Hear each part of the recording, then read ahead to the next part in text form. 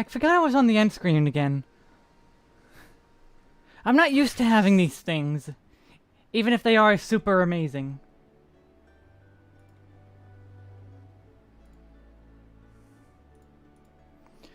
Here we are again. Alright, let's try this again. But this time, not getting caught off midway. I was on Catboy. Catboy Noon. Ba-da-bum, ba-da-dum, ba-da-dum, ba-da-dum, ba-da-dum, bum, bum, ba-da-bum. Dun, da-da-dun, da-da-dun, da-da-dun, da-da-dun, da-da-dun, dun.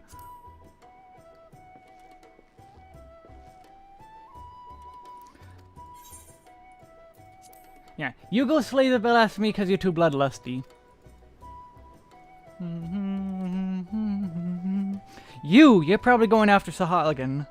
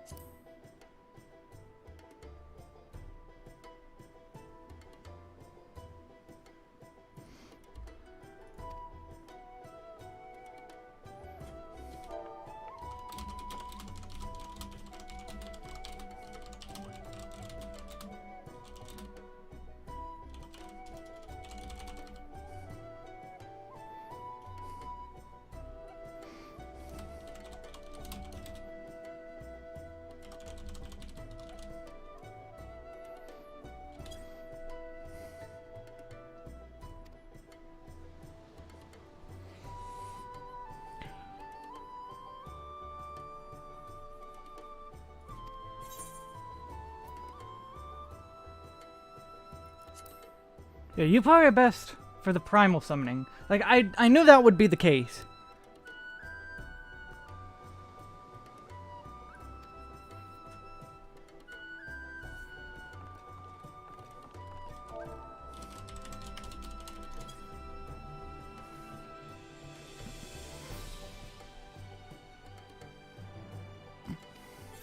Yeah, you want, if you can pursue, if you could even see where the thing is.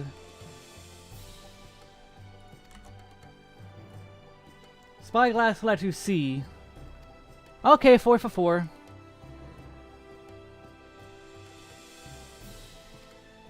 I remember.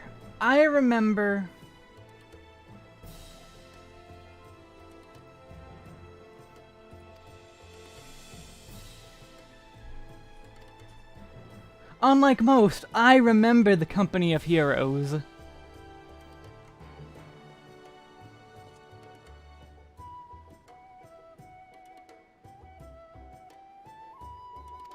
Commander Wesk.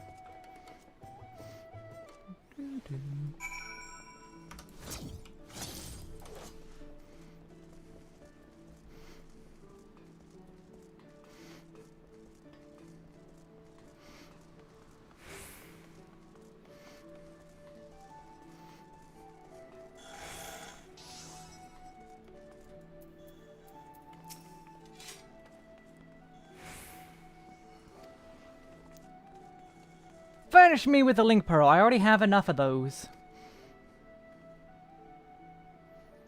Too many.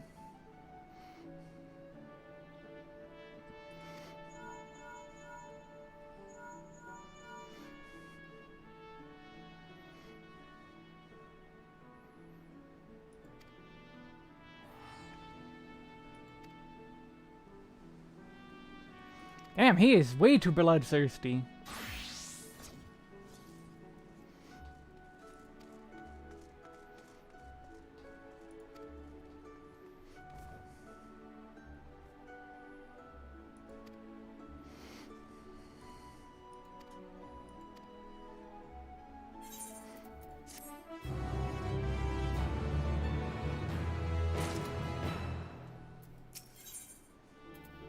$88.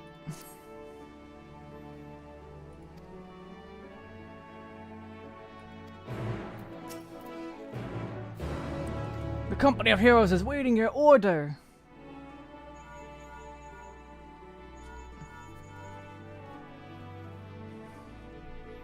Candlekeep Quay. Landano and Oud and the Noon should be close by.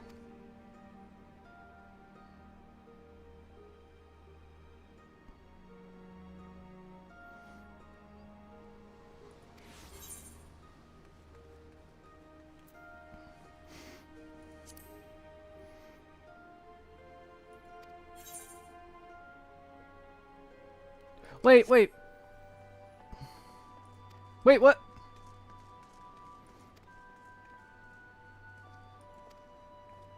I did not read that correctly. Ow. I screwed that up.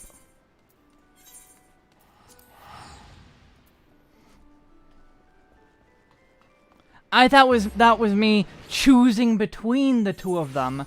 I read that wrong. I read it wrong. I read it wrong. I read it wrong and it upsets me.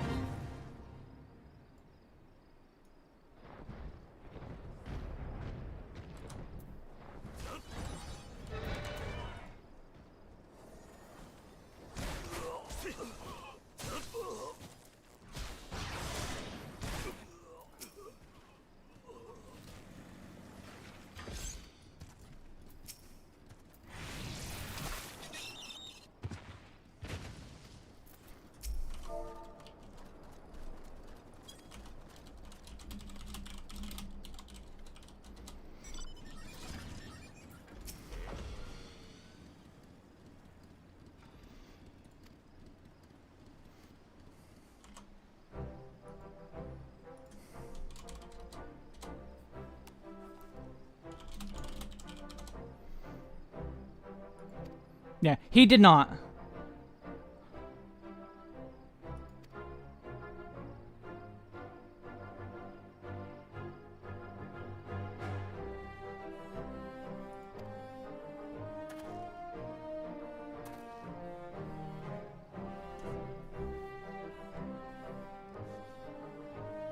Yeah, I didn't understand what was asking me.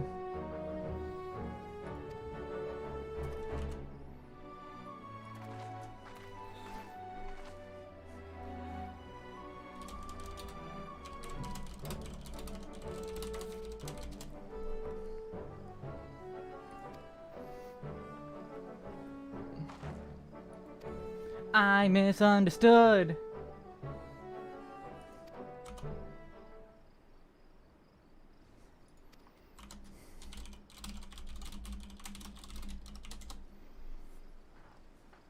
There you are, Mongoose. I'm surprised it took you this long to return.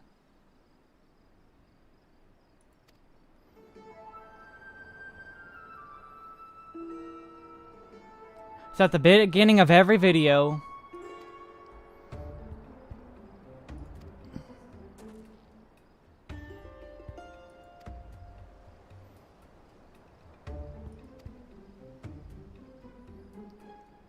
Rest in peace, Kira.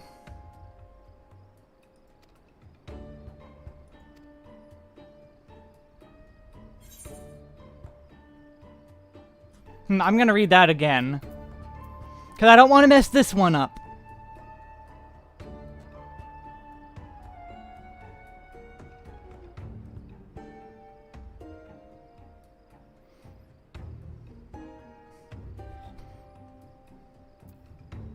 I want Shamani.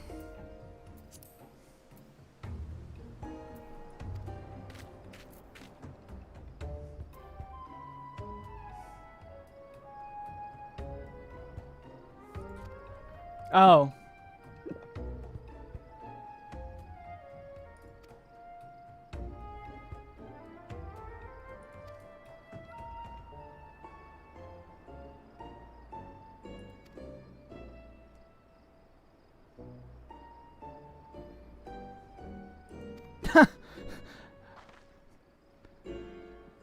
Orange juice with the key.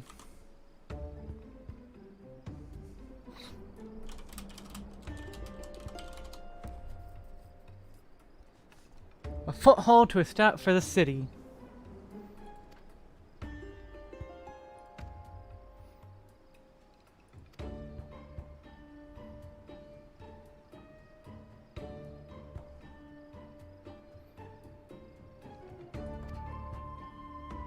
I knew it.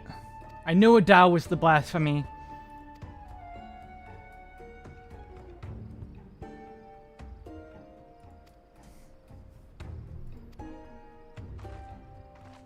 I knew it was the blasphemy.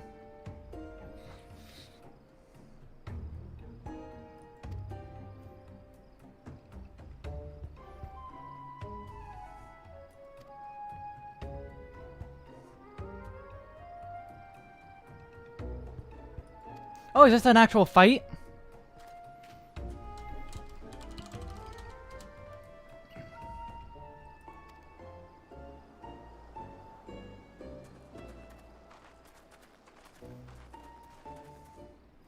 Okay, maybe Shamani's one of the other good Lalafels. Him and Pippin. And the new Smith guy. Those three are the only good Lalafels in the entire game. All other Lalafels are trash. Them's the facts.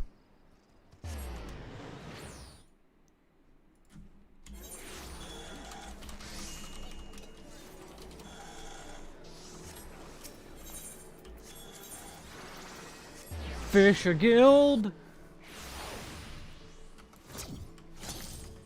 Hi, Fisher. Bye, Fisher.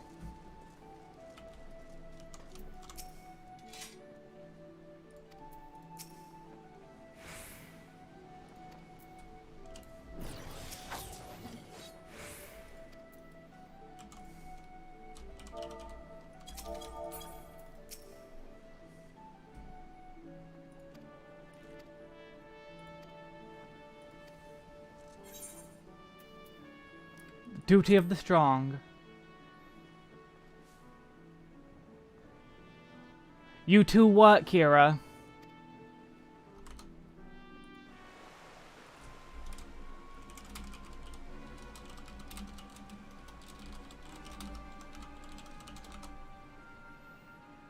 Oh, we're in Hullbreaker. I know they said the Scylla is, but... because queues are really backed up, that's why.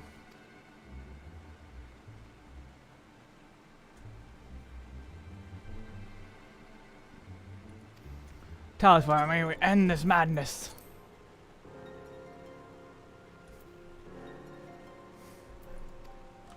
You are the blasphemy.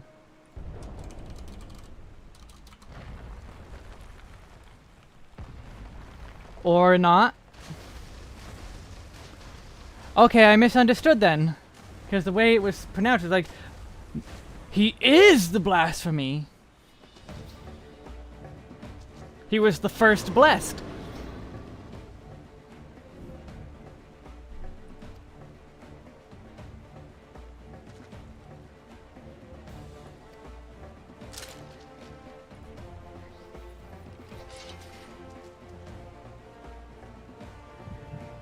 Oh, what?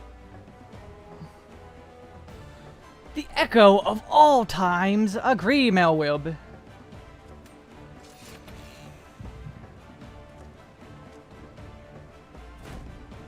Defend the commander!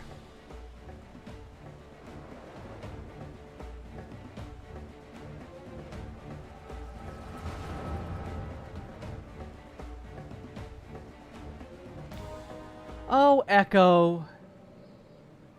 Oh, it was the queen herself who turned.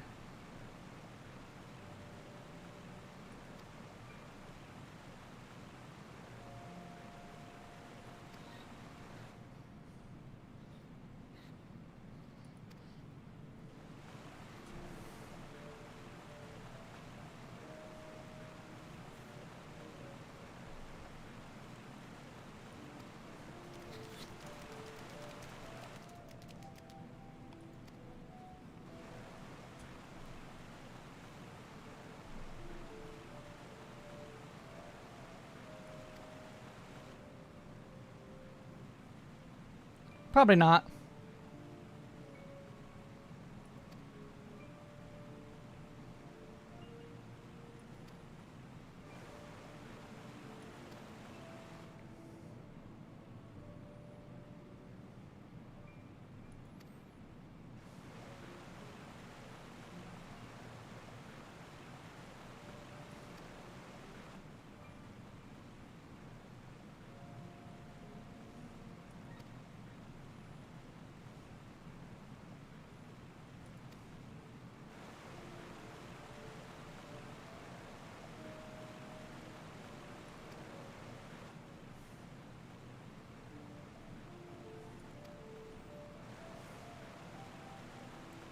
Dow, you're an idiot.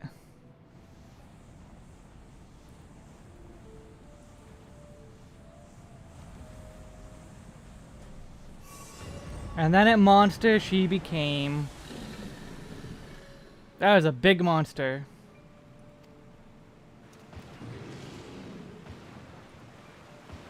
And then they got 8.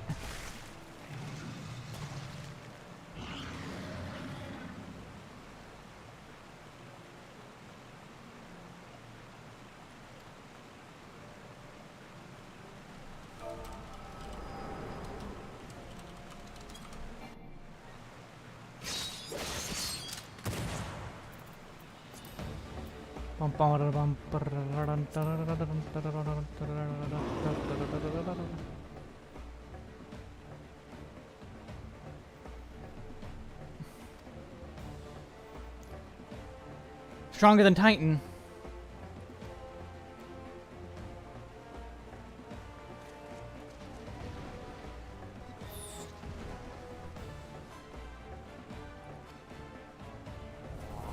Oh! What the hell is this? What?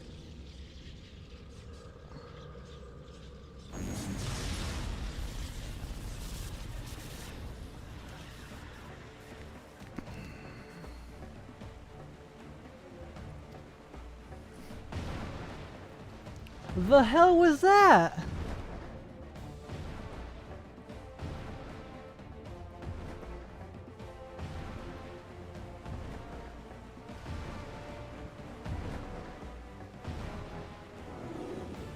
And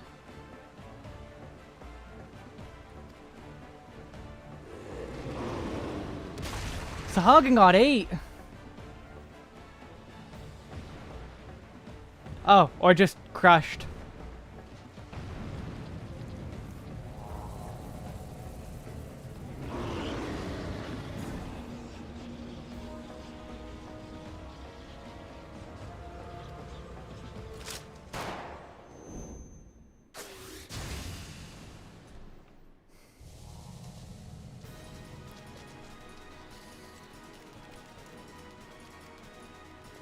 Who was that?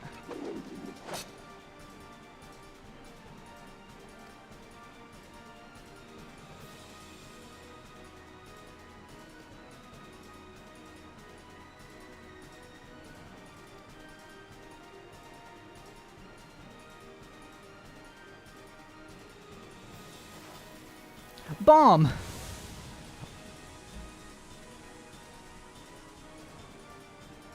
Yeah, that's smart. Run, run, run, run, run, run, run away.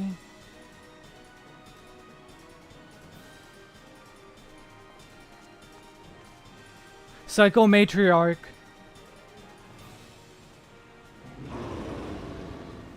Angry thing is big.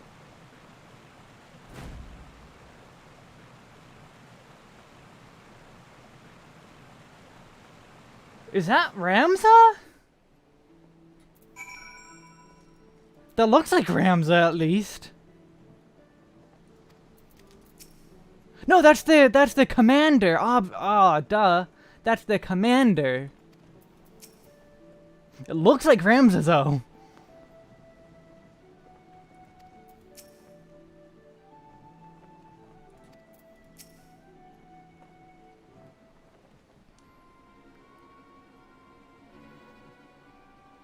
No, Ramza's not dead.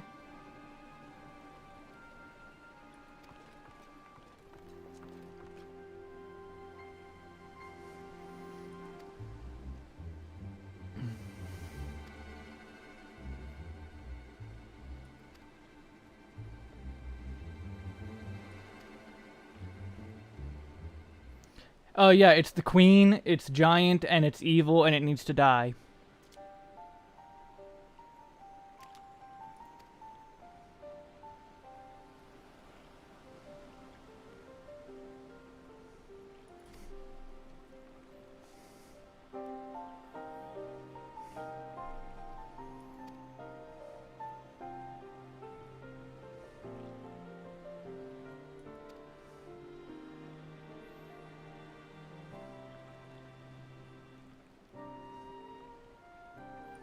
It was your commander, who looks a lot like Ramza.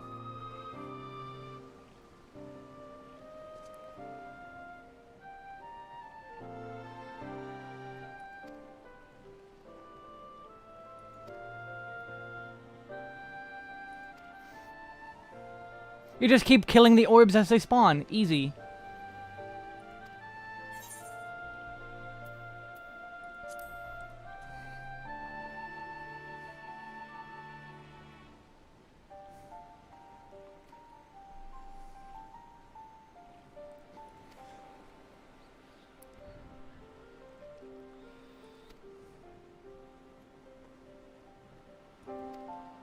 No, not all here look alike.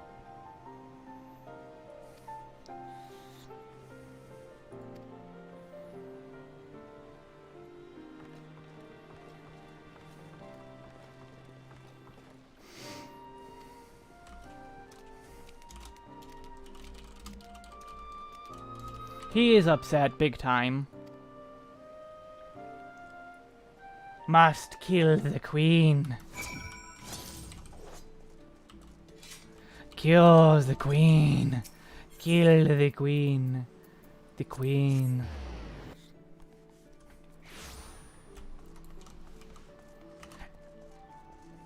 And this time I will read this better.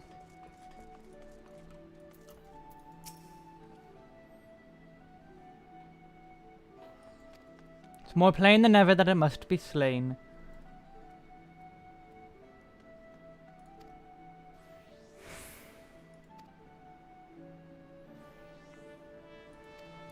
Primal slaying experts will find a way.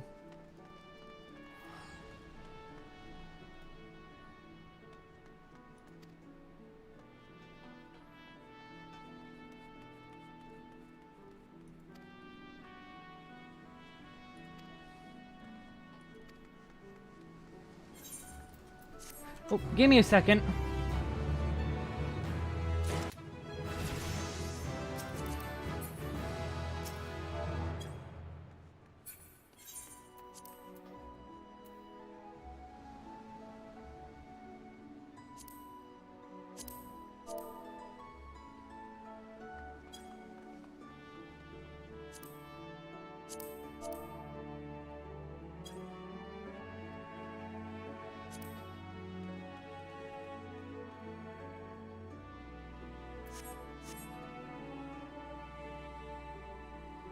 Okay, there we go. Got what I needed done. Coconut cod chowder. The blasphemy continues to elude us.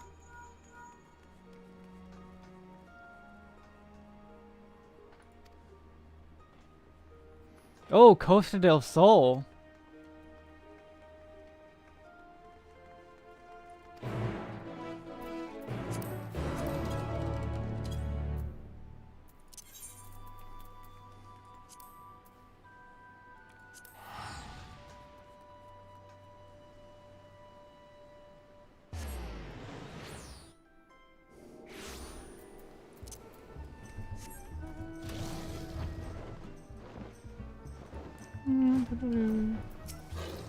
Hello again.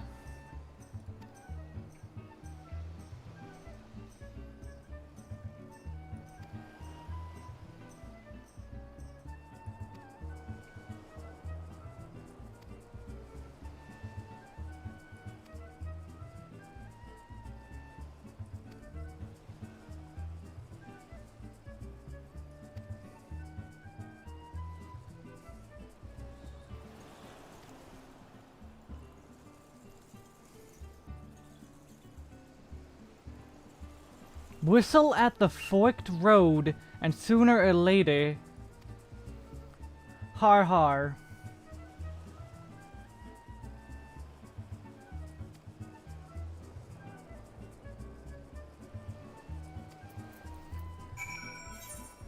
Help me, Obi-Wan, Ramza Obi. Obi-Wan, yeah. Ramza Kenobi. You're our only hope.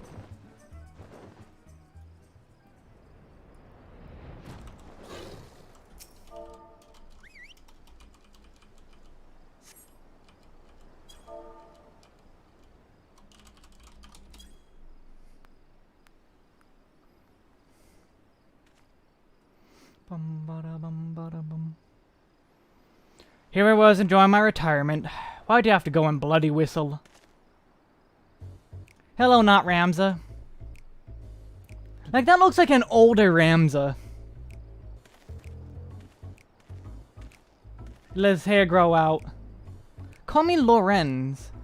I'm the company's resident sharpshooter. At least I was in my day. No need to tell me who you are. I've been watching you for quite some time. Okay, so not the commander. He's a sharpshooter. Just curious.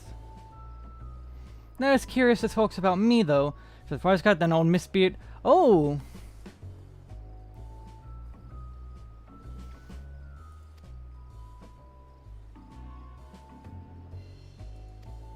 Even Miss Beard asked him, have you forgotten the duty of the strong? I'm gonna mix my drink. Well, water drink. Could never refuse. He'll tell me Acton, Commander. It's the same difference.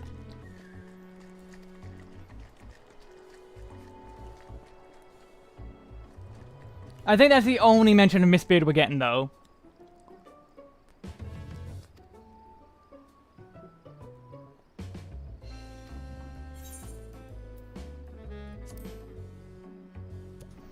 It's not alcohol, it's water.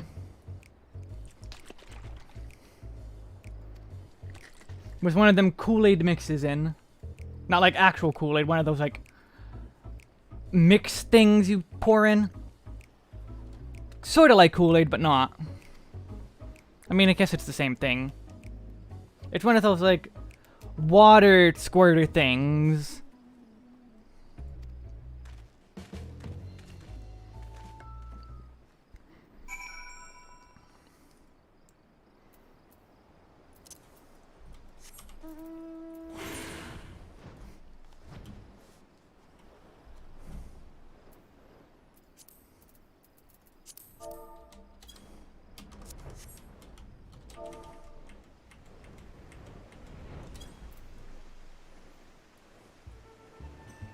Oh, it's up.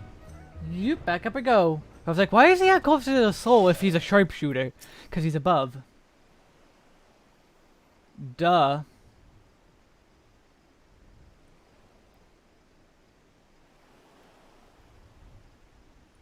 Are we gonna be fighting it on the Isle of Endless Summer? Oh no, he's just gonna be spinning us a yarn. Back in piracy's golden age, the legal lost bastards ruled the Rotano. I was one of them, as was Melwib. We were led by none other than our old man, Vlofthwiswin. Wait, was he the Lalafell? Like, yes, he's the giant rogue here, but Blofhiswin. That's literally how Lalafell names go. But reversed. Blofhiswin. Feared by his enemies, that is, stern and unforgiving though he was. He took me under his wing and showed me the ropes as Blofhiswin.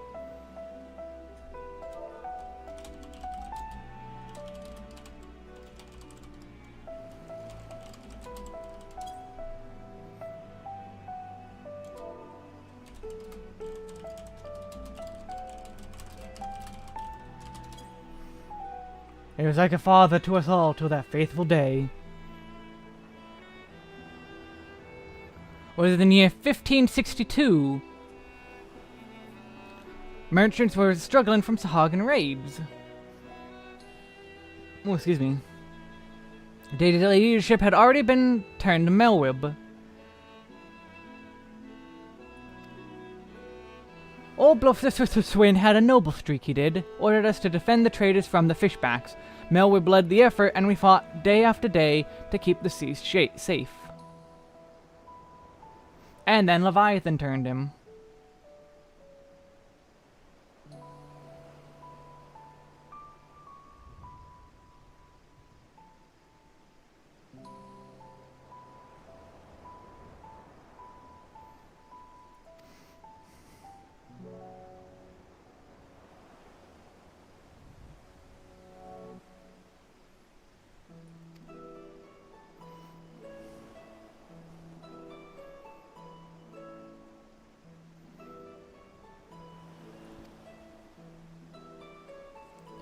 If you mean the trial, then it'll be a bit.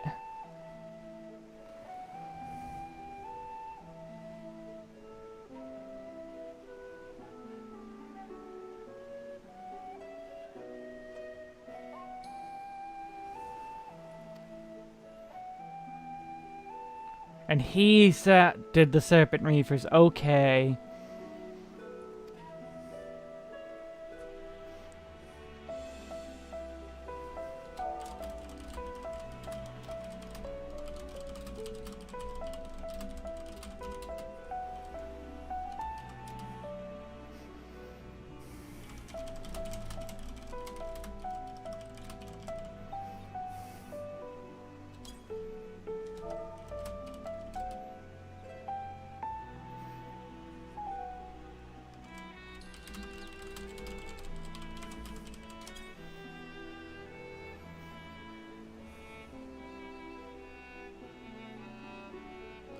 Oh, Lawrence went with them to kill the captain.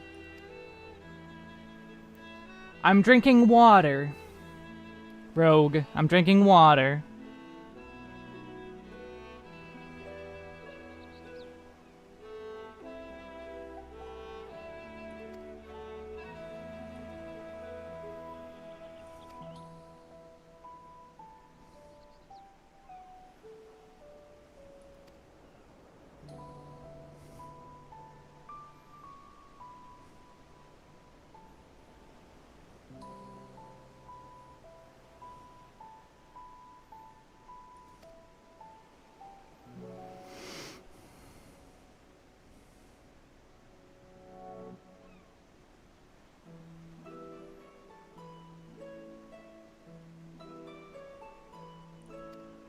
The Trident.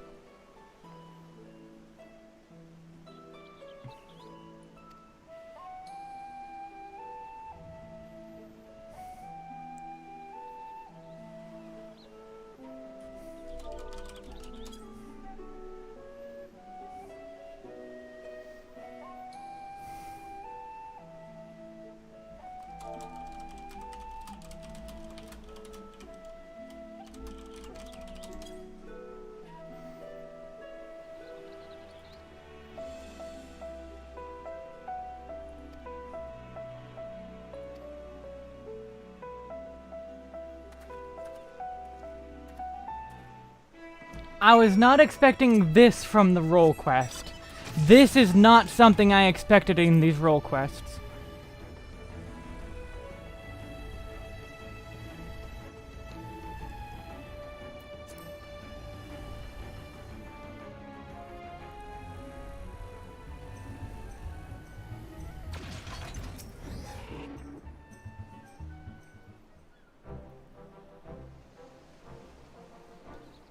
No, I'm not doing that.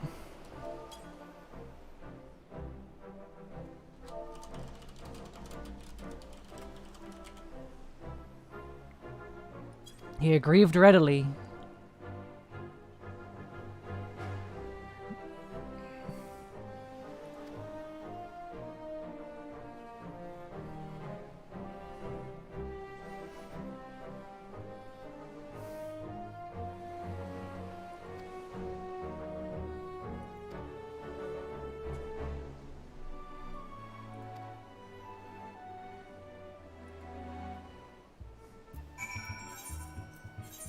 All right.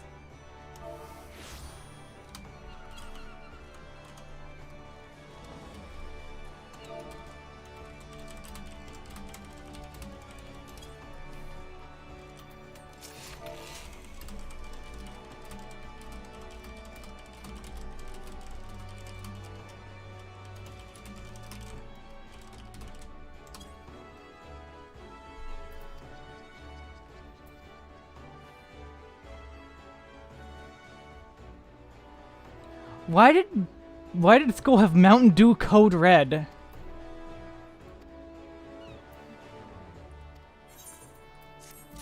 Why does that name ring a bell?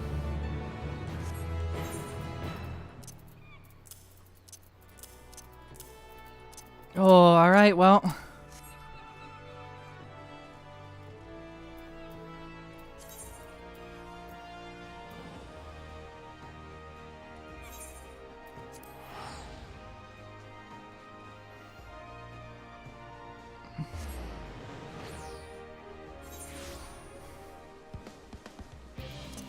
Here we go.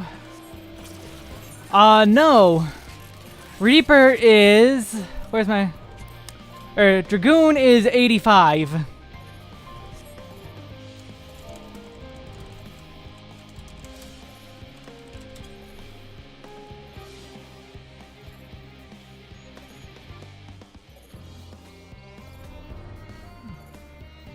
I tried to keep it up, but there was no keeping it up. Her children, one and all.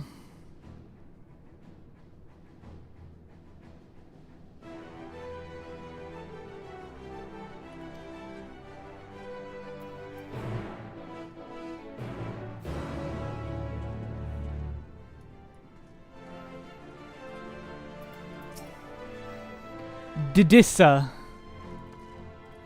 That looks like armor. Is that armor? Yeah, that's armor. Oh. Why are you techno?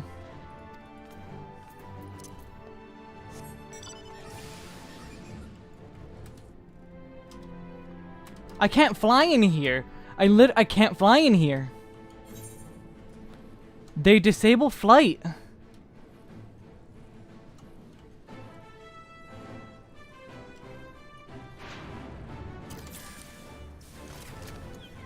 There are no Aether currents beyond this point. You cannot fly.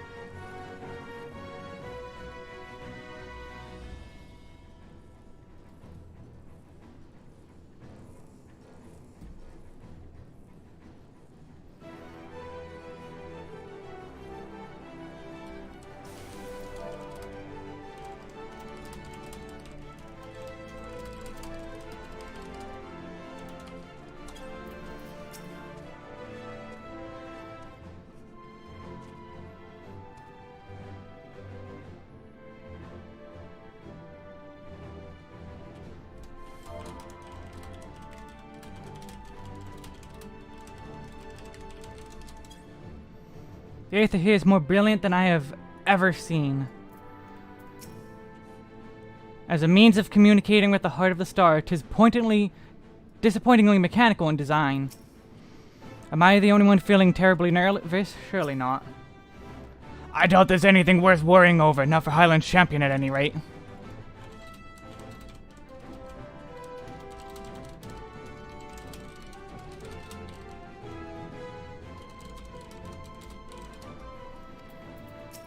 Wow.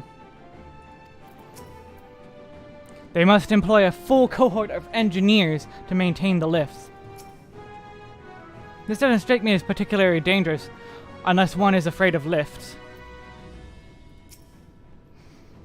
With the ship in the way, I didn't even notice this was here. I should hope that Master Fortuno has more to share ere sending anyone stumbling into the ethereal sea.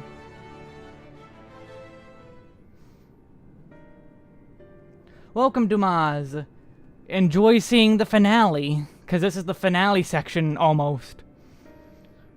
The ethereal sea, at the heart of the star, and physical and ethereal one are the same. Thus, the deeper we go, the easier it becomes to pass between said planes. We utilize this principle in constructing the anti-tower, and once more here in Thumazine.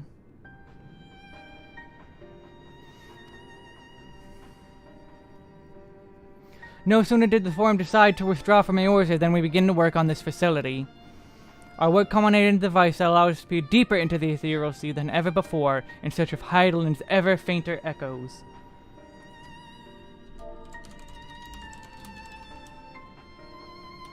The Itioscope.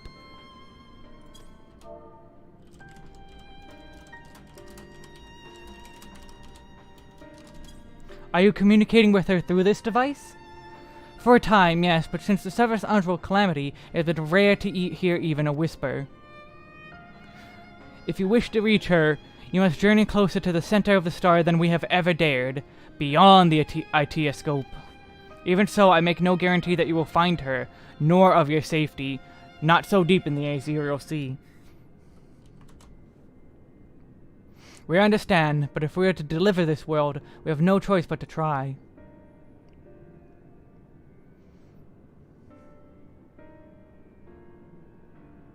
I know, I only wish we could do more than observe your progress from afar.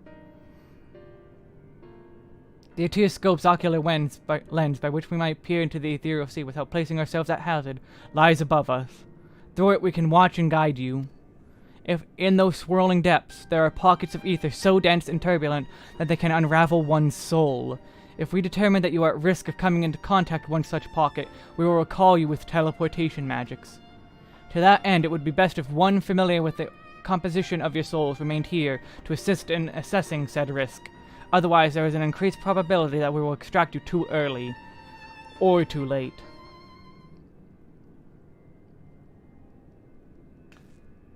Please, allow me. I have thought upon this much, and in truth, I do not believe that I am fit to join you in the trials ahead. The events at the Tower of Babel drained me, yes, but even before that, your capabilities far outstripped mine. There's no time to have a weak link in our vanguard, no matter how much she may wish it were otherwise. If I insist in the manner Master Fortunal has laid out, however, I may still be of use.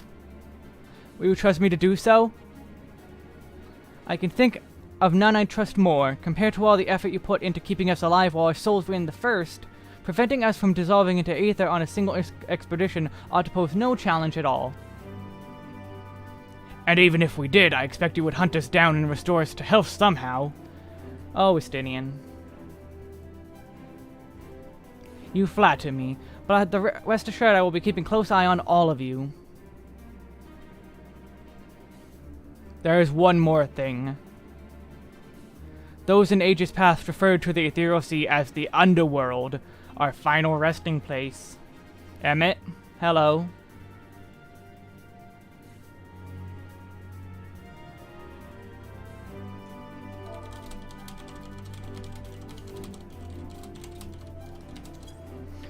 In its embrace is memory washed away, leaving only the purity of one's soul. Or so we believe. Yet what of these memories?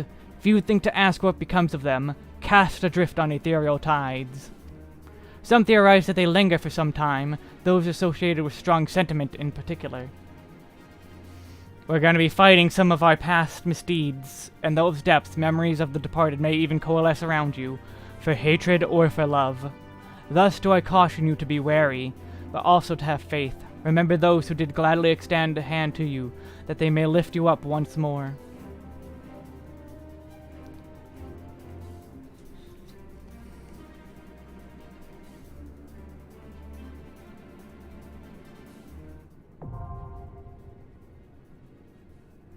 The Altioscope now accessible. Whew. Alright, well.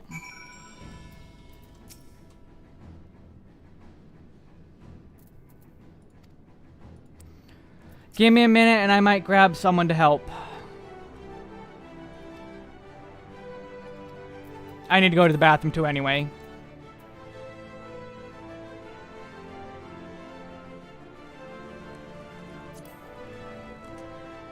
Be right back.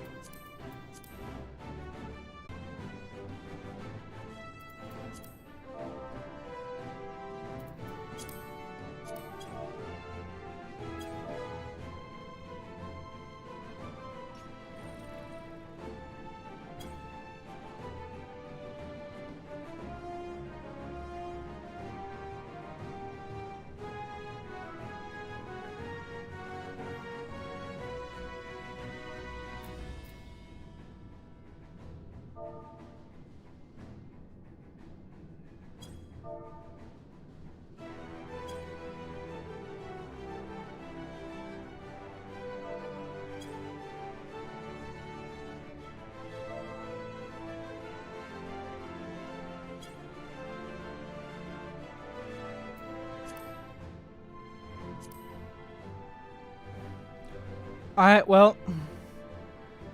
The ITEA scope.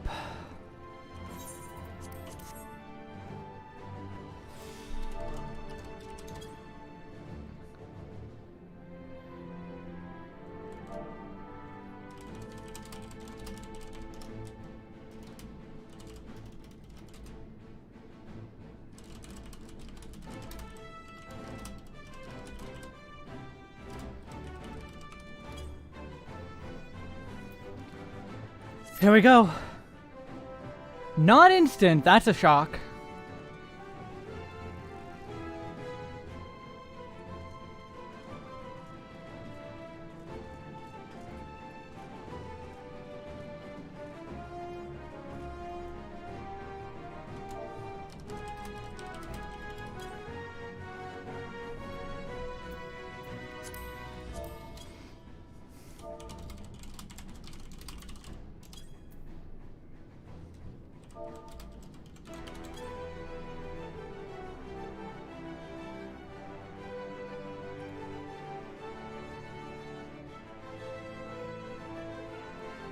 I mean, maybe. I mean, ever since Final Fantasy 1, there's been sci-fi.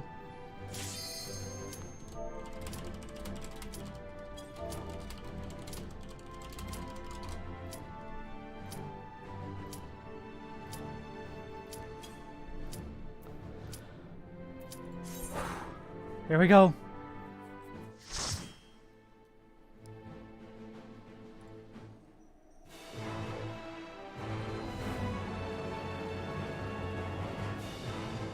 I figured this would be what we were doing, but holy crap.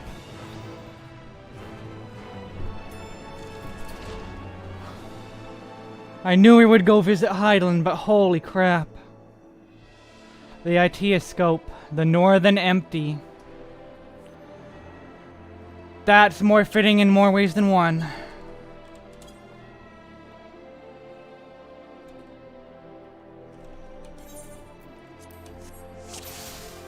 All seems in order with the lens, and I trust you can hear me.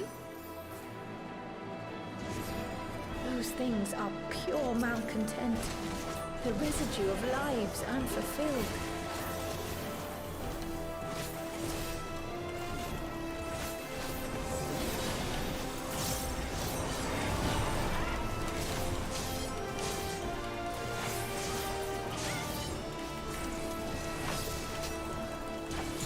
I guess this is a single pull.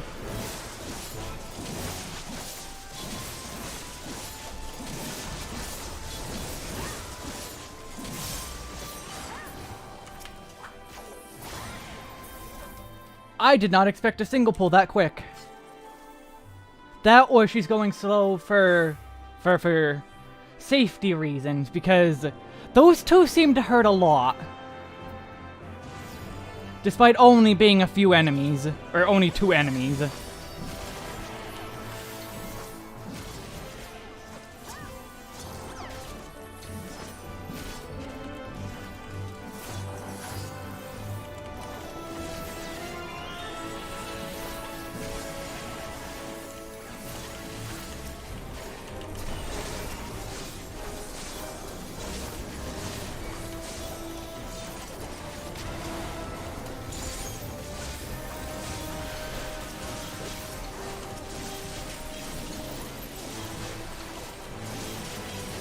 Sinking rivalry, whatever.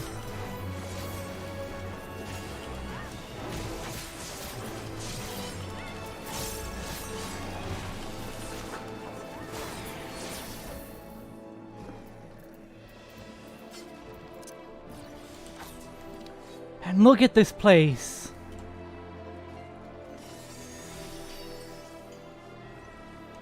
What's this red one?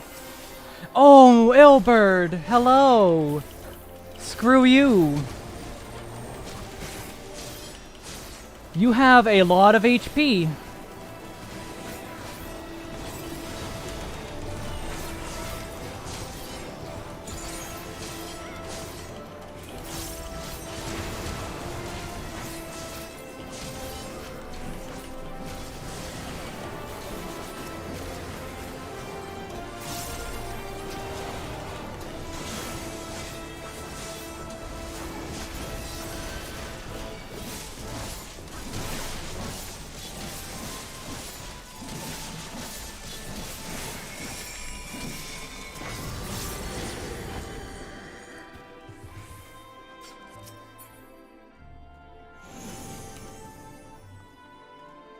Oh.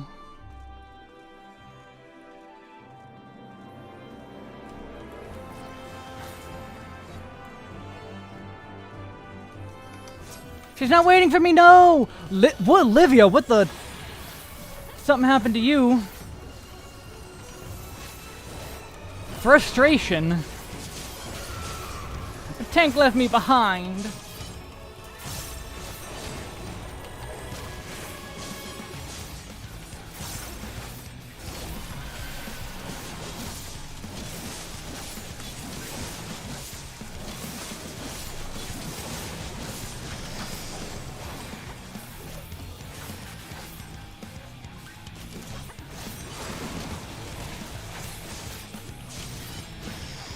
Yeah, I'm Livia. I know I'm not stupid. I'm not stupid, Falaven. I can read boss names. I said it was Livia.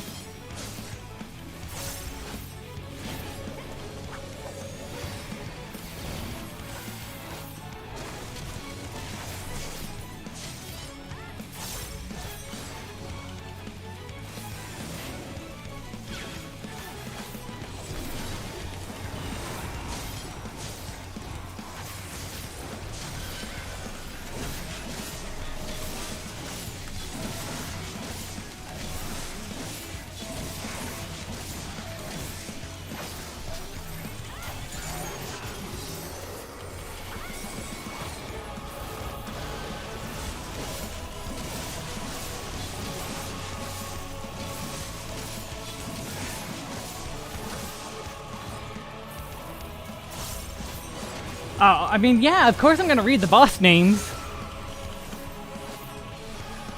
But fair, you said it before I got here. Still, I'm gonna read the boss names.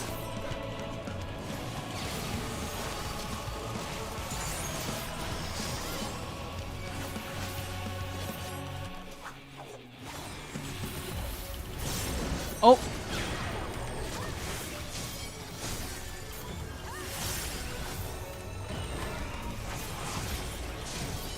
Oh wait, how did I get hit by 2? What? Where did I get 2 stack markers? Oh, I see. I get how I got 2 stack markers. Or bone stacks.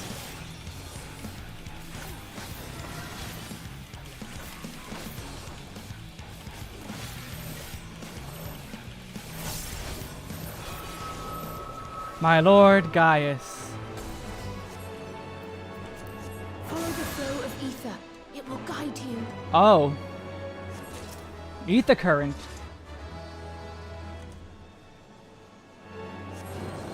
Ooh. Ether is too dense.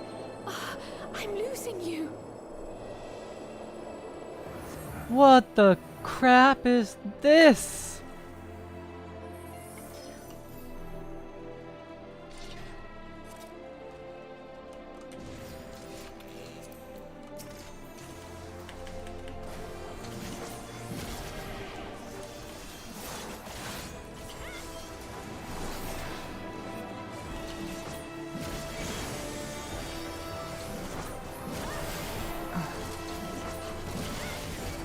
Valiant Archon.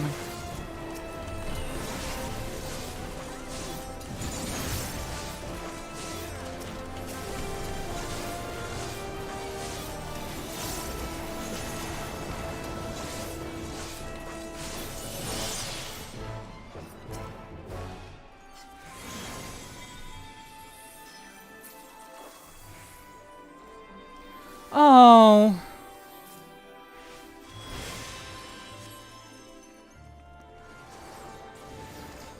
Thank you, Harshafont.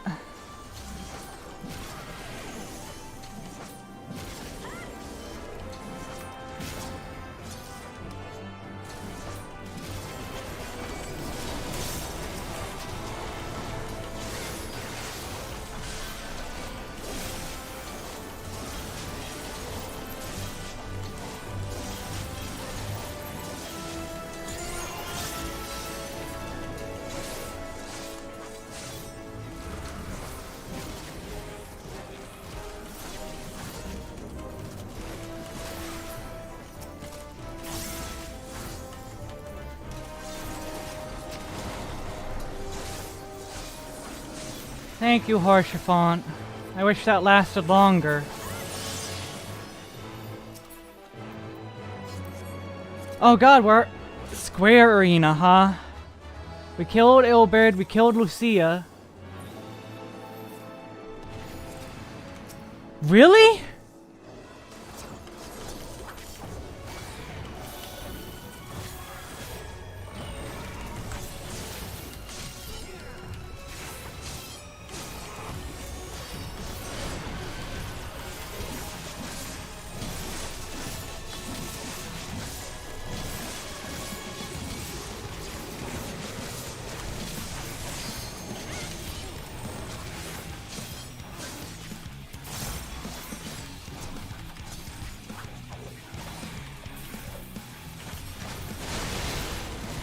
Oh!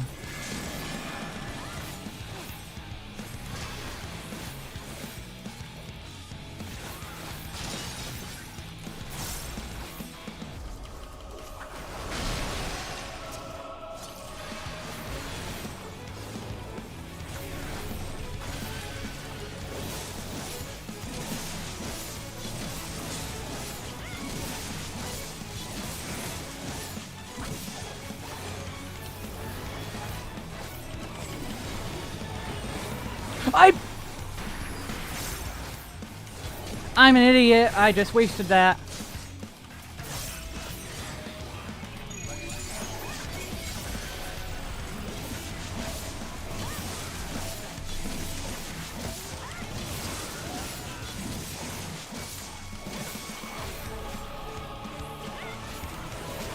I keep forgetting Solso as well.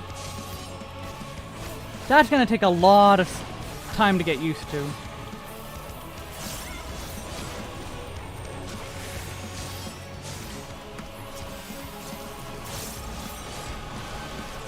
One, two, three, four, five.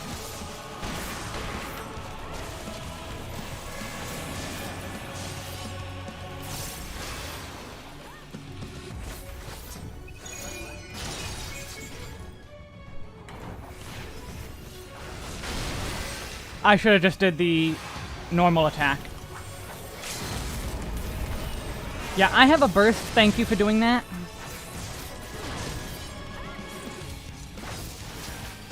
Whoever you are, Miss Dragoon.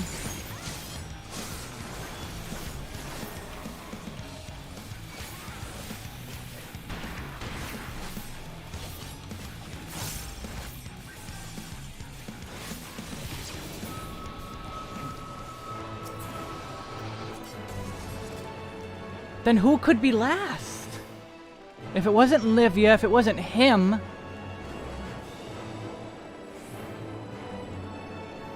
Holy crap.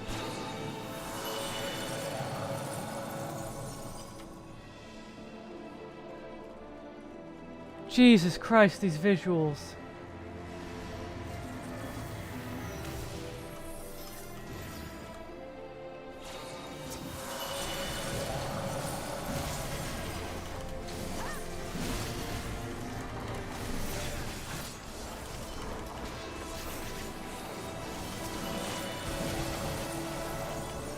Aetherus choker of slaying. Or fending. Aetherus choker. That hits harder than it should, honestly.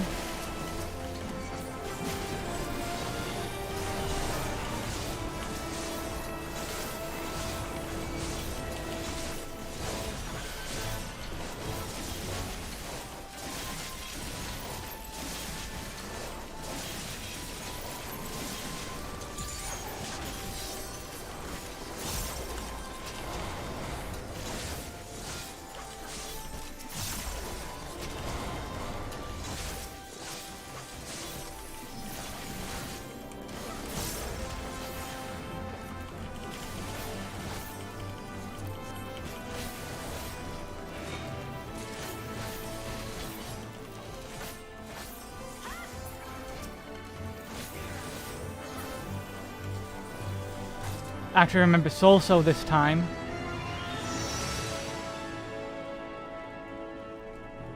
Hello.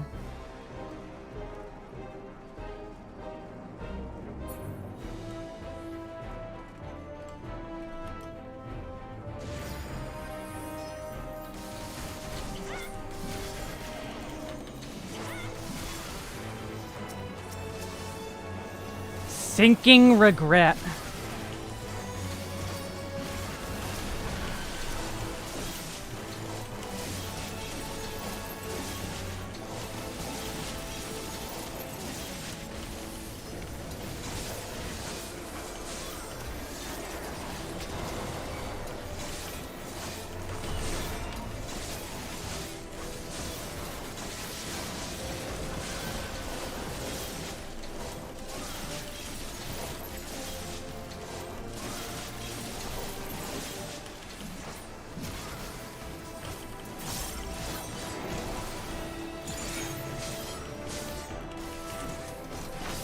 Yeah, I held it together, Rogue.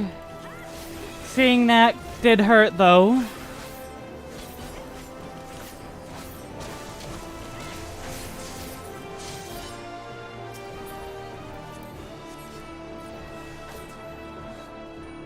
Alright, who are we fighting?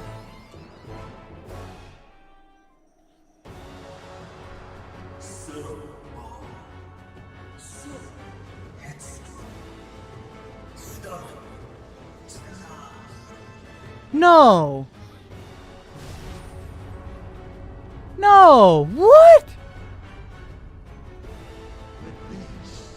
This is as far as you go.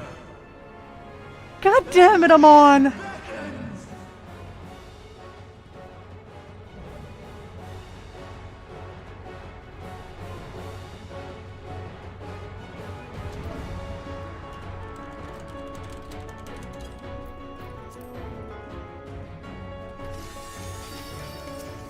Many faces have I worn, but this is my favorite by far.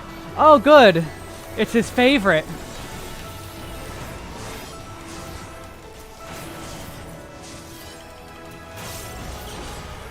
You will persist in this flame no longer.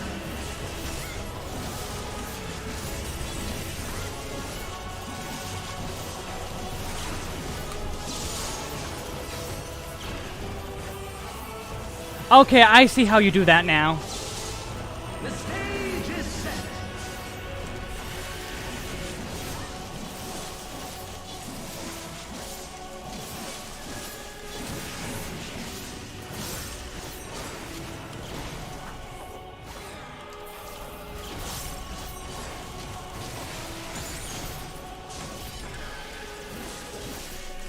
Left Firaga Forte, or is that his left? Okay, it's his left. I honestly wasn't sure.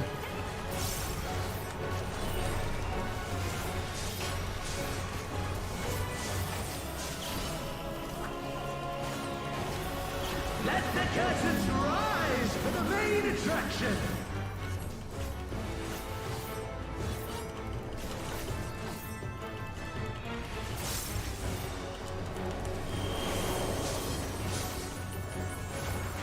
A bracing wind.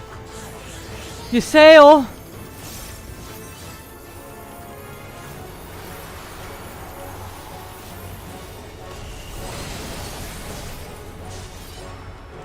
Wow, this is a big chunk of ice. What a boorish audience you are.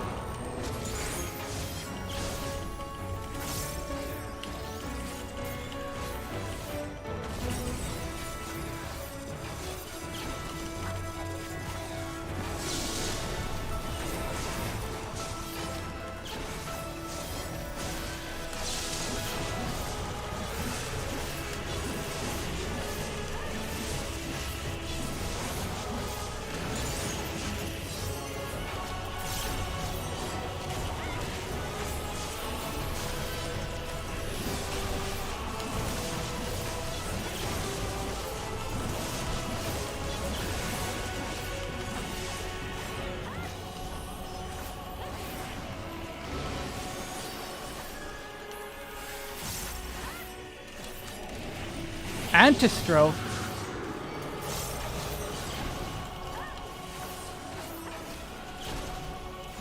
Oh!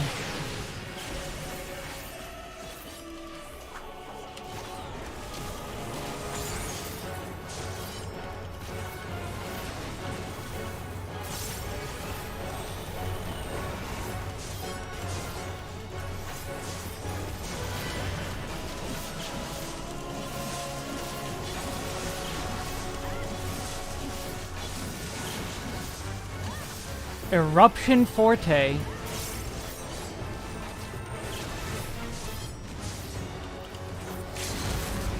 Oh, thank you for doing that.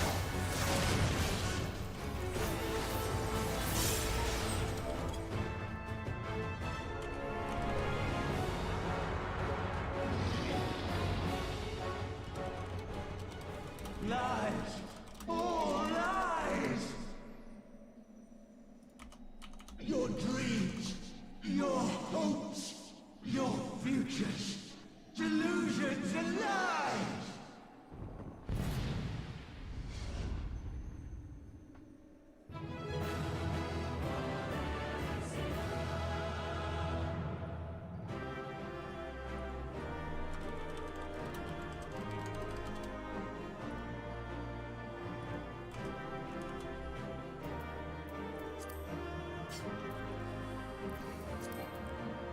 Oh, I already have those. Sure, you could have it. You did good. What item? Oh, let's go see. Let's turn this off.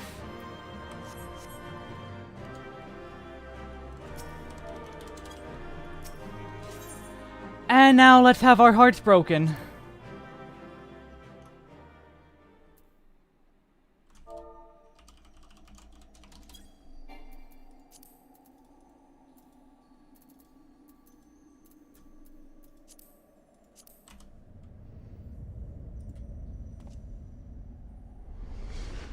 Oh, hold on.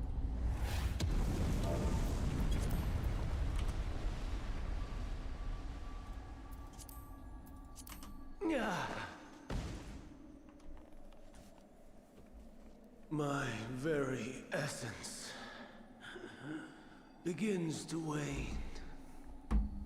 Sweet, sweet agony. I wish to die, he says.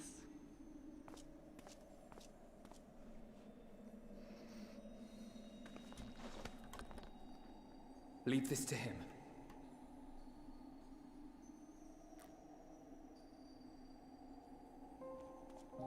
Come to deal the coup de grace. Good. Watching you struggle against the inevitable is bad comedy. Erase me from existence, soul and all.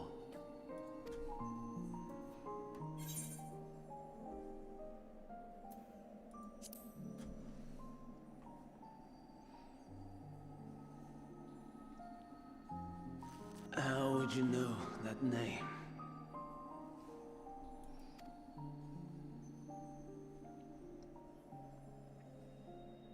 I was there. I saw it all.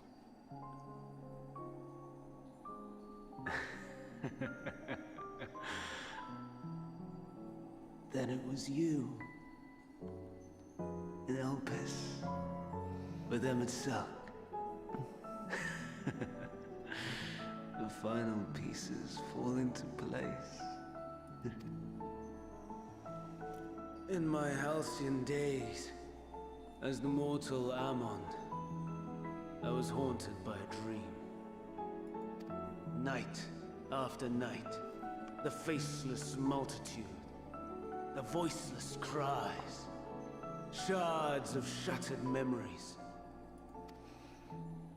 But slowly, the fog began to clear. This was Elpis. And I was Hermes. Recurring though it was, I paid this dream little heed. It was only when I was granted the seat and memories of Fandaniel that I knew these visions to be true. They were the memories of Hermes that he himself erased using the power of Kairos. He regained his So he memories. thought. In his attempt to burn away the events of that fateful day, he succeeded only in searing them more deeply into his soul. My soul. Death failed to expunge them. No matter how many times it came. Rebirth after rebirth, from one Fandaniel to the next. I wonder, is Emmet adrift somewhere in this ethereal sea? In defeat, finally remembering your time together in Elpis? Oh god, he was right. I did become a megalomaniac. How it must gall him to be entrusted with knowledge of the final days, only to be rendered powerless to act upon it. So many lifetimes dedicated to restoring his beloved Amarok in blissful ignorance. But make no mistake, my life as Hermes is not the reason I invited the world's end. I have lived. I have struggled. I have dredged the very depths of despair. And in the detritus of existence, I found the truth. I served a great ruler, powerful beyond measure. The world his dominion. Yet even he and his vast empire were destined to fall, to become one with oblivion. At the end of life's journey lies only death. So I ask you, why live at all? We betray, we torment, we murder. We are wicked, spiteful creatures, without exception. If life is so sacred, so precious, why fill it with such misery? Man wallows in a hell of his own making without purpose or meaning. To live is to suffer, and I would end that suffering by my own hand. It matters not if it flies in the face of all believed right and just. Death is the only solution!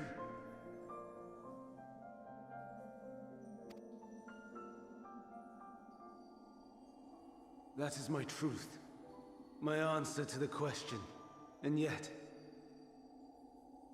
even as the words pass my lips, I am filled with doubt. Has my search reached its end?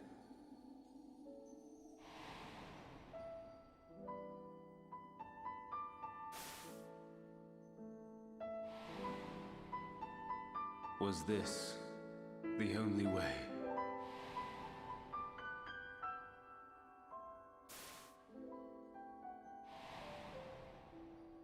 After all these years,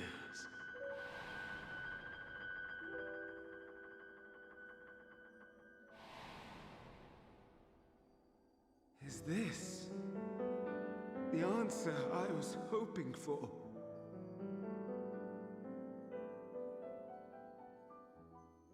The lamentations of the damned. How it vexes me to see your conviction falter at the last.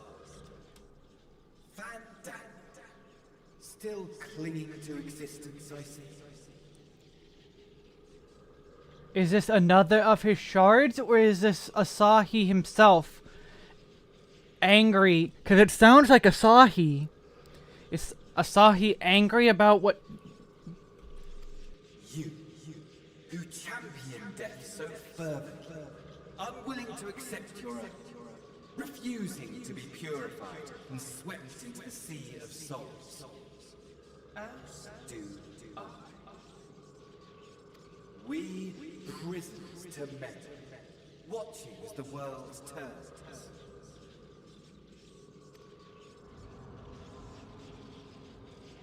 Though unlike me, you will be spared the ignominy of having your corpse made a puppet. I was right. To another's tune. I was right. The moment the voice... I will never forget Asahi's voice. Is that Asahi? How very astute. But let me be clear, I have not come to consort with the likes of you. Nor have I come to bemoan the state of the world following my untimely demise. In fact, I delight in mankind's downfall, and the anguish it brings the savior of the savages. If I played some small part in the chaos, all the better. Not that I was in any position to resist. But to be made accomplice to the betrayal of Lord Xenos. I would die 1,000 deaths to exact my vengeance.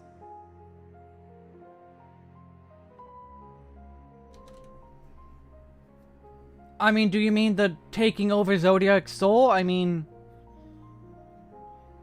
It's not like Xenos couldn't have killed him too.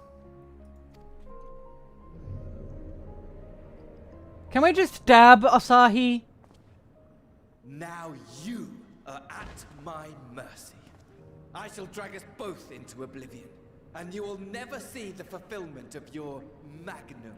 Yeah, no, this is not real. I would have... Oh, it's Asahi! Pull out Sai, stab right through the back. Not even take off his head. That's too quick. Make him suffer. Make him suffer like he did when she was killed by his sister. Or should I say, when Tsukiyomi murdered him. Right through the back. Screw that. Let him get his words. No, you get a stab right through the back. Even should you be reborn, your desperate search for answers must start again.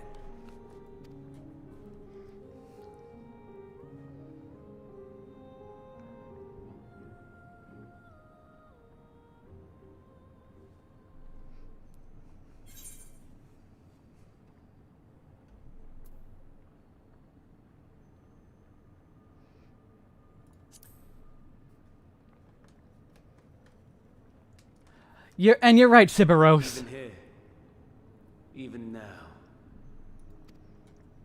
you have every right to hate me. For the fool I was, for the monster I became. But I will not beg forgiveness. The tale of Hermes, the man who knew so much, yet understood so little, ends here.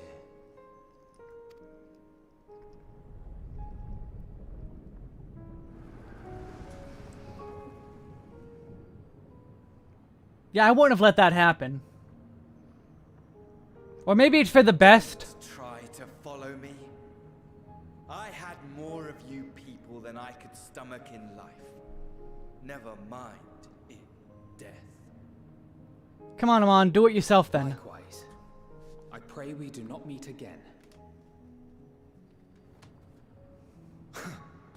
You had better hope not. Oh.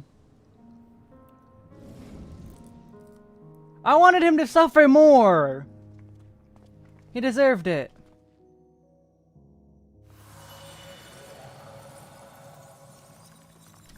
I wanted him to just... I would have stabbed him through the back. Like screw that. Screw his... Come. Hydaelyn is waiting. Your monologue is nothing to me. But we can't resurrect him anymore. He went and melted himself into oblivion.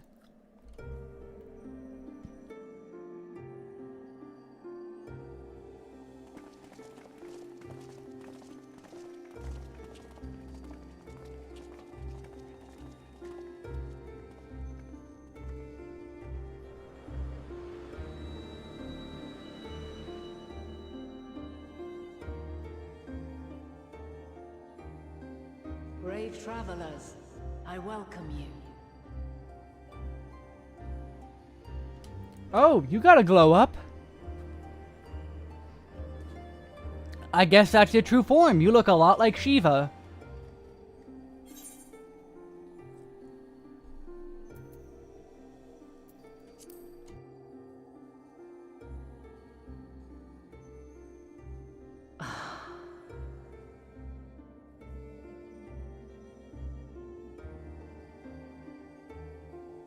I see.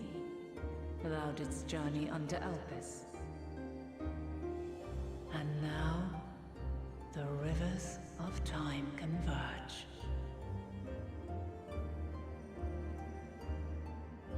And now we're here to kill you. I know why you have come. Yet I would hear you speak your reasons all the same.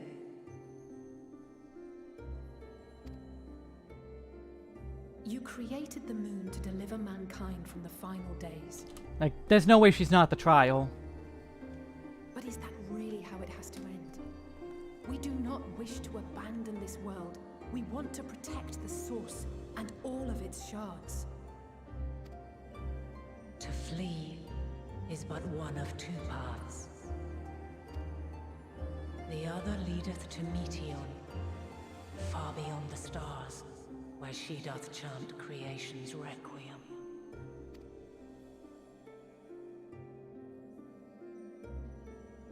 Her domain is formed of dynamis, pure, absolute. Where emotion and memory govern all, ether will avail you naught.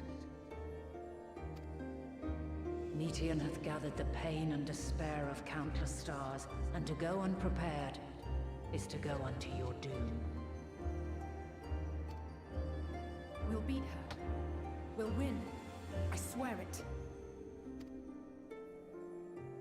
Is what I might have said once.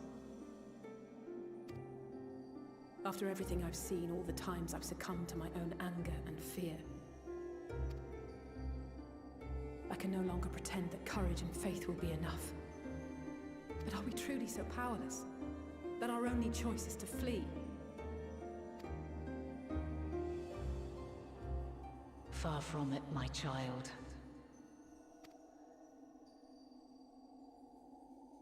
Long ago, the inhabitants of myriad stars, many more prosperous than Atheris, sought to free their worlds from life's woes. Sorrow and anger, conflict and hostility, despair, and even death itself.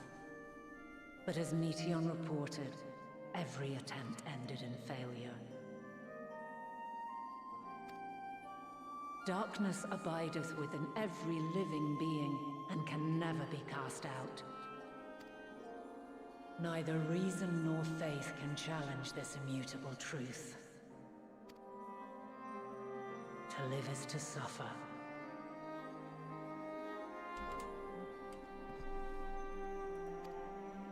And in suffering, find strength, and purpose, and hope. To listen, As you to have suffer, done so many times to before. hope unto tomorrow. Thou dost pursue an impossible dream, yet knowing this, you pursue it nevertheless. And thou hast learned to depend on others as they do thee. Thy yearning for the power to save the powerless hath ever driven thee to greater heights. Thou, Whoops. though those closest to thee no longer walketh by thy side, their love remaineth thy guiding light. For duty's sake, thou hast been bound by truths unutterable time and time again. Yet thy heart hath never wavered, as thy companions will attest. In thy pursuit of mysteries great, all thou believest is brought into question. Undaunted, thy thirst for knowledge remaineth unquenched.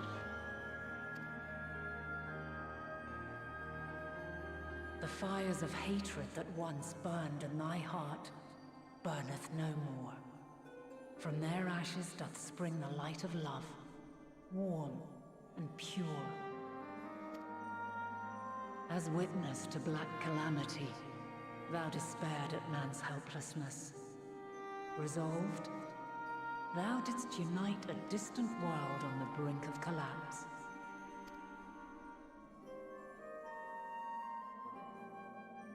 And thou, my champion, when all did seem lost, thou never abandoned hope. For every trial and every foe that did bar thy way, thou hast proven equal to the challenge, drawing courage from the many bonds forged on thy journey.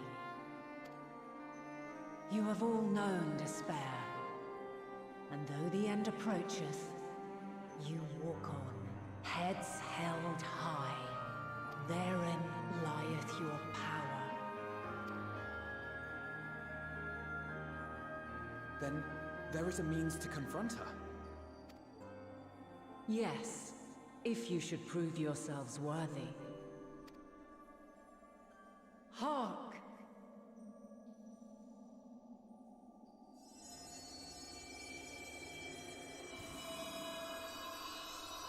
Yep, knew it. We have to defeat Nigh her. impossible is it to send mortals to the edge of the universe. Should you fail, there will be no second chance. As the will of the star, I ask of you this. Do you possess the fortitude to stand firm when all around you doth crumble? Do you possess the faith to vanquish despair itself? Should you lack the strength to best a supreme deity, I cannot allow you to make the journey. You must leave this star and never return.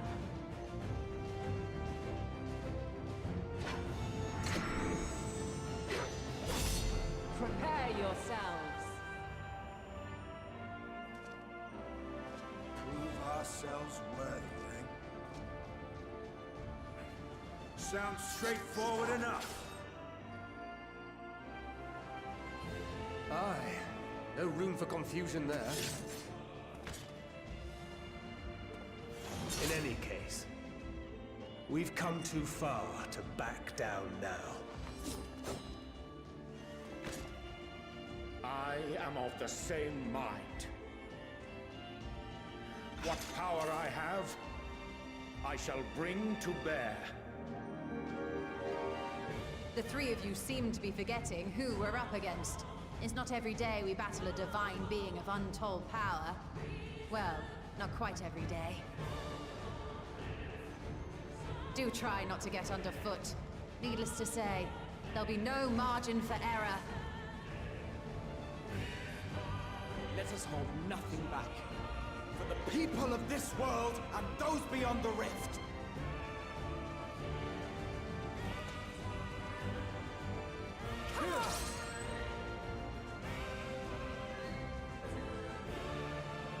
Alas, the question I posed to thee in Elpis hath remained unanswered these long years.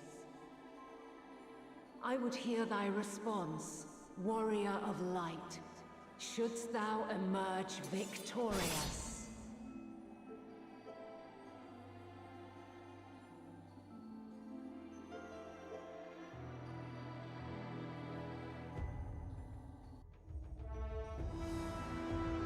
Holy crap, the Mother Crystal. I don't know how I'm gonna do extreme... During this quest and when using the trust system scenario mode, you... A trust trial? A trust trial.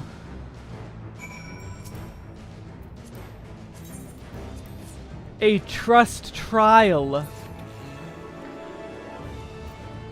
Yes?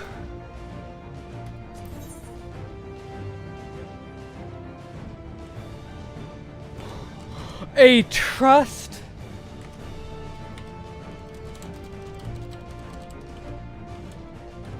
trial.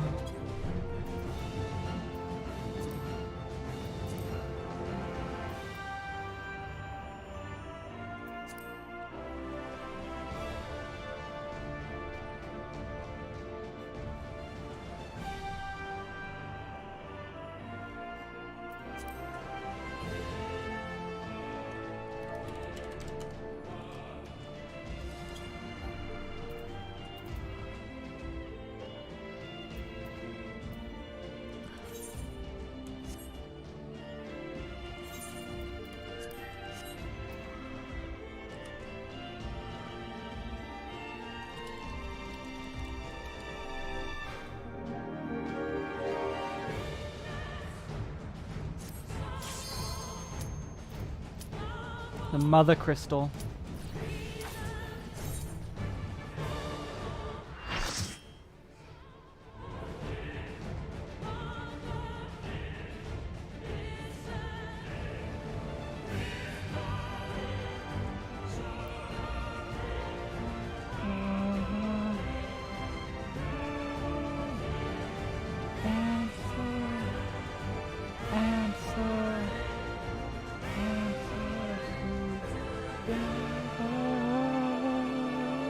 I, the last of my kind, shall test thee.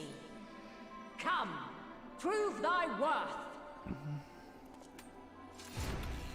That trial was...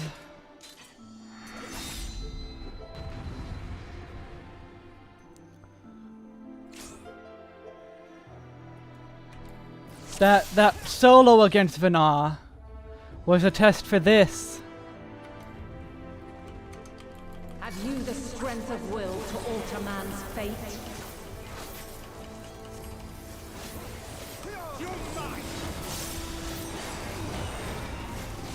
I'm not sure.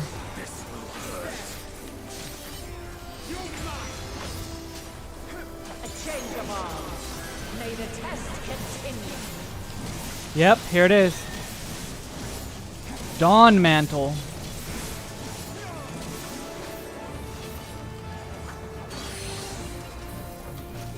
Chakrams, okay. We're near or far. My turn!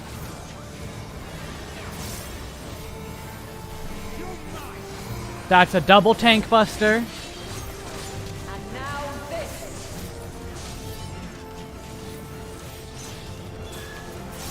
Dawn Mantle. You underestimate me.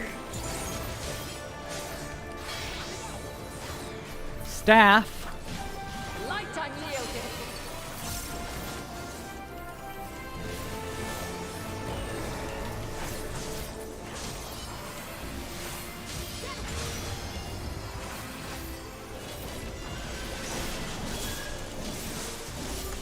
Dawn Mantle. Okay, I don't know what kind of AoE this is gonna be, but it's definitely gonna be some kind of AoE. By blade. Okay, it's a plus sign. It's a plus sign based on her box. It's just Thancred's a bad tank and does not hold her north.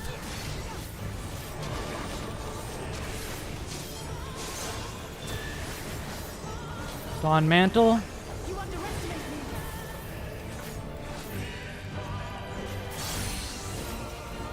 Chakrams, get in. We're near or far. Make ready. Make ready.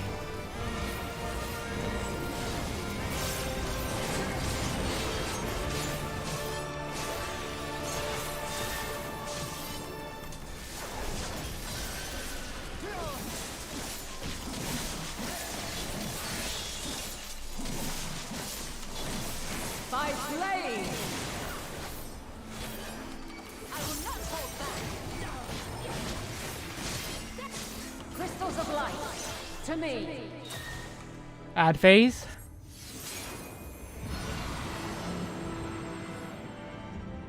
Oh god, no. Oh my god. Heal. Feel. The song of creation's end. Feel.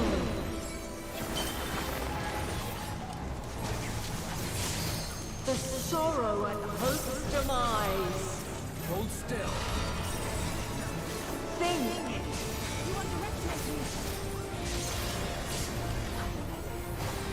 Find your way in the darkness.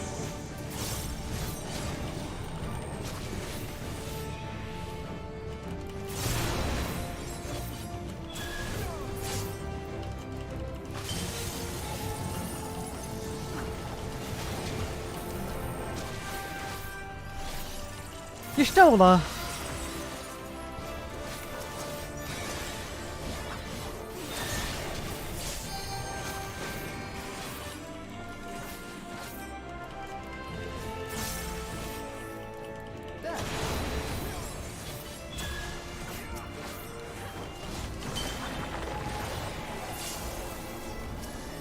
Follow your light.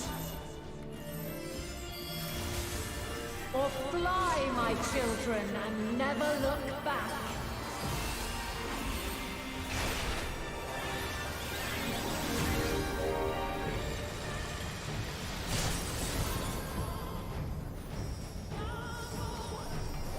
Then you are resolved.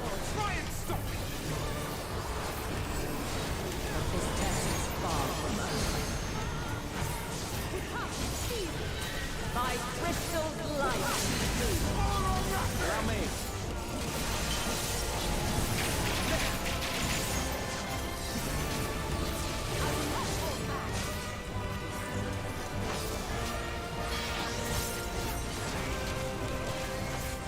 Light on you.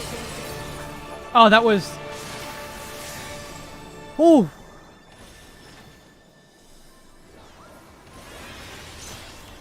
Refulgence eternal. Allow me! Okay, that's cool.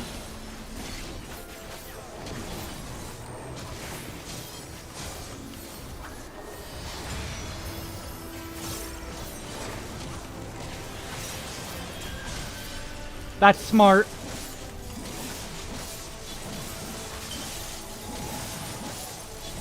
Allow me! Dawn Mantle. Okay, this is.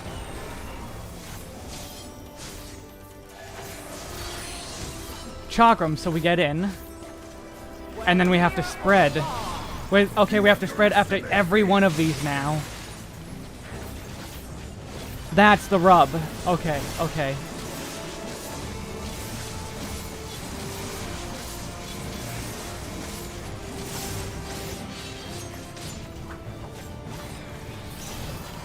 High or low?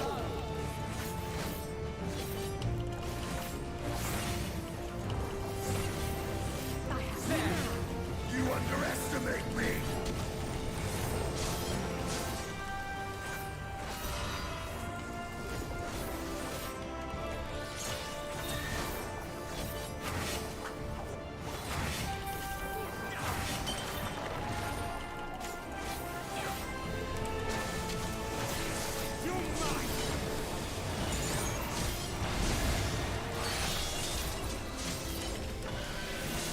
By blade. I'm not paying attention. I'm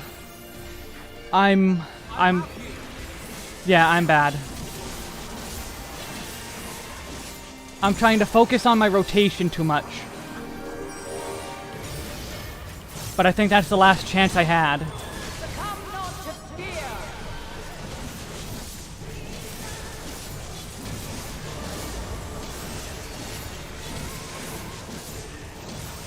Uh-oh.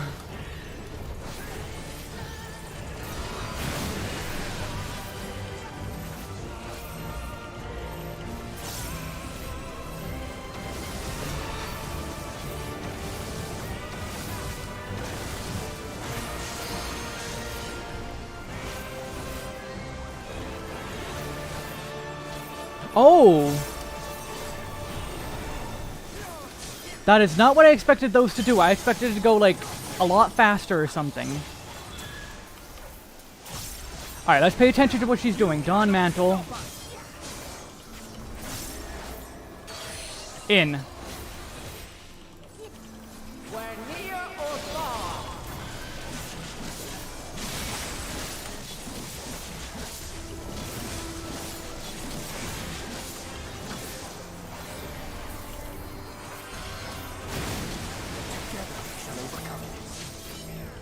More of this.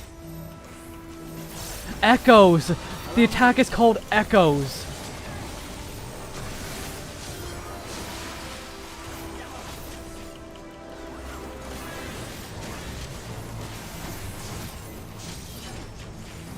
I will not hold back.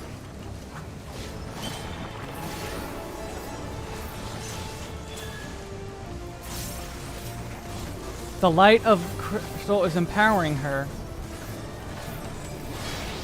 Okay, out. Light unyielding.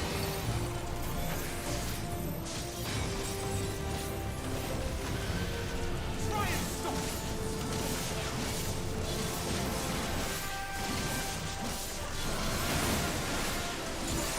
You cannot stop us.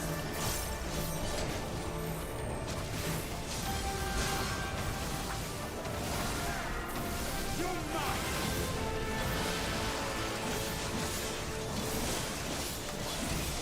The flood of light is an attack.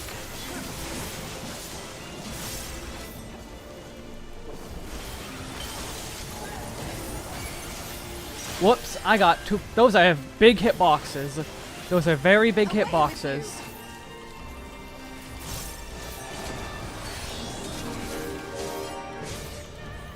By blade.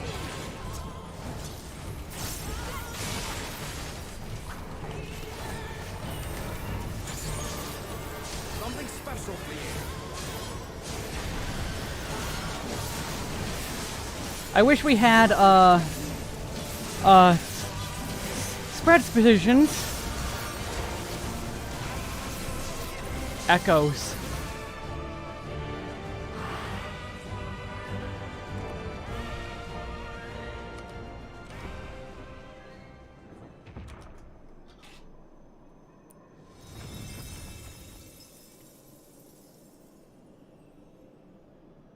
At last, man has the strength to. Holy fuck.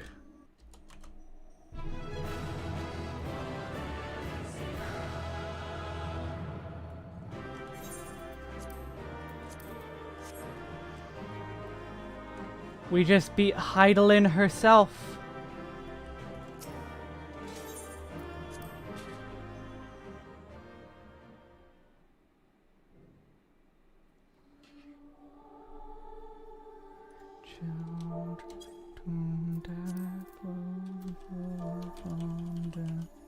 No, this can't be happening. This is exactly what she intended.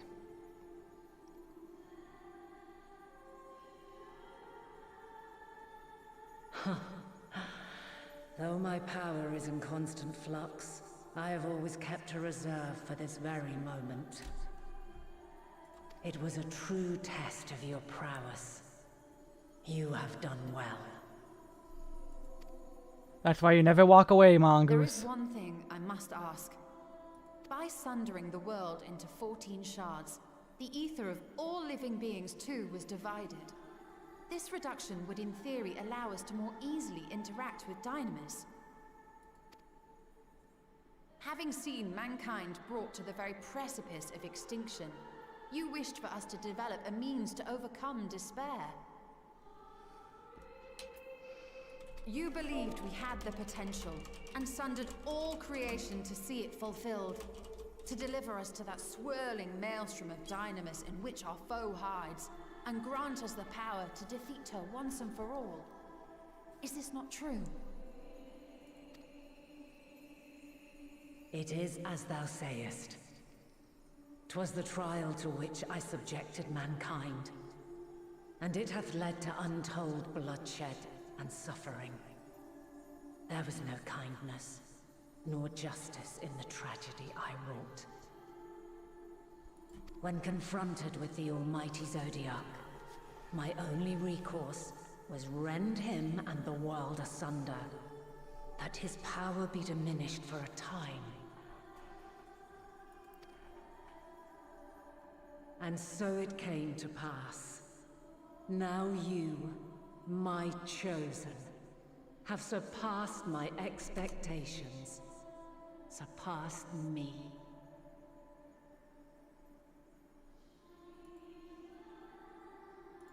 Is everything okay with the stream then?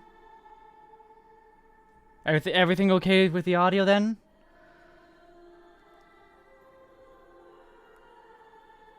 Okay, good. I entrust the fate of the universe unto you.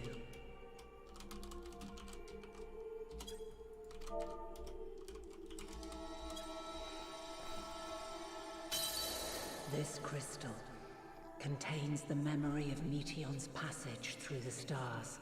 And how we will reach her. Deliver it unto the Loporrits. They will guide you to her.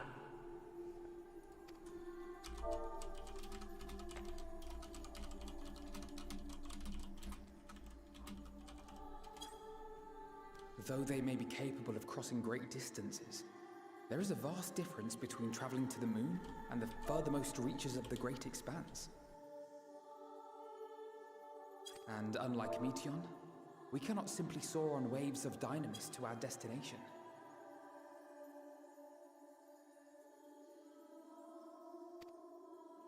Indeed. To make such a journey would require an astronomical amount of ether. But a solution lieth close at hand. Use her herself.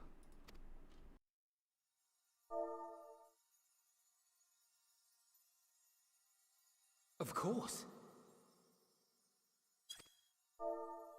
Yes, my child.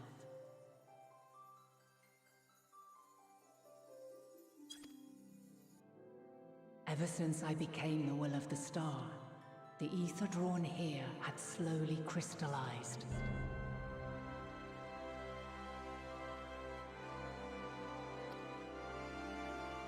They who have answered my call know it well. While I have remained hidden, it hath become the embodiment of the planet's will in my place. A faceless, omnipotent force of nature.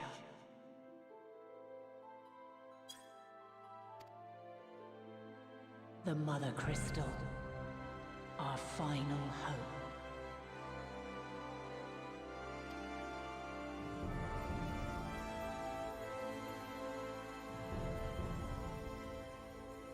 Alas, I can do no more. The fulfillment of this task doth fall to you, my chosen. Now, heed these words. Darkness and light, despair and hope. As goeth one, so goeth the other. Become light, become hope.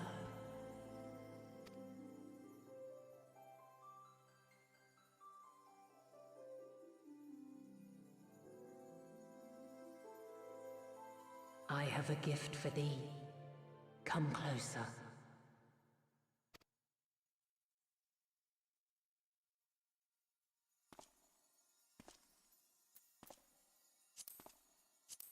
Long have I searched for a means to safeguard the future Forgot about of that. this star. Though I knew failure after failure, by recalling thy tales and my promise to thee, I found the strength to carry on. Though the world is ever changing, thy thirst for adventure hath never waned. Thine unshakable resolve never ceases to amaze, to inspire. What? As a mark of my gratitude, I bestow this final gift. Thou dost possess the crystal of Azam, yes? Past every fate, now sing with me once more. Share of your life. As Heidelin, I reside over the forces of stasis, tranquility, peace. The laws which impart stability to existence itself. I will weave this self-same power into the crystal, granting thee mastery over matter, to give form to the formless. Use it wisely, or it will not last indefinitely. As thou hast seen on thy journey through the ethereal sea, souls are drawn to thee. Mayhap this trait will prove to be a boon rather than a hindrance.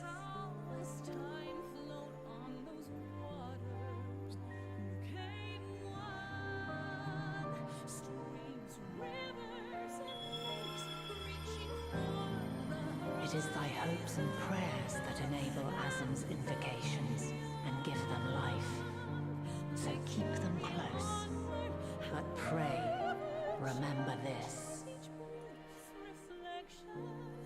When the way forward is hidden, even from the mind's eye, look not to the invocation, but within yourself. These were the words of the crystal's original bearer.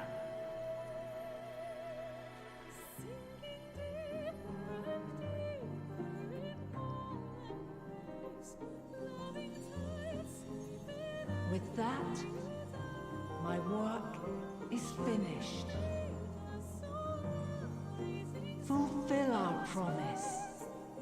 Right the wrongs committed when the world was yet whole. Silence the song of oblivion. Teach her a brighter melody.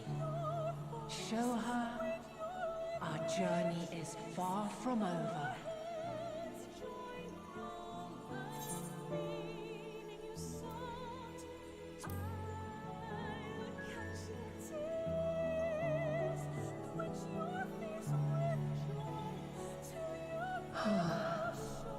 I can't. Of this, I have no doubt. For yours is a light brilliant beyond measure.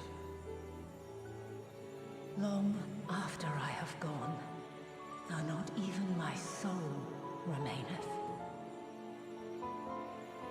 my love will be with you forever, my dearest children.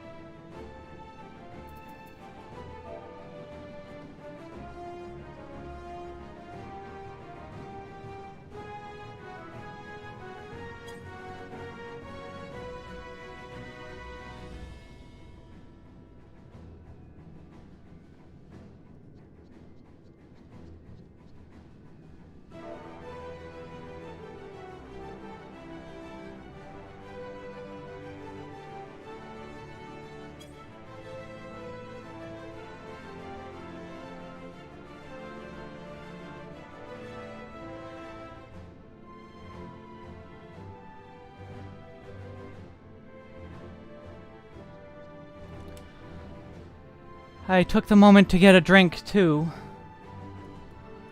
I needed every moment I could.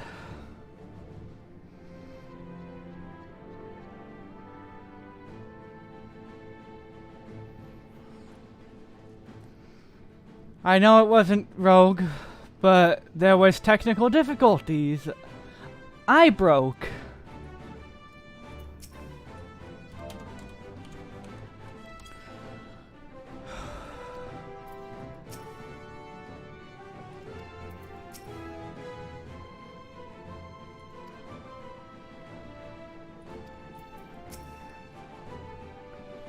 There were technical difficulties.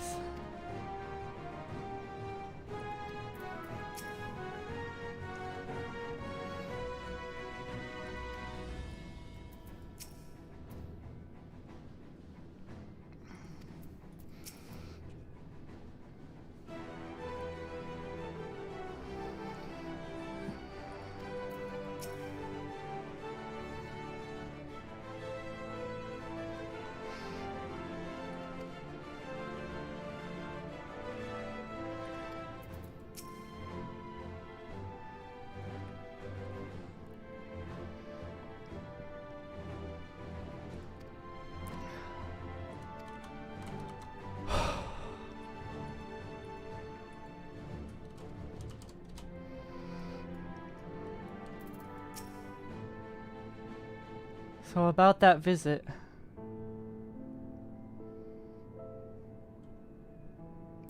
I'm glad to see you well, though we could roughly place your souls deep as you went. We could neither see nor hear you.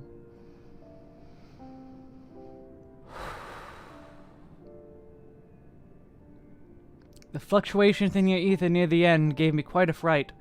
What in the world happened? I forgot to take off my helmet.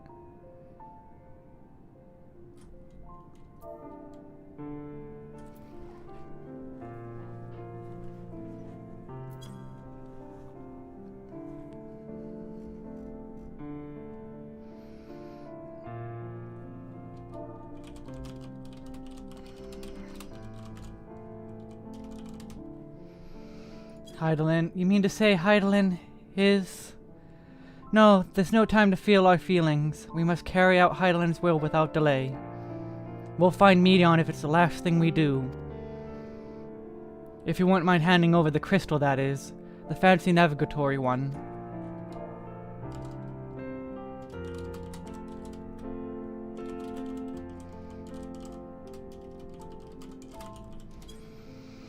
To the edge of the universe, where congregates the despair of countless stars. You are determined to see this through.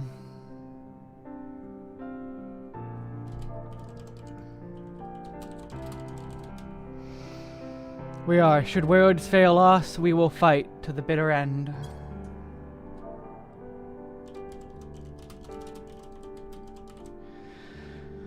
I know it pains you to accept this. Would that I need ask nothing more of you. Yet we only have two means to travel the great expanse, the moon and the Charlene's Ark. I am all too aware that without both of them, there will be no exodus. But I nevertheless beg you to honor the agreement we made.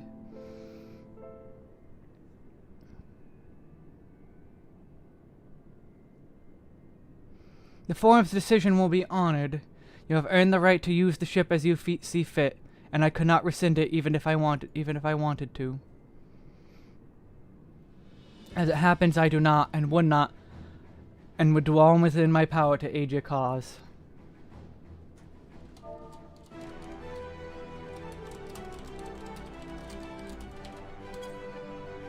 With that settled, might I suggest you rest a while? Yes! Yes, rest a while.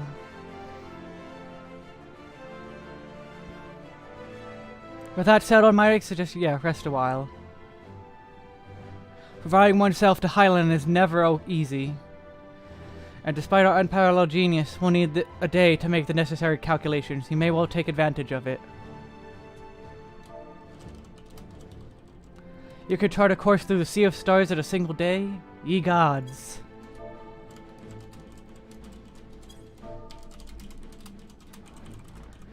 Shall we head above ground? for some fresh air then, and perhaps a nap.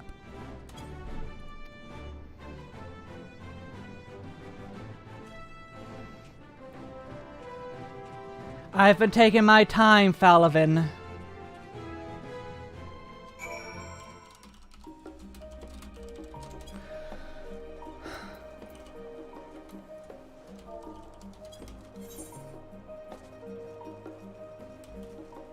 I should not have jumped down.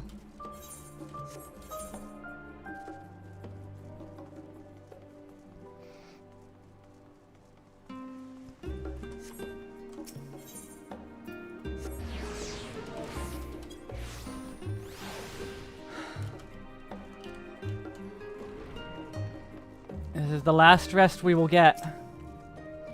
I've been expecting you. I heard about your foray into the ethereal sea. The students have ventured far and wide, but never quite so deep as that. Are you experiencing any after effects from a prolonged exposure? Nausea, dizziness, hauntings? Well, have a pleasant sleep, and if you do experience any unusual phenomena, please let me know. I shall add it to our records.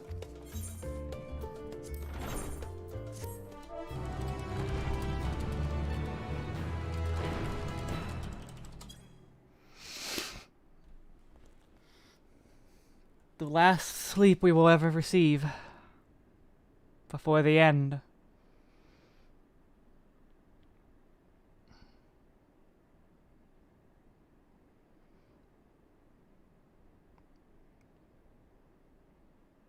Is the sky about to turn dark?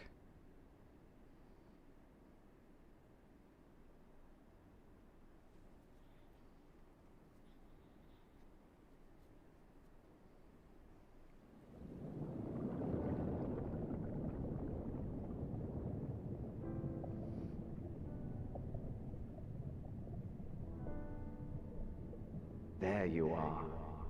Hello.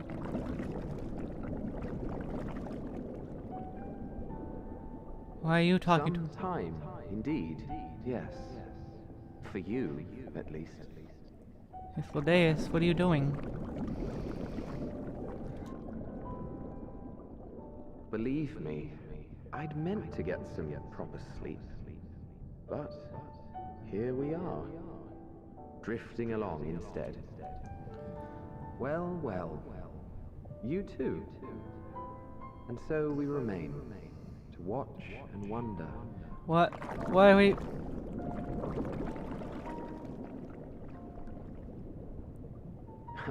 Yes, indeed. To begin, we first must see the end.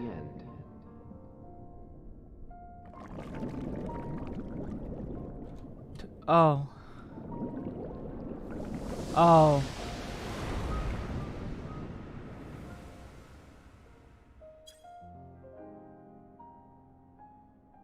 I forgot my helmet again because my mind's not here. I wish there was a is there a slash helmet command mid cutscene? No. The sky's not dark. That's good.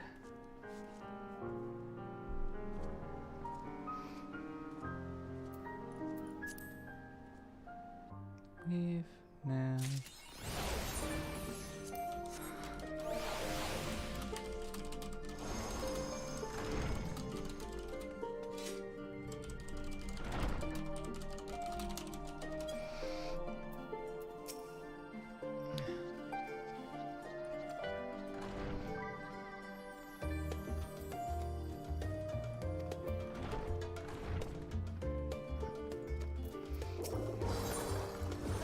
Kryle has urgent news. I trust you've had a good rest? An envoy of Master Fortunos arrived not long ago with a message. The Lopperates have determined Medion's location. We've been asked to gather at the Rostra. I meet you there, along with the others.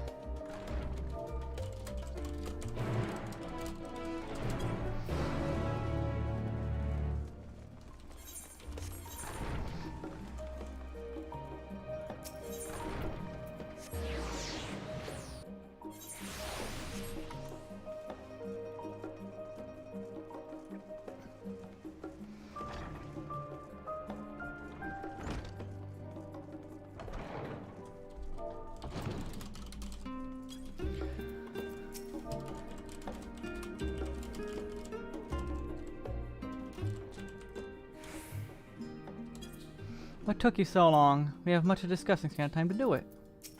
Barnier!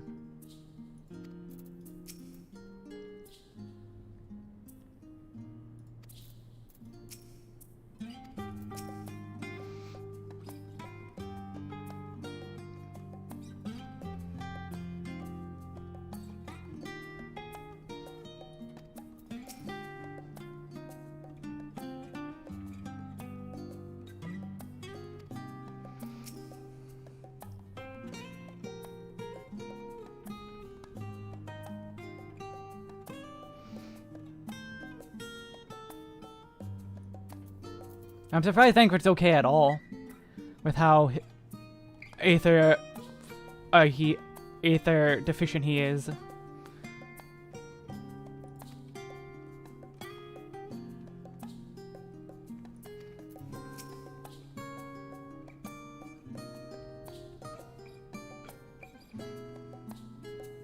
Oh, Mumbrita.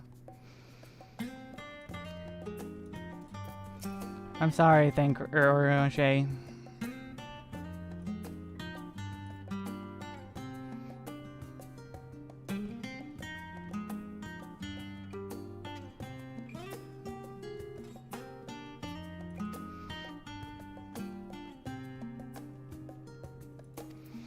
Graha couldn't sleep.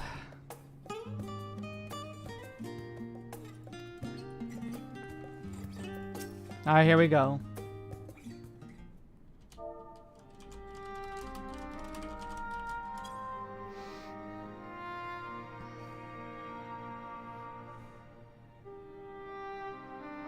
Everyone appears to be present and accounted for. Good. As you know, the Loporrits have deduced the whereabouts of Medion by means of a crystal bequeathed to us by Heidelin herself. The core's location is a place far beyond the moon, in the farthest reaches of the Sea of Stars at the edge of creation.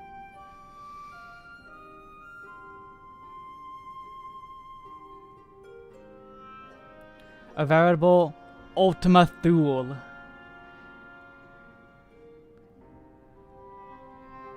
If I'm already getting emotional, you can say it. Otherwise, try not to spoil. Just please try not to spoil.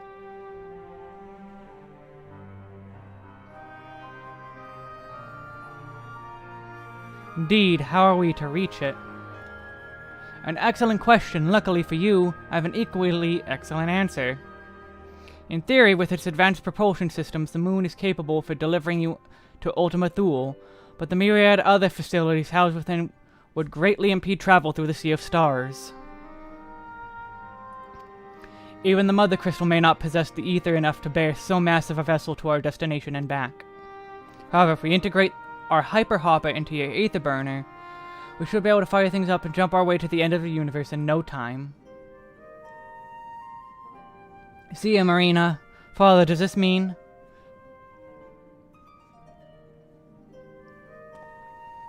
Bear in mind, this decision was not solely at my discretion, but with the consent of the Forum. Hearing the Loporrit's proposal, the Forum was faced with a grave decision.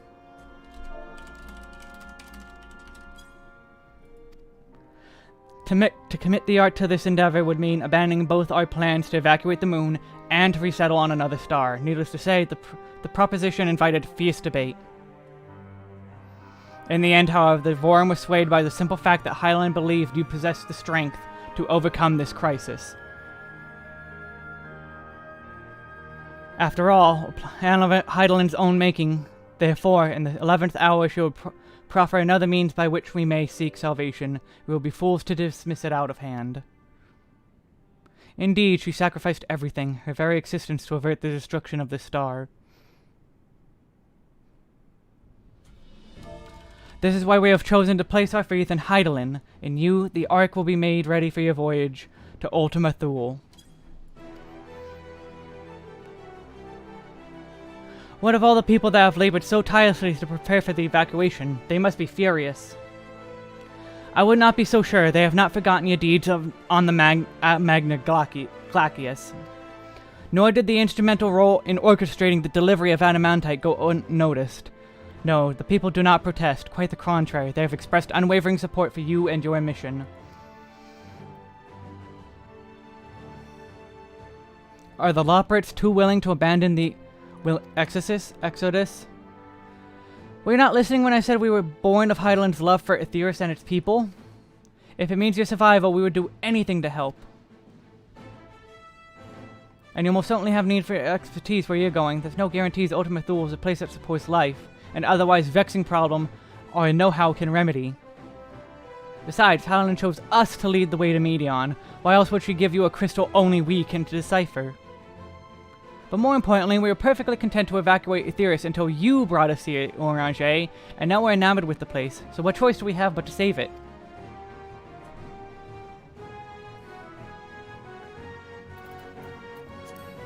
Of course, none of this is possible without you and the Scion, so I must ask, are you certain you wish to do this?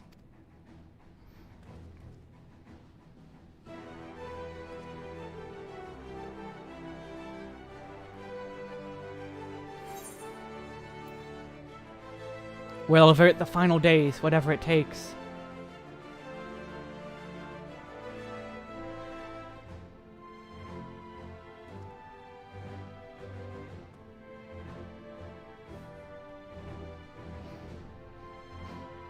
Very well, I shall inform the form of your decision and begin preparations to bolster the Ark with the, Hyper Hopper. The Loporrits will coordinate with the Ilsabard contingent to have the necessary components transported via the Tower of Babel. Of course, it will take time until the work is complete.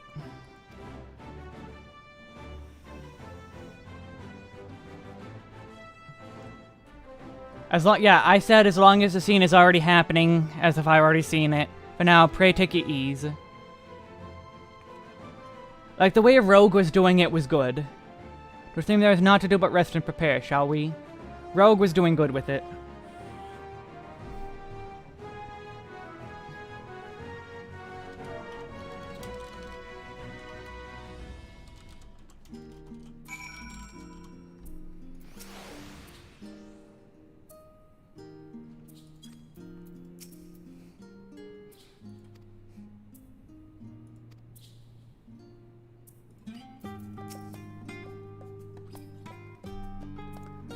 Not all for...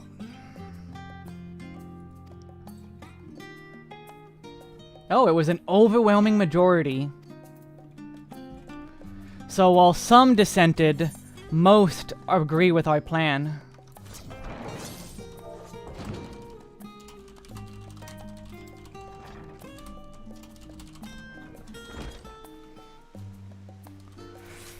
Stola?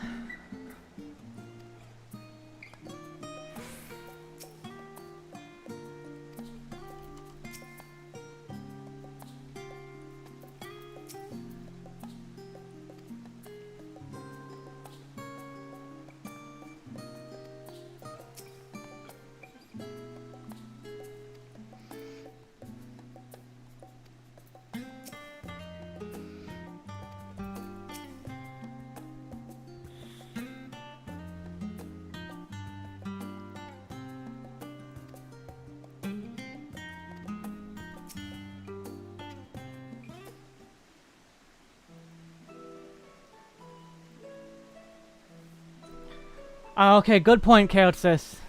I'm surprised you're even here if you're still in Shadowbringers. We leave nothing undone. Nevertheless, Hydaelyn deemed us worthy of the trials that await. For lack of any other feasible options at this last stage, or late stage, let us trust in her judgment and face Medion as we are. Which will leave us the not-so-small task of coordinating our efforts here in Tataru. If all goes to plan, we'll be back before you know it. I certainly hope so. We will be praying for your safe return. Mayhap it will affect the dynamics for the better. If that's settled, we should get some rest and make the most of the time we've been afforded. Hi, Tataru.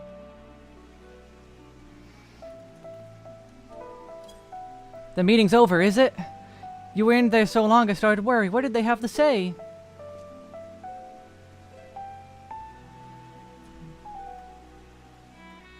Fair enough, Kaelis. The edge of creation, I see.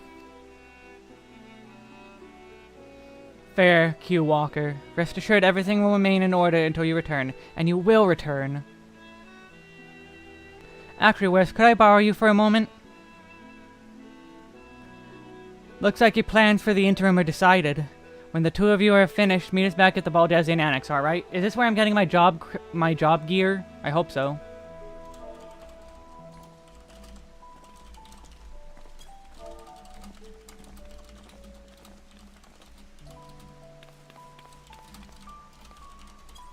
Come with me to the Agora. I have something to show you.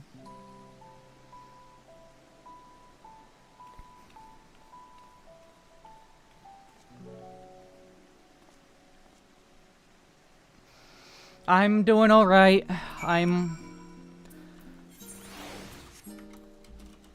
holding it in. Cheating way. That's gonna be a fun one later.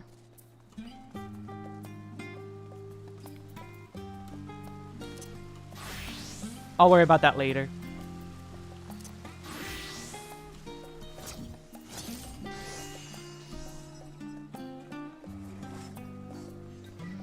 Hello, Tataru.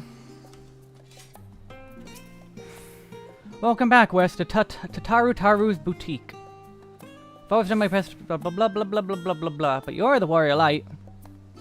Yep, here it is, job gear.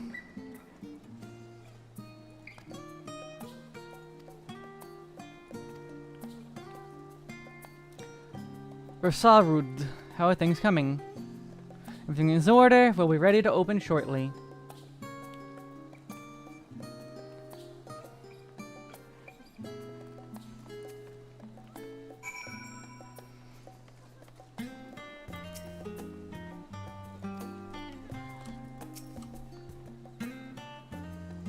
Oh, okay. There's gonna be a bit then.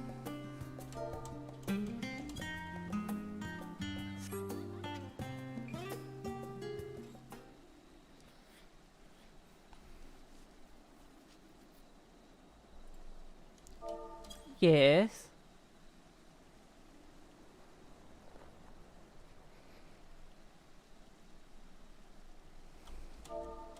I did not expect to find you here.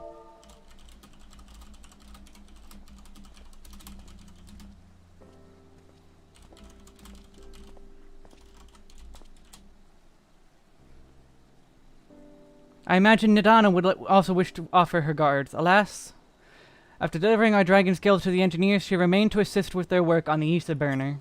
The Simulacrum too will stay in Charlian, while I oversee matters in Radazan. It is a rather convenient means to keep abreast of developments pertaining to the final days of, if anything, or anything else. It allows me, after a fashion, to watch over my people in this distant land. Vashan, I was hoping you'd stop by. I can't thank you enough for allowing your artisans to work with me here at the boutique. Please, it is I should be thanking you. This establishment has restored a sense of normalcy to their lives. You have blessed them with a newfound purpose, by which to support themselves in these troubled times. What's more, when they at last return home to Radzatan, the experience and knowledge they have gained in your employ will no doubt prove a boon to the artistry and commerce of our land. In fact, I came here to see how your new employees are settling in, and to express my gratitude for granting them this opportunity.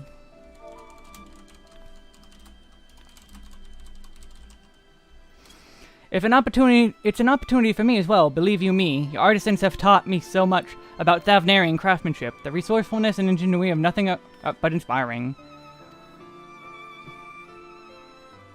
I pray you every success in your endeavors, Mistress Tataru. Before coming here, I heard word of the Forum's decision, of what will soon be attempted. It was only then that I finally understood why my father called this star the last bastion of hope. There was literally nothing else out there. Indeed, it was the last bastion, for the flame of every other star he encountered had likely been extinguished. In the boundless dark, the light of brimming life must have been blinding in its splendor. You journey unto the heavens to protect that light. May the scales of my kin serve you well. I have faith you will prevail and restore peace and tranquility to the star. I'll visit again later. I mean, I will. We should be honored to receive you. There is still much at Rajasthan we have yet to see. Ah, but I must take my leave. Fare you well, and remember, the people of the star have not yet given up hope, and neither must you.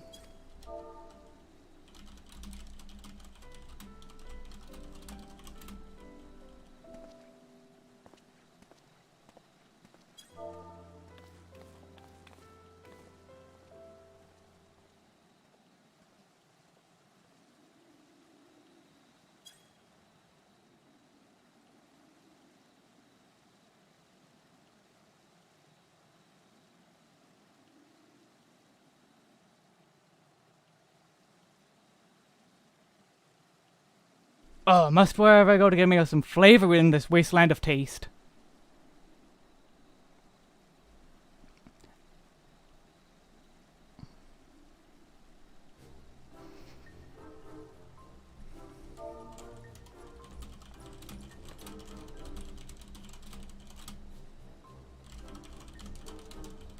Wesk, old boy! My, whatever you doing here? Waiting for Tataru to be done with whatever. New boutiques, you say? I've been meaning to expand my wardrobe. Yes, something with a little more flair. Perhaps befitting a man of my station.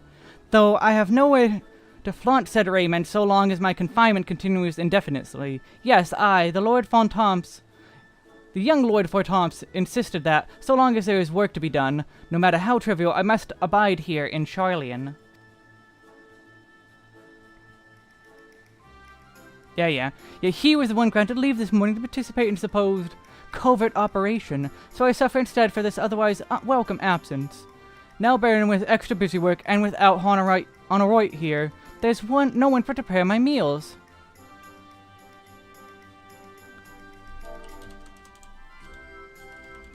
I came here in the hopes of finding a nice cafe, perhaps. Alas, the Charlian delicacies I've sampled were lacking in every respect. Yeah, go to the last stand, I'm not going to be mean to him. The cafe over on the pier, the cuisine didn't appear all that appetizing, but if you vouch for the cooking, then perhaps I will give it a try. Thank you for the suggestion, and ta-ta now, old boy. I try to be nice, and he calls the cooking trash.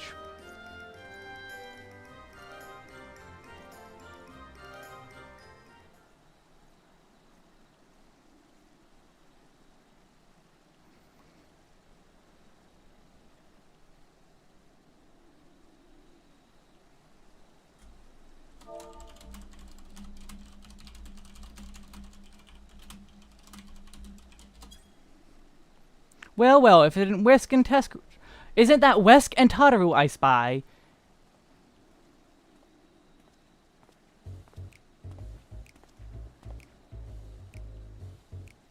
Go food. Hancock, what are you still doing here? You said you were returning immediately after dropping off your cargo. Yes, that was my original plan. After all, any expertise required aside from the delivery of goods is well beyond my purview. But what manner of entrepreneur would squander an opportunity to study the markets of the northern seas? Worry not, I will return straight away to Kukane once I have finished. Oh, of course you would find a way to turn this crisis to your advantage. She wounds me, the industrious woman running a new boutique. I'm not blind to the travails of those who fight on the front lines to deliver us from ruin. Indeed, I have every confidence they will succeed, and I would make myself and my business ready for their return. If you believe them so devoutly, then why not put your money where your mouth is? Fair enough, Tataru, fair enough. There is not more I can do to help but ready the Ark and her heroes for their maiden voyage. But on your return, I shall host a grand celebration in your honor at the Bukairu Inn. Accommodations are quite costly given the reputation of said establishment, but the East Aldenoid Trading Company would be honored to foot the bill.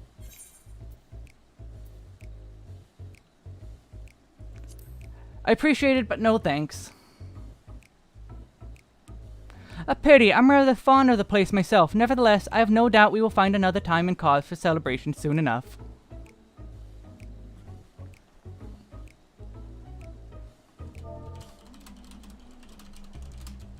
But let us speak more upon your return, lest I drive in more of Tataru's ire. Until we next meet.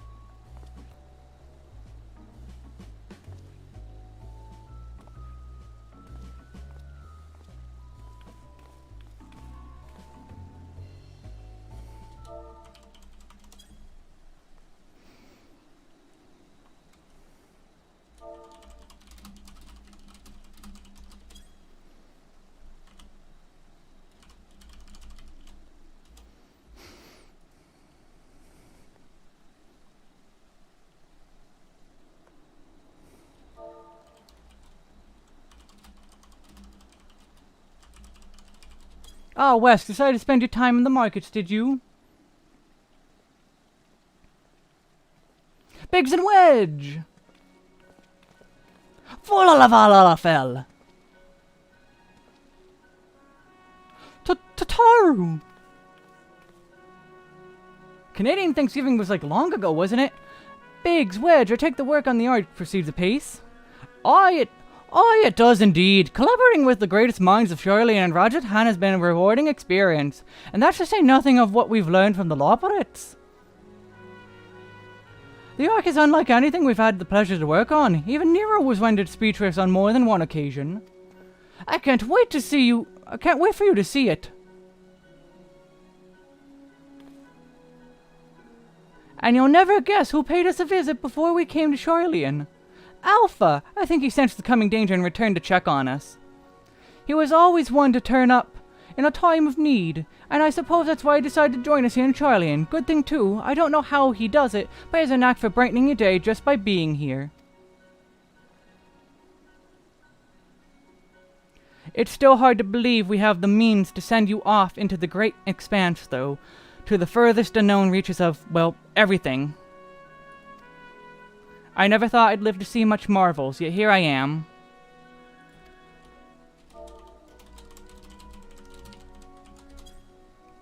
More often than not, you and the Scions are the catalyst that sparks the need of those great big innovations. To think how I've missed what you had in the Ironworks. An awful lot of work, to be fair, and the privilege of being worked like a cart chocobo. Mumble, mumble. Ah, there is that too. As busy as we've been, there's been more we could do for you, Wesk. We're gonna keep doing more.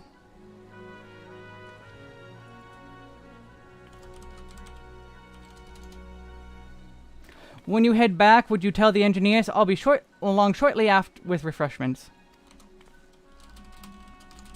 That's very kind of you, Tataru. They'll be glad to hear it. And on that note, Wedge and I should get going. Still a few more supplies to gather before we return.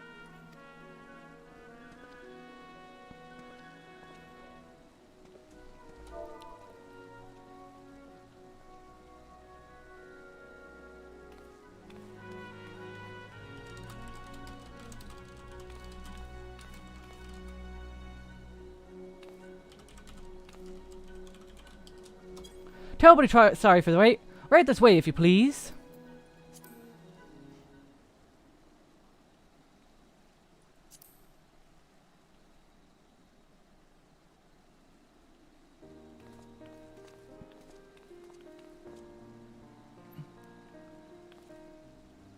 Right, I don't believe the two have been formally introduced. This is Vasarud from Palakistan.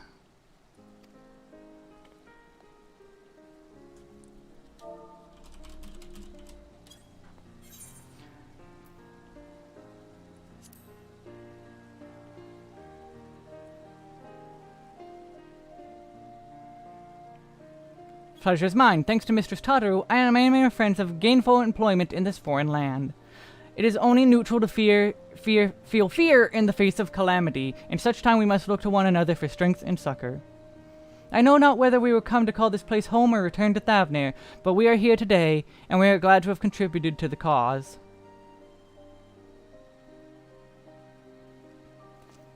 And contribute they did by helping to make your new garments as durable as possible. We will put our hearts and souls into them to try and keep you safe in battle. Sky Ice. Gods, to think how far we've come since the humble beginnings of the Waking Sands. From the rising stones to the falling snows, and even certain insufferable someone's Ruby Bazaar. We were always fortunate to find friends along the way. Even when we were swept away to the first, Grahatir was there to grant you sanctuary. I'll never forget the relief I felt when you all returned to us. I thought my heart would burst. Yours has been a long, long journey, and I've been privileged to watch, often with bated breath, as you persevered time and time again. For all the joy we've shared, there's been much sorrow as well, but I've long since learned you can't have one without the other.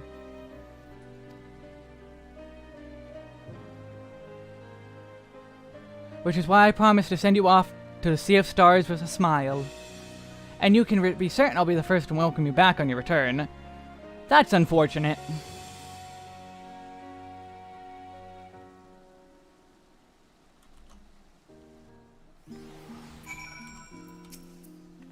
In addition to your new ensemble, raiments and weaponry, feel free to browse our stock.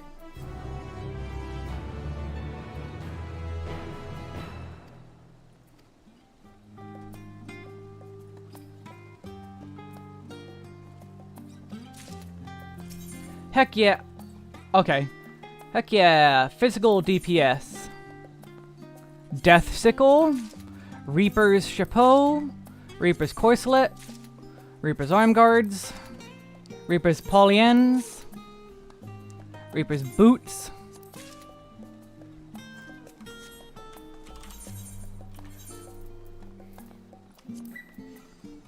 So that's what the lock icon was.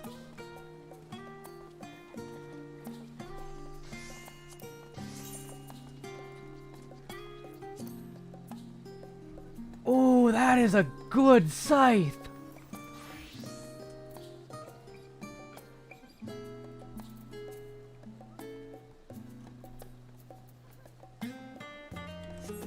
Wait, why is my thing not died?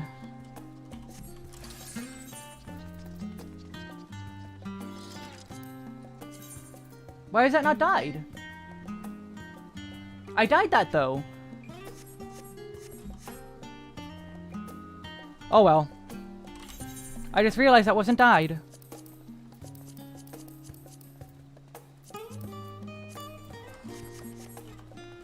Where's the market board? Okay.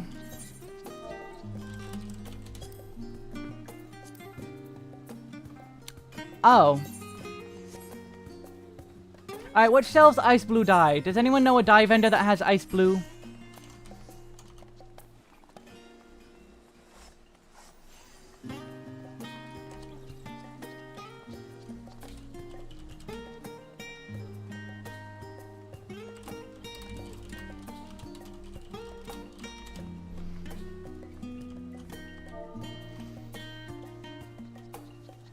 Thank you for telling me, Mongoose, and message has been passed. Anyway, does anyone have a place for ice blue?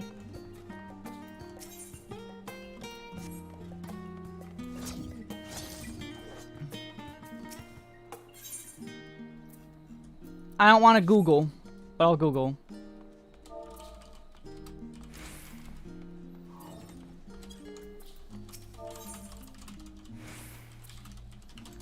Though delayed by your patronage, Tato is ready to send you on your way. I realize you've got lots to do before you depart, so I won't keep you any longer. I do hope... Ooh, excuse me. You can find a moment to yourself, though.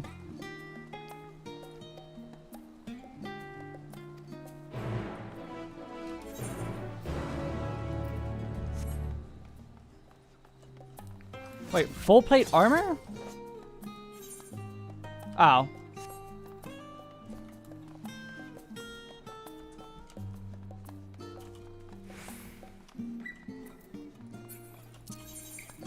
Do I have to go to Ul'dah then?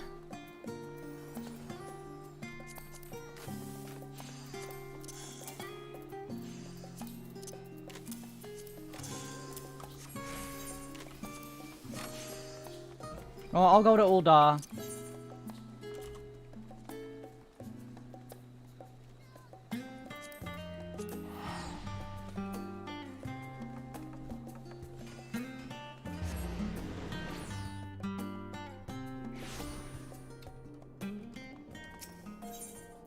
Ethernet, Sapphire Avenue Exchange, 1 die.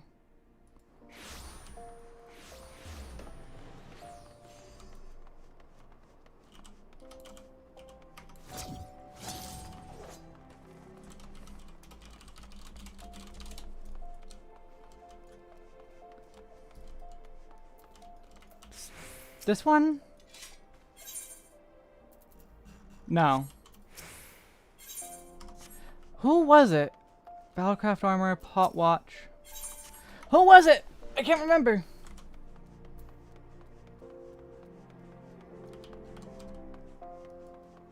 Independent merchant. Brew yellow, ice blue. Dye.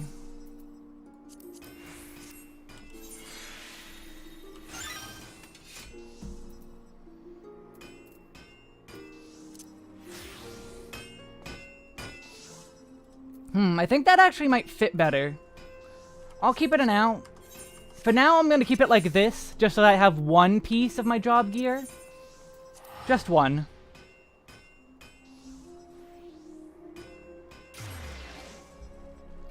Destination congested.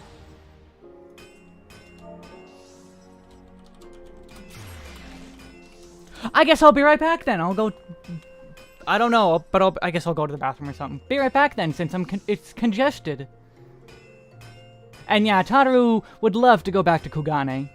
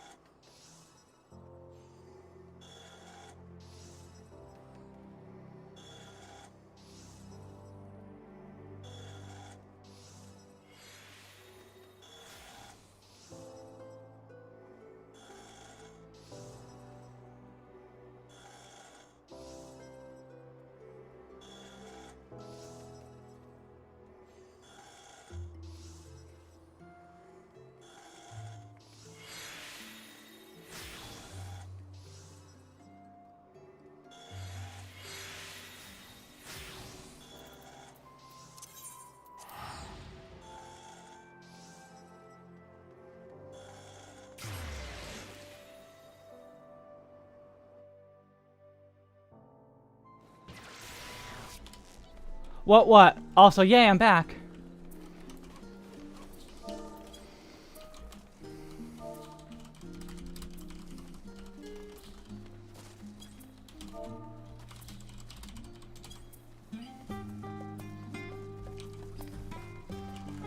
Also, I have a cough drop just to make sure my throat can make it through the night.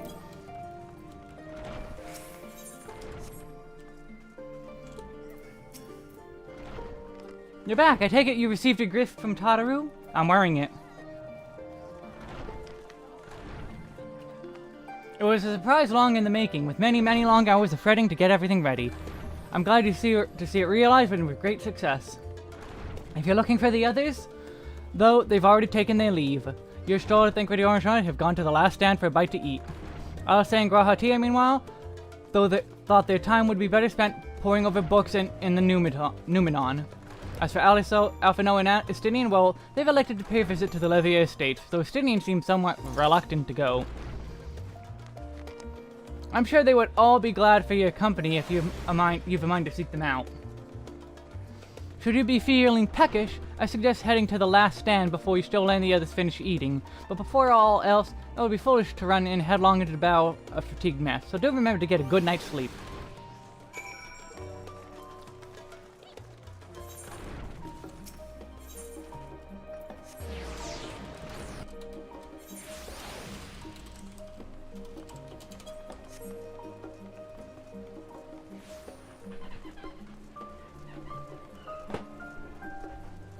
I mean, a normal kimono. That's for everyone.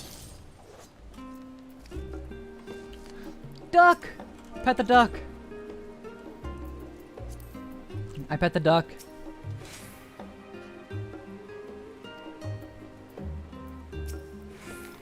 Now they'll perchance to had opportunity to take in the rainbow pudding. Puddingway would love this.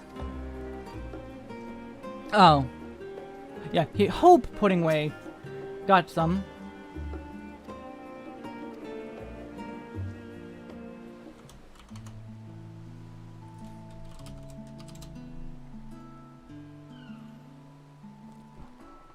Your business with Tataru was finished.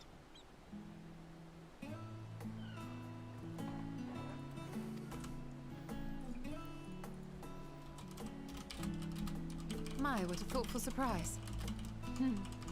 Whatever would we do without her? Indeed. I forgot my helmet again. She's right, you know. It hasn't been all doom and gloom.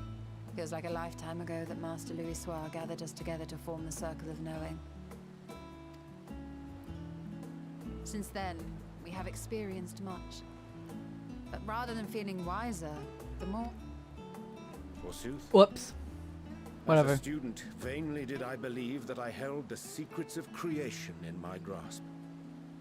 Yet that which I had seized was but an insignificant sliver of what awaited in the wider world. Every encounter, every experience hath served to open mine eyes, enlightening and humbling me in equal measure. Even from those whom I called enemies have I learned many a valuable lesson.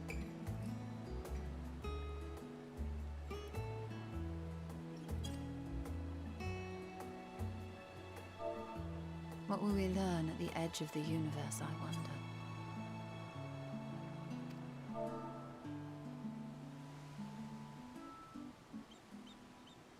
Ultima Thule, where the bringer of the end makes her nest.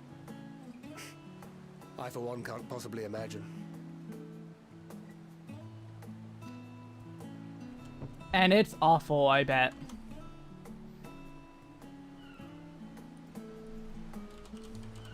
But whatever awaits us there, we will survive. We must. For her. Farine.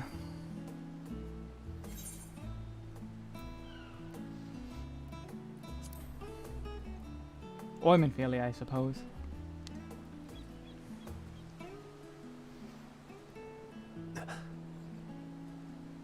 Is aught the matter?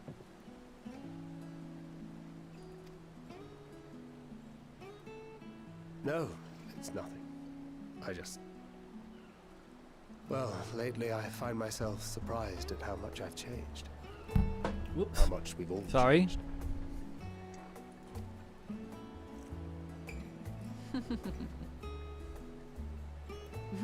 We've come far together, and if we have aught to say about it, we'll go further still. Aye, we will avert this calamity and return home. In preparation for which, we must give thought to what we hope to achieve after the proverbial dust has settled.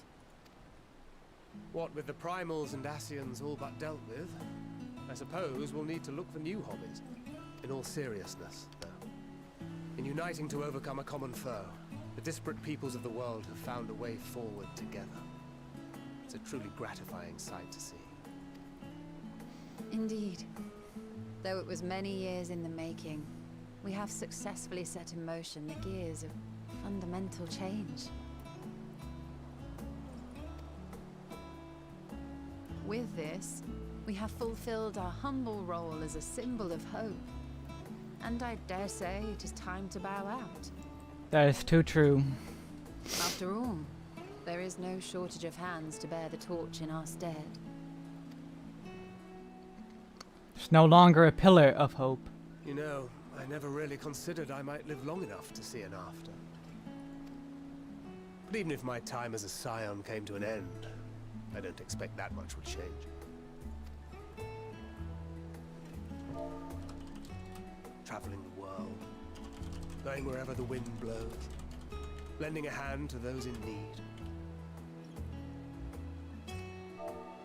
A journey for journey's sake. It doth suit thee well. I must confess, I too have yearned to see more of the world. If thou art amenable to the suggestion, I would accompany thee. Mine ability to effect an air of normalcy through artful disguise is much improved, thou must concede. Aye, well, improvement is relative. You still look suspicious no matter what you wear. He's an elf. The elves are always suspicious. What of you, Ishtola? Any grand plans? Why, continue my quest for knowledge, naturally. To begin with, I wish to know the state of the reflections. To which end I must find a means to travel between worlds. And back to Runar. 'Tis the least I must do if I am to keep my promise. Aww.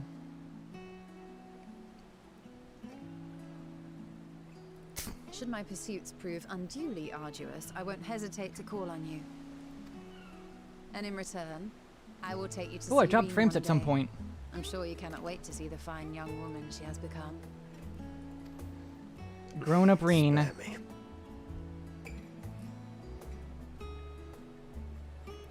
And what of thee? What wouldst thou pursue at duty's end?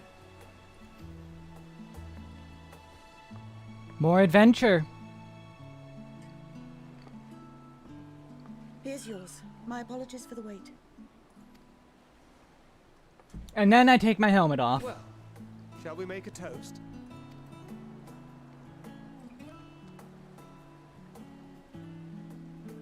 Take the helmet off. Victory. To victory. To our comrades. To the future of the star.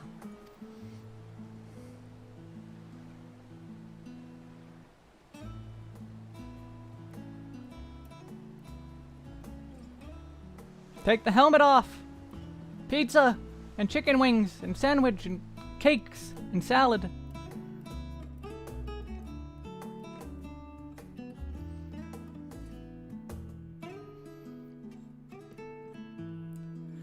So how many of them are gonna die?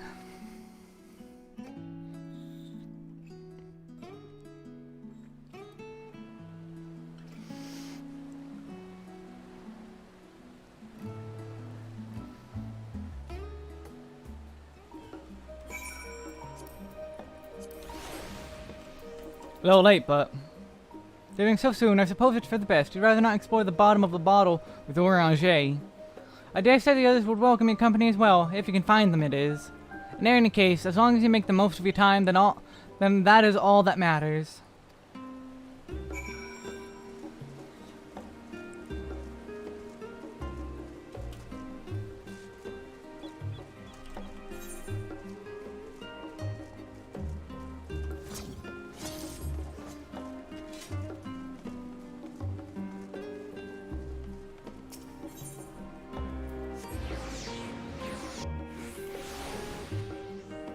Let me just check something. Yep, we're fine. And now, ooh, Estinian's all dressed up.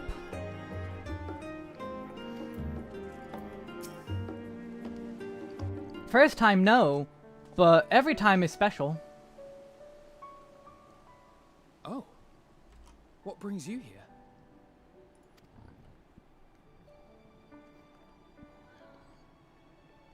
Ah, so you were worried that the Levier household might again be gripped by turmoil. Oop, that was Always my well, cough I drop. assure you. In my letters home, I had made mention of Estinian, you see. My mother wished to meet the legend in person, and so we arranged to have a spot of tea together. Yeah, not surprising. Where were you in my hour of need? Fell beasts I can face, but I'm not made for idle chit-chat with lords and ladies. Well, I for one thought you held your own. Mother was the picture of delight. I mean, she's always the picture of delight. I might have been delighted myself, were we in a tavern with more agreeable drink. The thought of So fleeing gruff. crossed my mind, but what then? I'd never hear the end of it, least of all from Tataru. Yeah, she's evil enough. I'm sorry. 'Twas not my intent to cause you such distress. It's just... it was one of the things I didn't want to leave undone ere we set forth. If we never That's return. not to say I think we won't be returning. Yet, given what lies ahead, I did not wish to leave for later that which I could do today. After all, tomorrow is never promised. It's fine. Not like I had better things to do. Besides, seeing you with your mother brought back fond memories of my own. Be we rich or poor, family is family. Well, it's past time we were on our way. He said a lot of lines that were flags, Mongoose. Which one specifically are you talking about? There was a lot of he said the line in that little exchange there.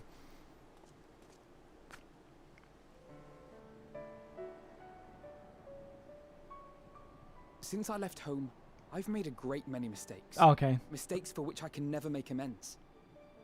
But through it all, you didn't give up on me.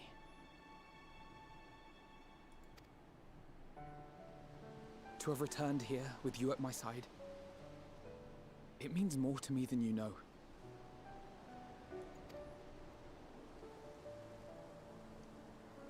I don't remember that in the trailer. Oh, do you mean the... From the bottom of my heart. Do you mean from the last trailer? The one they at the final fan fest? I didn't watch that one. I skipped it for spoilers. Forgive me, but it needed to be said. I'm the one who owes you thanks. Oh, Estinian. Were it not for you, I would not be alive today, nor come to terms with Nidhogg's spirit. I am ever grateful.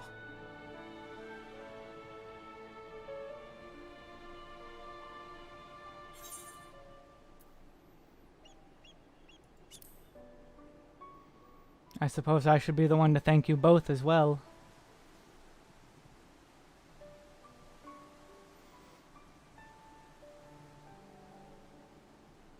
Well, we needn't make it a competition. You know, this must be what Hydaelyn meant when she spoke about depending on one another. However treacherous the road before us, together we will prevail.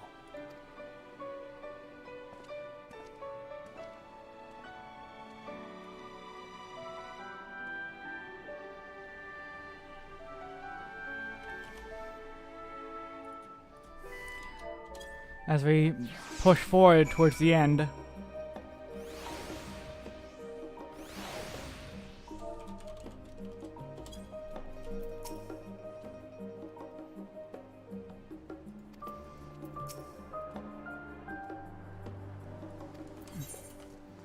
And we're going to that.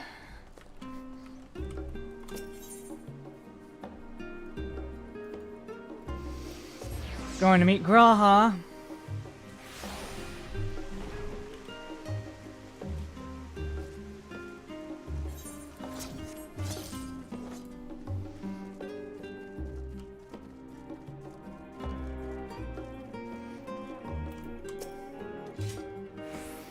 Oh, Graha's asleep. So is Alice saying.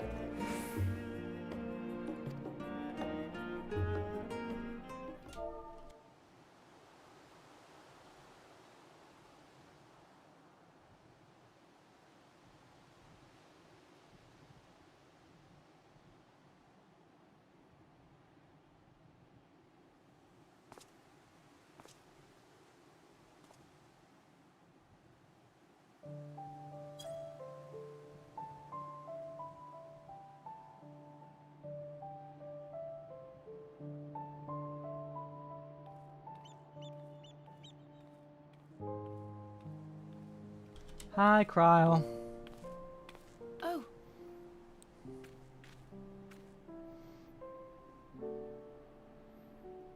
Our own rest. As my cape clips through everything.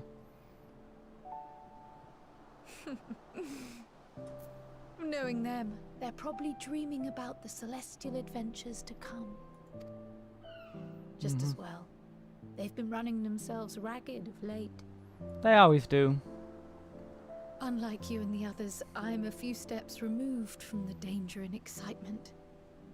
The things you all get up to never fail to impress me. But by the same token, I can't help but worry. Not only for your safety, but for your happiness. After everything you've sacrificed, you earned it 1,000 times over.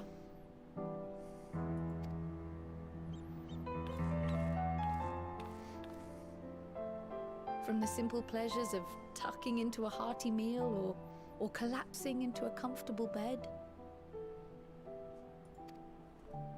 to the grand triumphs of visiting legendary lands or finding true love. You deserve all the joy in the world. There is so much that life has to offer. So much to be treasured and shared with those we hold dear. So promise me this. Come what may, you won't give up on your own happiness. When you're out there fighting tooth and nail, it's all too easy to forget. But in the end, your passions will be your greatest strength of all. Remember that. I'm sorry for that, Ken.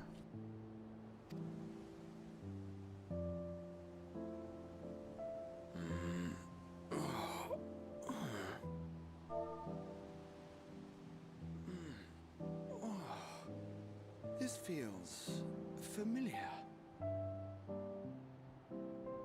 Well, 'tis good to be... Awake. Wait. What am I... No, this is the same Kryle. Gods, don't tell me I fell asleep. Not that there's any shame in it, but you were sleeping like babies. Oh, how embarrassing.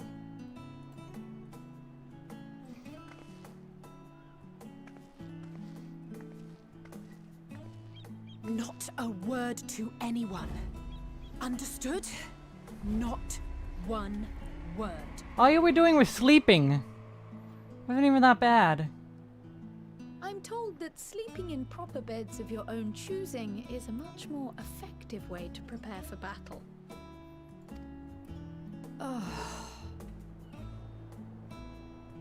So, what were the two of you doing here?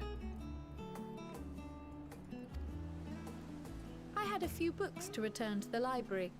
Thought I'd take care of it while I could. And you?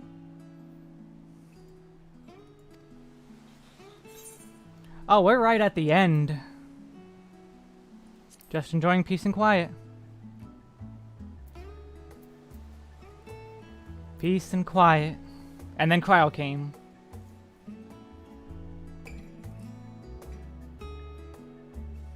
I mean, it was peaceful and quiet.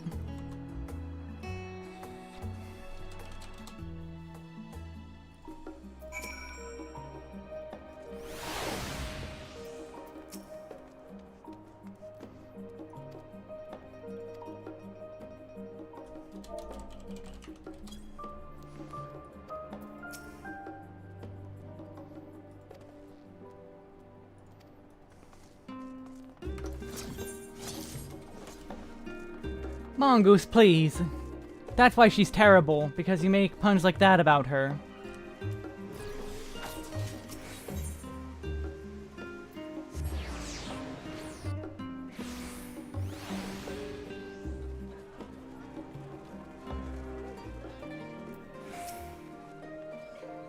Welcome back, Wesk. Return to catch your final few winks before embarking on your mission, I presume.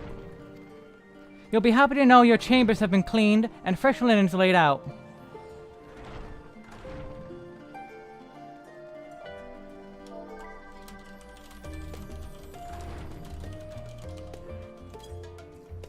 You happy to know your champions? Yep. I pray you the sweetest dreams on your final night before the big day. I need another dungeon, don't I?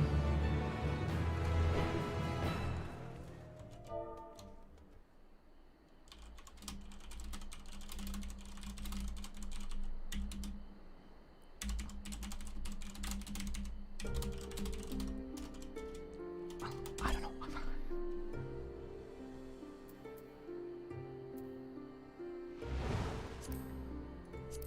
What is this? Oh! He's back to the spot.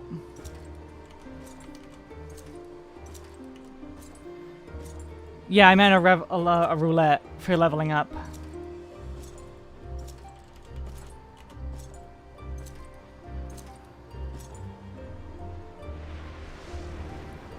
And there's also Dynamis in this game of Dynamis Dice. It's an item even. You will never get what you want. Not even the battle you pine for so dearly.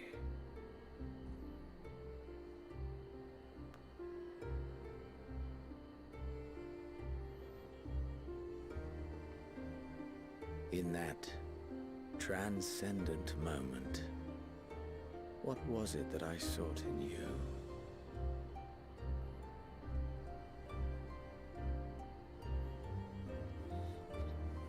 And what was it that you sought in me?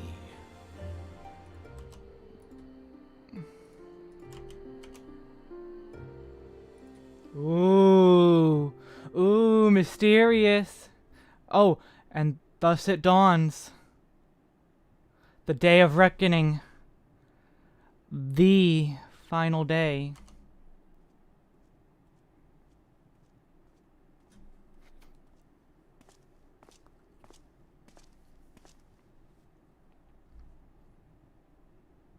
I can hear it. I can hear it.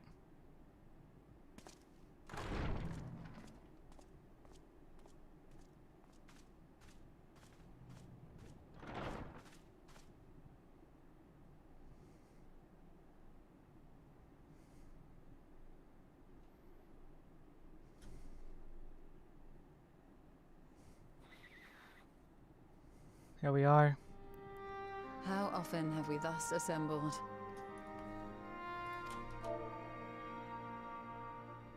To combine our knowledge and seek solutions to the problems before us.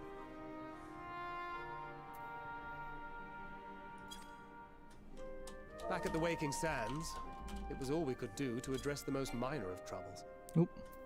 Who could have realized what we'd find when we began to look to the sources of the realm's woes?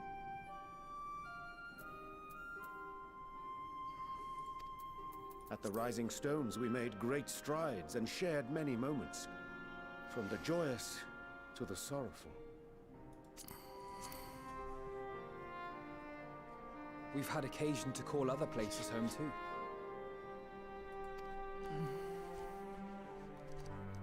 Be it Ishgard or Kugane, we were fortunate to find sanctuary wherein we might take stock and continue our fight.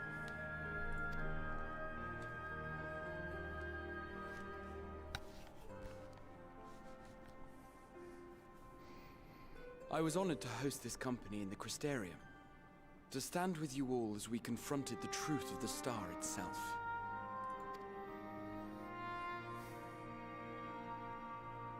And now from this place, we go to fight the most important battle of all. The battle to stop the end. It's here.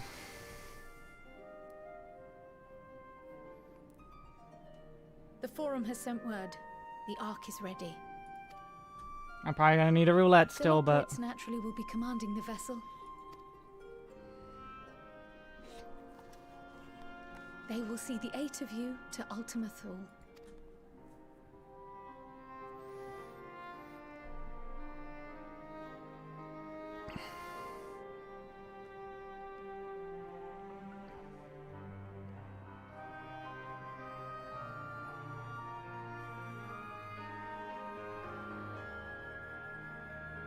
Upon arriving, your objective is to find and vanquish Meteon. As a final formality, the Forum bade me ascertain your resolve. So, are you certain you wish to do this? Yes. We have no other choice.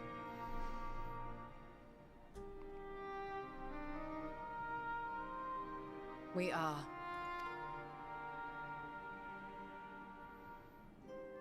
Then, ere you report to Thalmasane, I leave you with these words.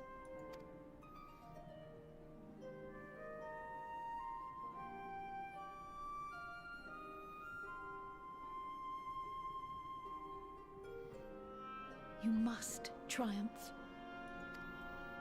There really is no other What that thing we means can will do. differ for each of you. To make it back home, or to simply avert doom, or perhaps something else altogether. Good point. Yet whatever it is that drives you, I have faith in its power to see you through. So please, triumph.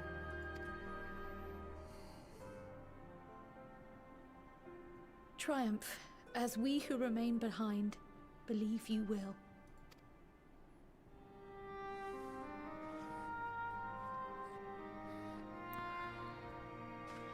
Let us be off then.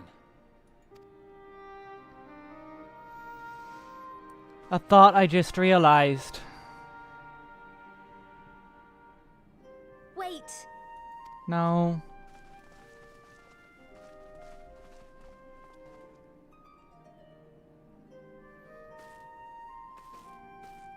Both Kryl and I will be there to see you off, but as your receptionist, I feel I need to say this here. Give me a moment.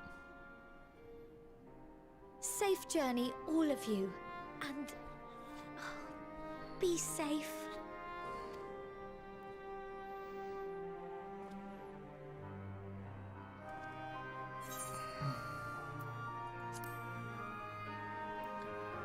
I am likely very late with a thought.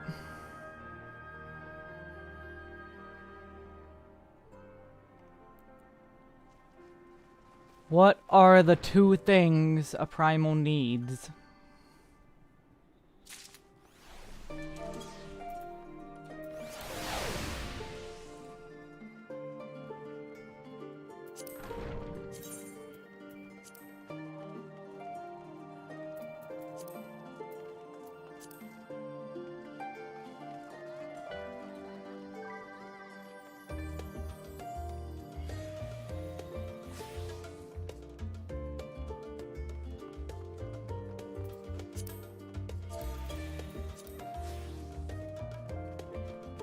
Sorry, I needed to take care of something quick.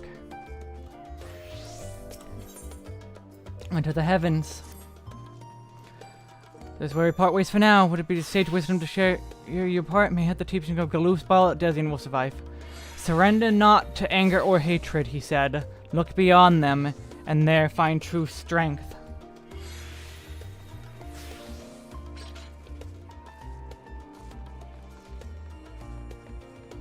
Athena, correct. Faith and ether.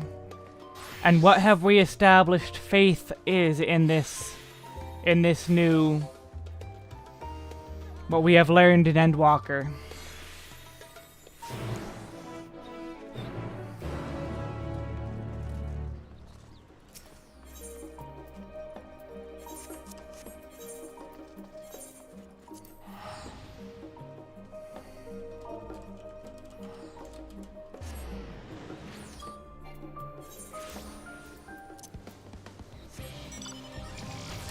What is prayer?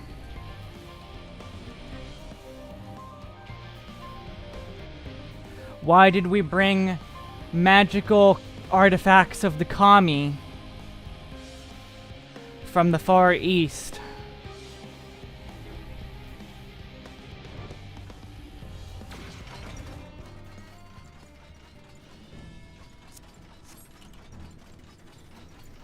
Prayer is dynamis.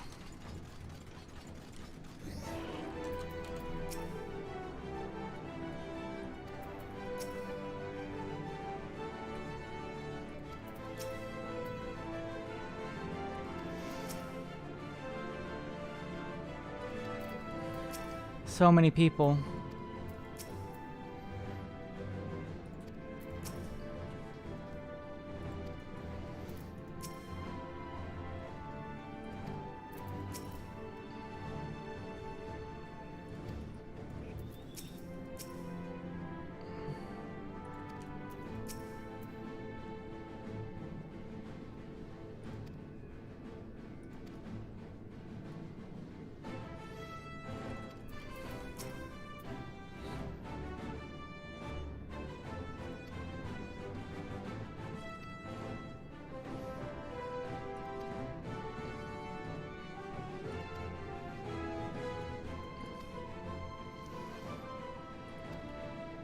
There's the full ship.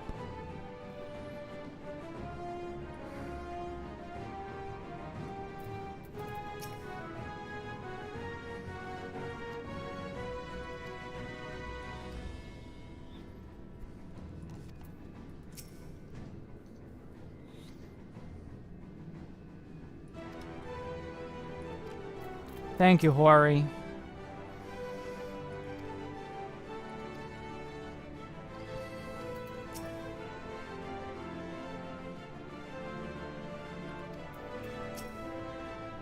Not yet.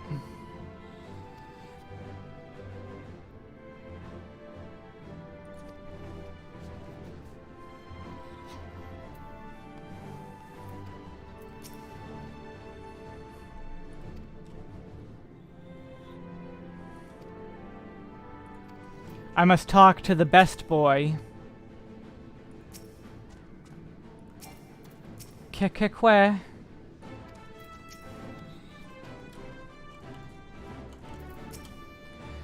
Here we go.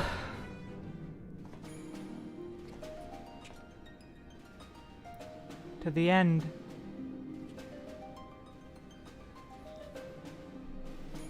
Do you think I can finish tonight if I go until like 2 a.m.?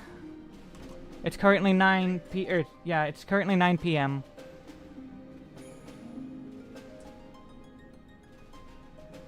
The light is at the top. Good. As you will have heard, the Ark is ready. All that remains is to board and be on your way. I've seen my fair share of tight schedules, but this was bloody murder. But we did it. We finished the ship. Alright, well. It's safe, fit for purpose, and looks good to boot. Aye, it's a garland through and through.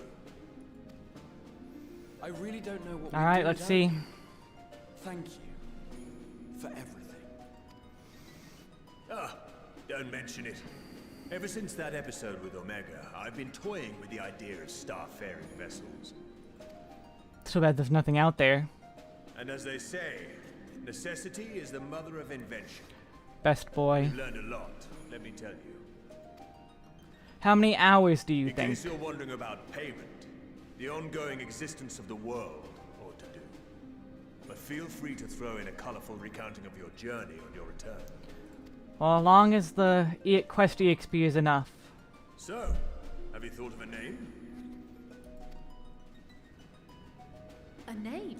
Wasn't everyone just calling it Father's teeny tiny toy boat? Well, seeing as its purpose has changed, I thought a more eloquent name was in order. I suggested as much to Fortuno, who seemed quite amenable to the idea. We'll see. As you know, this vessel is the culmination of heretofore unprecedented collaboration. And though said collaboration is owed to the Scions, there is another whose noble deeds made our work possible. From a fragment of Dalamud, we obtained not only advanced materials such as refined adamantite, but the knowledge to traverse the stars. And this fragment would not have found its way to us had the Archon Louisois not fought to protect this world. And in so doing... Oh. Now that the vessel stands complete, I cannot help but wonder if it was more than mere happenstance. If it was my father's intention to guide us here. In the hopes that his guidance will see you all safely home, I name the vessel after that self-same fragment of Dalamud he delivered unto us.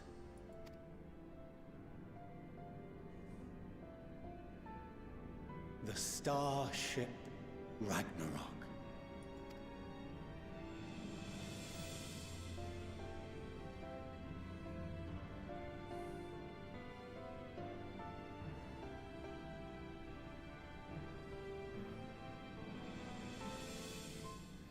The end Sorry for time. the wait.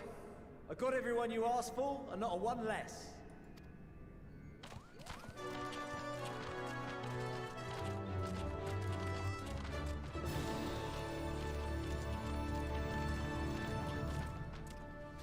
What are you all doing here? Oh, I invited them. The representatives of those tribes with religious inclinations. You've done a fine job of readying the Ragnarok, but for it to take flight, we'll of course need the power of the Mother Crystal. Given And its immense prayer. size, however, transporting it would be an absolute logistical nightmare, not to mention we'd need to shatter it into tiny shards for feeding to the engines. But a brilliant idea came to me. We convert the crystal's energy into forms that can transport themselves!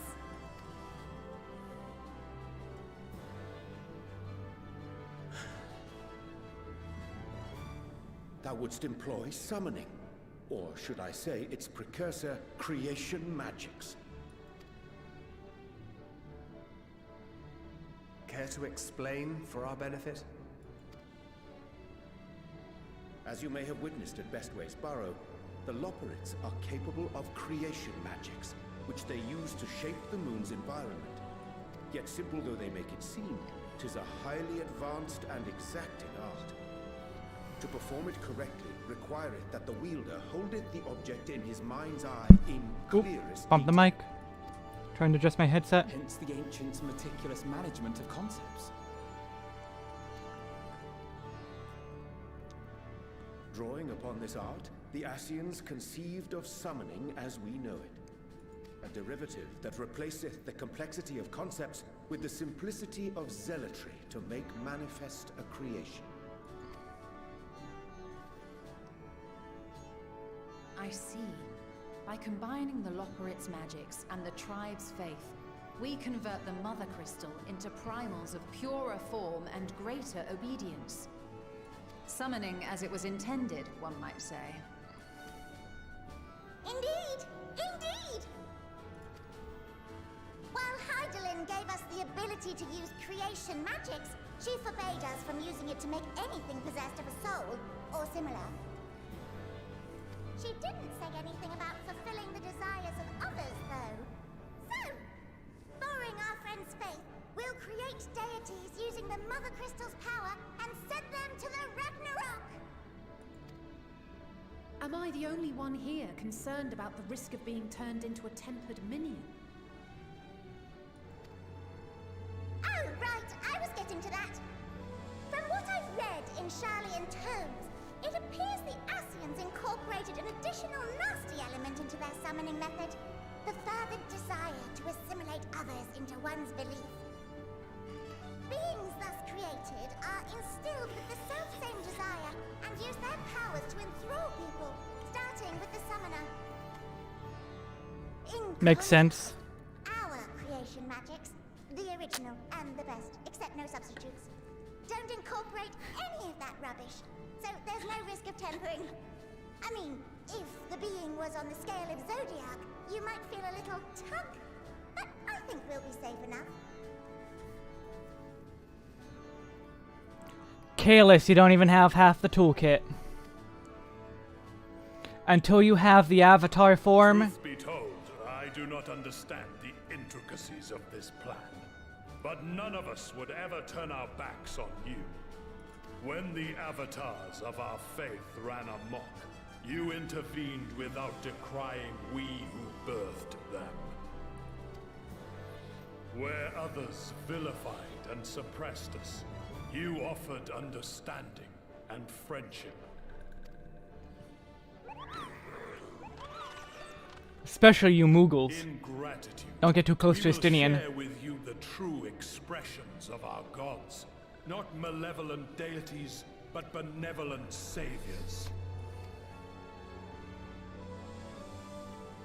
Alright, you lot, we're heading to the ethereal sea. Stay in sight, else you're liable to get lost. Lead the way.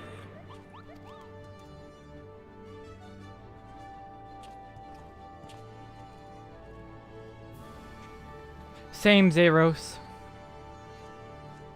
May we have a moment?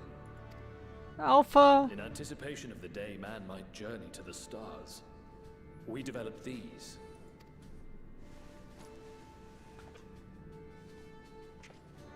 Oh? Portable teleportation devices. One for each of you, designed to work in tandem.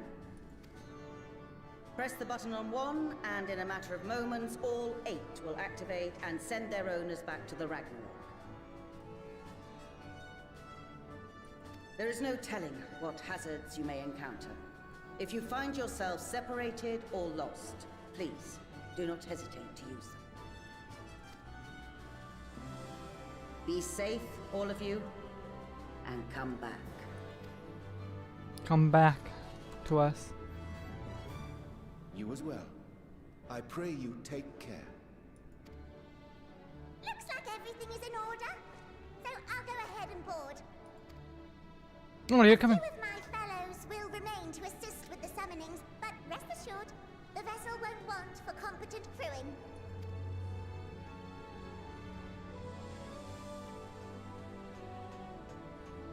If you are ready, then you should board as well. Go. And Godspeed.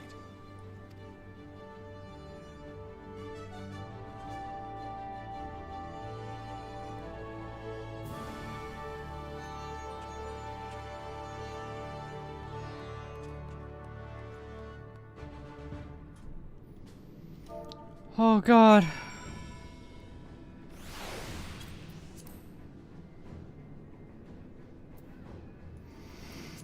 Oh God. Here we go. Oh, Nero! Let's talk to the new people, Sid.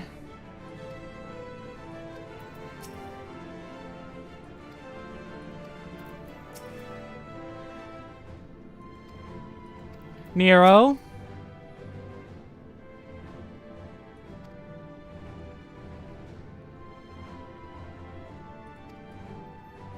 Oh, Nero. I do hope we will get more of you.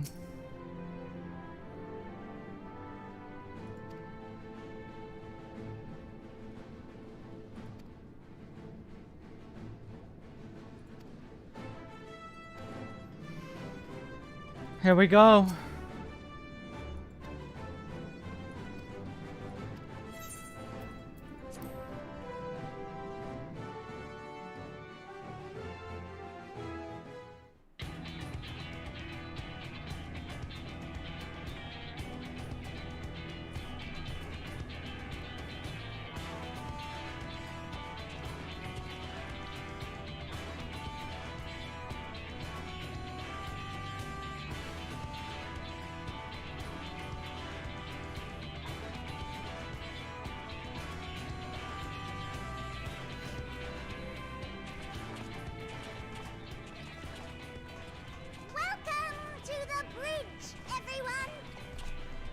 I hope you have everything, because I can't be bothered turning back. Oh. Right then. Make yourselves comfortable. We're setting off in just a moment.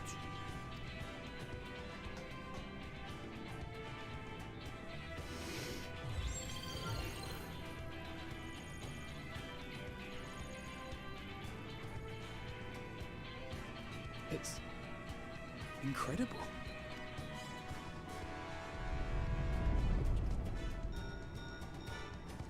This is Fortuno. Can you hear me? Preparations for the summonings are complete.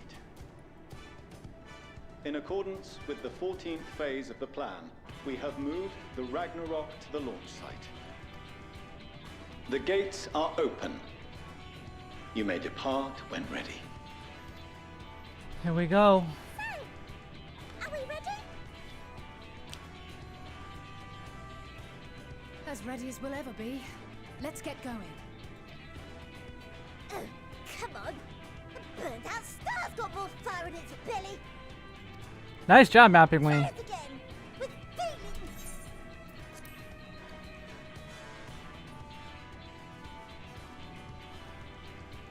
I don't want to click anymore.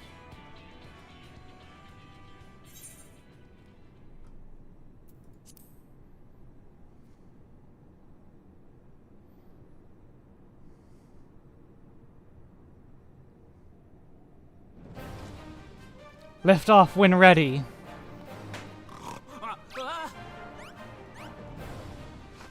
Engage! Is that the line? Engaged!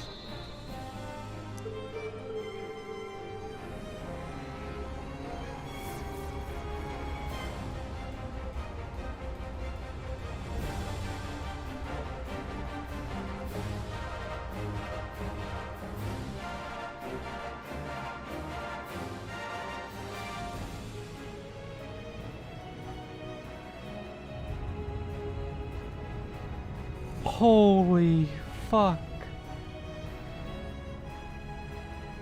Now that's magic.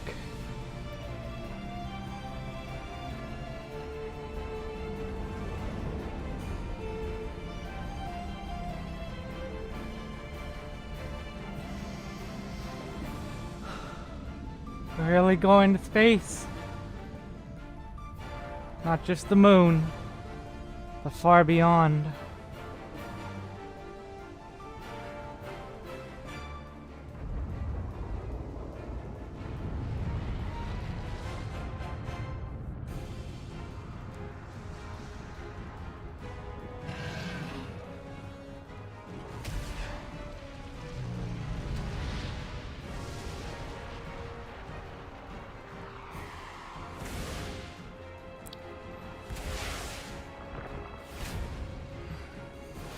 Savannah.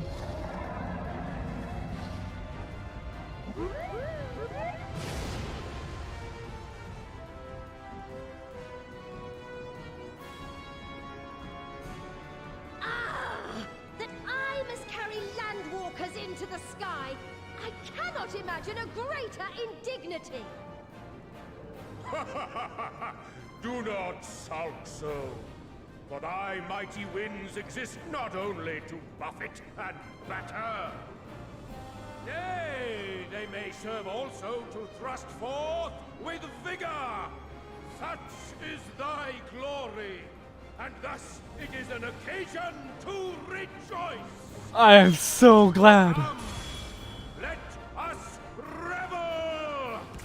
I am so glad they brought back Susano.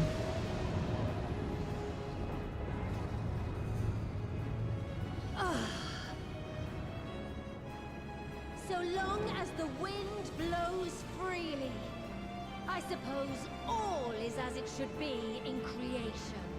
What a memorable dance indeed. I will render unto them a storm, that they may pierce the firmament and fly free!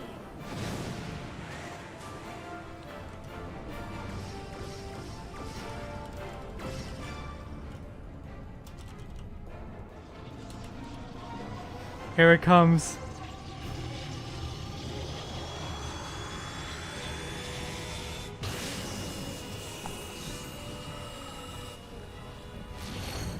Just opening up a warp gate.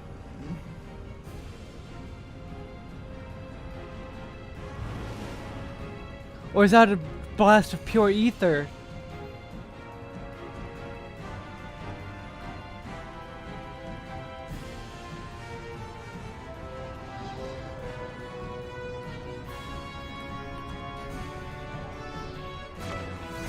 Whew.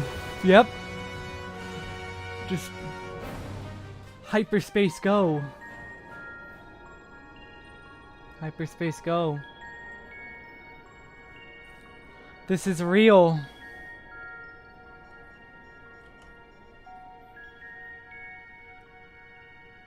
Blasted into hyperspace. Still in one piece? Good. In-engine footage, by the way. Sleeping way? Report? All's well. Fantastic, even. Thanks to the power of those primals, the engines are roaring and we're ripping along. Ground control to Major Tom. Within projected ranges. Time to destination is 8 carats. Perhaps 7 at a pinch.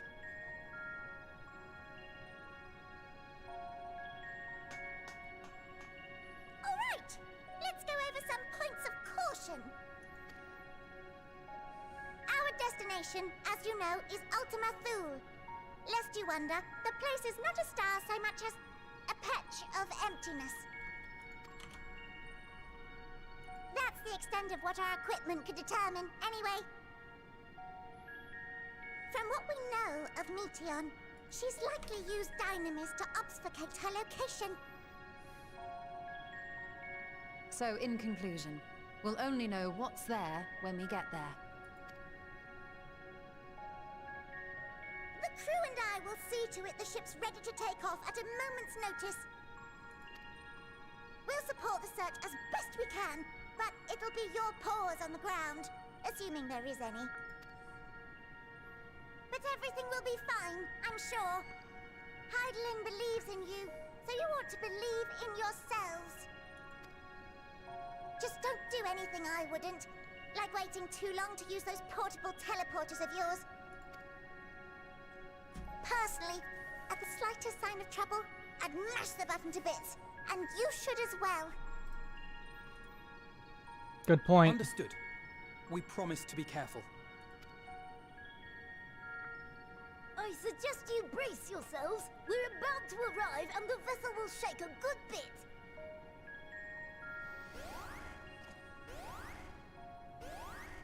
Uh-oh. She knows we're here. What is this? Something is interfering with the equipment.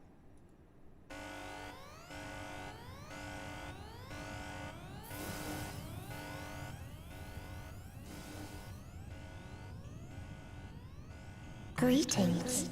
Hello, Meteon. Hi.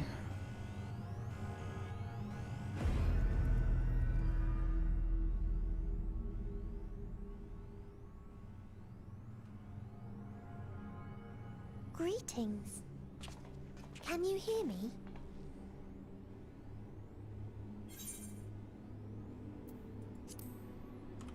Hello, Meteon. So this is Meteon. Oh. Have you met one of my sisters? I don't remember meeting you myself. But I do know that you're from Atheris. Why have you come? All you had to do was wait. I would have delivered to you your ends.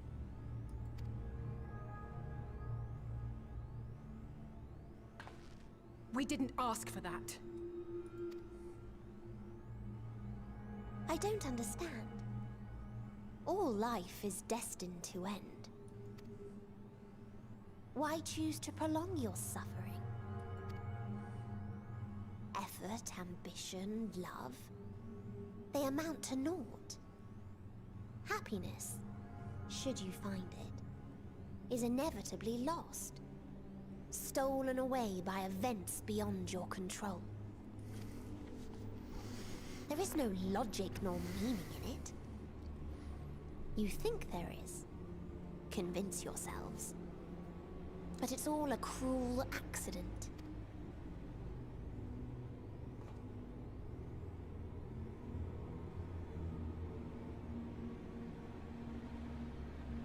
Come now. I speak the truth. A truth you would recognize if you looked up at the night sky. Unbroken emptiness. Cold, dark, and silent. Your world, like every other, is but a blemish upon its perfect fabric. Life is an anomaly. It is unnatural and cannot continue. The sooner you accept this, the easier it will be. No. Just to be clear, we're not here to argue with you. We know that life is fleeting, and that in the short time we have it, we're not assured happiness. That's why we live anyway. Indeed. I've seen far more sorrow in the eyes of many I've met. I myself have plenty of regrets. And one day they'll die with me. Gone to dust with my good deeds and unfulfilled dreams. But we accept this. That our existence may seem pointless. That sorrow, rage, and despair will always dog our heels. And we press on regardless. That is why Hydaelyn guided us here. In her boundless love for mankind, she has prepared us for this trial. And in her name, we have come for you. She is nihilism.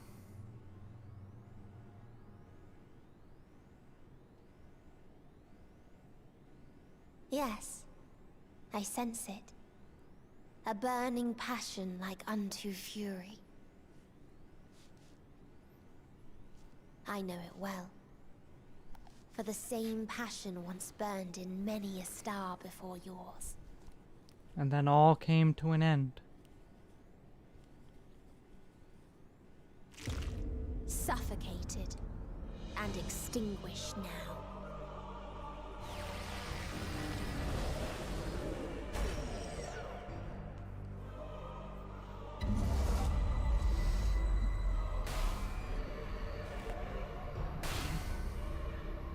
I can't breathe. You approach the bounds of my ultimatum, where emotions dictate reality, where resignation and acceptance unite to embrace the end, where those who yet valiantly cling to life can thrive. It's like she's in our head. Thancred, yes! Do it, Thancred!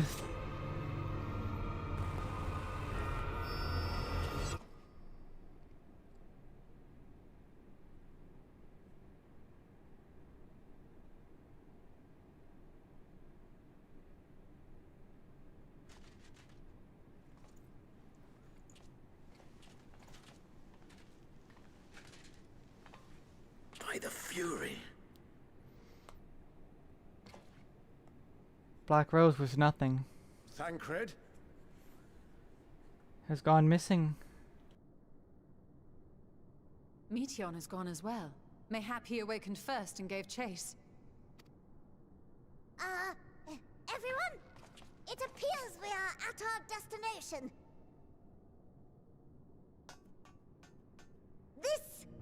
This is Ultima Thule. Hit the teleporter button. Not that we knew what to expect, but I wasn't expecting this. Here we go. From atmospheric composition to ambient temperatures, all reading to within permissible range. This place is capable of supporting life.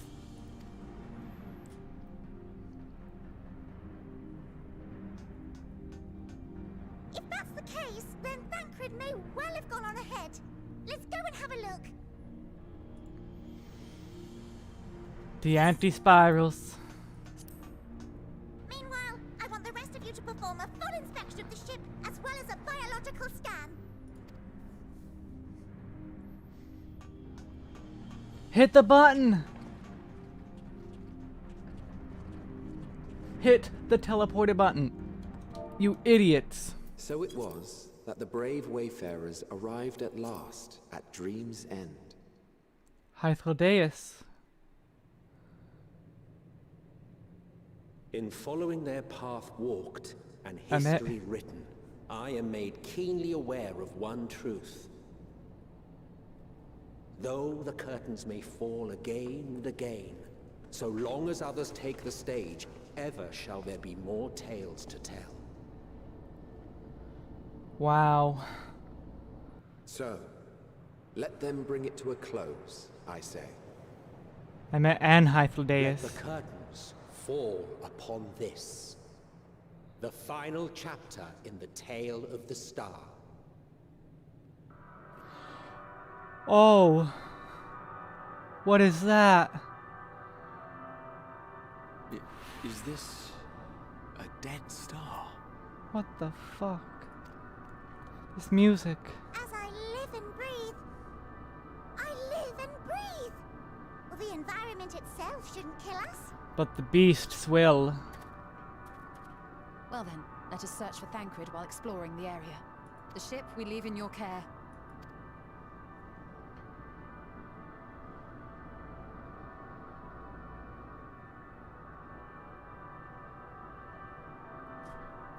The dead sun.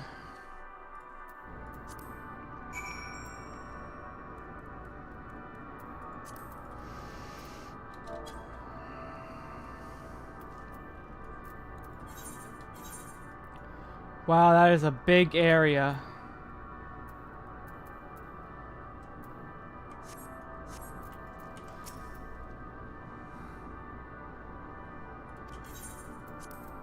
Let me use the stupid teleporter.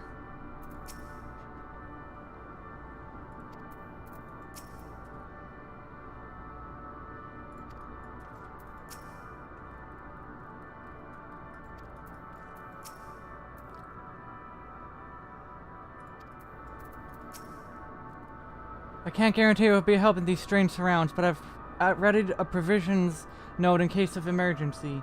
Of course, if you encounter any real danger here, I expect you to return to Ragnarok at once.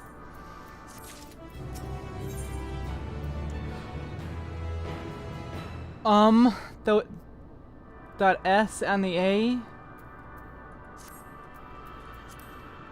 Before sure this place can support life, albeit barely, I suspect, given the tepid stale quality of the air. But never mind that. Let's find Thancred. Let's begin our search from the prow of the ship. That seems as good a direction as any. Try not to stray too far, lest we lose sight of one another. We got dragons.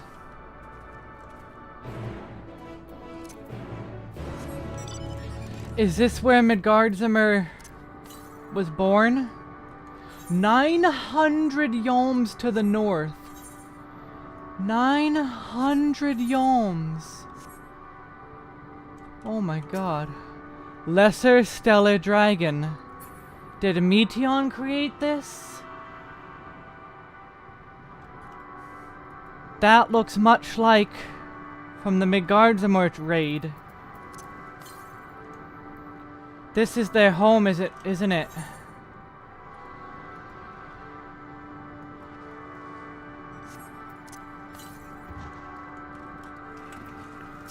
This is where they were born.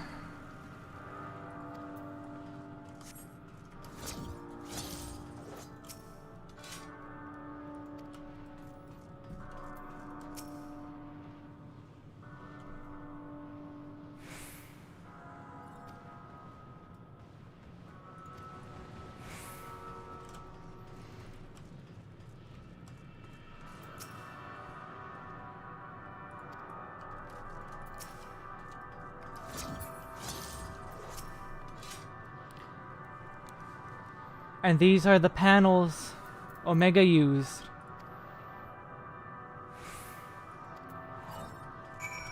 This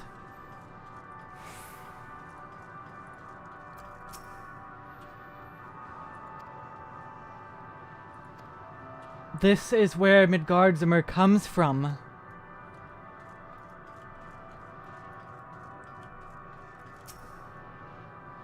And this music is so haunting.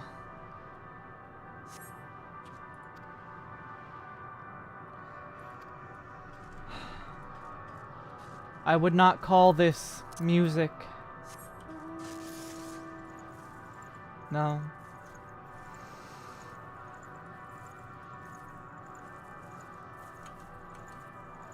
Listen closely.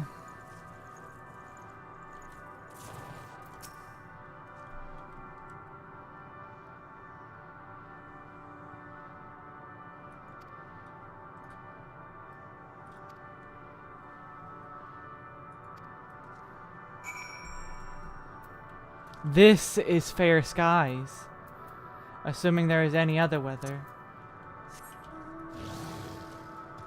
Do you hear it, Mongoose? It sounds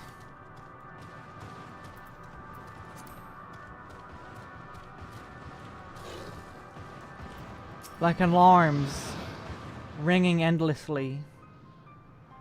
Were you able to find anything? As I feared, and still no trace of Thancred.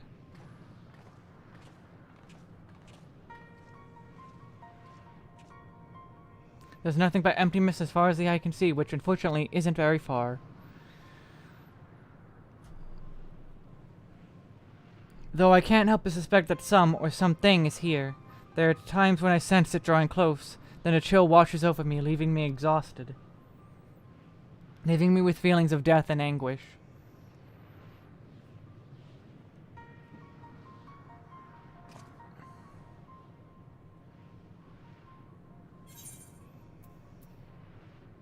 I felt it too when I was near that thing. That dragon.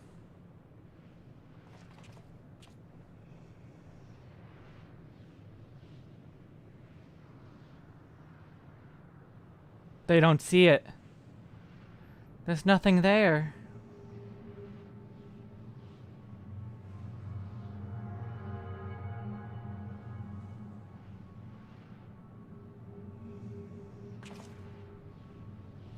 Before we jump to any conclusions, perhaps we should search elsewhere.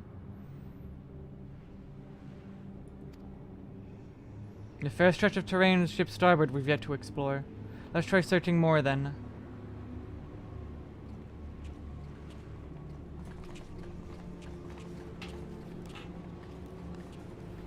Wesk a word before we join the others.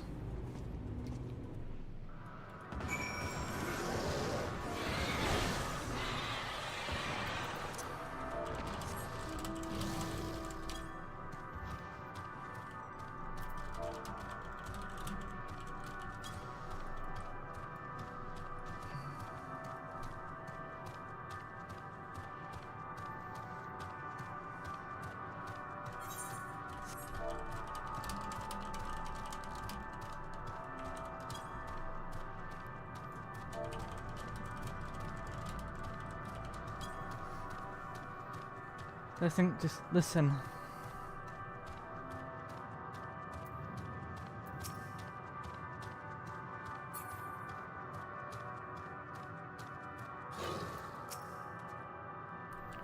You see them too, don't you? The dragons.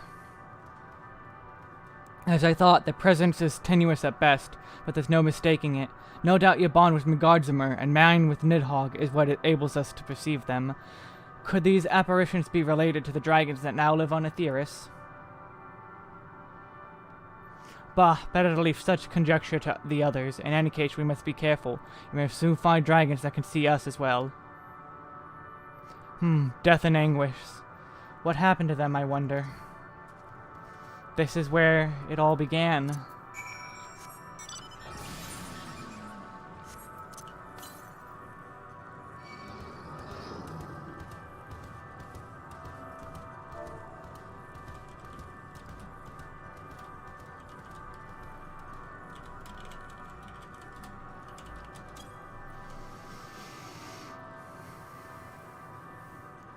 Beep, beep, beep, beep, beep, beep, beep, beep, beep, beep.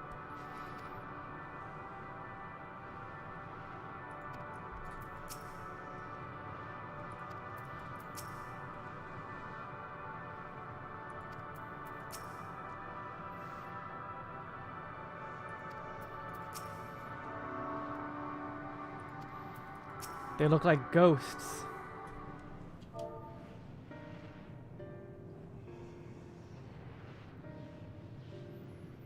That's a nice aetherite.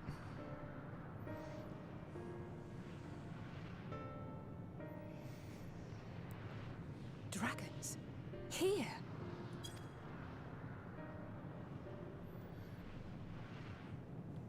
What you see is a memory of a world that once was. Hello, Medion.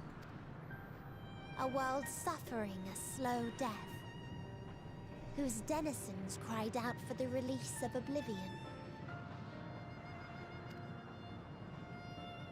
What? Their world is dead?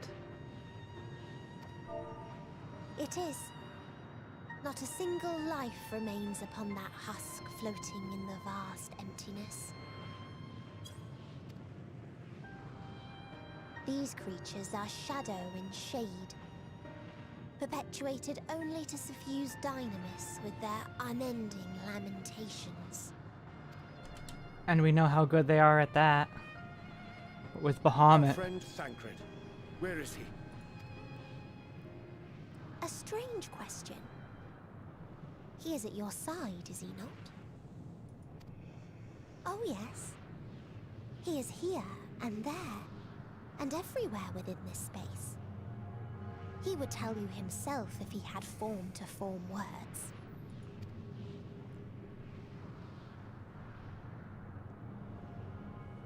Huh. Such loathing and uncertainty. You don't know why you still exist. In like manner to the oblivion I send, I tried to drown out your ether with dynamis.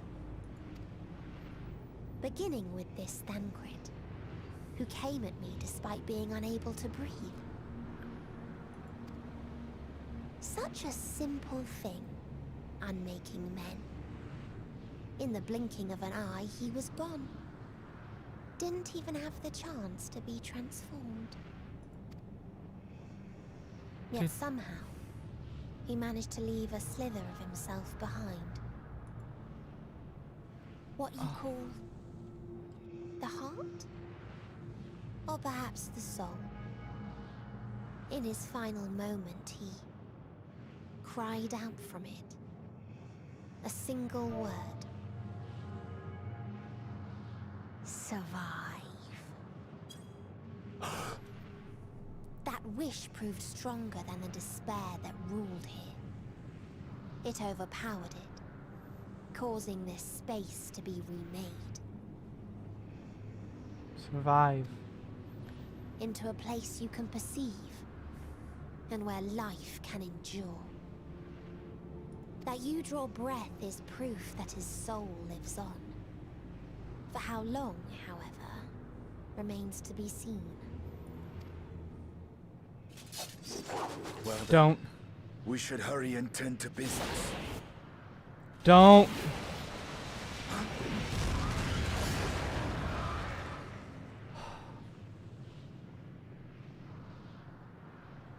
It's futile. You will never reach the true me. We will. I told you. Emotions dictate reality in this space. Such changes as you might work will not alter in its nature. You may see, but you cannot touch. Walk, but not advance. We'll see about that.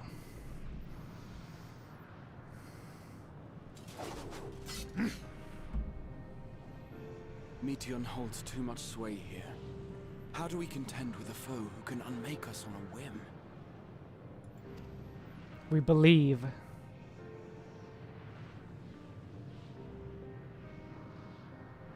I do not know. But Thancred gave his life that we might come this far. We must press on. Agreed. We cannot turn tail here. Not without something to show for our comrade's sacrifice. Is he really dead?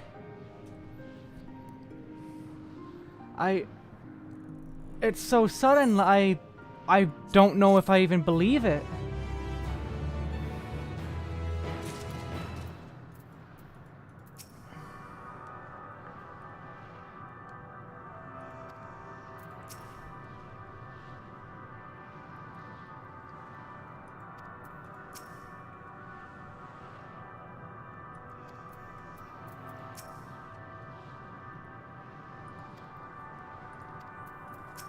We just find her source. We just have to overcome her will as well.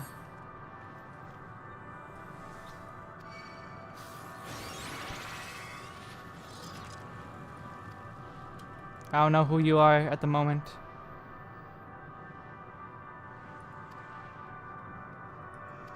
Dragons.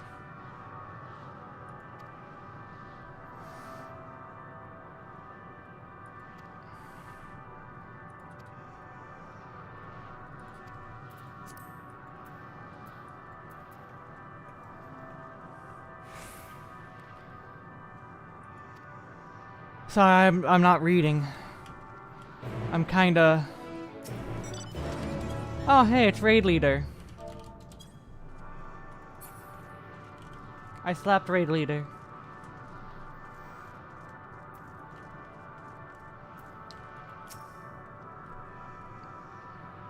Athena, that's a good point. A visitor not of the star, could thy slender hands bring plague to our world? Thy breath extinguish life's feeble flame, oh how we would adore thee, alas. With time our flesh shall wither, our souls fade, and we will wait for this inexorable march into oblivion. If thou art come to hasten our demise, I bid thee leave us, we crave not companionship, only silence.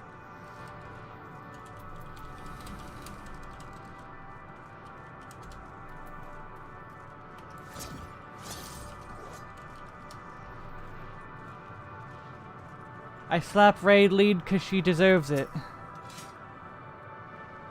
Beyond the distant veil, paradise lost, so glorious.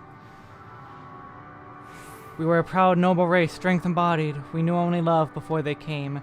Metal monstrosities of black and silver. No bonds of blood did they share, nor conviction did they have to guide them. A crushing defeat, never had been known such shame. Stilled now are the winds, so none could fill these wings. Burned by ignominy, we fly no more, only sink into oblivion.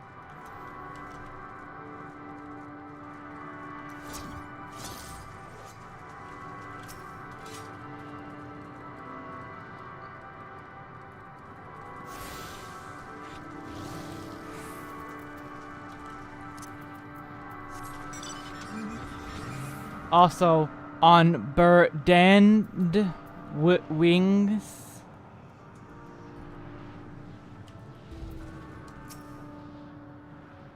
Thou wouldst bid me speak folly. I observe the lesson of stone. I shall not fly nor speak nor roar, only watch and wait and end. The one sight yet stirreth my blood, tempteth me to raise my voice in lamentation. Amnol, the cradle of unsung dragons. No words, no songs are possessed of the weight to describe such tragedy. Go, if that be thy will, I shall remain.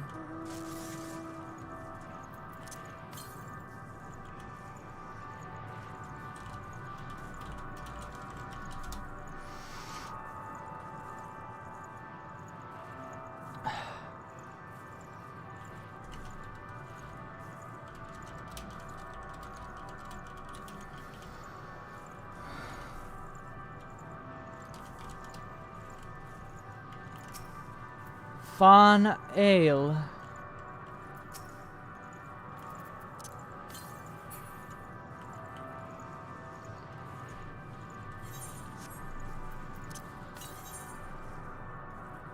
All the currents are in the eastern half.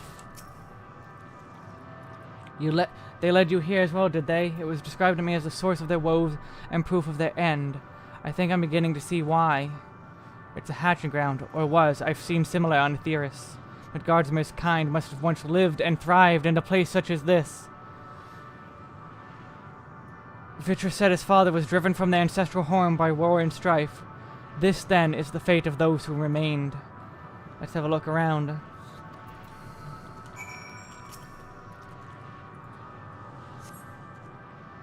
Unborn dragon. Body has begun to decompose.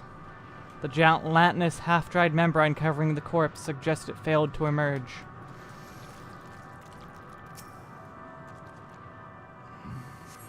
A murky liquid has pooled inside this eggshell. The noxious feta is indicative of contamination.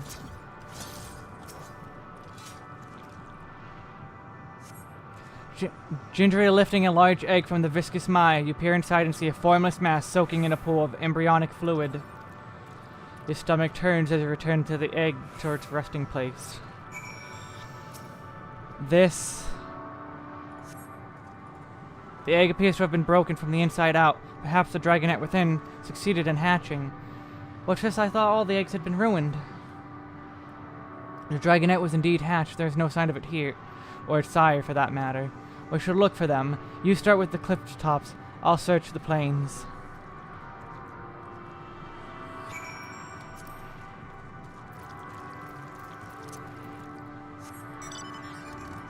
That's disgusting. They aren't pulling punches.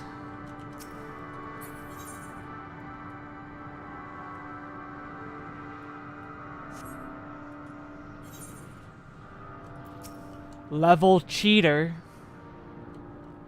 That confirms it. This was indeed. If there's a level checky here.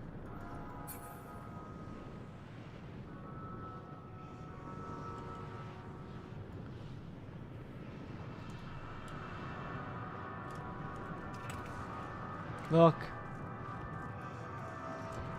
That looks like the world of theirs. Or what it once was.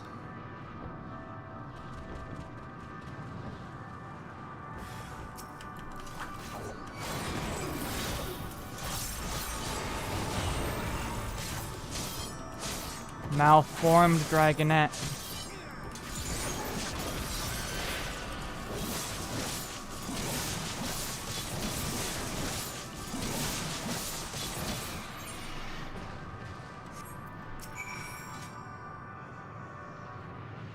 You're right, I should drink. That was the dragonette. The boisterous howling hath been quieted. By thy hand, I presume.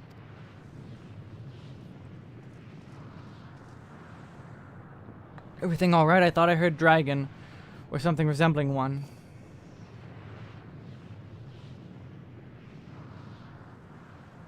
Ah, I see what happened here. Was that your child? Perhaps. Some eggs within Omnor are indeed mine. If life within one did quicken, the beast thou hast slain may have been of my blood. Yet I do not recognize it, twisted and malformed as it is.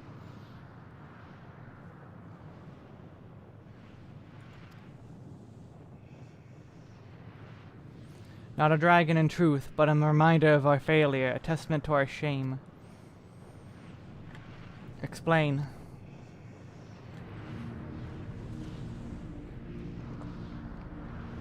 They descended upon from the heavens, cold, heartless machines, and with them rode war and death. With fire and fury, rage and rancor, we gave answer. 'Twas a long and bloody battle, but only the beginning. I saw an Aerie in the background. Untold chaos and destruction swept over the star. In the end, the invaders were victorious. Yet when they looked upon their prize, they deemed it unfit for requisition. They abandoned it to ruin. The survivors sought to put away their shame, to rebuild, a futile effort. In purest soil replete with aether did we once cultivate our nesting grounds, but our lands were barren, and any legs nurtured in such desolation were fated to rot. What few survived to hatch and emerge as abominations. We shall have no new progeny. But there are dragons among you capable of journeying to other stars. That there are. Many would make the attempt, each bearing a clutch of eggs. The richest stars were home to the harshest rulers, and the arrival of dragons incited contests for supremacy. When the fires faded, the wars lost and won, they too were reduced to ash and waste. 'Tis the curse of those who seek life, to be drawn into conflict, to conquer or to be conquered. A vicious cycle we now choose to break. We tire of conflict, of everything. We wait now in sweet, merciful silence, free from strife and suffering, still as stone. Wait, you claim your kind is doomed, but there is another star.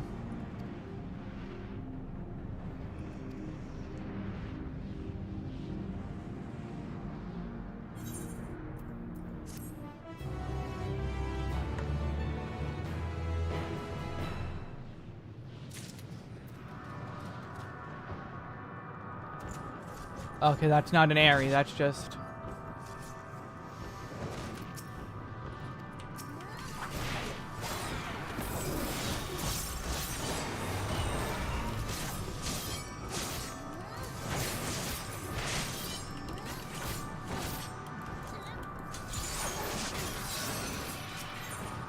Oh, that was a dancer. That would be why the damage was so bad. Because they're not supposed to do good damage.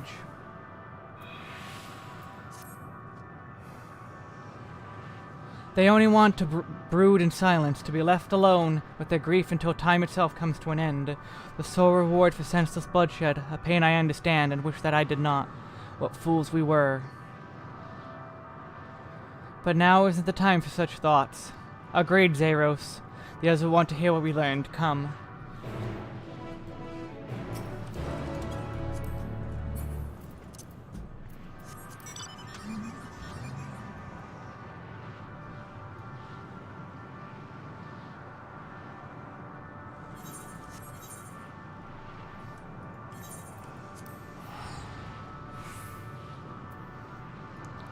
Wait, where do we go from here? There, I guess there's a teleporter somewhere. Because there is no place to go forward. There is no forward here. We have to make the path forward. Could see.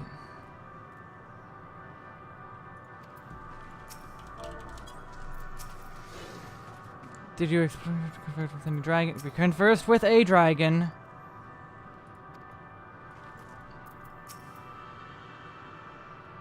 Yeah, the acceptance completion silent. For this area, at least.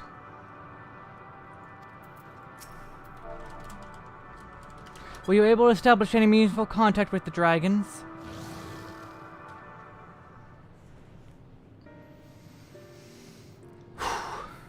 I see. They wish to escape what they perceive to be a cycle of conflict.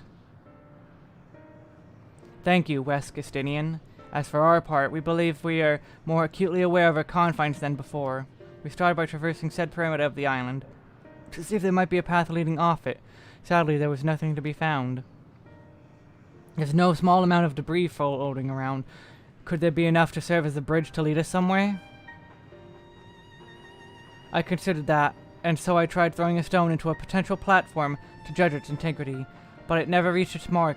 As it crossed an invisible threshold just beyond the boundaries of this island, it vanished, only to reappear above me and fall at my feet. I would not be too quick to presume that what we see outside the space is as it appears. Which is why I returned to the Ragnarok and asked operators to search for a potential path. However, the ship's instruments failed to provide conclusive data on the surrounding area. Until we know more, I think it too risky to attempt flying to another island. What Medion told us before, that emotions dictate reality here, might be the key, but I'm not entirely sure what emotion might manifest a bridge to lead us to safety. Belief. So what you're saying is, we've no way forward. At present, aye, but if it is indeed emotion that governs this island, perhaps it is not Medion's, but the dragons that holds us here. They tire of conflict, they have chosen a path of oblivion to escape it. Or rather, they have chosen no path at all, meaning there is no way for dragons or anyone here on this island to advance. A sound theory, disheartening though it may be. If that's the case, what records do we have? They are not like to be persuaded to help us. Their reasoning is built on a history of turmoil and strife. Without irrefutable proof, the future is not as bleak as they believe it to be. Mayhap persuasion is not the answer.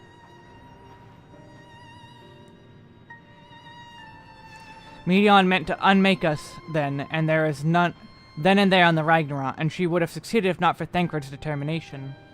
She conceded it was strong enough to overpower the despair that otherwise rules Ultimate Rule, and reshape it to a degree. Perhaps it can be done again in a like manner, by overpowering the prevailing emotions. 'Twas Ultimate Rule's architect, Medion himself, against whom Thancred did put himself into clash of wills, though I marked no leader among them. As such, I did chance to encounter a dragon possessed of despair far more potent than most. potent enough mayhap to dictate the course for others, and thus the domain to follow. He spoke but few words, carefully chosen, their tone and timbre alone threatening to rend my heart in twain. Challenging his desire to remain may allow us to alter the island upon which we stand. Alas, I fear my vaunted rhetoric availed me not against his calcifying heart, but mayhap one of you may fare better.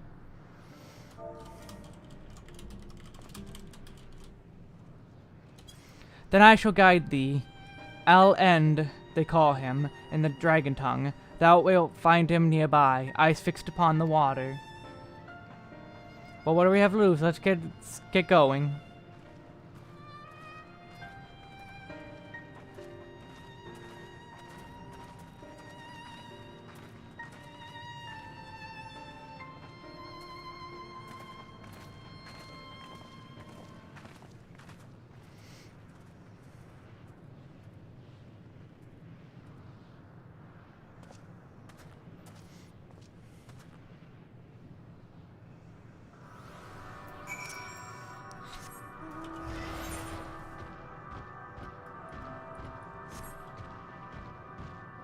I cannot tell if they're dead or waiting to die.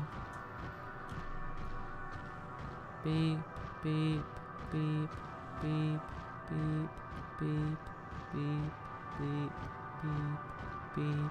beep, beep, beep, beep, beep, beep, beep, beep, beep, beep. The machines in the dying world. Well, a long dead world.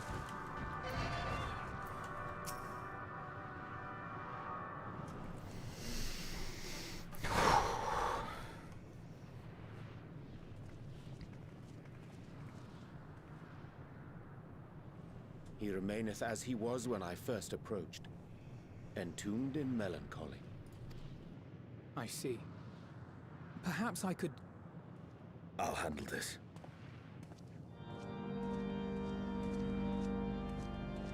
What is this music? What is this? Waiting to die like all the others, are you?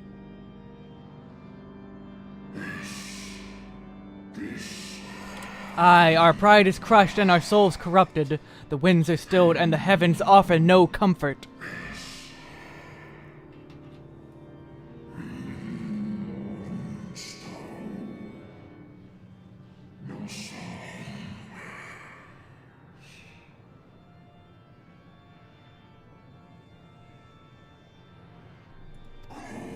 There is nothing left for our kind. Our long lives a curse as we await the end. Still as a stone we shall become. So you say. Yet your kind has found a new beginning on our star. One of you braved the expanse, bearing with him a clutch of eggs. They and their children now rule our skies, their song heard by all. Our kin? On another star?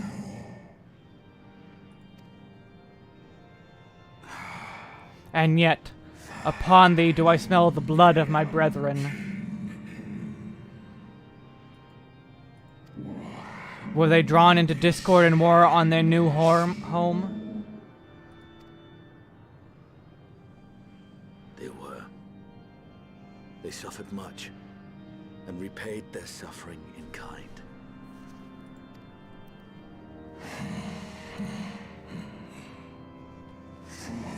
It mattereth not whither we fly. Ever shall a sanguine ocean await us. Ever will retribution's wheel turn.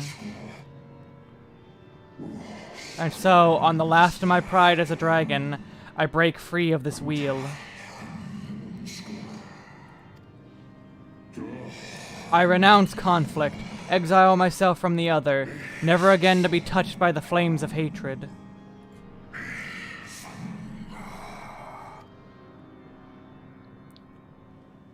Had your brethren made the selfsame choice, my family might still be alive. Yet lasting peace does not come to those who simply retreat from conflict. No, you must be willing Torn to from the heaven, confront or it, the to not stare torn into from the the heaven. face of your foe and see yourself in him. Only then can you break the cycle of torment and tragedy. This lesson, a dear friend taught me at the risk of his life. There is no nobility in your penance. You wallow in self-pity. And after everything we've endured, we will not let you stop us.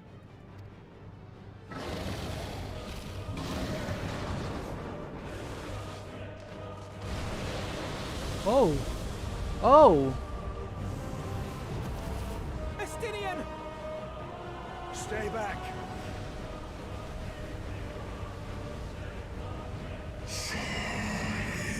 We tire of war. We tire of turmoil. Dignity tarnished, crimson stained.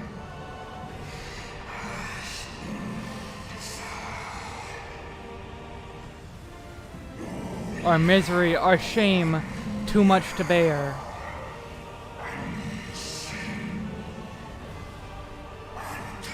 Release us from war, from life.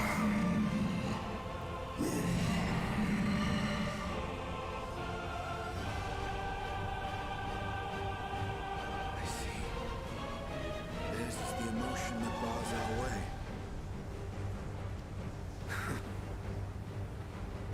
The rest is up to you.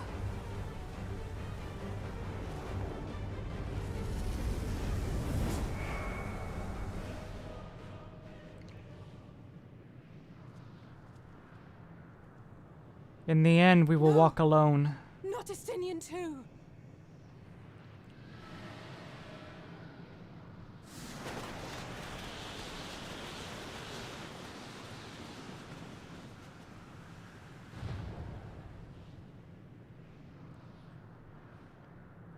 There's a wind. Yes, Furion. He's opened the way for us. This isn't a reflection, though. This is the Dragon Star. The one and only. Sacrificed himself to remake this place, like Thancred did. Oh, Alphino.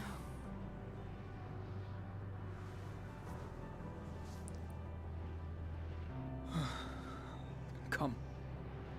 Let us follow the wind. It will not lead us astray. He would not.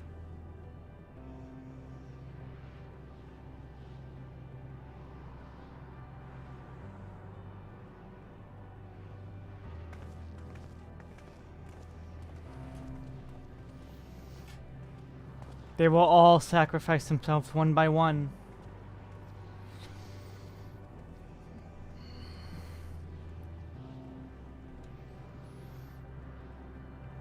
The question is,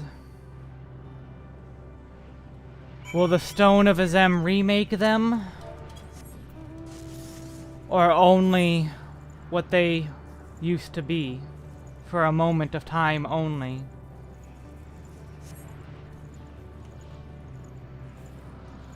We will resummon them, but will it really be them?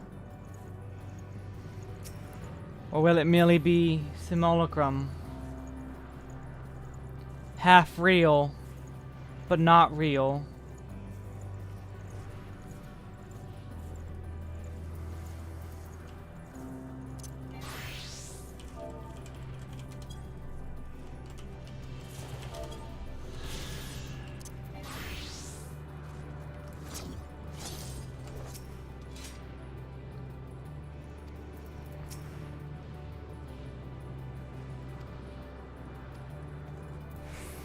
Our band is much smaller already.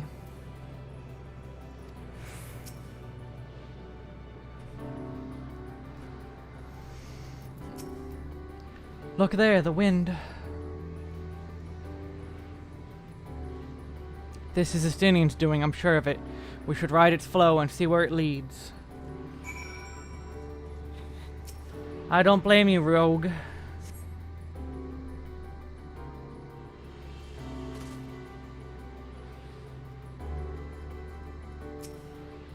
A powerful gale has delivered you to another island. The other science should arrive before long.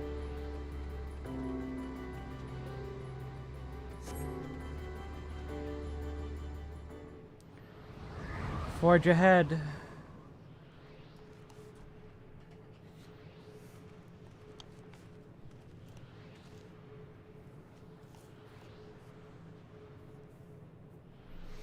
He did it. He found a way forward for us.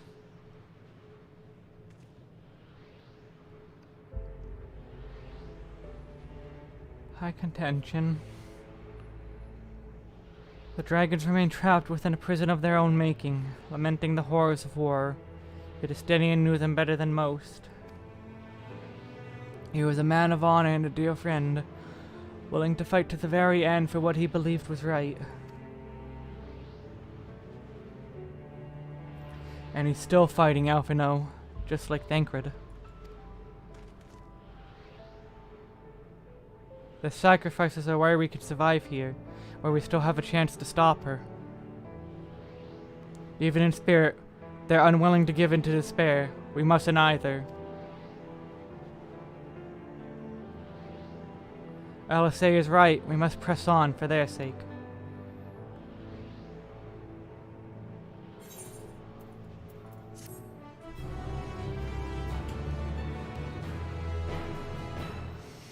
There's nothing about this that's roads paved with sacrifice.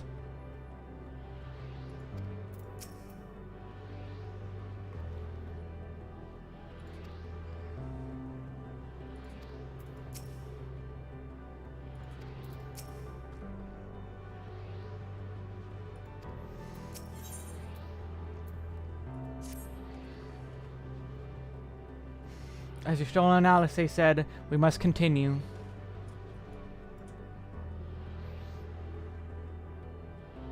Notice the change in our surroundings? Perhaps this is the memory of an altogether different world.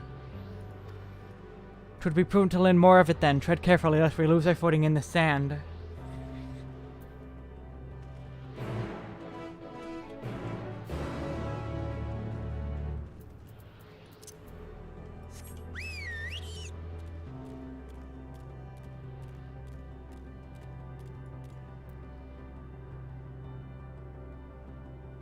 You're right, Furion.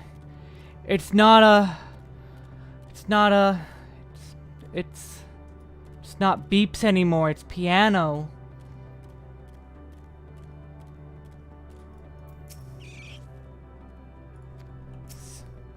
Drifting Ia.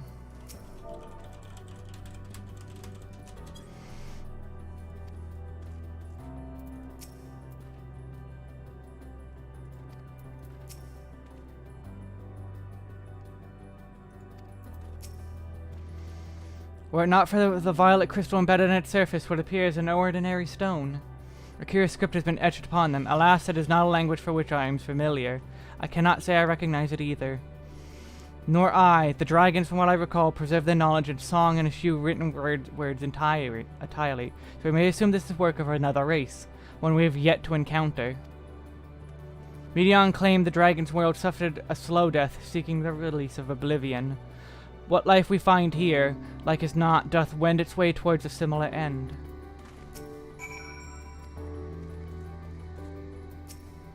What do you suppose that is over there?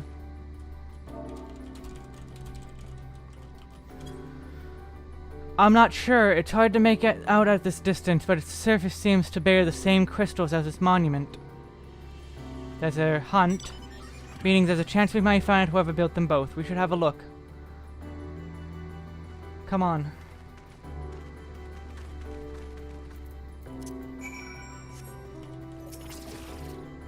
Other one. That's not even a hunt. That's just a random enemy.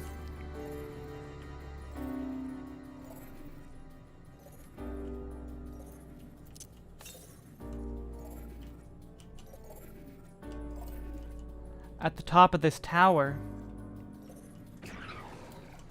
What is this?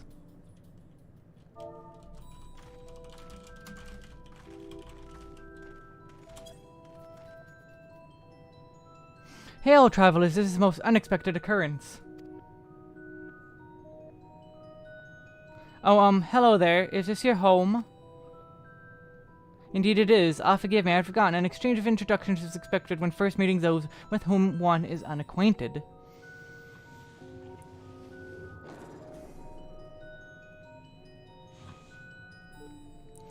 When the vibration of local folds was still required to convey our thoughts and intention, Ia, I believe, was the pronunciation used when referring to our people.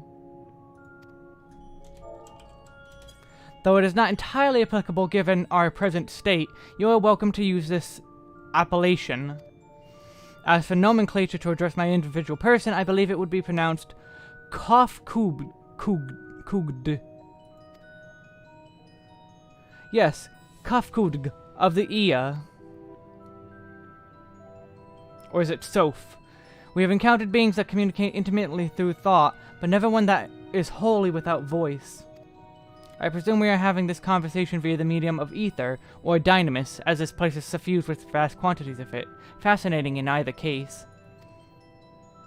I gather your response to my presence is positive then. That is well, for there is something I wish to ask of you.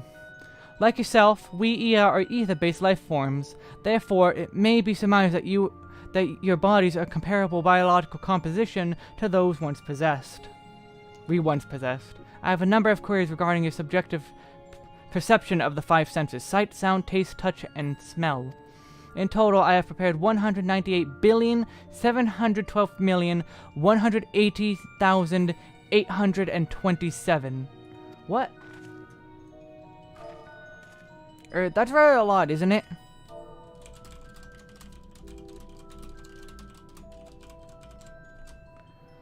My apologies, I have omitted a great many details necessary to understanding the nature of my request.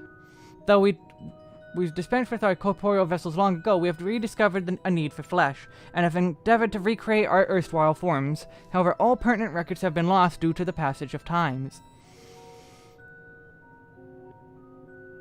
I take, for example, the nervous system. It is well within our power to recreate, but we have no frame of reference for sensations once experienced by a people, which may compromise our ability to interact with our physical environment. And the reason you need to regain corporeal forms? Why, to bring an end to our existence, of course.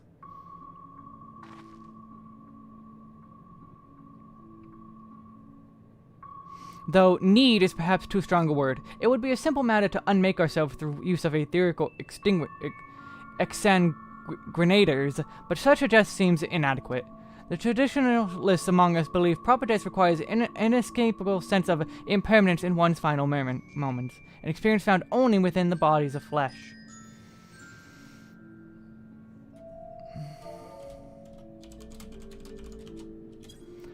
We should very much like to hear more of your plans. In exchange, we will answer any questions you have to the best of our ability. Such an exchange of information would indeed prove useful. Very well. To ensure a vicarious exchange, I hereby invite you to our home. Yes, the abode of the ear, where we can traditionalists prepare our demise. I presume your consent to answer questions is indicative of tacit approval of our plans, in which case your cooperation is greatly appreciated. I must caution you, however, to be mindful of the ear wandering the desert. The desire for bodies of flesh could be described as overzealous. Now, if you would follow me.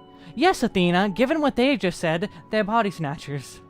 But this is going rather smoothly, not that complaining mind. Even so, we mustn't forget their aim is oblivion, much like the dragons. Though I fail to see why a civilization so seemingly advanced would choose to unmake all they have created. At any rate, we'll find no answers dowling here. Let us be on our way.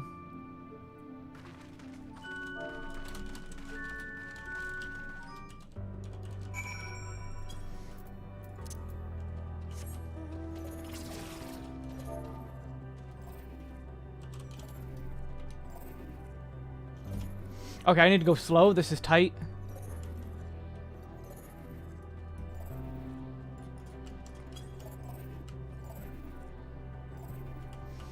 This is a really tall tower. They really want us to look.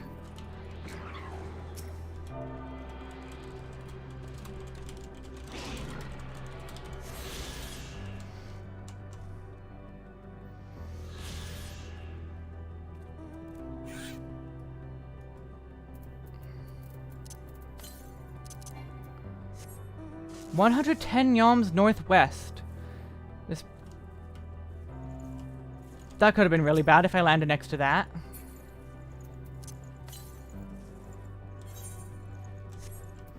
There's gonna be 15, aren't there? I thought they were only gonna do 5 again. Yep. Ultima Thule.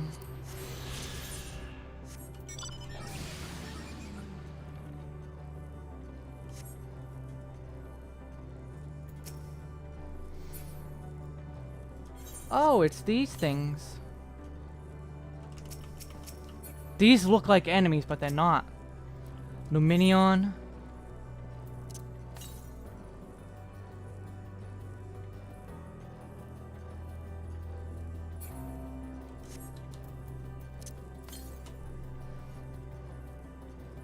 Oh, northwest. Okay.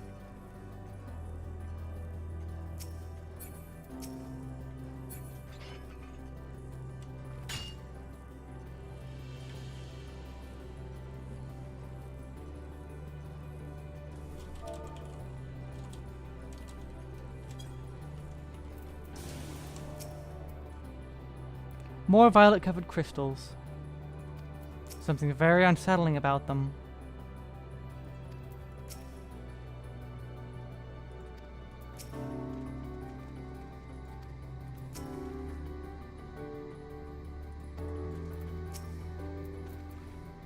Welcome to our abode. Most of our compeers, you will find, remain idle in their domicile, so your quizzical expressions indicate freezing is unclear.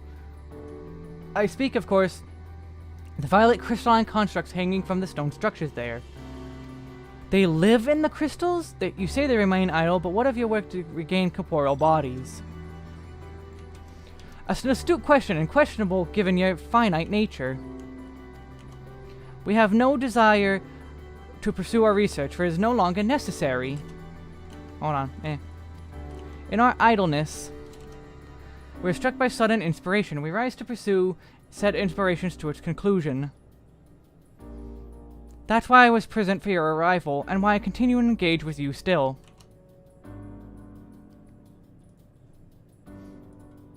But while others are not currently in a motile state, rest assured they would not be object for you to administer their respite.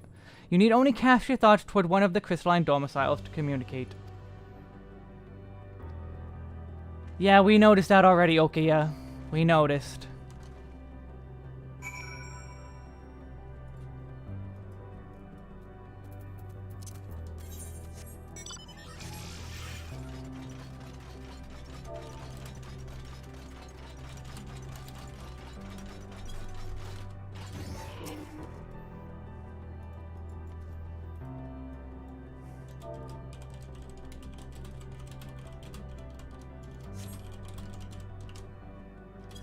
You cast your thoughts towards the crystalline domicile. There is no response.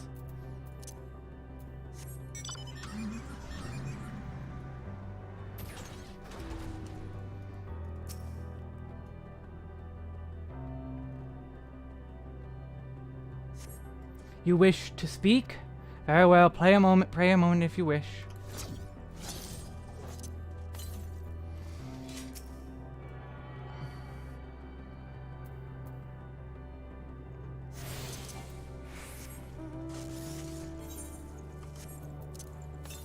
Hi, Stola. Oh, that's water. I thought it was just colored ground.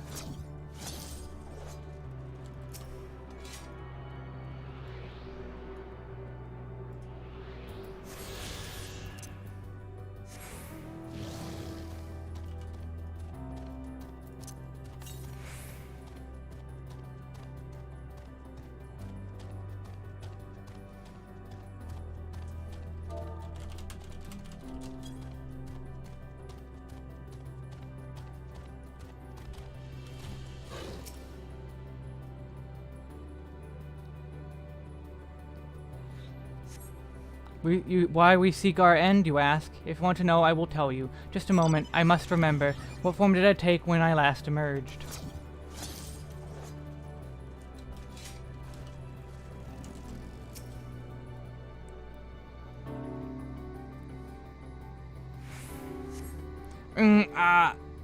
The strange moaning comes and goes, but fades into silence.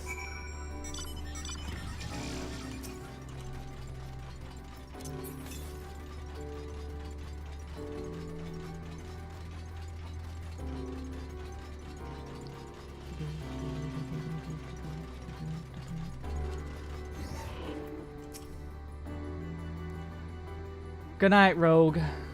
Do you increase yield satisfactory responses? I see. Thank you, Rogue. If they fail to answer, then it's likely because their minds have unraveled due to prolonged idleness. They are not but concentrated ether now. Worry not, there are no others who have need of those lodgings, and they will not prove a hindrance to remain as they are. But more importantly, you said some few did answer your request for an audience, yes? I imagine they will be with us ere long.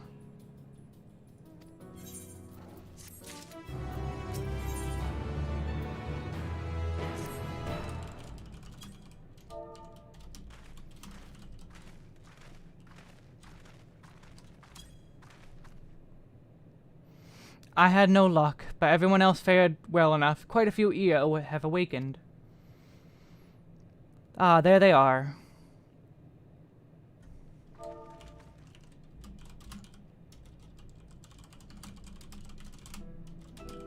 May I introduce you to La Laka, Dudek, and Ninidg.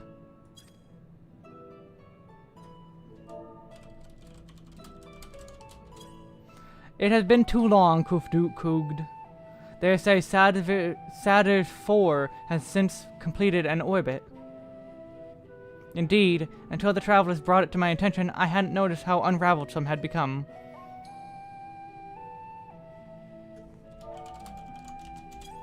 Ah, of course, the ones who wish to know why we wish to regain corporeal forms. The truth of the matter is, it's plain to see my neighboring systems, but my single account will fail to satisfy the requirements for scientific objectivity. Thus I did bid them awaken you. Am I the only one who struggles to tell who is speaking? Nay, thou art not. In the absence of corporeal forms and the divergence they afford, mayhap such similarity in voice is unavoidable. By the way, Kufkud, have you already observed the requisite custom for the travelers? That which one is expected to do when upon receiving guests, a matter of proper form.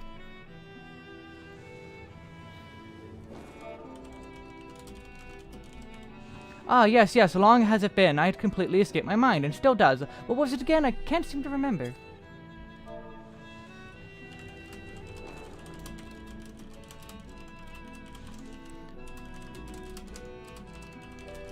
Neither do I. Pity, I was hoping you would. Perhaps we can search the archives for the answer. Come now, Need. The archives have long been frozen, lest we subject ourselves to further dolor. So surely you recall that much. Of course, food. The custom is to serve food. Beings of flesh, as they are, must regularly replenish their ether. By contributing to the replenishment, we communicate our friendly intention. That's right. We duly invite you to join us in communal repast, which we may engage in leisurely conversation. If we have a chance to learn something, then I see no reason to decline. Excellent. If you would care to follow, we shall feast you upon the purest ether.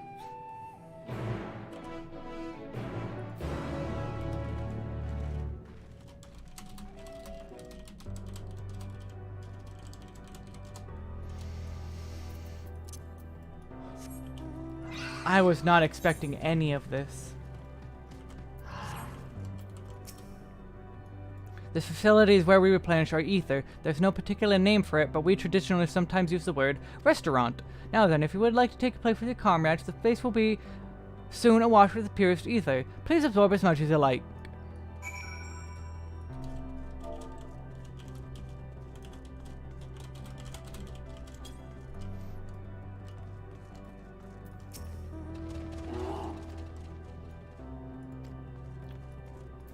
I like how there's like different markings.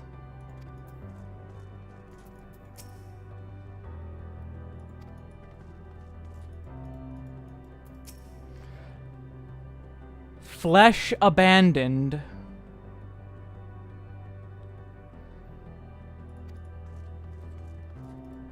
At least I believe that's what that is. Flesh abandoned.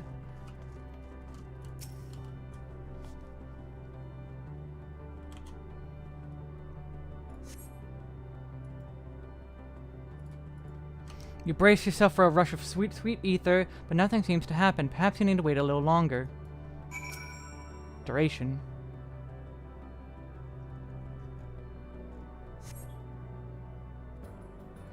Nothing seems to be happening. Just as I suspected, as meticulous one might recreate Ea's homeworld, this is Ultima Thule. One cannot simply generate ether here. Yeah, I'm about to level up. As recreations, our friends are oblivious to this fact, to the very truth of their existence, much like phantoms as the recreated Amarot. However, appearances may seem, we must be mindful that it is the memories of the dead whom we deal.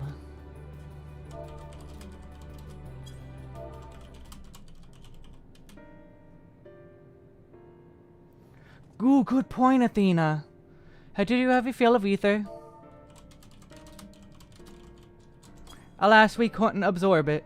A deficiency of our forms, it would seem. Oh, how very unfortunate. May I ask how you normally replenish ether?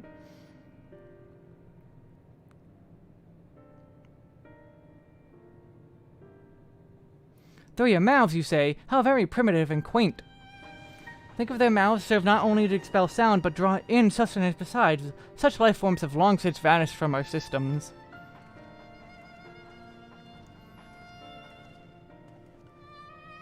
Though we regrettably could not partake in your magnificent feast, rest assured we feel you welcome most keenly. In the course of acquainting ourselves with your sophisticated ways, however, we could not fail but wonder, wherefore do you wish to obtain vessels of flesh, and whence and thence to vanish? Will you not favor us with an explanation?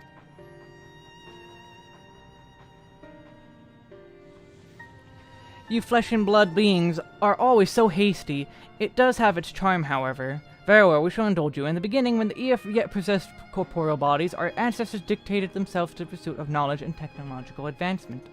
By transcending all limitations, we believed we would eliminate sorrow and abide in true happiness.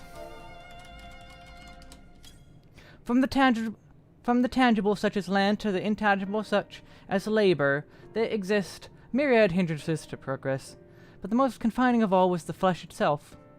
Our natural lifespan was distressingly middling, you see, too short to enjoy unhurried lives, yet too long to be considered disposable. Furthermore, to simply maintain the integrity of our bodies demanded considerable resources. But we managed to solve this problem. After long years, we discovered how to become non-corporeal entities with everlasting lives, untroubled by the failures of flesh. Did that really just... Let me hold on. Okay, I just blanked there. I'm getting tired, I think.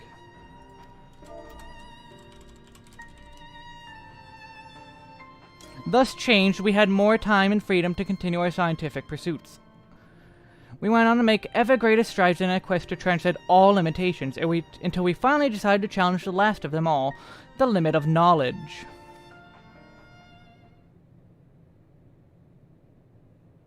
That is to say, deciphering the laws of creation. We sought to discover how the universe came into being and explain all extant phenomena, and then predict the future. Thank you, Razor Synapse. I don't even use Razor anymore. We believed that we would be free from uncertainty and anxiety. And did you find the answers you sought?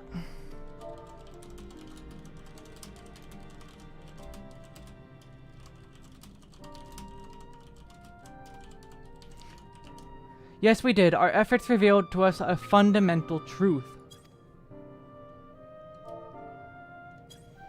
Knowledge of said truth is essential for the continuation of our conversation. If we would learn more, we would share it with you.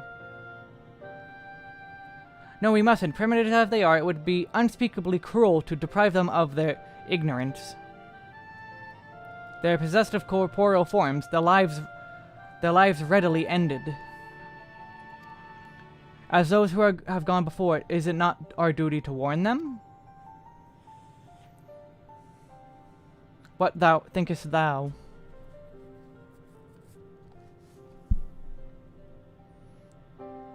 She is unsure. She's the next to go. We have deliberated and come to a consensus. If you are resolved to know, we will disclose it to you the truth we discovered, the truth of the universe. Seek us at the stone pillars just outside the bounds of the Abone, a place called Elegia.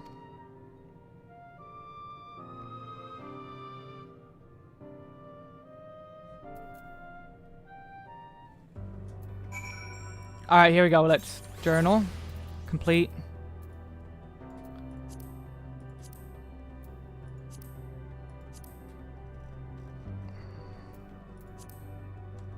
No, it does not seem the journal is corrupting.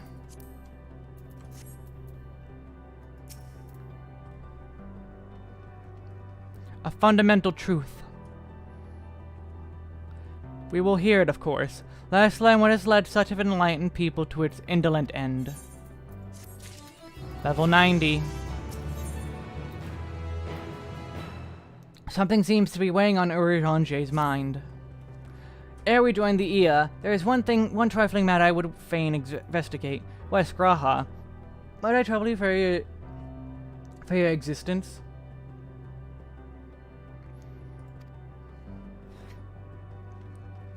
Yeah, Jericho, but of course. My thanks. We shall head outside the abode, if you would kindly follow me.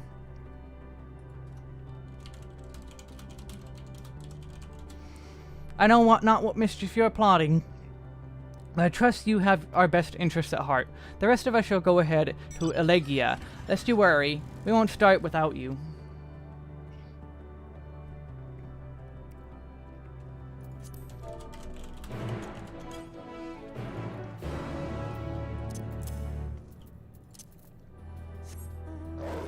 $1,000 potencies for the first enemy.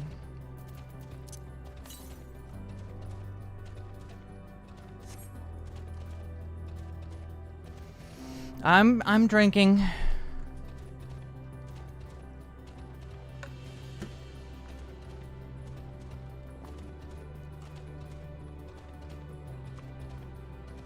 Where knowledge leads. Where infinite knowledge leads. Where infinite knowledge leads.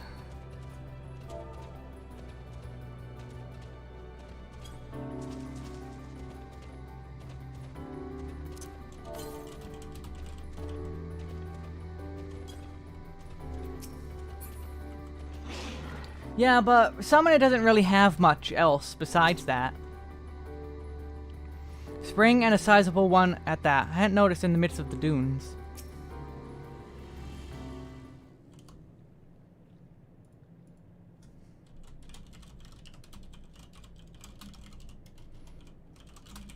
Aye, this place shall serve.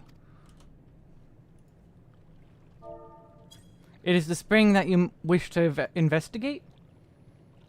Space fishing. Pray forgive me, my friends, but there is naught to investigate.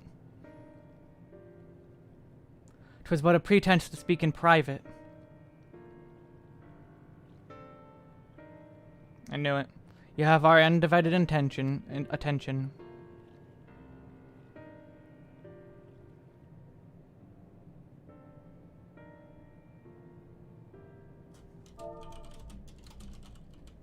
As we established here in Ultima Thule, those denizens of ruined stars are recreated in the twilight days. Yet one question doth arise in my mind. So faithfully formed by the simulacra, they believe themselves yet amongst the living. How dost thou suppose this is possible?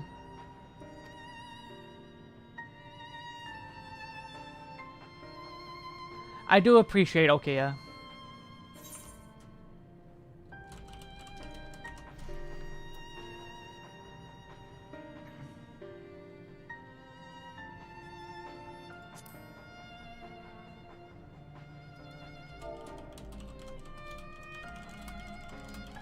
I'm inclined to agree that Medion has taken their hearts onto her. If Medion can take the emotions of others as her own, I dare say she would be able to recreate them more faithfully than she had relied on any historical accounts. By which logic, she must have visited them while they still lived, the dragons and the Ia both. So too did I theorize and upon assumption consider how those two races may have met their demise. One of them did self-terminate. According to thine own tale, Miran perceiveth the emotions of those nearby as her own. A heightened sense of empathy intrinsic to her nature as an entelechy. In the course of her starfaring journey, if she encountered beings who strongly desired a cessation of their existence, she would terminate hers. She would be powerless before that desire. Even as she possesses the power to grant it, the power of Dynamis.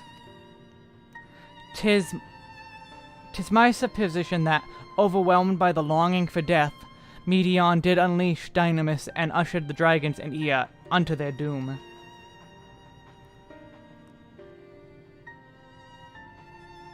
Of course, such was not always the outcome. Full many stars did she find already lost to ruin.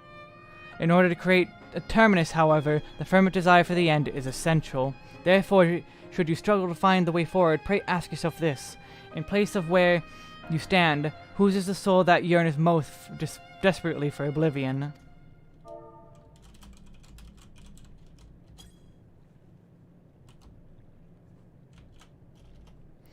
Why do you tell us this now?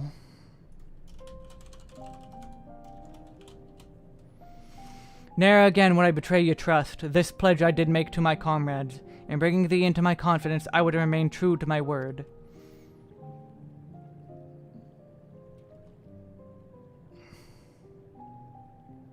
As for thee, let us consider it my fitting reward for the secrets I harbored for the Crystal Exarch.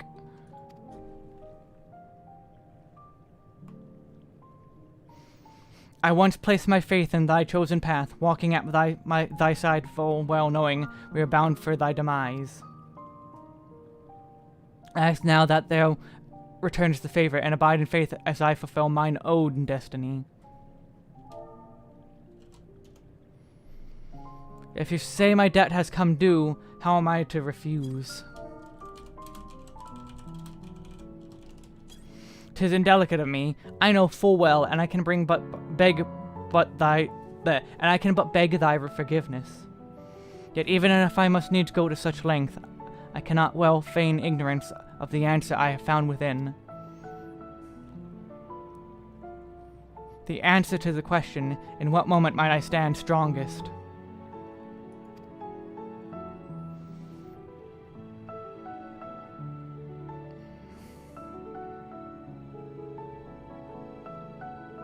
After all we've been through, I will say only this.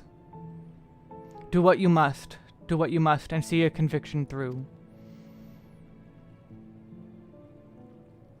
I shall, my friend, I shall. Without further ado then, let us go join our comrades.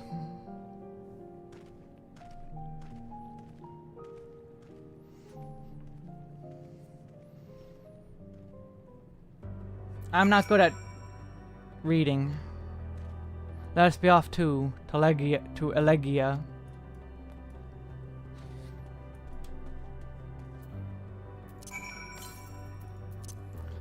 172 yalms to the north. The other side of the pond. Other one. It's not even a hunt. There's just a bunch of them running around.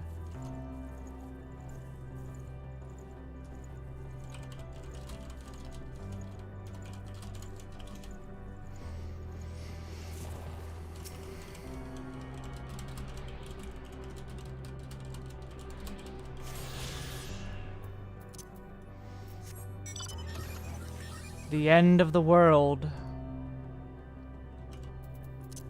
The end of many worlds.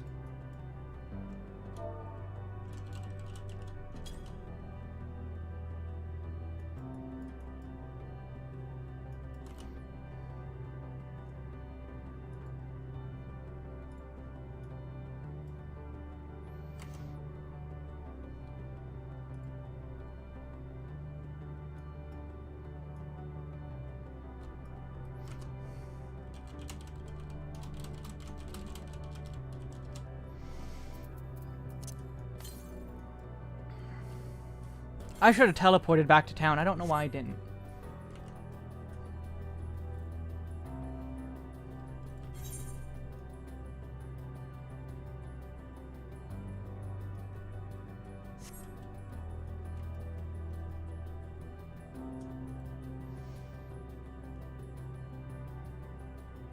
I don't feel fine, that's how.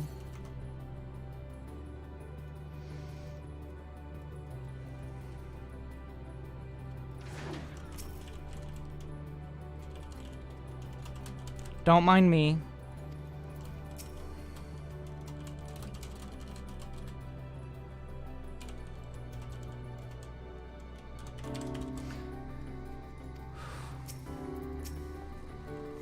While we waited, we mentioned our stars that we can notice.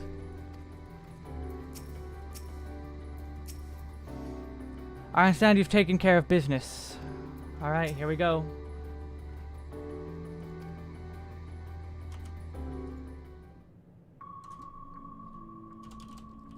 Please continue. Tell us about this truth you discovered. Very well. Bear in mind, however, that the purpose of this conversation is not to impart scholarly knowledge, for such requires that you comprehend the subject matter, which you will not. We will forego the intricacies of our scientific methodology and deal only with the conclusion, the end of our society and our world. We acknowledge, with regret, that your star is in the midst of the same panic-induced cataclysm that befell Denet 3. As such, in order to avoid causing undue distress, we will refrain from explicitly stating how much time you have remaining. You are entirely too kind. I pray you recount your tale as you see fit.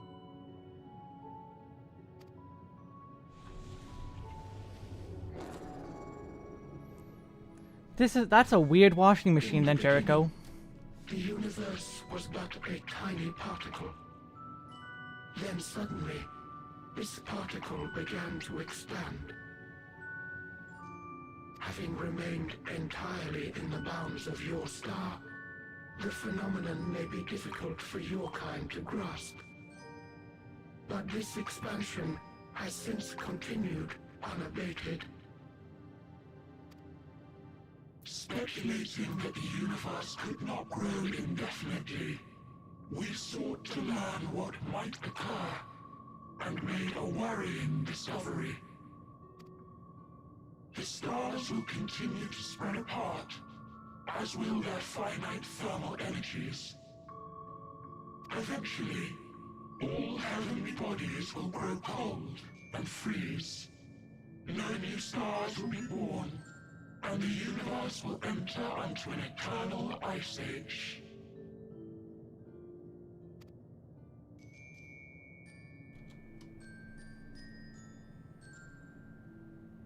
In hopes of proving that this determination was erroneous, we scrutinized our research from all angles, even as we sought to avert the everlasting winter.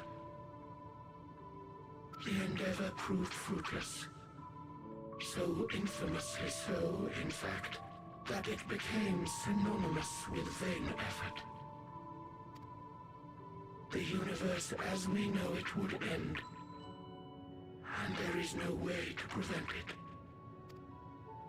Beneath the weight of this knowledge, our society stagnated.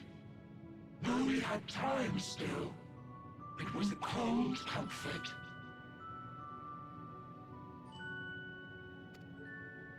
Why strive for anything when desolation is assured?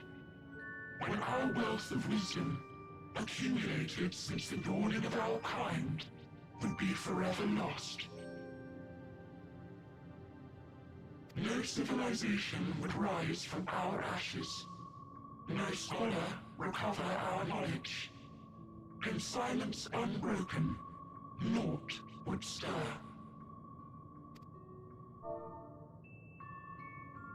Intellect was once our pride. Overnight, it became our shame. Our works, monuments to futility.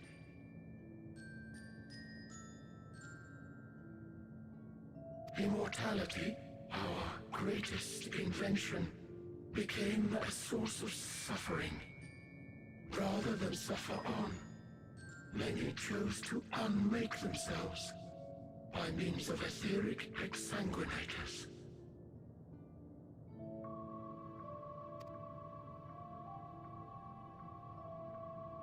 Etched upon these stones are the testaments of such souls, though many left no words at all, thinking it a pointless gesture.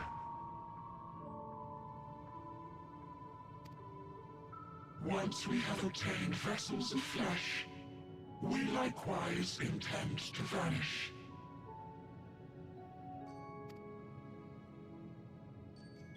If you understand this, understand aught of our tale, you will abandon your quest for knowledge.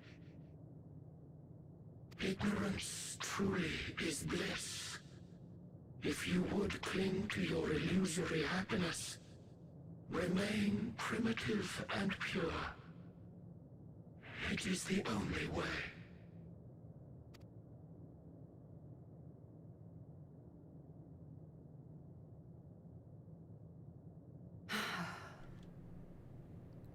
Here it comes. So that's your story.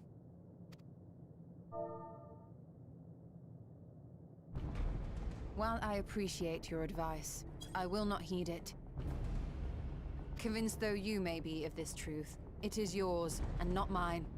Indeed, truth, I have ever believed, is in the eye of the beholder.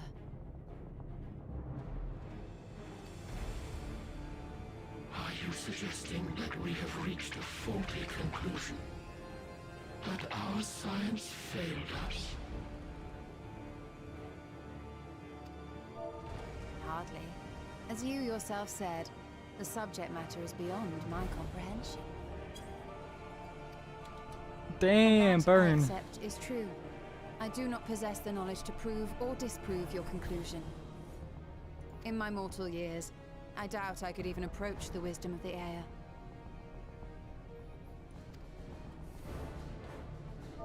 But of one thing am I absolutely certain. I will not be happier in ignorance. Y'shtola, no! You mustn't!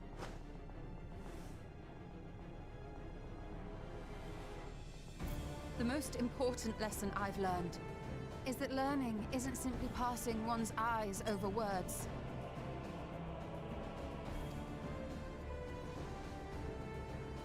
Nay, 'tis when understood for oneself that knowledge attains its true value.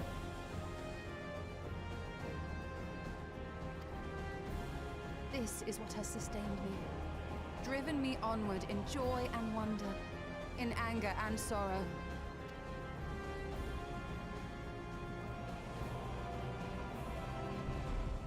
The universe may end, and all may be for naught. But I will live as I always have. I will always seek out new knowledge. And no conclusion of yours, no matter how grim, can dampen my desire.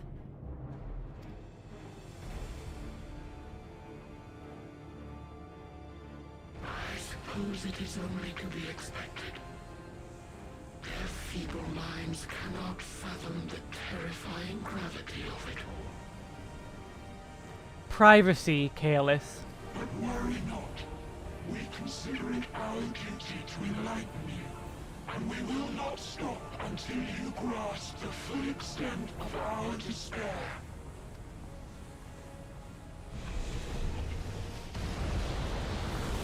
Their own and the people they're talking to, even if it's party chat. Privacy of the party.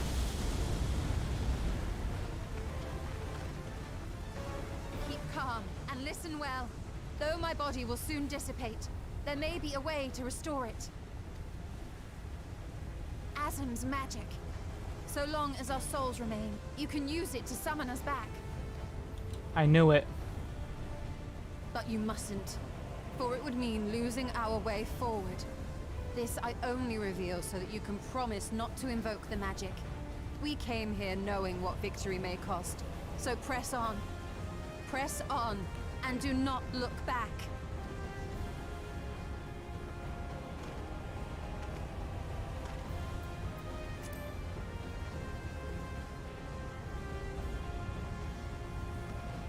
shalt join me. As subterfuge is not required, thou shalt not suffer for mine absence. Urianger. My resolve hath never been as strong as thine. Full oft have I wavered in my decisions, and afterwards been stricken with regret.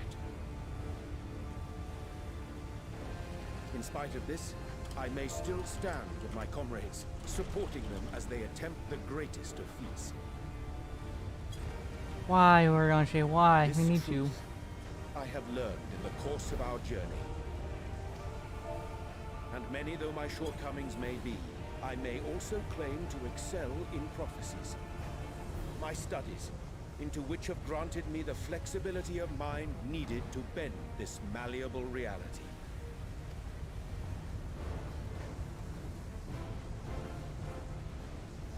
Thus shall I hope that thou mayest have the strength to resist, and our comrades the strength to continue.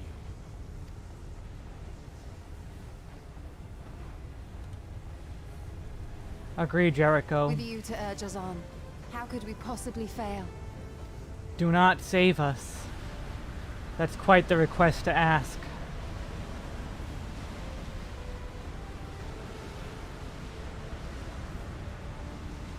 Before they disappear.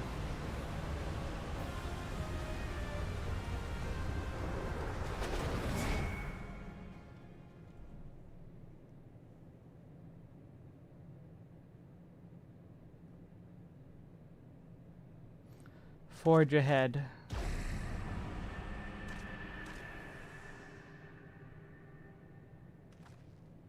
Towards whatever that moon is. What's this? An extinguished civilization. Rekindled. Yeah, you lose.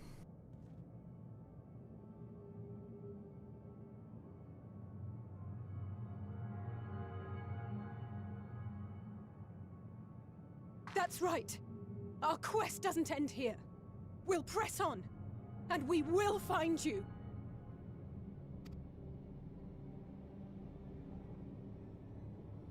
There. That's where you'll find me. I knew at the moment we got here that she would be up.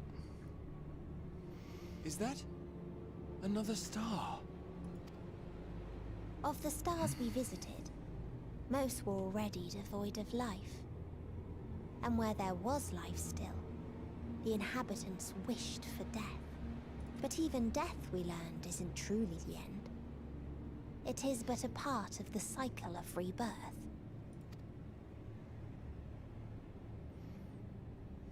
Souls return to the star, or in its absence, a larger flow. And eventually they are reborn, alive again, to know suffering anew. True salvation lies not in dying. It lies in not being born. This is the gift I would give to you. To all life on beautiful Atheris.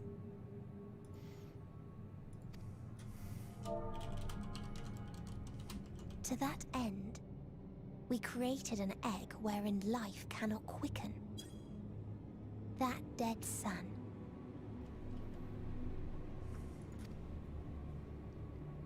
Attain it if you can, before your friend's emotions fade away, along with their protection. She has nihilism in total.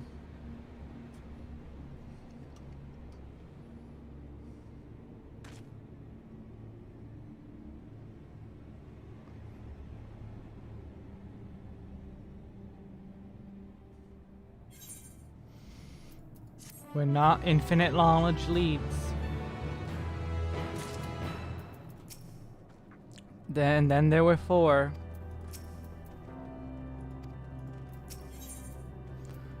Victory.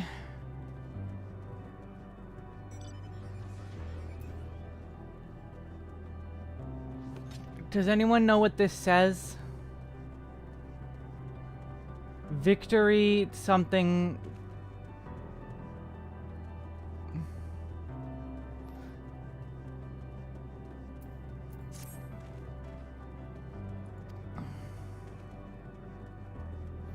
Thus make for where the light shone.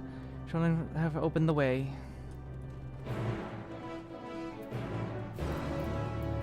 Victory for the lost?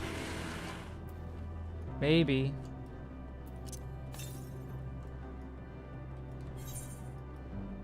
Oh, there's 2 side quests here that I must do. No, I'll come back to them later, cause side quests. I will finish without them.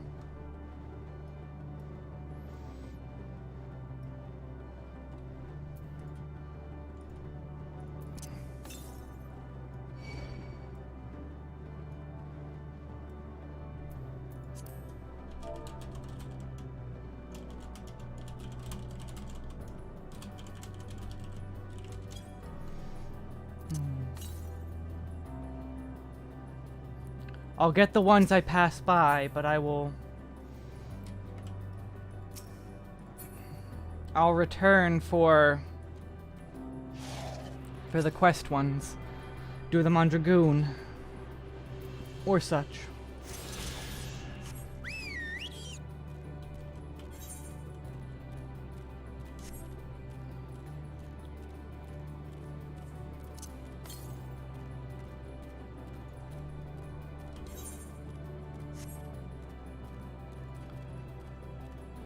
Is that?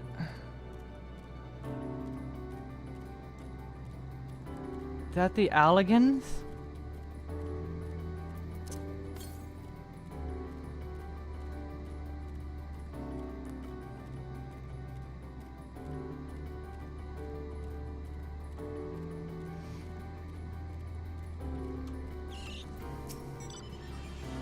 Come out of EA device. If our friends awaken it, it should be safe to use.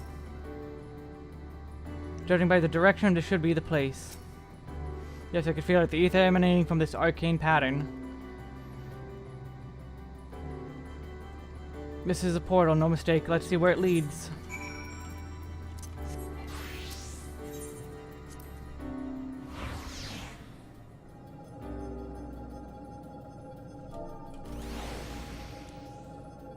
Yep. More of this.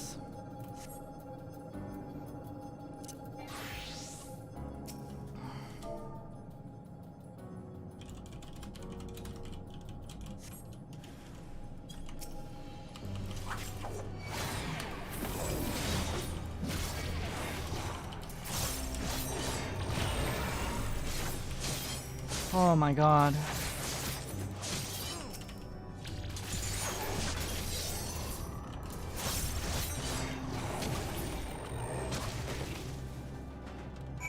Hello, Unique. Thank you for coming to say hi. Yes, Kaelis.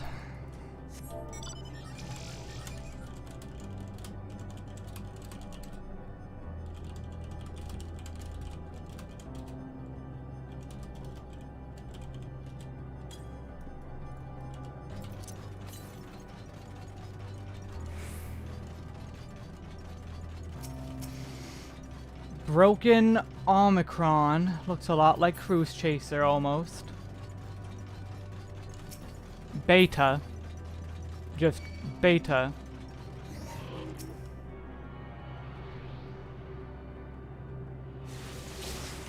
I wanted to get that. You die for your sins.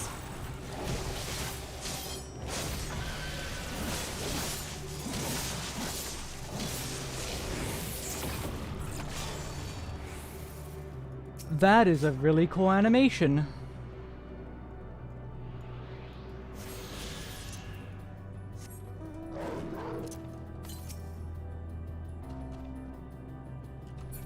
A level ticker. Oh, I was supposed to talk to something there.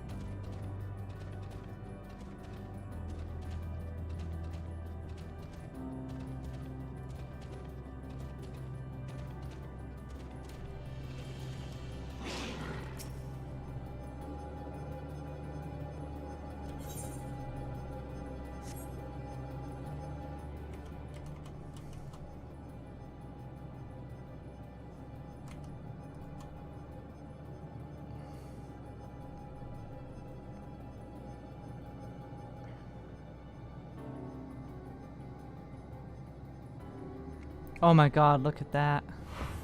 In the background. I don't know if I noticed that one.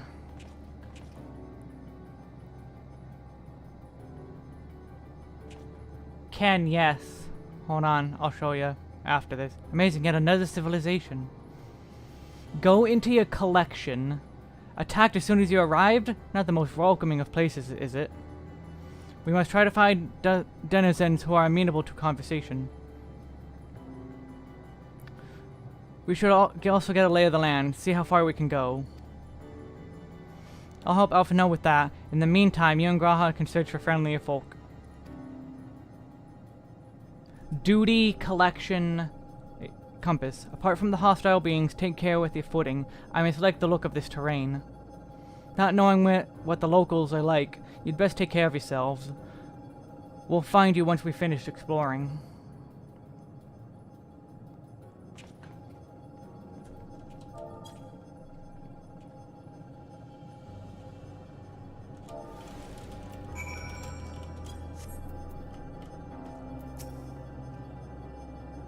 I expect the twins will seek outermost bounds of the Isle, so I propose the central area.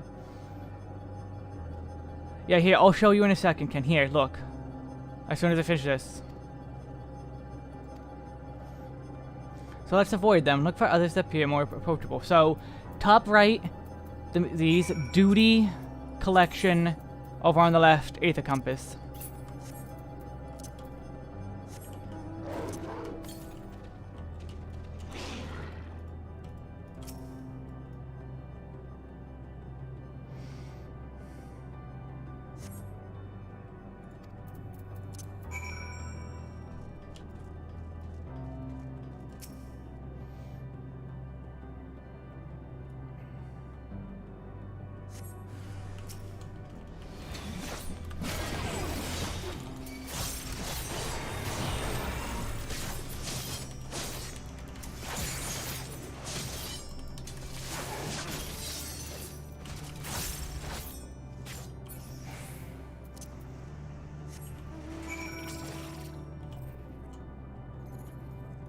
Yeah, let's just head to the town itself.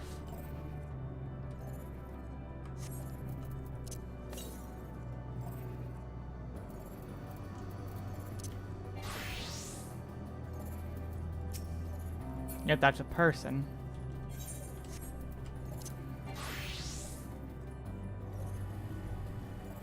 It was in the patch notes, but big patch notes, I get it. It's a lot to read through.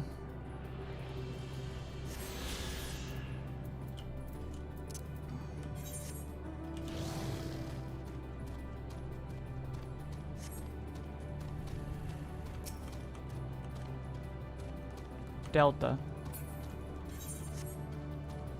The final town. Or a sanctuary, I suppose.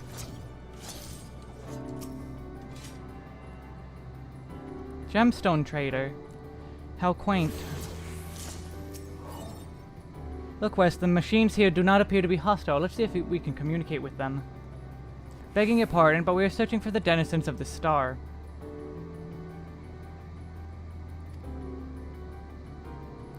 Unknown life forms detected, assigning generic label interplanetary travelers.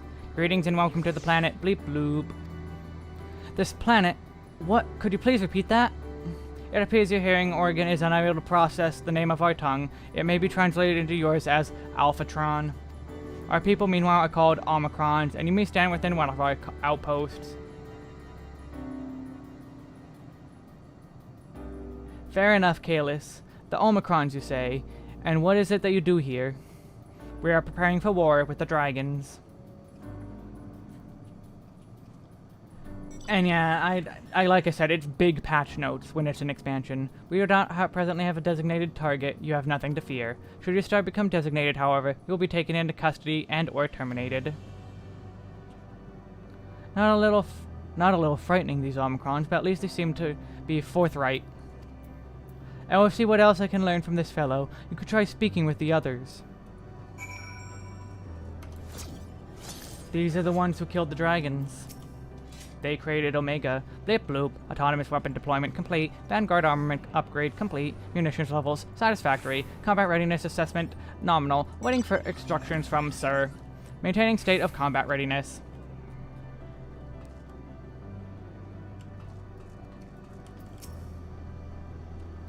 Measuring combat capability. Result negligible. Subject fails outside targeting parameters. Greetings, traveler. We are Omicron, and our objective is self-enhancement.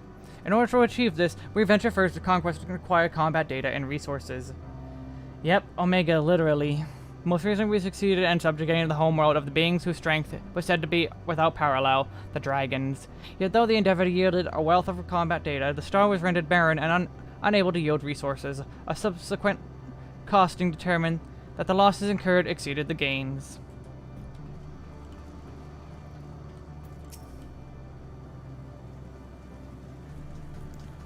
Greetings, traveler. When venturing outside the outpost, beware malfunctioning units. They do not heed Sir's command and indiscriminately attack all non-Omicrons. For the avoidance of confusion, be advised that Sir is the alias of Stigma 1. Sir issues instructions to our forces at the foremost of the 6 strategic matrices that bear the designation Stigma.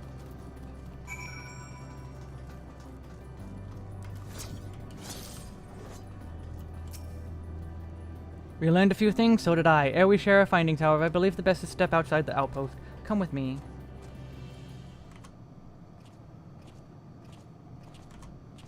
Ah, there you are. We finished surveying the area. This will come as no surprise, but there was no way forward. There were portals like the one we used to get here, but those that worked only sent us to isolated isles. Then, as before, we must locate the embodiment of emotion that bars the way. What of yourself? Did you find anyone to speak with? Whew. We found the destroyers of the dragons.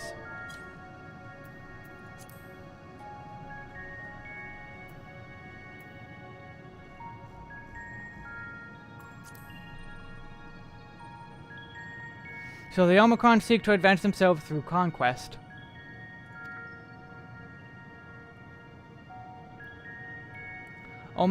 Omega is in a lot of games, but I think he started in 5, yes. Following their victory over the dragons, they stand ready for the next campaign, but their leader has yet to issue new commands, and so they can wait.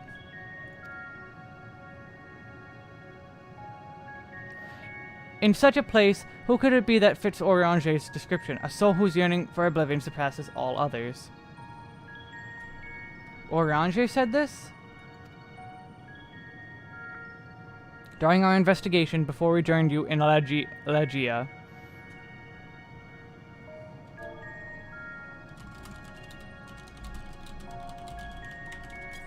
So that's the way of it. Why couldn't he just say that to all of us? Given what we know of this place, it's certainly a curious state of affairs. While the dragons in Ea long for death, the Omicrons look for conflict. As much as they may lead to destruction, it must be considered a distinct desire. In order to find the source of this the dominant emotion, I believe we should seek out leader, this Sir.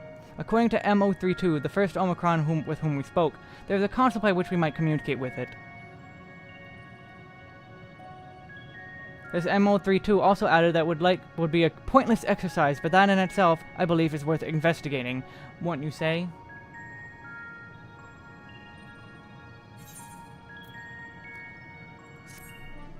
Victory for the lost.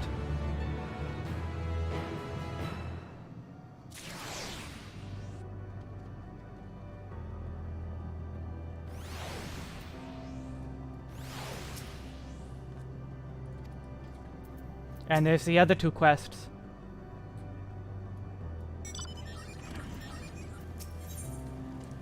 Level 90 quests. I can't even understand any of this. No hope to be found.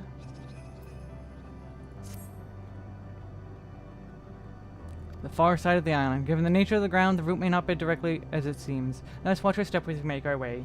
I'm gonna take a short, quick be right back. But I'm not gonna put up the screen.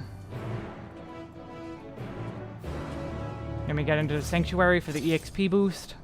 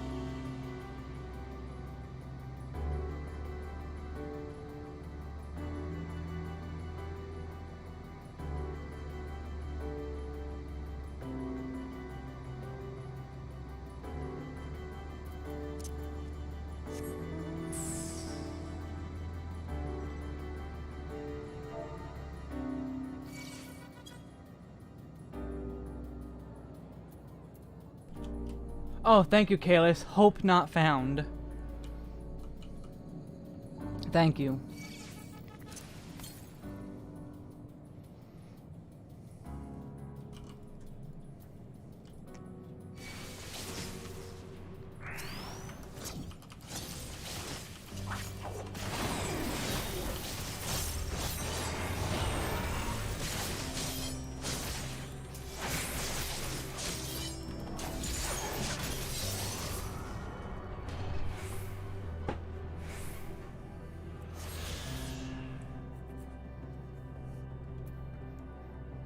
Let's see. 15 yalms forward.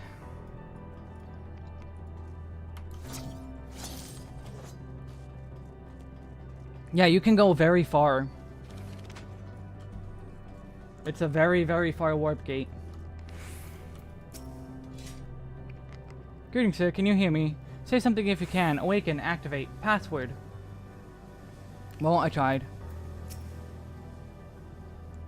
The glow code suggested is still operational, but how are we to interact with it?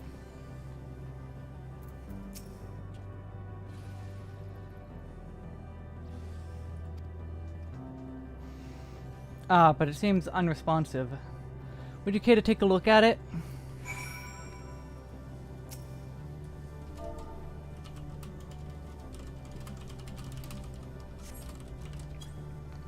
You tried touching, smacking, and attuning with the console, but there is no response. No luck, I see, but there must be a way to activate it. There must.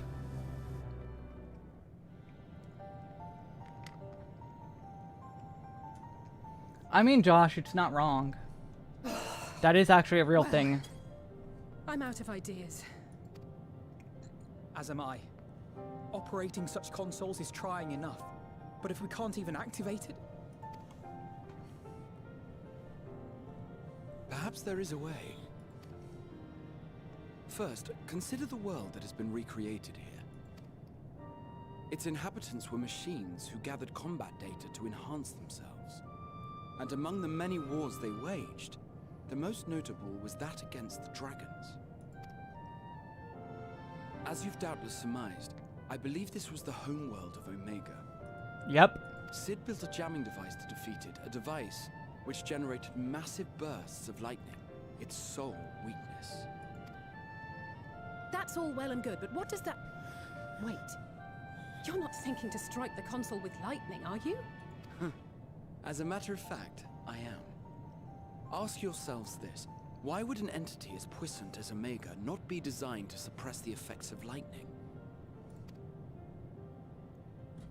Because it relies upon it, or something akin to it, as a source of energy. So you power it up. Exactly. Or overload it. Chance the same is true of the Omicrons and their devices. Omicrons.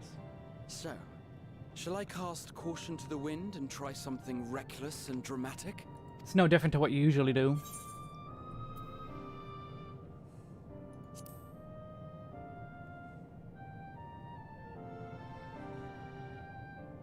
Very well. Here I go.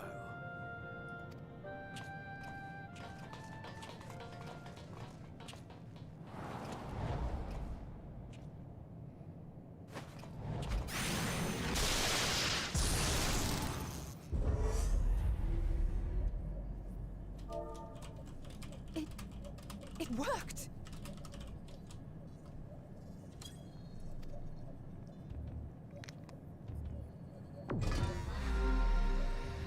Oh, my. Communications module 1. Connection established. Transmission. Strategic Matrix Signal 1 now online. As a primary strategic matrix, you may address me as Sir. Well. Checking for new communications. None found. All units, please maintain current state. That sure is unsettling looking. Closing connection. Wait. Wait! We have questions for you. Of late, no mission orders have been issued. Why not? Has there been some manner of trouble? Reply. The extended operations unit is yet to determine guidelines for future assignments. All strategies are calculated, devised, and actioned in accordance with set guidelines. In the interim, all citizens are directed to maintain a state of combat readiness. End reply. Awaiting query. Can you tell us why the Extended Operations Unit hasn't yet determined the guidelines? Unable to comply.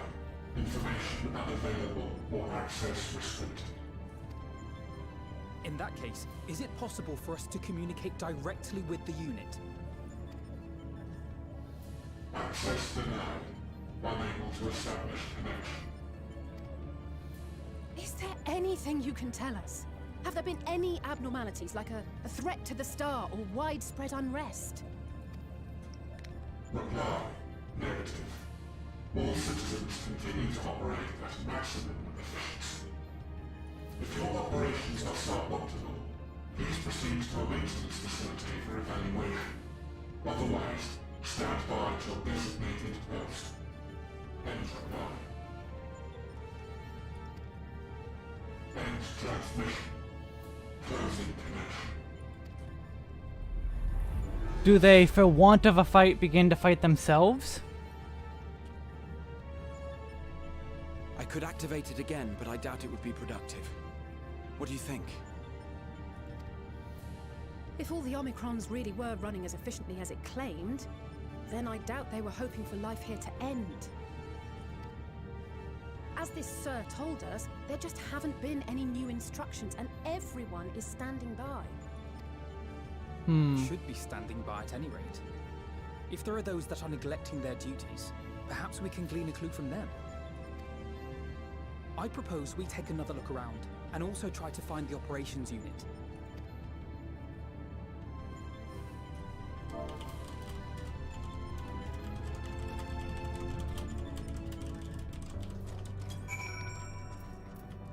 Over Pi, you say you're in the way. Well, not in the way, but I never can.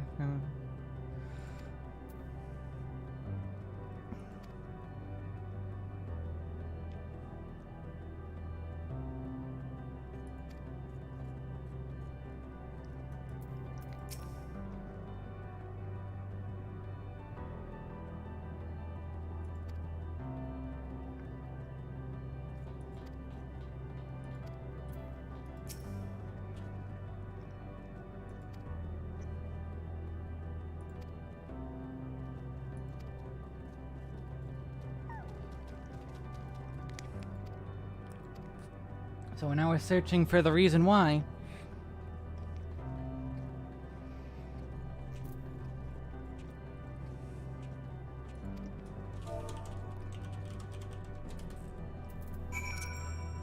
So we're going over here now. Oh, I missed an eighth current here. And this.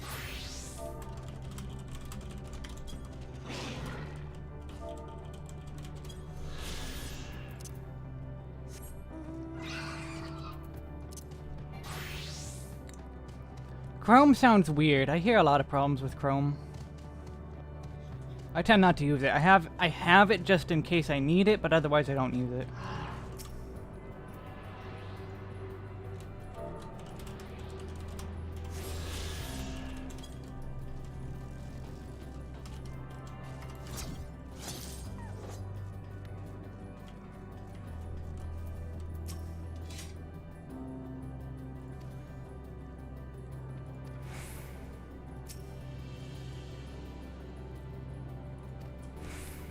Look for errant Omicron.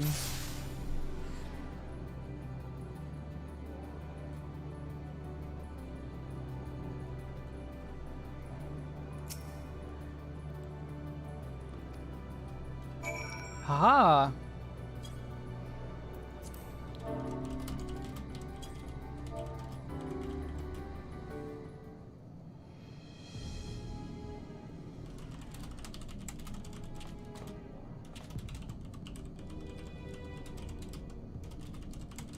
An Omicron wandering aimlessly? Where?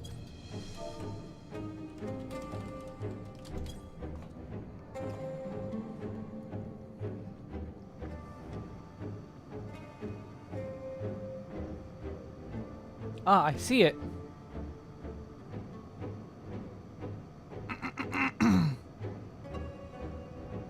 I didn't leave town. It left a base. Let's follow it.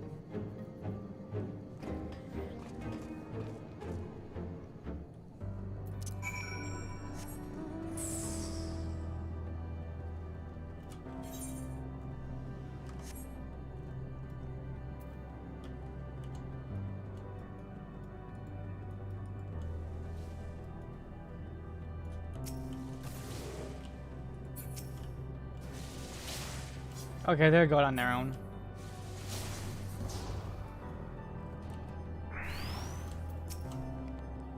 It's not here, but it definitely came this way. It must have used the portal. Time to go through and see what we find.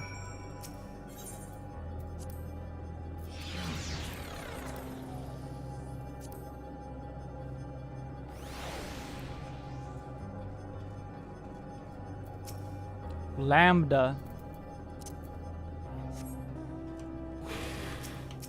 That's a lot of lambda.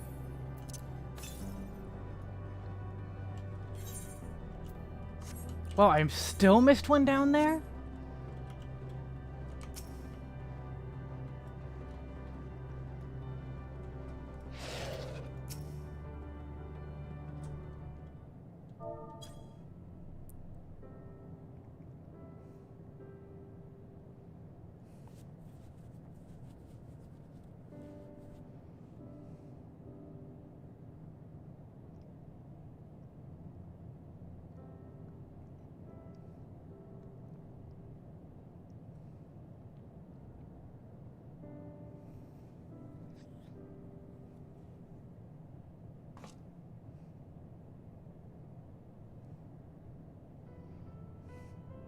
Bzz, what is your query?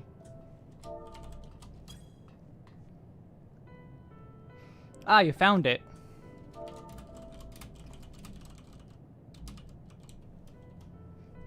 What are you doing here?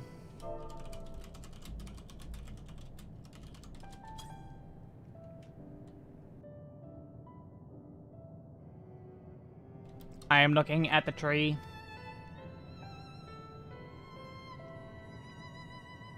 That is a tree, alright. And quite an unusual specimen. What's the device attached to it? The tree is a sample collected from another star. As it cannot survive in our environment, however, it requires life support. That is the function of the device.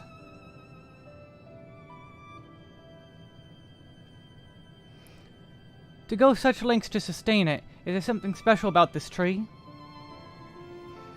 Being foreign matter, protocol requires that we study it. As this task has been completed, the specimen may be discarded.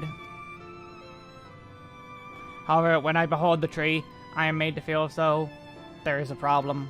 In order to become strong, we have continued to enhance ourselves, like we did countless others. We conquered the star whence this tree came from. In the last remnant of the dead world, there is nothing towards which it may aspire, yet it grows, extends its branches, sprouts leaves, produces seeds. Why does it seek to continue? Why was it made to behave in such a way, and to what end, I do not understand.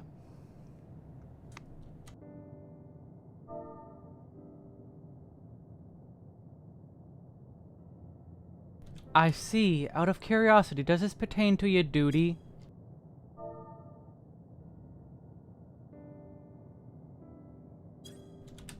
No, it does not. My apologies. I shall return to my designated post and assume a state of combat readiness.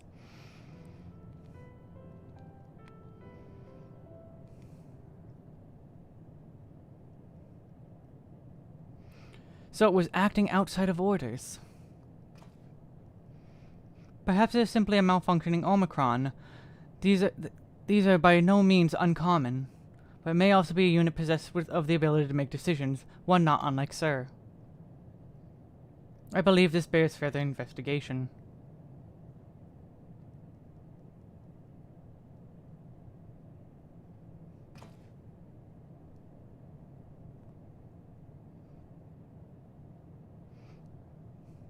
To endeavor to live, even if we must depend on forces beyond our control.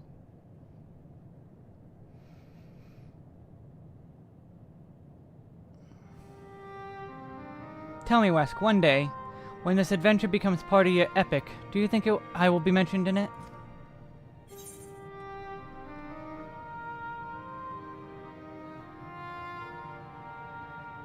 You're not here, so you can't be in a story. Of course, why wouldn't you be?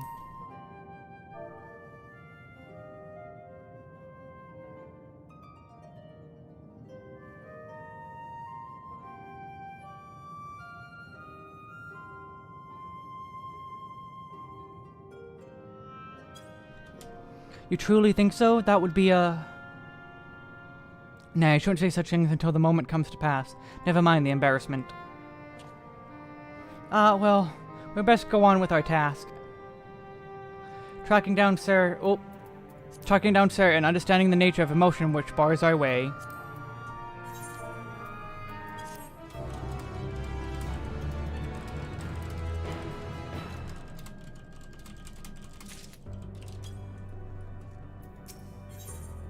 Grahatir is ready to take... Hello, world. We should return to the outpost for now. The others will wish to hear about the errant Omicron.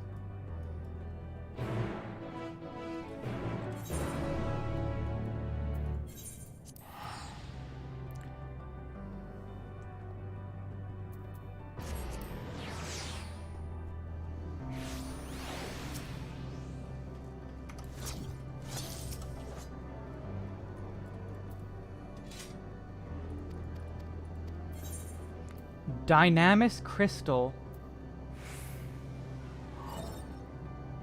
I will leave those here for now.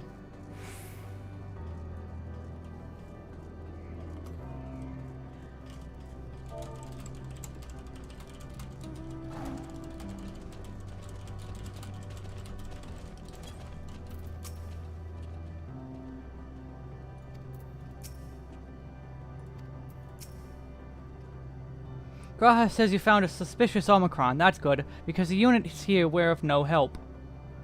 They all had the same thing to say about the extended operations unit, that there's no way to arrange a direct meeting. Still, that served to prove that it's business as usual at the outpost. But enough about us. Tell me I learned something more useful.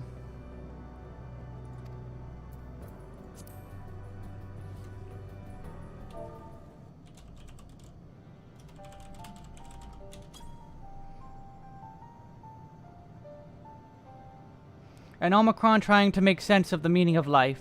None of the others were even a fraction of as philosophical. That unit may be in position of leadership, perhaps even one of those that comprise Sir.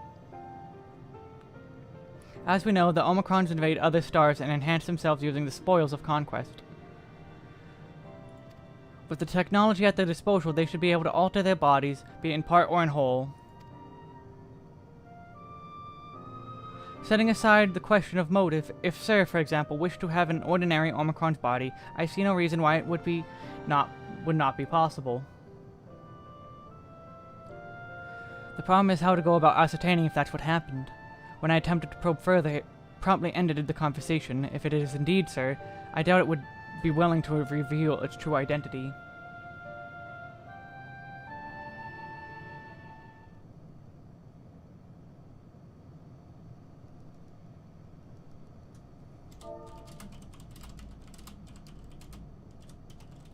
I have an idea.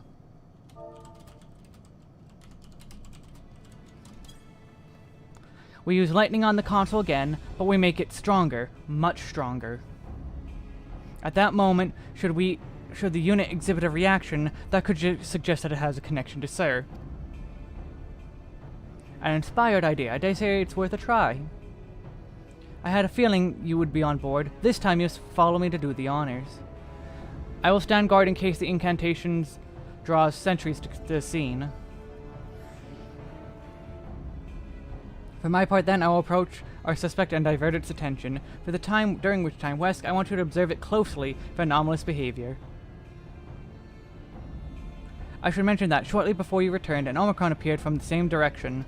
Rather than entering the outpost, however, it headed off towards the console. At first I assumed it was a unit on patrol, but perhaps...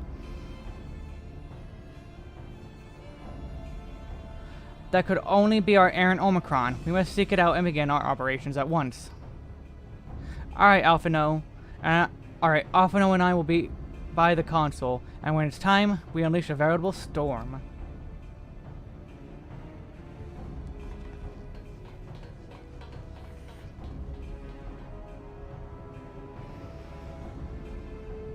Here we go. This will work, I'm sure of it. After all, our comrades are watching over us. Come, my friend, let us find this double-plagued Omicron.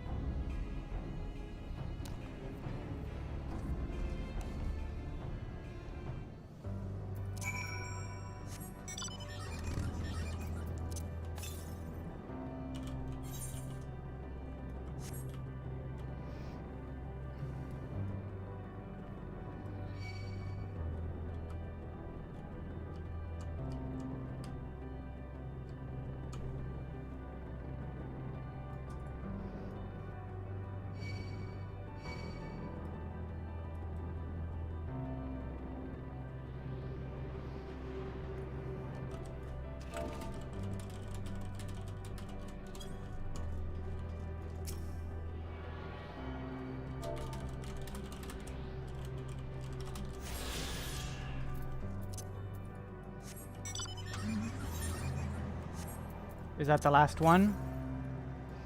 I have all the currents in the game, except for the 4 quest ones. Which I'll do those for another time.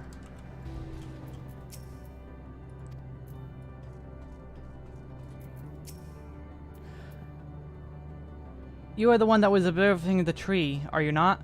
Full glad am I to find you again. I have a question for you, you see, about the device which sustains the tree. Provided it does not necessitate the disclosure of restricted information, very well.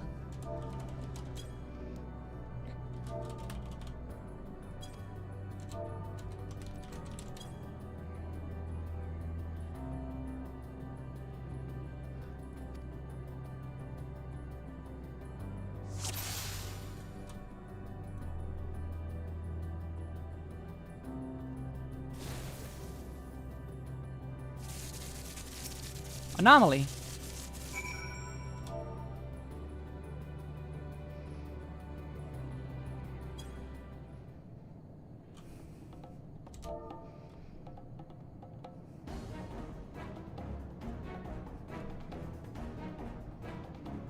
An anomaly, you say?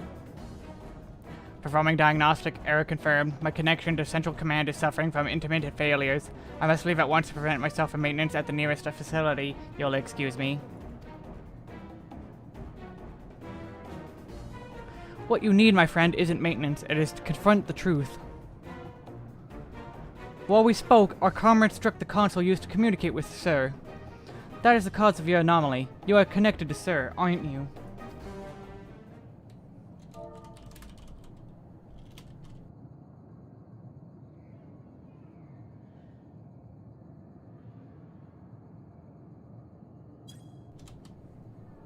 Affirmative.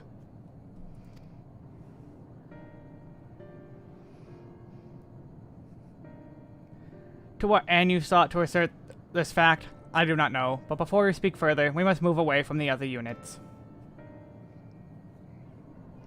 I do not wish for them to know my true identity. Very well. Our friends are at the console. Let us head there.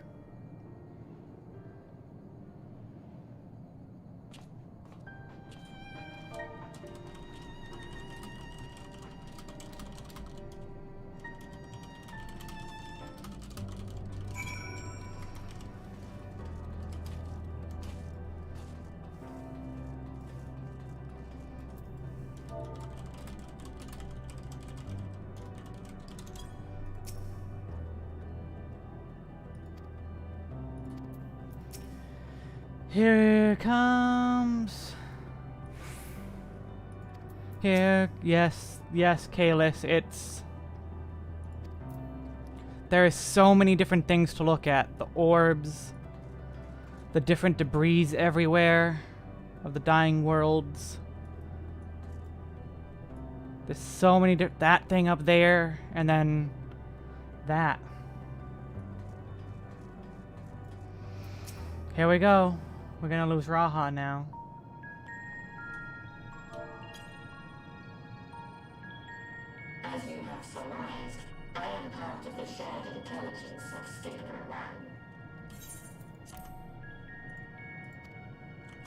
It was my charge to determine the optimal path to achieving our prime function.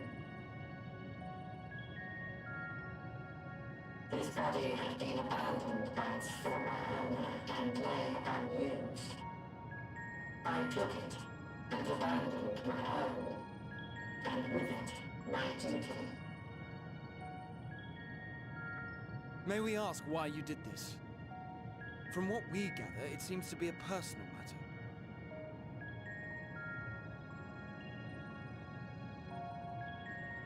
Our kind did not always look as we do now. Long ago, we possessed frail and feeble bodies. Beleaguered by stronger races, our ancestors took to augmenting their flesh in order to defend themselves. What began with limited parts eventually spread to the whole body, and at last, a means was discovered to convert the mind into data, rendering even the brain obsolete. Such complete mechanical beings were called the Omicrons, and by their might, we came to reign supreme over the star.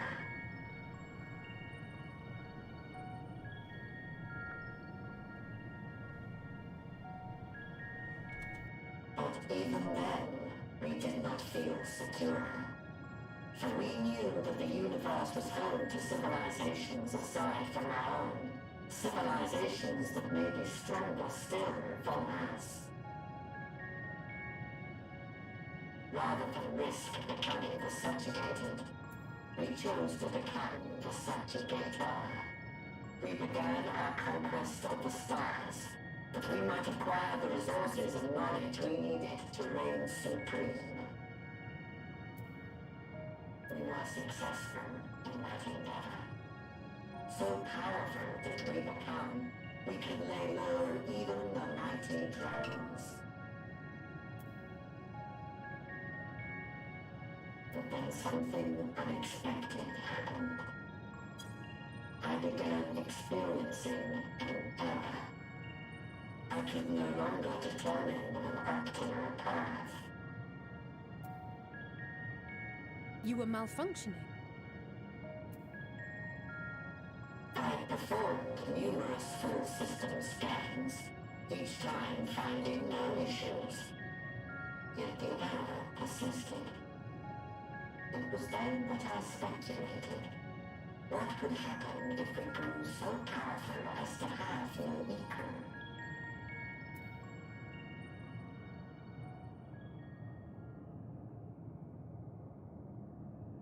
To become stronger was essential to our existence.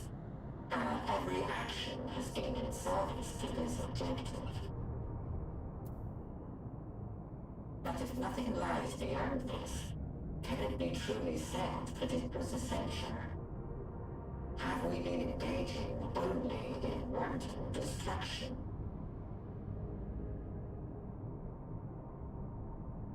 You could find no threat to justify your purpose.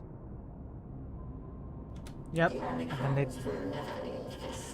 and then destroyed themselves. They will stand by until their reserves of energy are spent. For I have no path to offer them.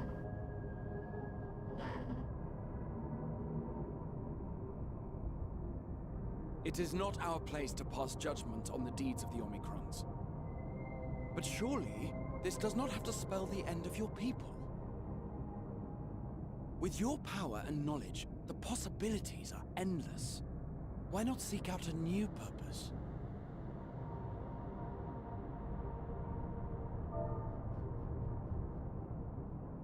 That is impossible. In the beginning, we had a higher purpose than our pursuit of power. But we lost sight of it when we so irrevocably altered our fundamental forms.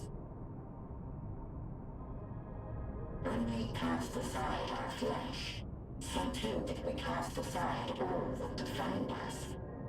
Nothing remains of who we once were.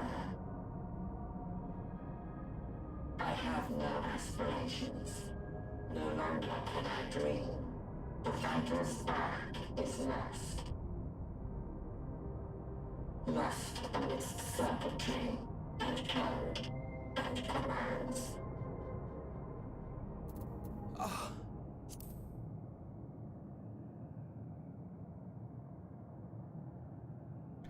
Here it is. I believe I know how to overcome this despair. The words are ready in my mind, but ere I speak them,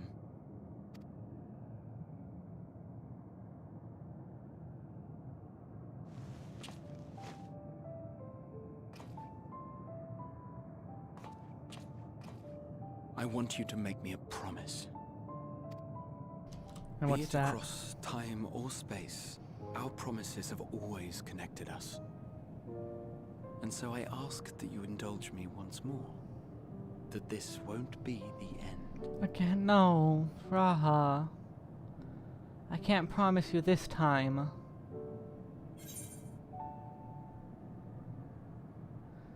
I can't, not again.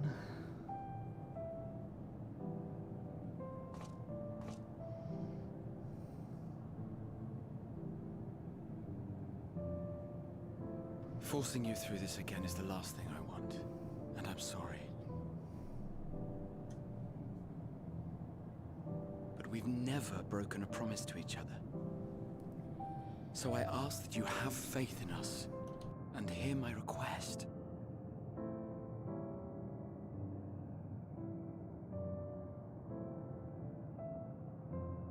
First, I want to visit Ishgard with you, properly. We scarcely had time to look around last time. I should like it very much if you could show me the sights. Next, you must regale me with your greatest adventures, in the places where you lived them, if possible. I may have read about all your deeds, but there is no substitute for a first-hand account. And last but not least, a new adventure together, unlike any we've experienced before. We'll travel the lands, cross the seas, and take to the skies upon the eternal wind, and it will be marvelous. It will. Eternal wind.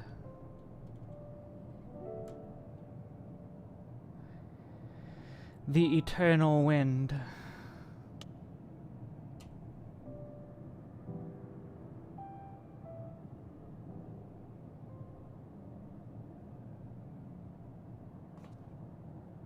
If you would humor me a moment.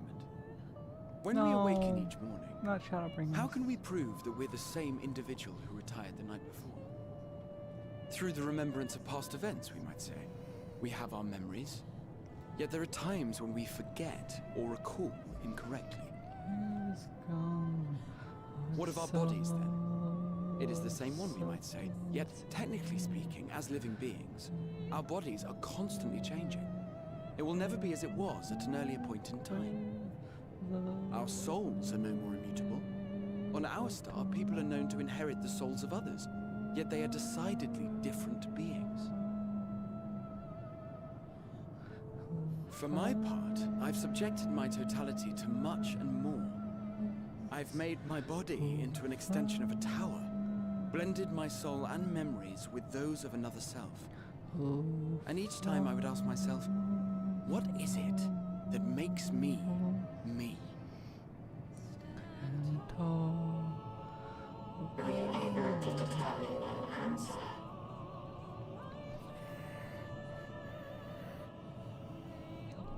No. But that doesn't mean I'm confused. It simply means I'm the same as everyone else. So I posit this.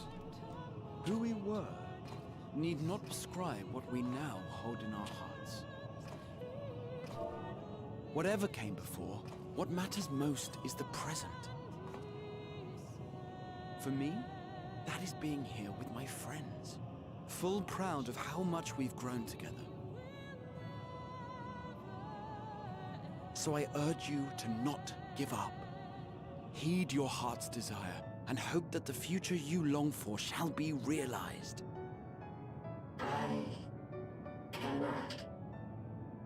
We cannot. We cannot understand desire or comprehend hope. We do not know how to create such things. We are not unlike, you and I. I too have struggled to find the courage to express and embrace my wants. If you like, I will tell you a tale. A tale of a world on the brink. Of a people who never gave up on the future. Of a man who realized his grandest dreams and then awakened to a grander reality.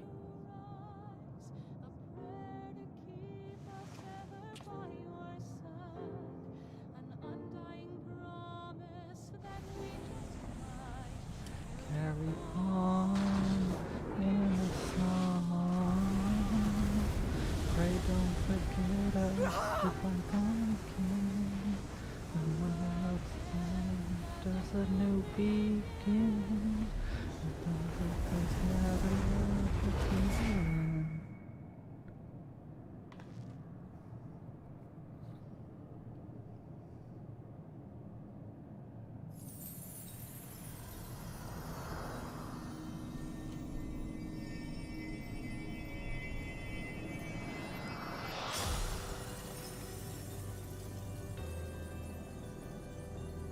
Oh my.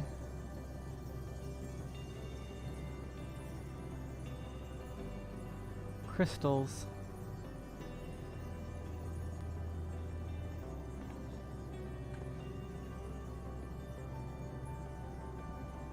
You idiot! Just once, stay with us to the end.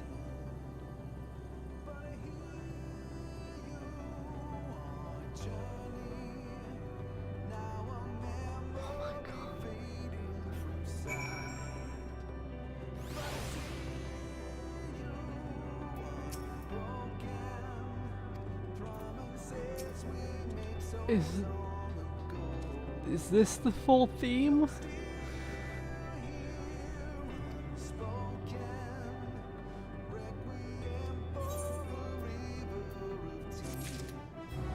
I don't want to interrupt it, but I had to forge ahead.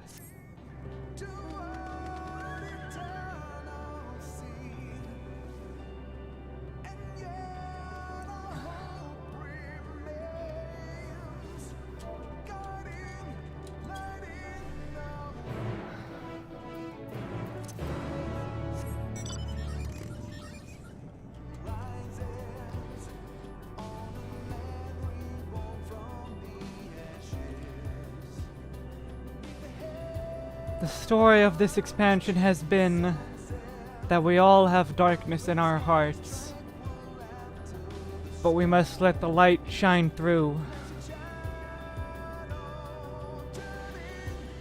The lines of tomorrow and tomorrow.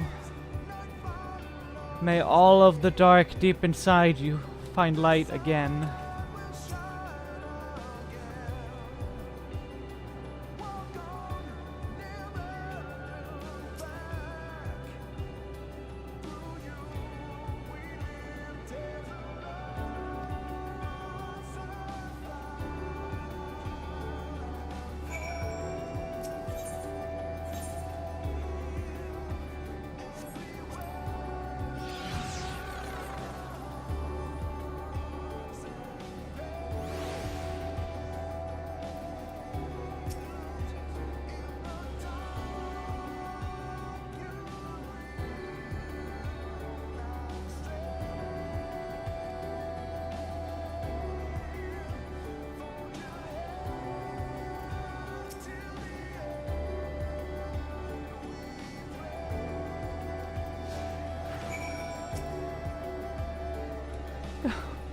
Oh, what are these quests?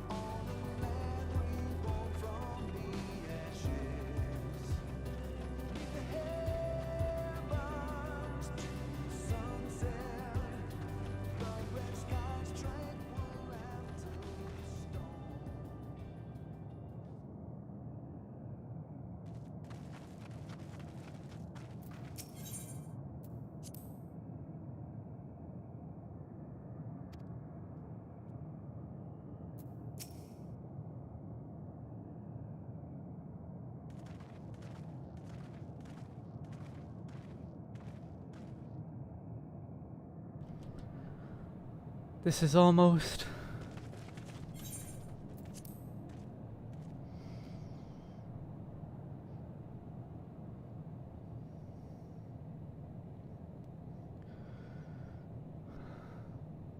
normal? It's not like many cities we know, but it's deathly quiet.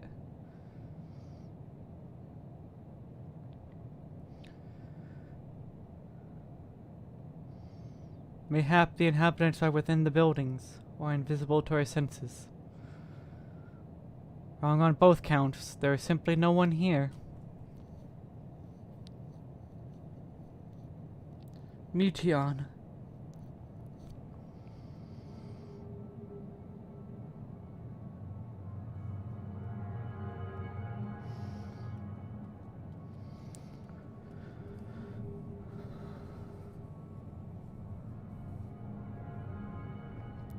This is how I found it when I arrived. Another star which once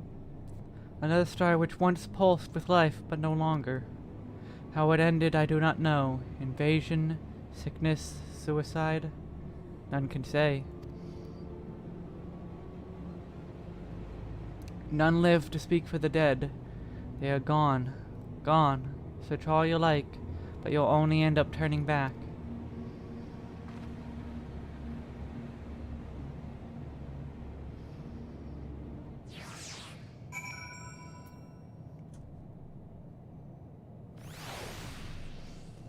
Hello, Meteon.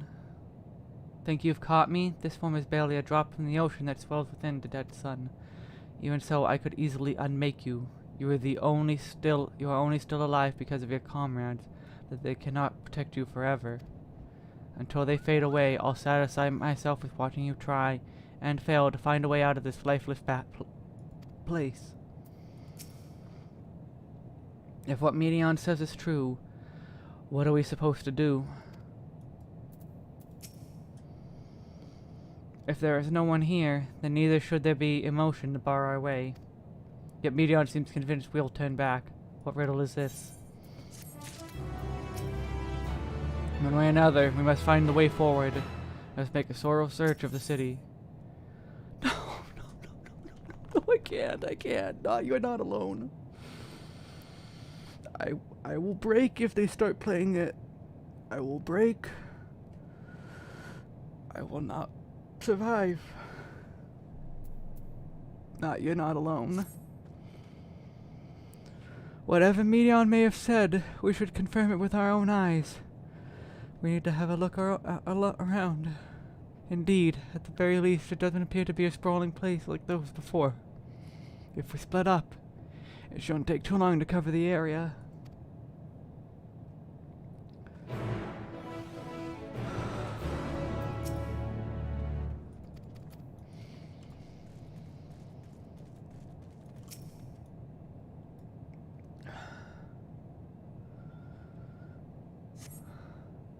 There doesn't seem to be anyone here.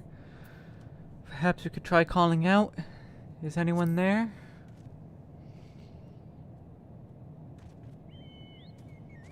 If anyone has heard you, they do not respond.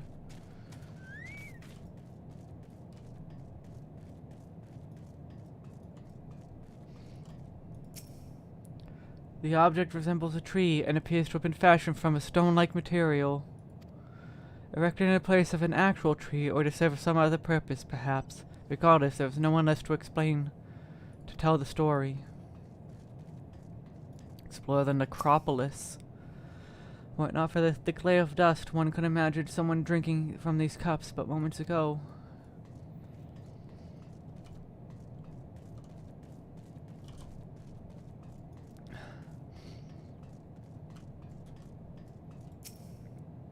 Though set slightly off the ground, this appears to be a door, while objects to the left could be letterboxes. The door is rested shut, and the film of dust all over suggests no one has come through in a long, long time.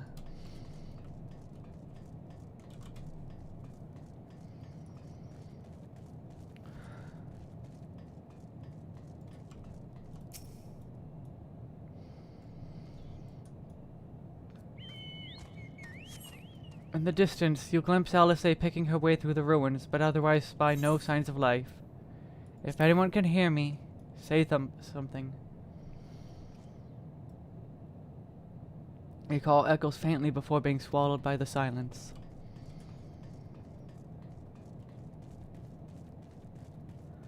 I am Mongoose. I'm trying to see if there are ways to reach the nearby isles, just in case Medion was bluffing.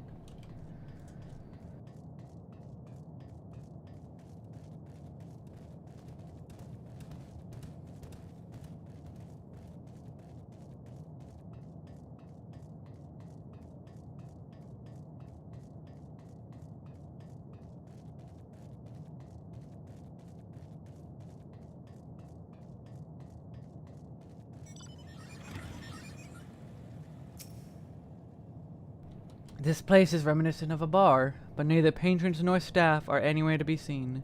Egg-shaped containers line the shelves, with a loose few sitting on the counter, vessels for the beverages in all likelihood. A venue bustling with activity up until it was not.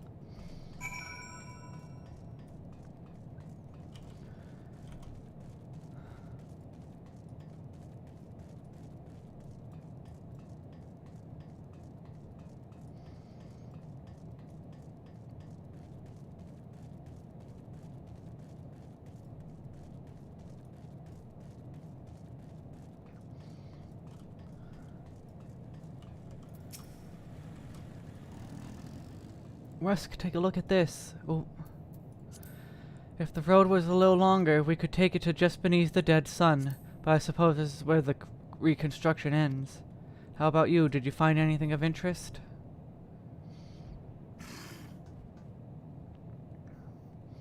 I see. I noticed the same things. Cups left upon tables, chairs out of place.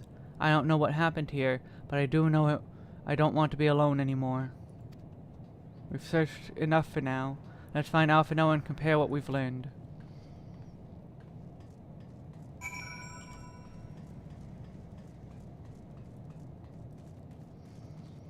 Agree. I wish I couldn't see any of these people.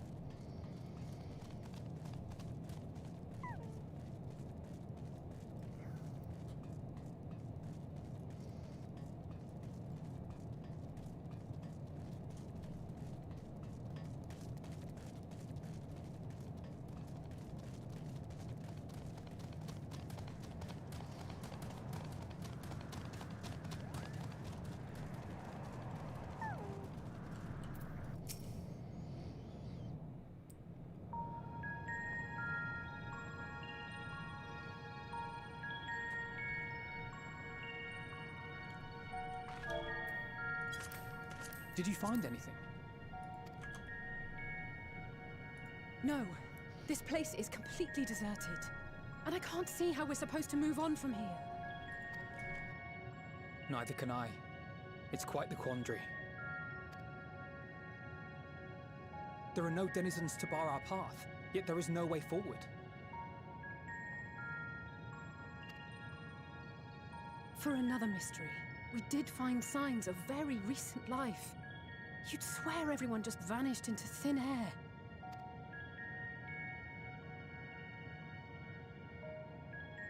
I wonder how many ruined worlds like this has Meteion seen. Ah. Could it be? Yes. Yes, I believe I may have puzzled this out. Despite how it appears, it's no different this time. There is someone here who has wished for this ruin.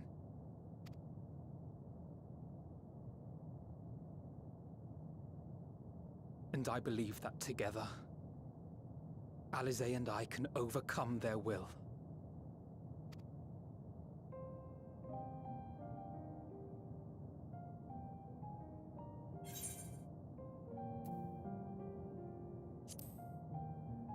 Stop. Not another word. I'm sorry, but there is a chance, and I must seize it. For everyone. And for myself. I will not pretend otherwise. I have my fears.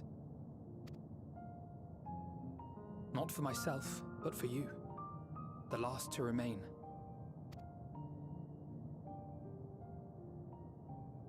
You are no stranger to carrying the burden of others. But I can only imagine how heavy the weight would be this time.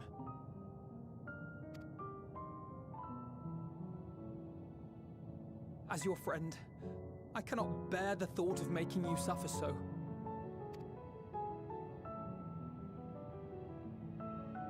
Then why suggest such a thing? It's too much to ask of anyone, even him. Why must he be the one? Why must he fight alone? More than a hero, he's a dear friend. Not only to us, but to so many others. There are so many people in the world who care for you, and yet...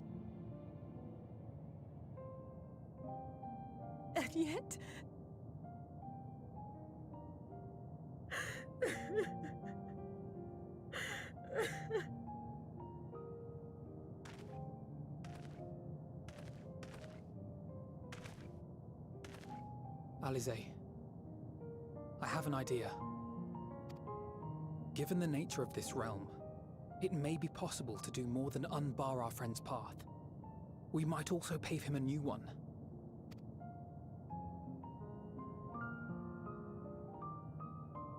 For instance, a path where he finds happiness at journey's end.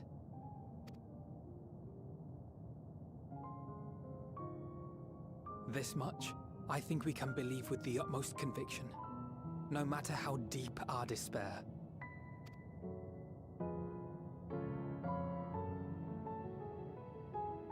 So please, believe in us too, and press on.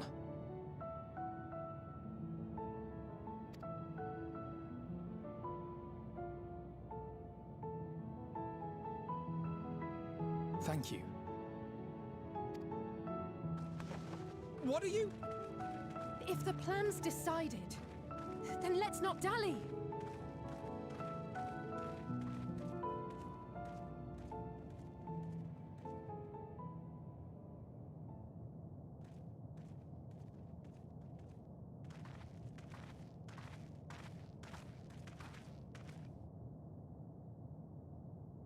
Ah, there you are.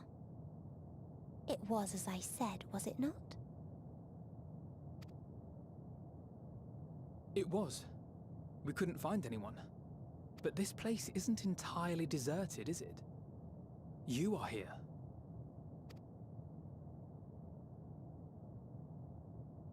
You sought out a star of promise and found a ruined husk. Like us, you explored the devastation. Like us, you were stricken. Horrified by the thought that so many lives could be snuffed out as if they were worth nothing. And the thought that you would have to bear the terrible tidings to Hermes. That which you saw and felt, you shared with your sisters. As did they share their own grim findings with you. Overcome by the pervasive despair of these stars, some of you inadvertently ushered their peoples to their ends. Knowing the horrors you know, anyone would feel the same. They would fear what lies ahead and struggle to move forward. Fear? I had forgotten that such a thing existed. So focused have I been on shepherding despair. If you can remember, then you can still face and overcome your own fear.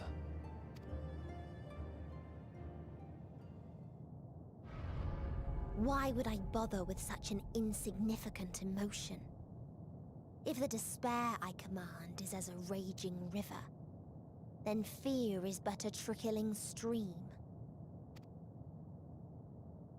It can do nothing to alter my flow. You spoke with the Aya, yes? Heard their tale of what awaits the universe. It's true. The stars grow colder and more distant.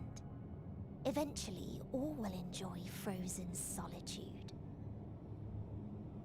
Using the power of Dynamis, I'm hastening that process. In so doing, nothing will be born ever again. Everyone will remain dead. Alas, it will take time for that to happen. So in mercy, I sent you my gift, to spare you needless suffering.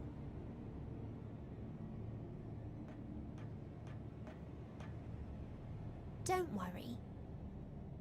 Even if no living witnesses remain to mark the event, I'll make certain that Aetheris has a proper end.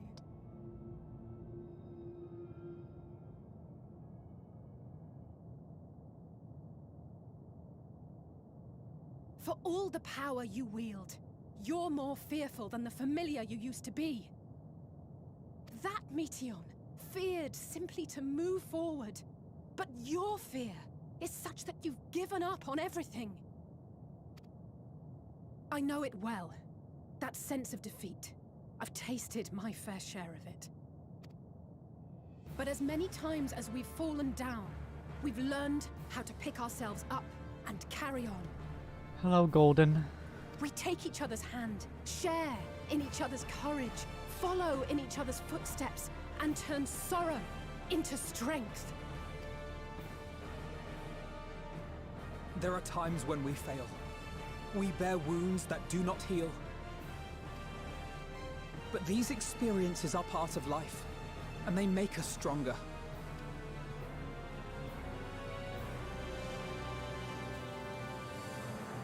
We rise, fall, and rise again.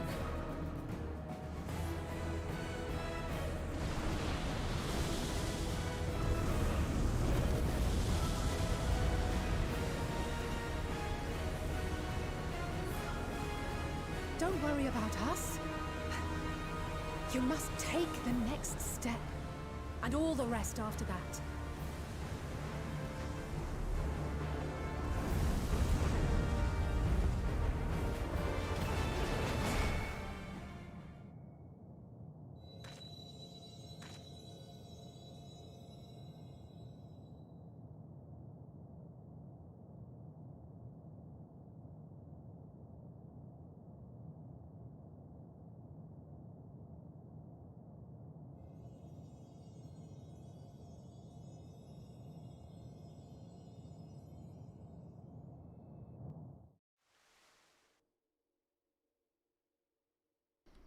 Earlier in Old Charlian. The end has come.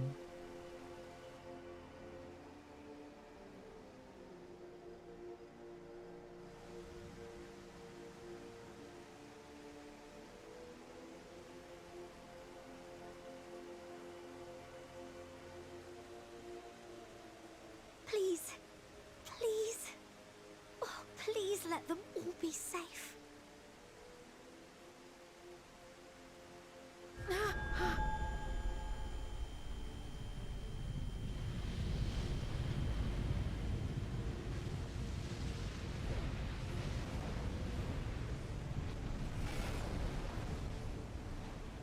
Cryle? Are you all right?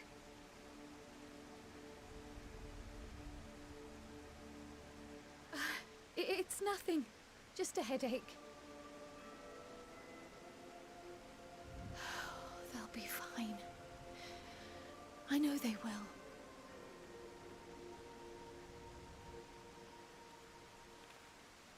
Apologies for the interruption. A man arrived on the last ferry, an associate of the Scions. He wishes to speak with you at once.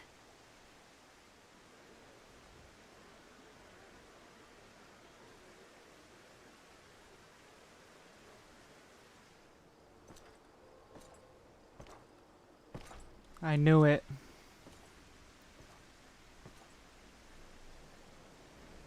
Hello, Xenos.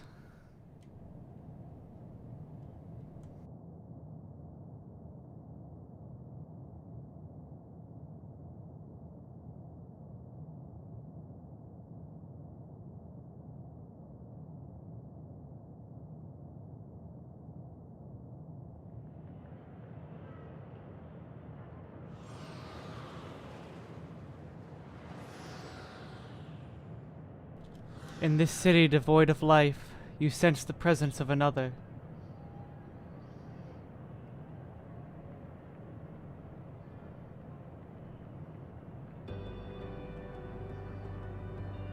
The sorrow of a thousand worlds weighs heavy, and yet you can walk on.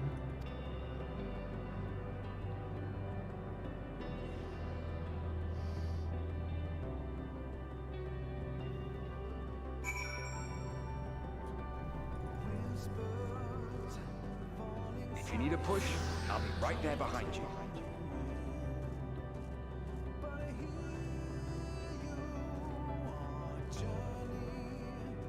Do not despair. You are not without allies.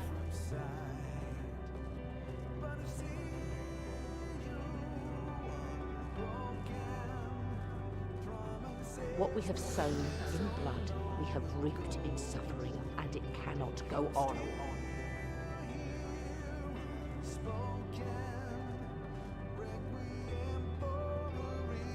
Upon the souls of they who have sacrificed themselves to pave the way for peace, we will never abandon our cause.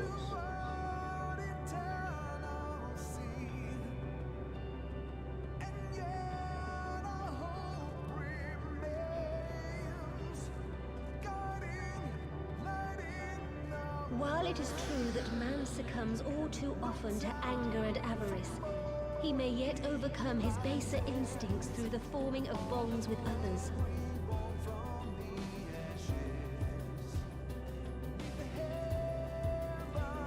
Such victories are rarely won without sacrifice, but the prize is worth the price.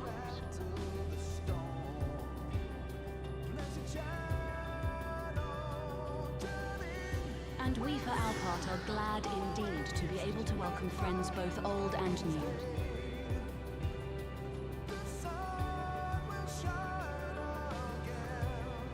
Save your tears for the morrow. You may be sure we will have ample cause to shed them, be they for joy or despair.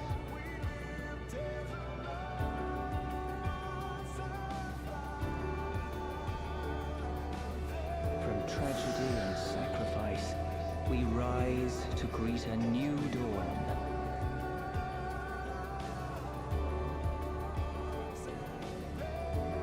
A future shaped by the choices we made, in ways we could never foresee.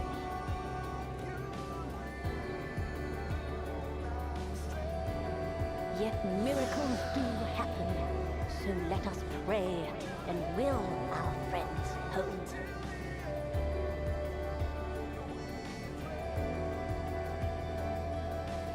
I won't stop praying until I know they're safe.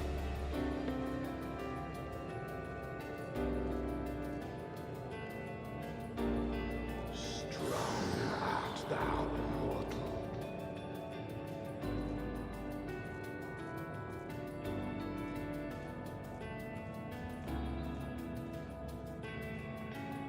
Look to the light within, that you may continue to serve as a beacon to others.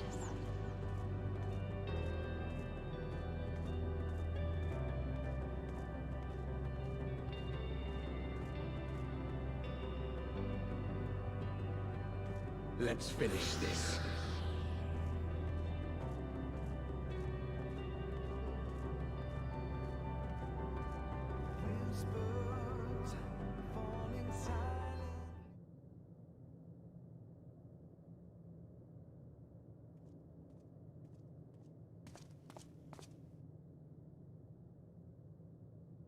Here the path ends. There is no way to reach our nest.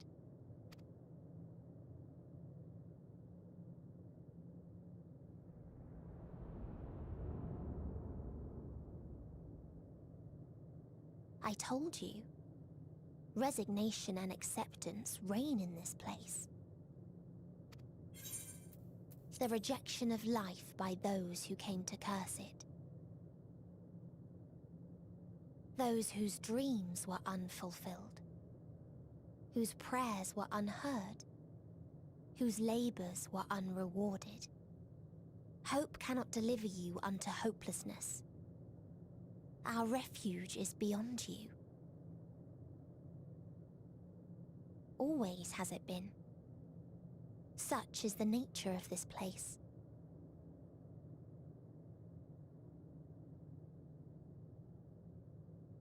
You should have remained on Atheris.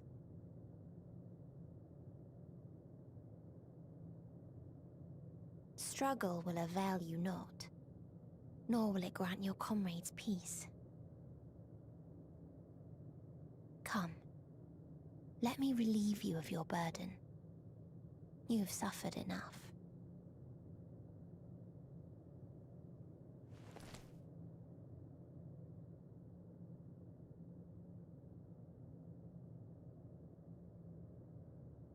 Asm's magic. So long as our souls remain, you can use it to summon us back. But you mustn't. How do we make peace with That's why it's too soon for this to end. There are so many people in the world. You must triumph. Drink of calamity and drown in. Be safe, all of you, and come back. Oh, it was all I am ever grateful.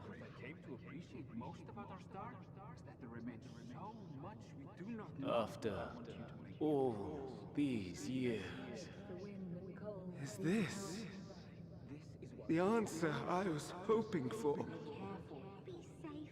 So long as we remember, our fates remain ours to shape. And Godspeed. Perhaps when our time comes to return to the star, we shall remember these few days we have lost. Do not squander it. The legacy I leave you.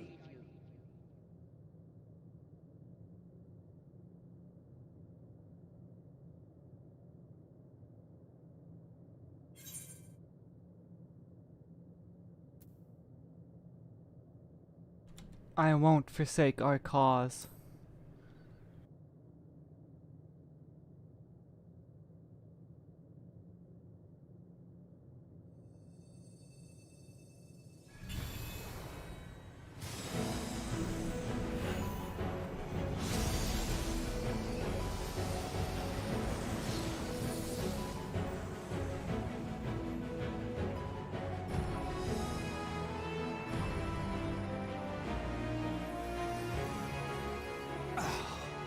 I bid them remember, but all this time I'm the one who had forgotten.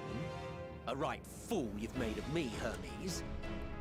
And to add insult to injury, I've been denied a sound rest, forced to watch this clamorous show. Oh, come now. It's been a gripping tale.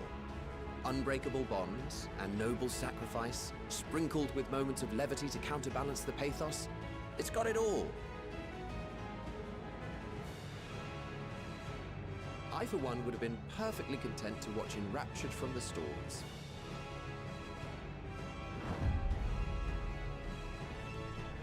These fucking writers. But I won't say no to a bit part. What are you? Half-faded souls of the dead. Isn't it painfully obvious? Worry not. We haven't the power to defeat you, nor is it our duty to do so. Not anymore.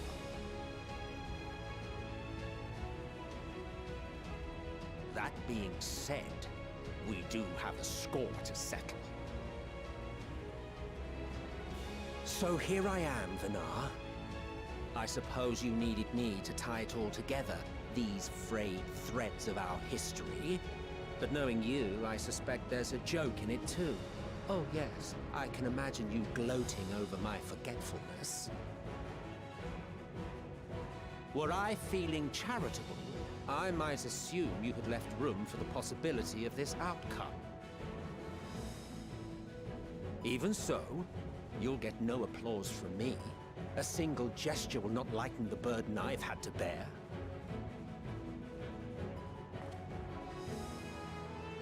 Still, you must be commended. Our methods would not have brought mankind this far.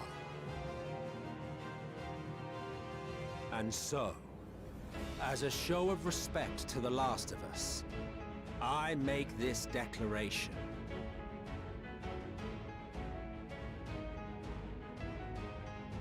You will not end our journey.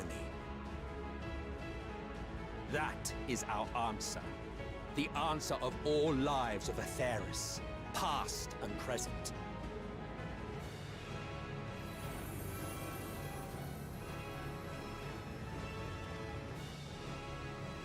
As you've called us to the stage, so shall we perform.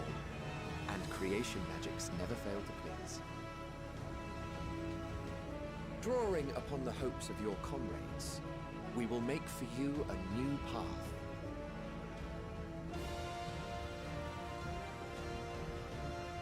What form said path takes depends on you. So focus. Focus and envision that which rejects the claim that you cannot attain your goal.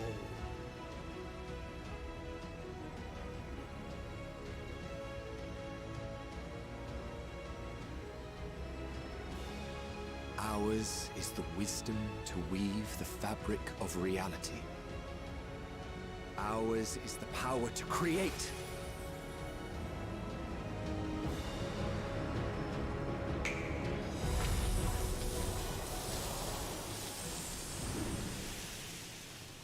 The flowers.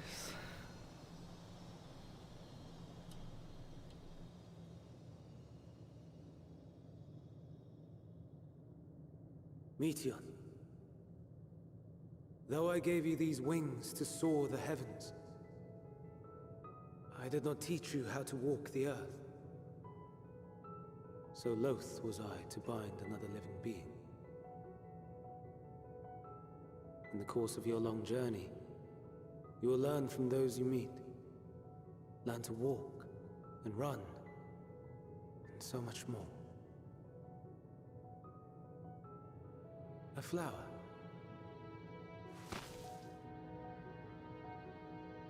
Yes. Upon your return, I will gift you a beautiful flower.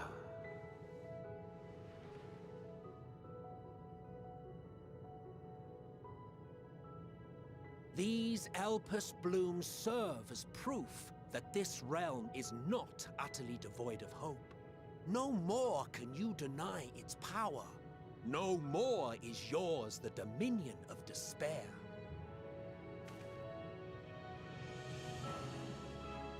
In case the practical implications were lost on you, your comrades no longer need fight their fight. So go on. Call them back to your side.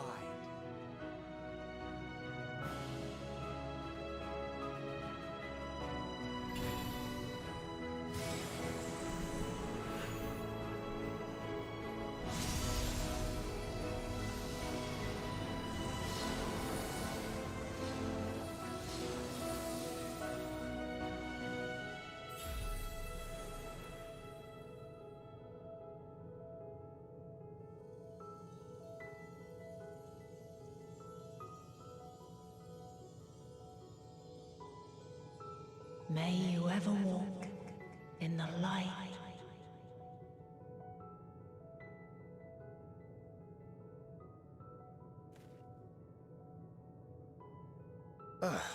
How disappointing. Not even a single scar in the making to brag about. You'll find a way regardless. Honestly, this is far more than any of us could have hoped for. Let us be thankful. Indeed. That we thus stand reunited is a gift. Let us not squander it, and see that we all return to Aetheris. Aye. As soon as we've averted the final days. Good to see you again. Our heroic sacrifice paid off, I take it.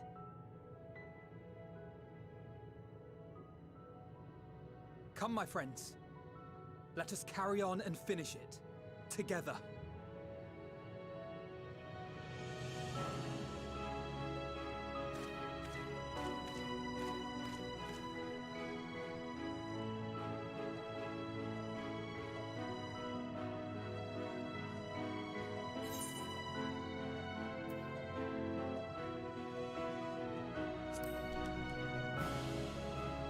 Come with us, Medion.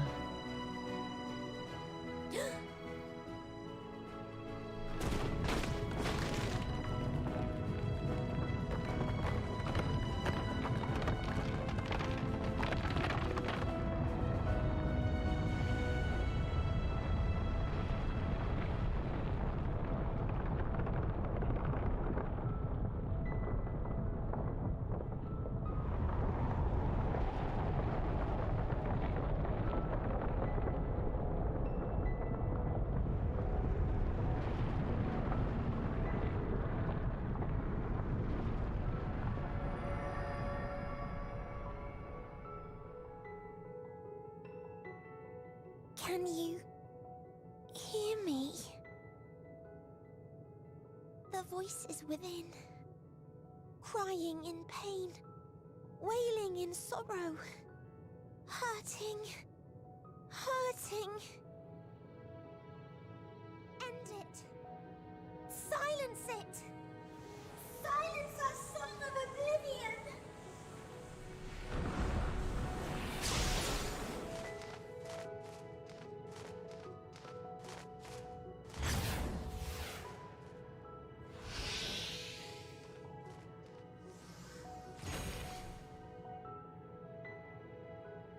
The way is open. They can proceed. So it seems.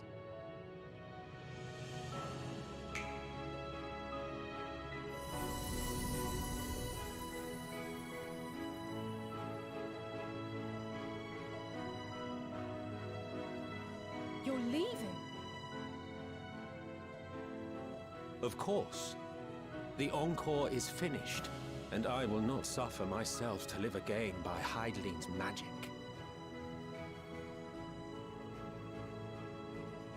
But more than that, the future you seek is not the past we loved.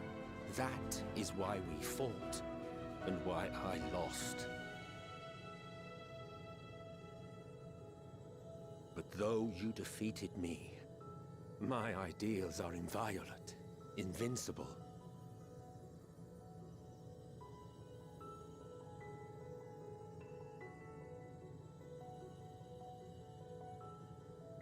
Spare me your pity. I have no use for it. If you would do something for me, save our star. See this tale to a triumphant conclusion, and with elation in your hearts, bid the final curtain fall.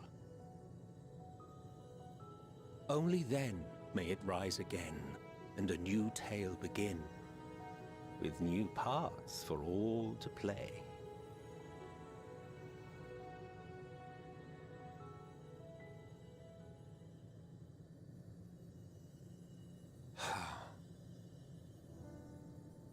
Tell me, have you been to the ruins beneath the waters of the Bounty? Or the treasure islands beyond the frozen waters of Blind Frost in Offerd's north? The fabled golden cities of the New World, the sacred sites of the forgotten people of the South Sea Isles? What about Mericidia, the southern continent? Do you know aught of its present state of affairs? I thought not. Even of your little Eorzea, you know precious little. The true identities of the 12, for instance. All of which is to say, expand your horizons, go forth and seek discovery. Some of the civilizations in the reflections will surprise you.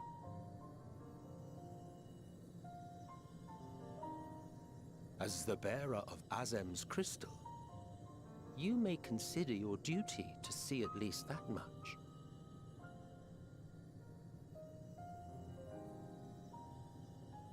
I certainly did.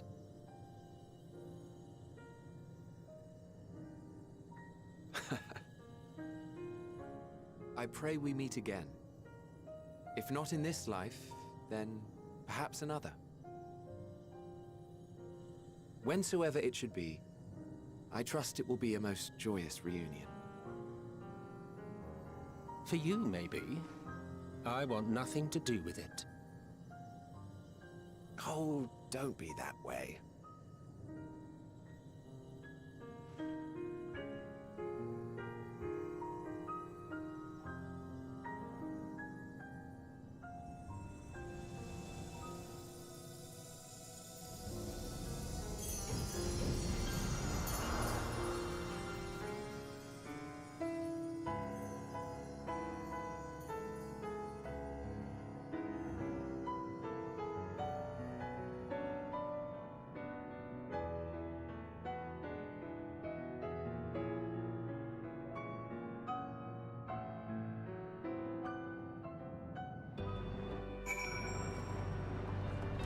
Make your way to the absolute horizon.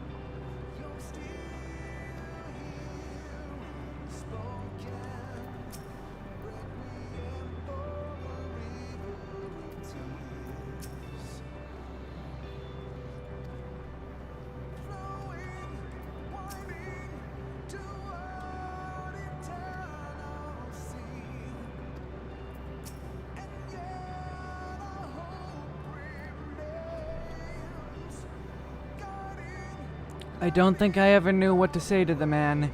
In retrospect, it always felt like the wrong thing. But the past notwithstanding, he came to your aid in the moment of need. We are here, and we will not squander this chance he has given us. We will see this tale to a triumphant conclusion, and bid the final curtain call. Endwalker.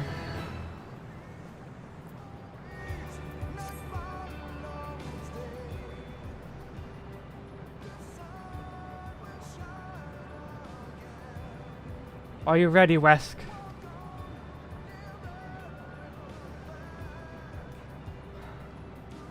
Then let us set forth for the reckoning.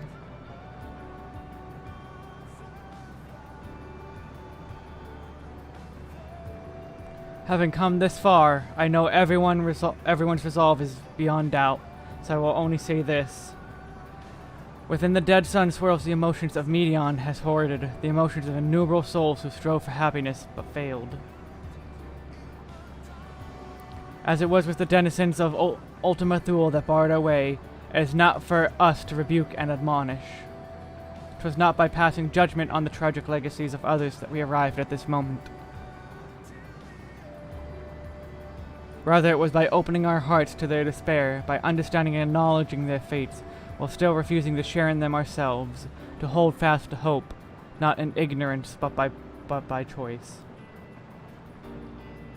Should you struggle to do so, I am here to help, as you all have helped me.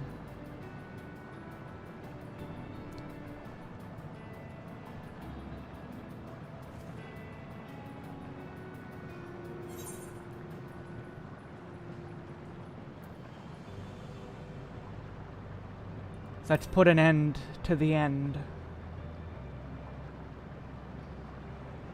I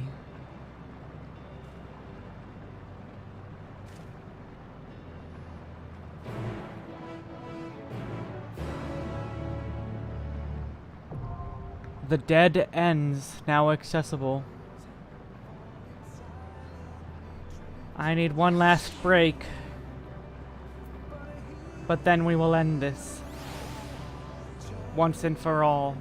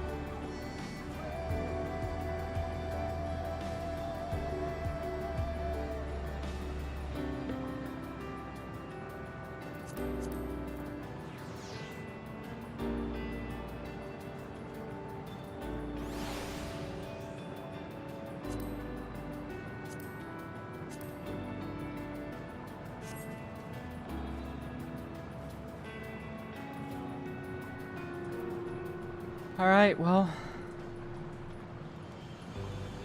Let's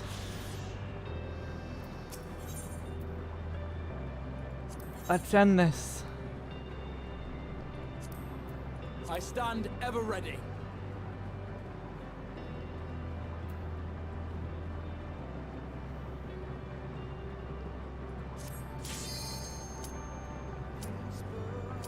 Let's walk to the end.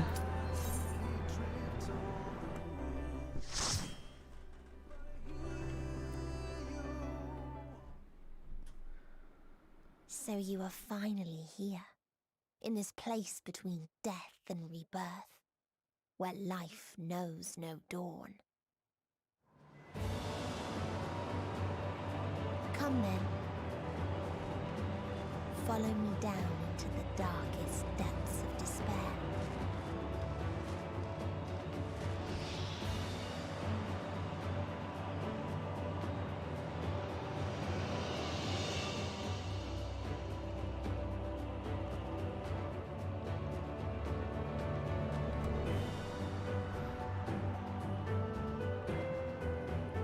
The Sea of Stars, the Dead End.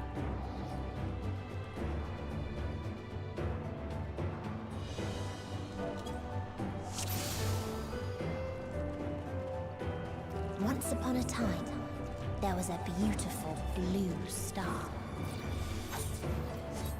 that fell to pestilence and rotted inside and out.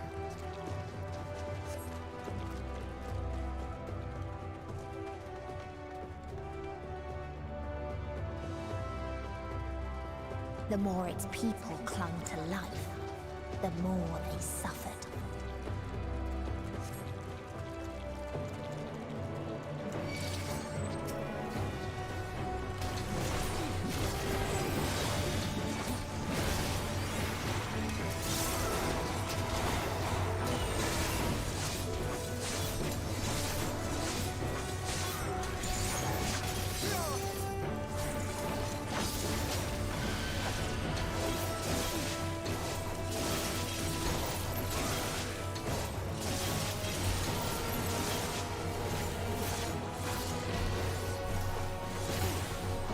Holy crap.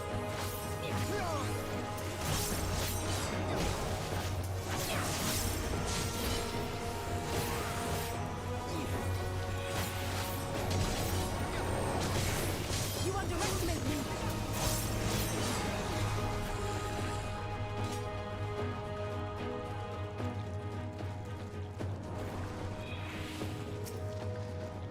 Why do you ask such a question? Do you not see the plague and pestilence that consumes us? Ours is a world of rancid blood and rotting flesh, where death is the only remedy to suffering. There is no meaning to be found in such misery. But it was not always thus. Beneath the waves we knew only peace and plenty. We wanted for naught, and yet craved more, that our progeny might someday flourish as we never could. Eventually we ventured to the lands above, bearing flame and iron, toppling any who dared oppose our might. The world was ours for the taking. No, I know I have Communio.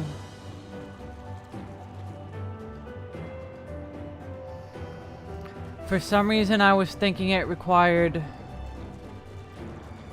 the purple gauge.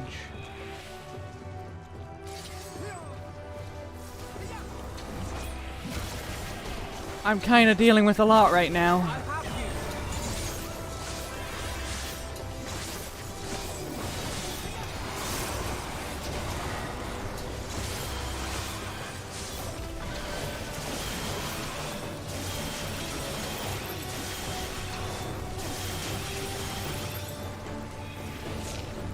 Right, it's a cast.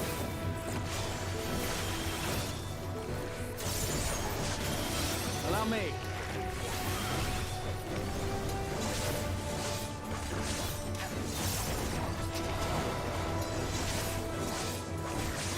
This is a lot to take in.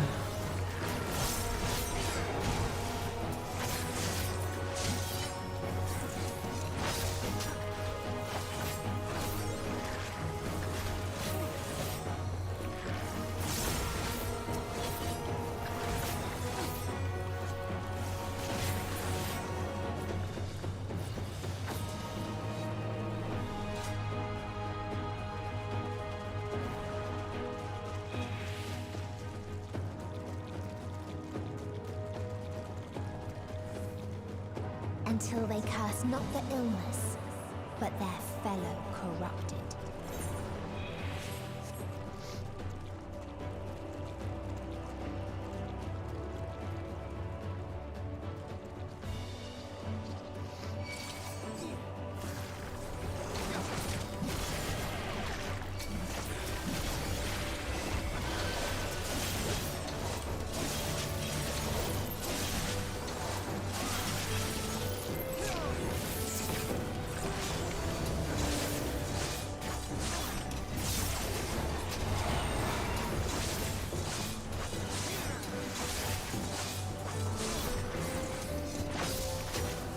Allow me.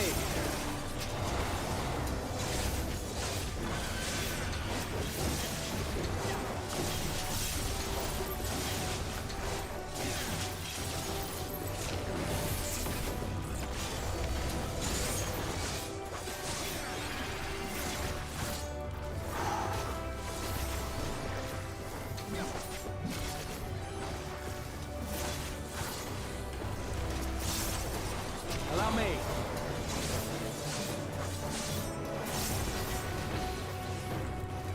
I have you now.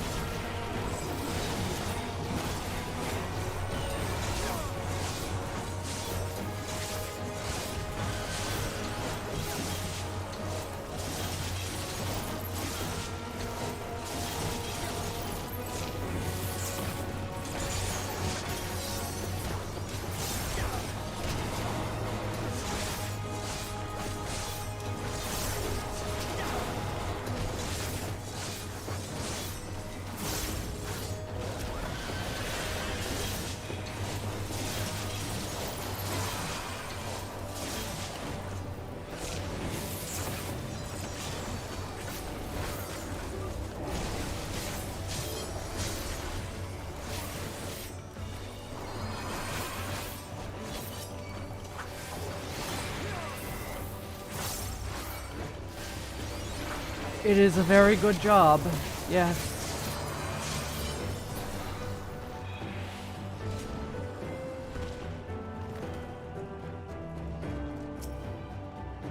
This world is not the boundless paradise we were promised. Our population quickly outstripped the habitable land, while seas we thought would shine forever blue ran dry, spoiled in forging the tools of conquest. Cramped homes turned to squalor. Then came the sickness, our undoing, and the final blessing the star has to offer. We are no longer the fools we once were. Wheresoever life goes, death will follow. Indeed, existence is but the most painful path to nothingness, and the wise embrace of their obliteration wholeheartedly.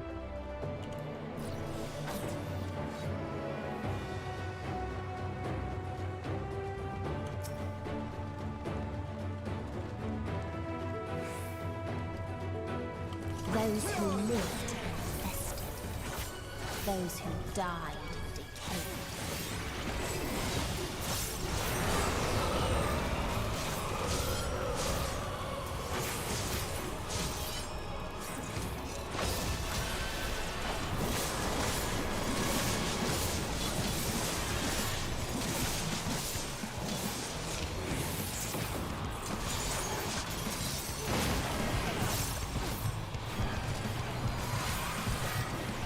Oh, I get it now.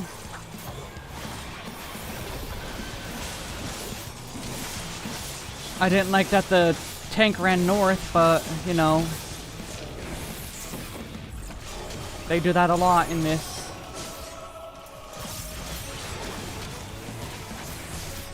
Allow me.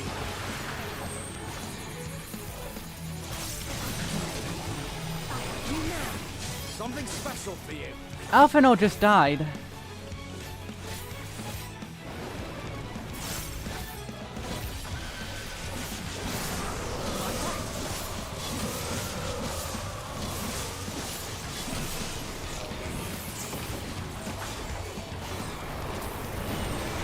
allow me.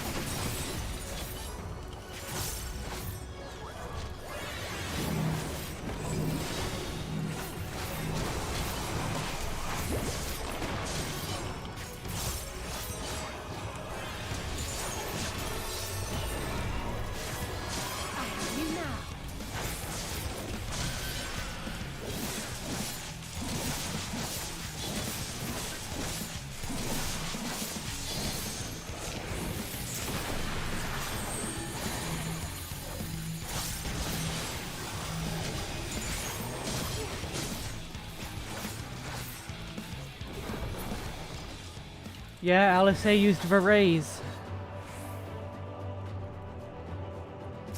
That was Veraze. And the very last of them wished they had never been born at all.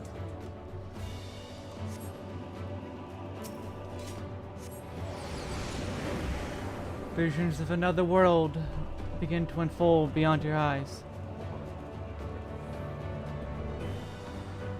Wow. In a faraway place, a brilliant star eradicated disease Global citizen. before destroying the self-same lives it had saved.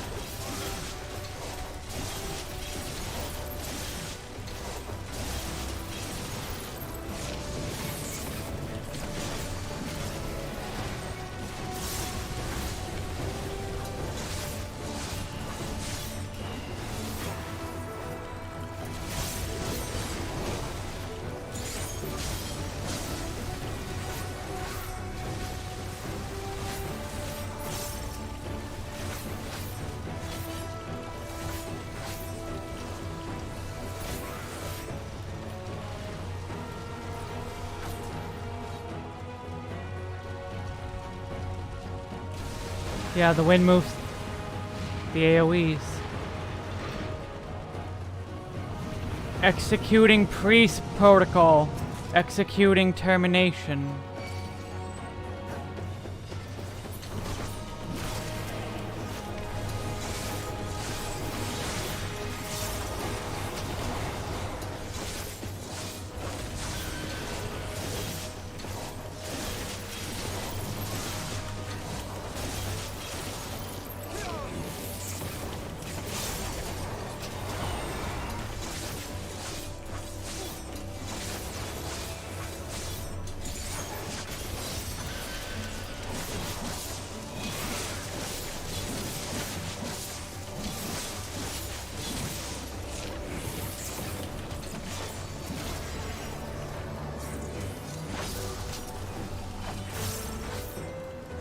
Hold still.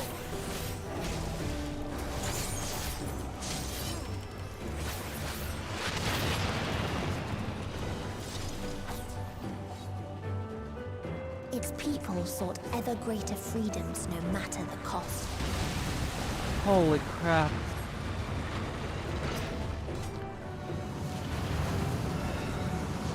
The otherworldling beings should first grace us with their presence as a sign indeed. They understood that we, the global community, are possessed of the wisdom and compassion needed to guide this star back to the path of righteousness. Yet the freedom fighters dared to undermine us, inviting chaos to disrupt the order we labored so hard to build. They have forgotten the history of the star and its once myriad nations, the wars waged, the countless lives lost. They must be brought to heel, the world united under a single standard, no matter the cost. A lot like Alag.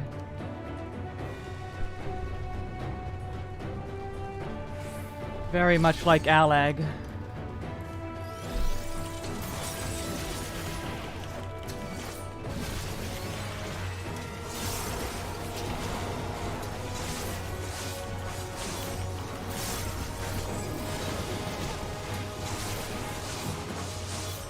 Hold still.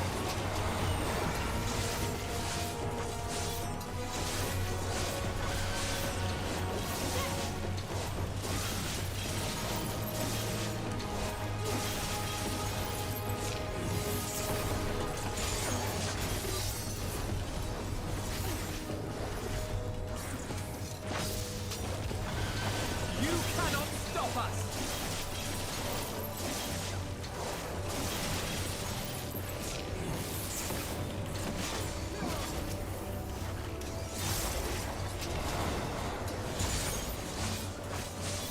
Holy crap.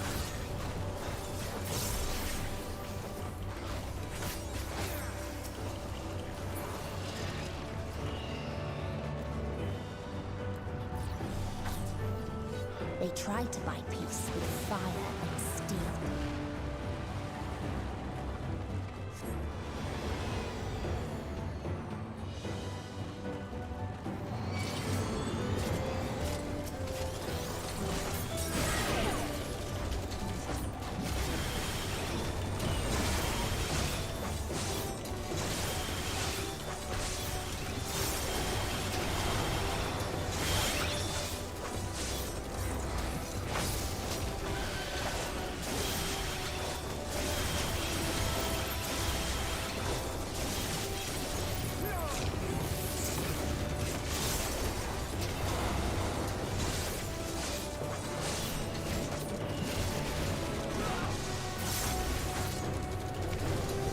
I'm...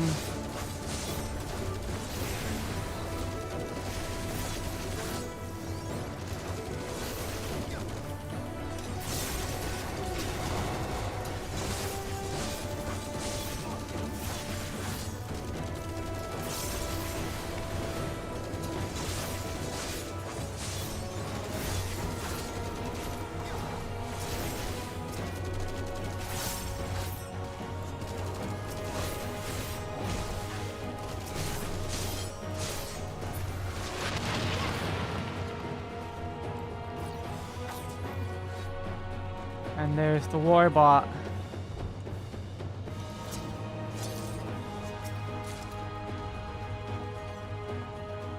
The last ring of Cath.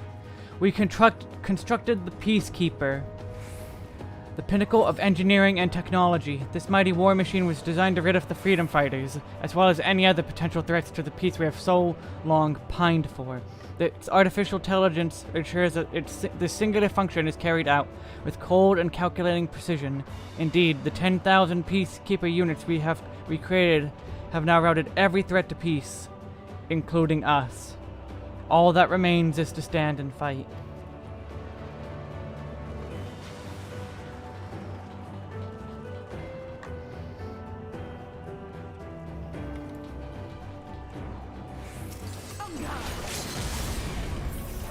Resuming peace protocol.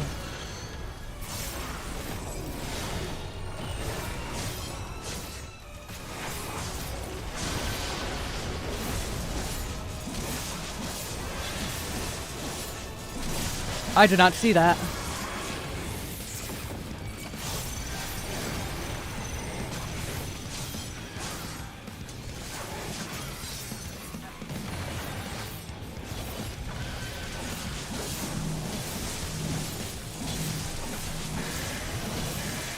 I'm dead.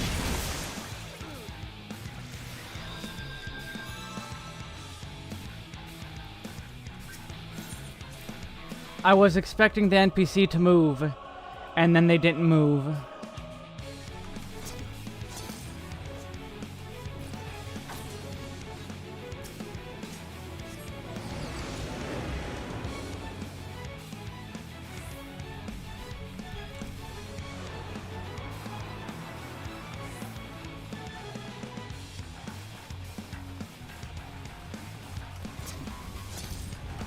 I figured they would move. I was wrong.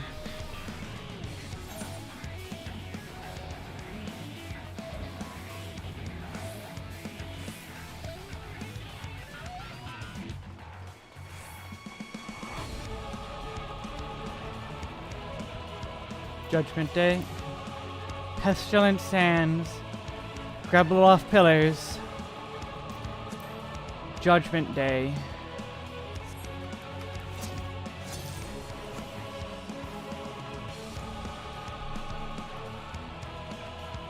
Now I know to be not there.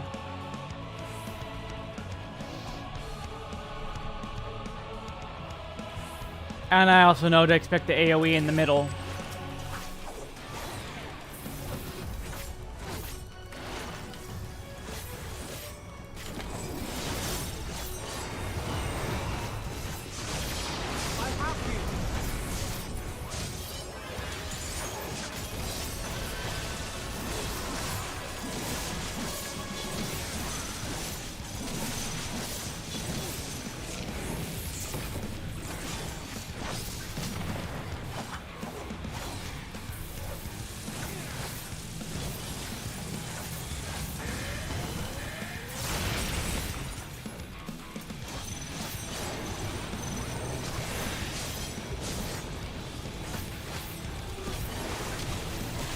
No future.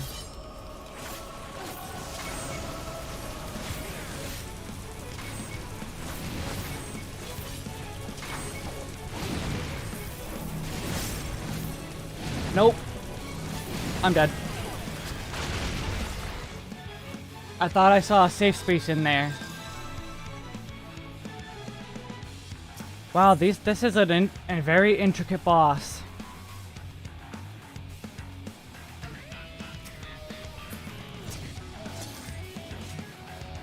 That time was on me because I thought I saw in a safe space, but there was none.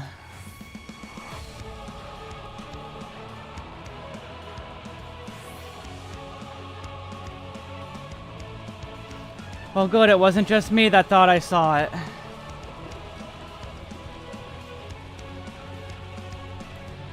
They did not, Jericho, they did not.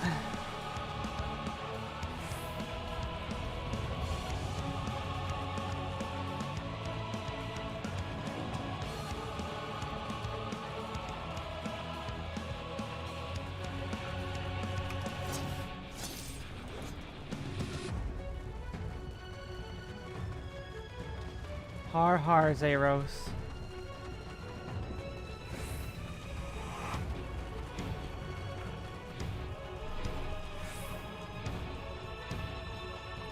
Alright, I should have it this time then. I should be fine this round.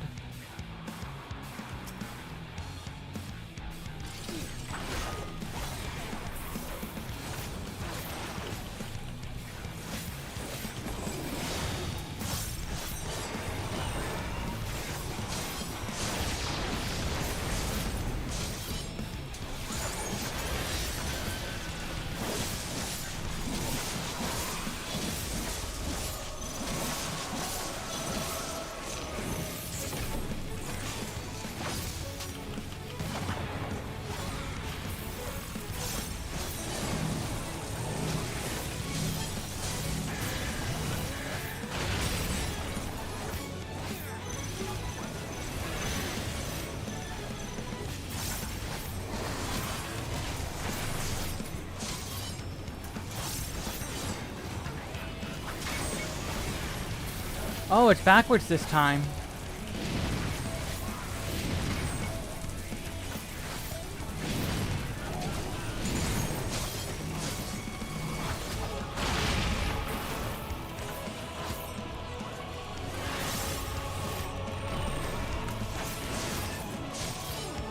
You cannot stop us. Peacefire.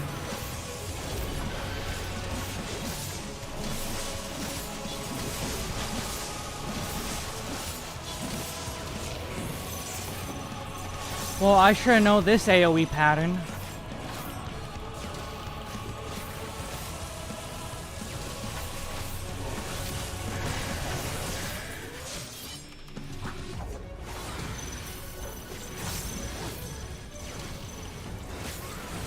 I've done limit cut a couple thousand times.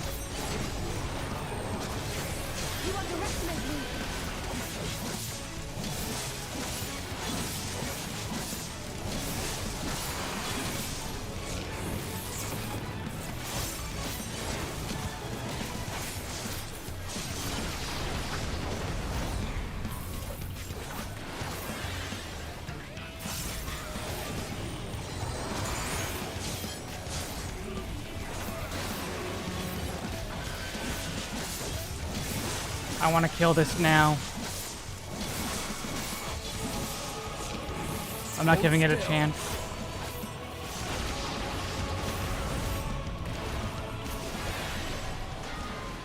There.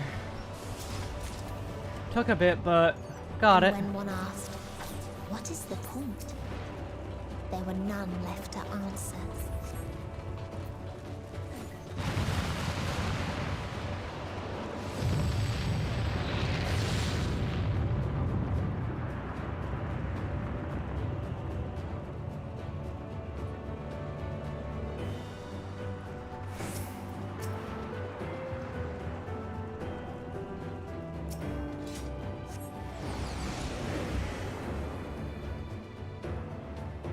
The plenty.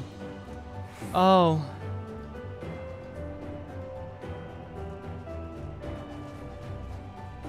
Farther still existed a star without strife.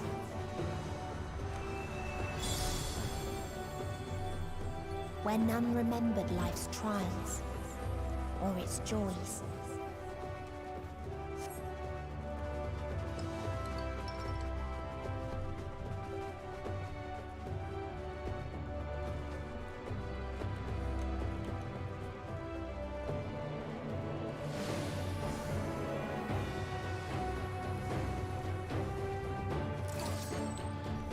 No, it would be these.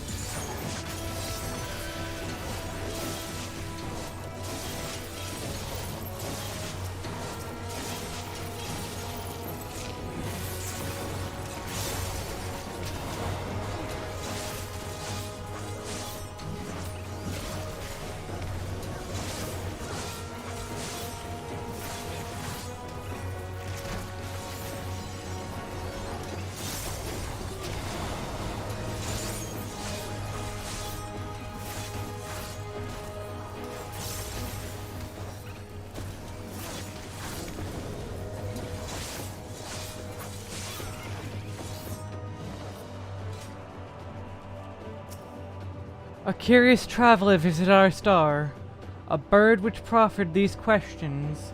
What meaning does life hold? For what do you strive? I could find no satisfactory answers, only bittersweet memories of an age long past. There was a time when we were lesser, and in our nescience sought purpose, struggled to justify life's worth. That was, of course, before we achieved perfection. Now, condemned to our paradise, we understand the fatuity of existence. Like the fledglings we once were, the poor bird could not accept the truth. It asked us again and again, hoping perhaps our answer might change.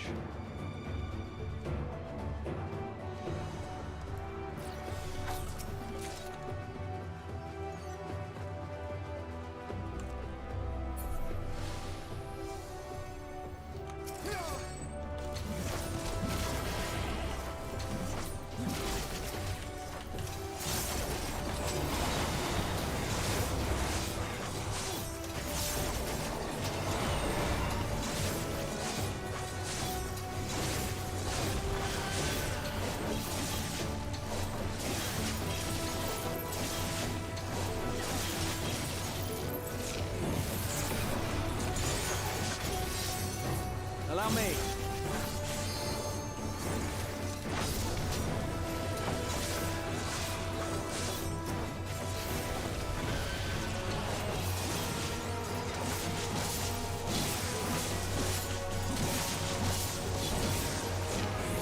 You underestimate me. What its people had gained from ease, they lost to apathy.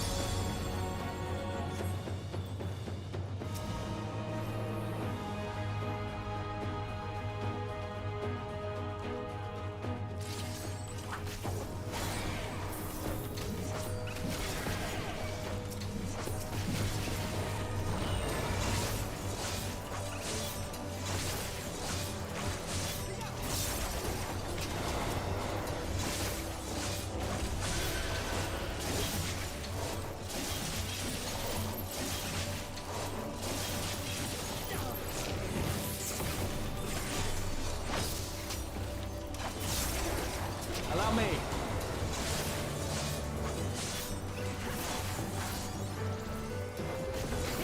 They beg to their god to die.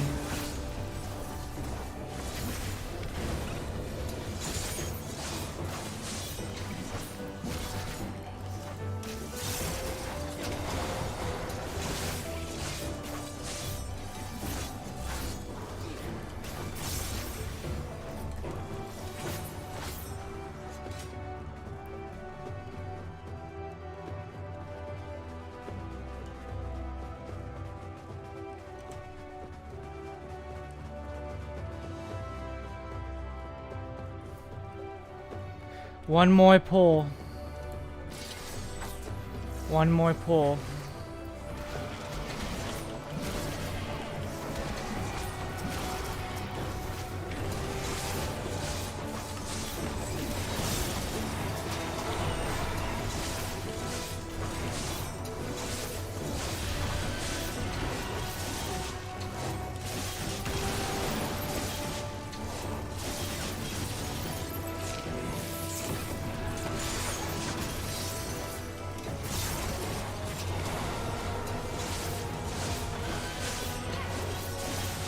Allow me.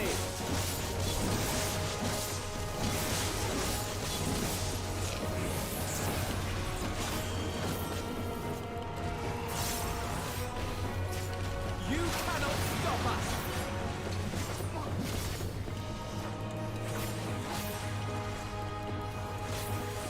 Correct, Kalis. I also would like to know the World Tree. I would also like to mention Hexy, Octo, and Decahepta. These were the names of her sisters. The dead ends. Meet the sixth end. Leave the sixth end behind. Meet the eighth end. Leave the eighth end behind. Meet the 17th end. 17 ends did she find, at least. Hold on. There was a time when we yearned to explore the heavens, found purpose in the hope of unveiling life's mysteries. A dream shattered when we reached enlightenment and found it empty. There was a time when we believed in our legacy, though ourselves marking a worthy path our successors might follow. Efforts rendered futile when we discovered the keys to paradise and immortality. As individuals, we struggled to know what was right. Yet in today's perfect unity, there is not left a question. We are infinity constructed by the finite, but no more. R'Allah shall grant us the mercy of annihilation. And now we meet R'Allah.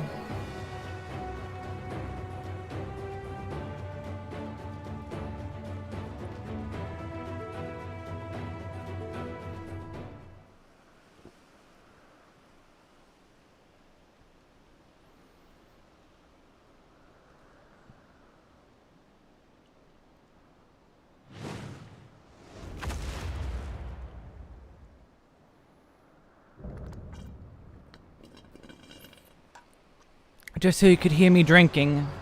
The last mercy, R'Allah. Just so you're not worried about me, I wanted to make sure that one was audible.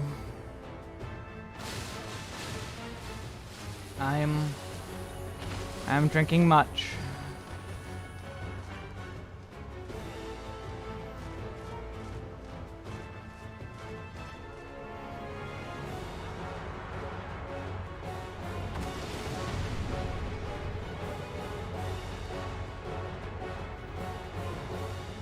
Leave the 17th end behind. Here we go. So they created the kindest, most gentle of beasts.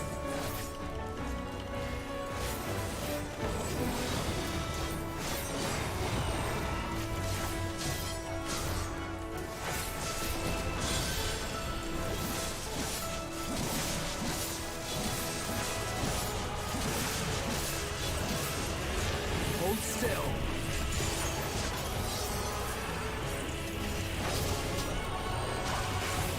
Its steps were light, and its gift was as painless as it was beautiful. Oh.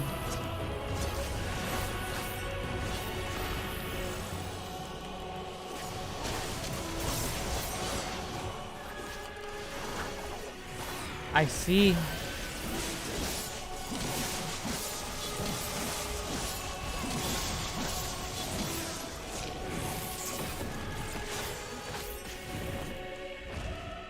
Bathed in its golden glow, they all slept happy ever after. I have you.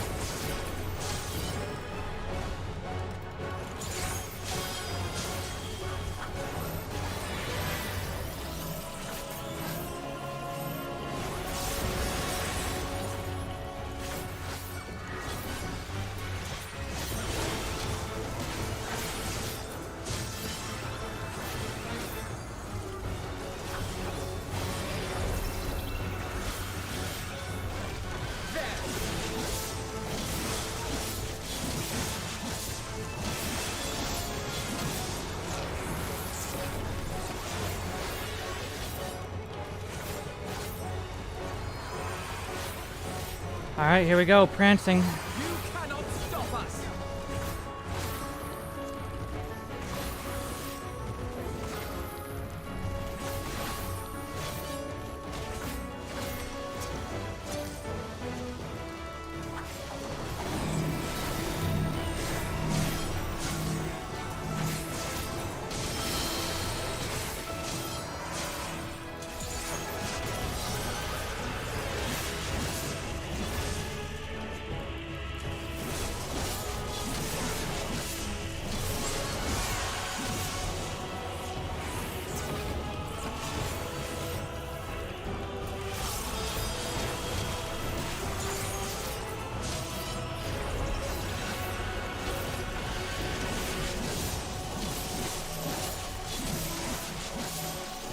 You underestimate me!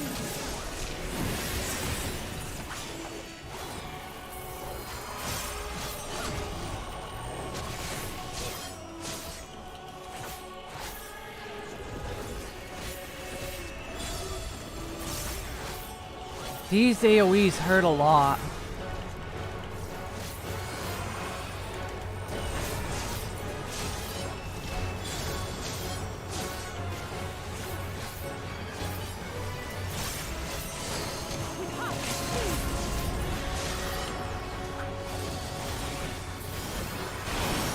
You now!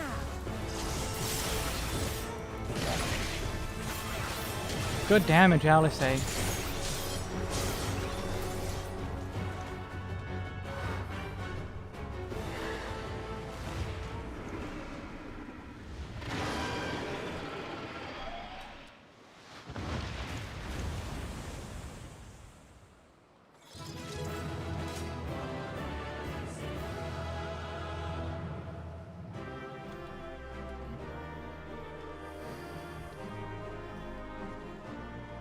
Meteon's trials have been laid.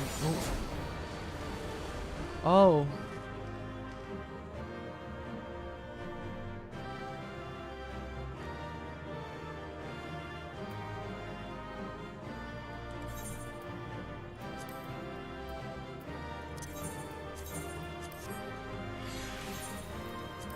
Oh, I have some tomes now, 120. I got a second healing necklace.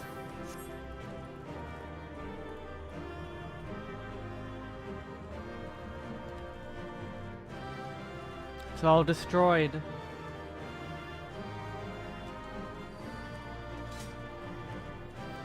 Here we go. Here we go.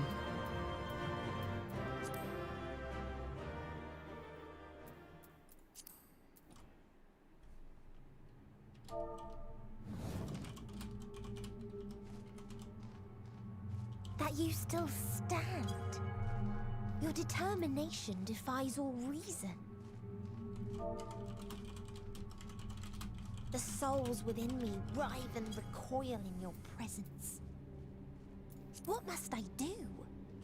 What pain must I visit upon you to make you surrender to despair? No one is unbreakable. What pains one may weather may bring another to tears. But therein lies our strength. For when we fall, our brothers and sisters are there to raise us up, again and again, without end. I see. And so her No sister. matter how much hope exists, ever will there be more despair. That's a lot of Medion. Ever will the living past the present and embrace the future. So shall we sing until life ceases to be.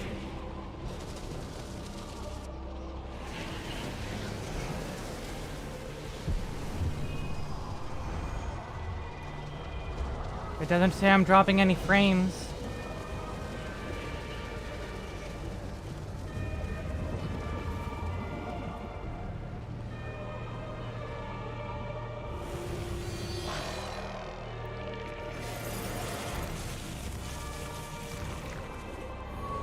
Hello, Big Medion.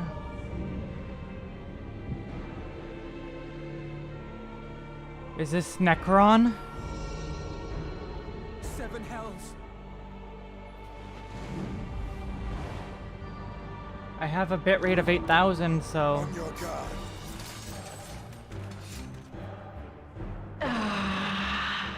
The rage. It rises. The End Singer.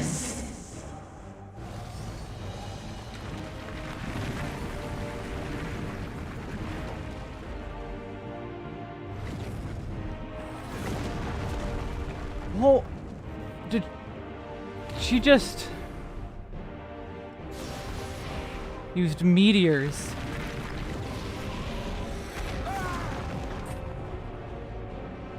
Stop! Calm yourself, please.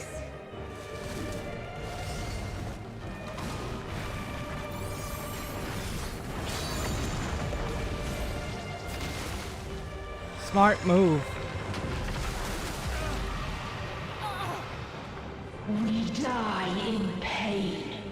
We die in suffering. Who are you to live? Who are you to hope?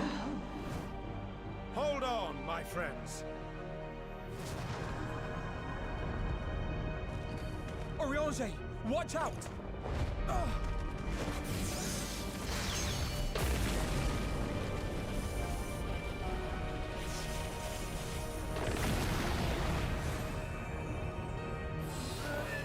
Alphino! We cannot comprehend. We cannot know. We cannot know.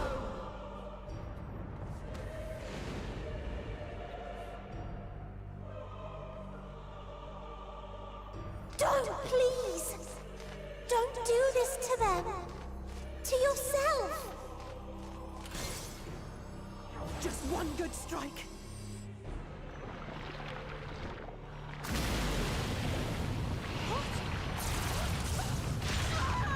Stop! Please stop! We will not suffer alone. All will know our pain. You are not alone. No, you don't!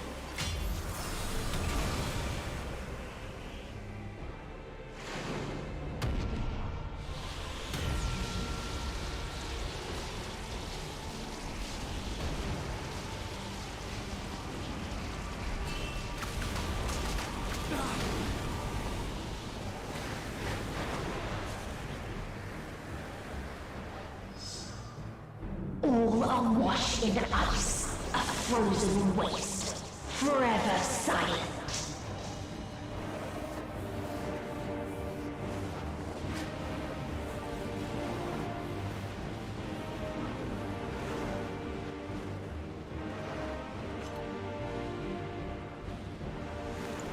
Wait!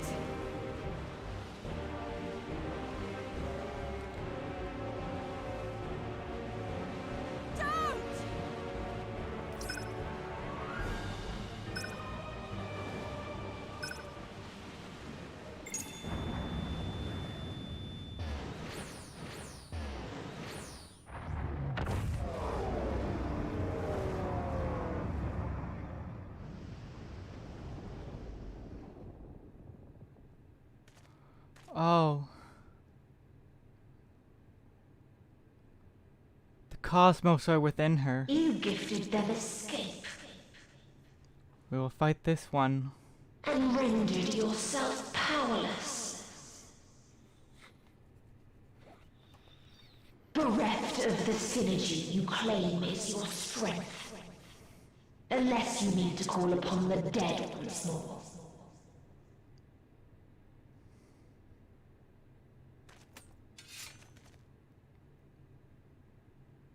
Defiant to the last, but you will be one with us ere long.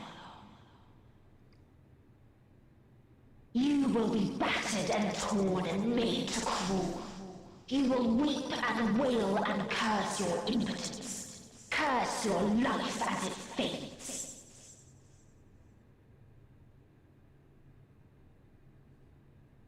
As we did, as we died. Such pain and sorrow we felt. Such anguish and rage. We tried. We tried. But it was no use. Only when we surrendered did we find release. Only when we embraced death.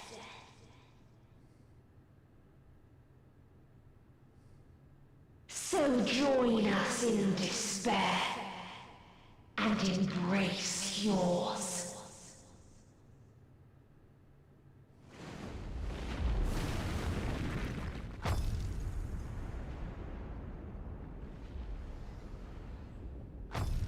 My ultimatum. What is happening? What?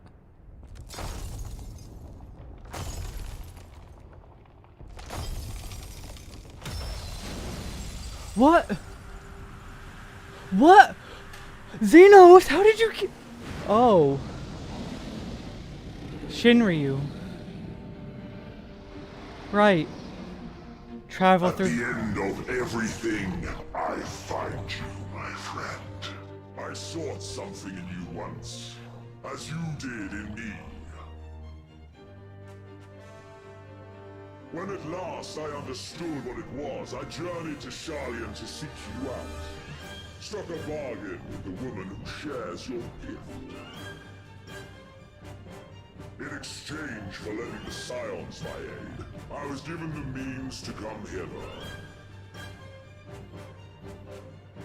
Gorging upon what remained of the Mother Crystal, I reclaimed the form of the dragon. And, hungry still for our reunion, I rode the light of the stars to you. I take it this is your prey.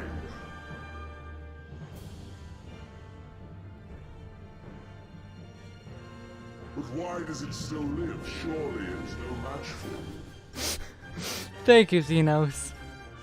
I assumed you would be above something so banal as despair. Am I mistaken?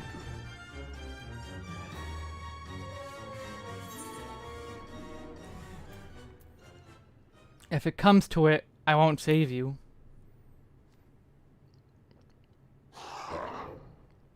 I care not.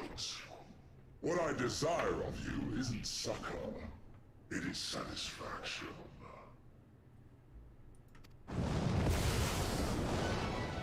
So come, let us dispense with this distraction, you and I.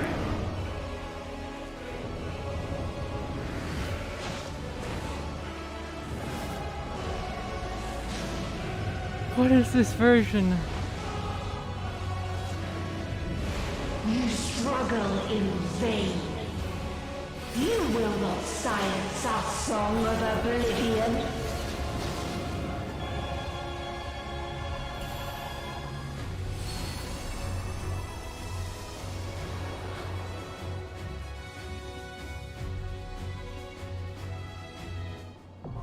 The final day. Now accessible. Holy fuck! What is this?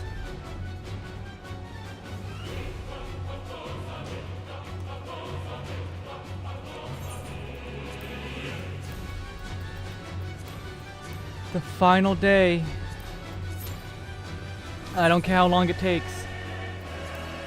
Meteon and her sisters took to the stars in search of hope. They found naught but despair.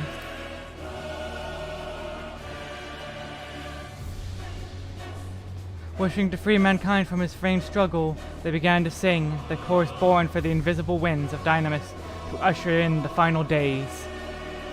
Against all odds, you have arrived at their nest at the edge of the universe. In this place, where emotions dictate reality, the hopes of your comrades have opened the way forward, and it falls to you to take the last step. Transforming conviction into strength, you sally forth upon Dragonback to confront the End Singer and silence her song of oblivion.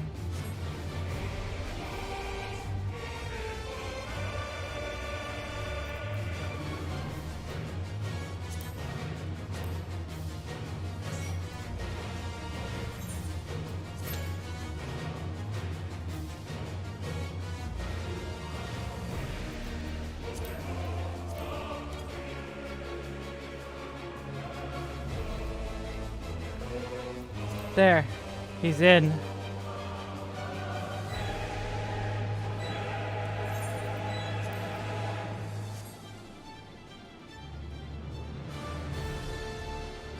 It's a medley of everything. Everything.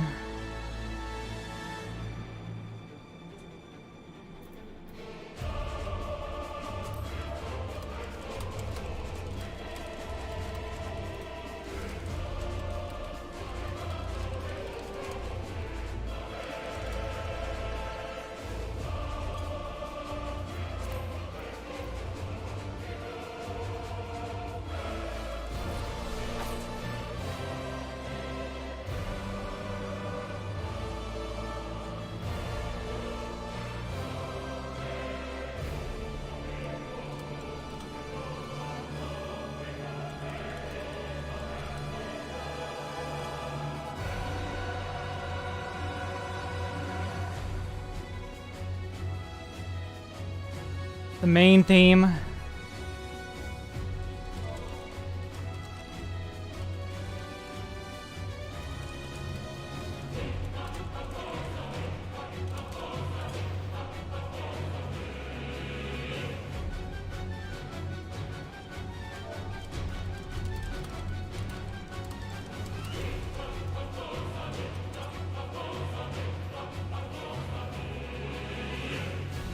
I'm gonna be really quick. Be right back.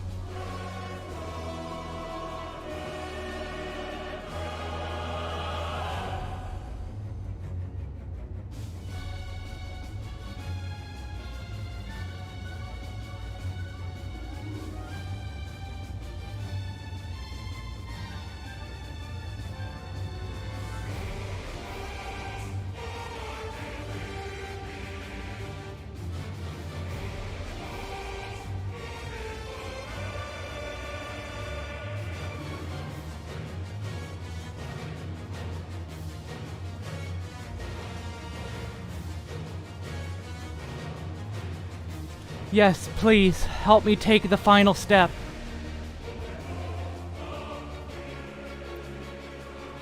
Just one more step.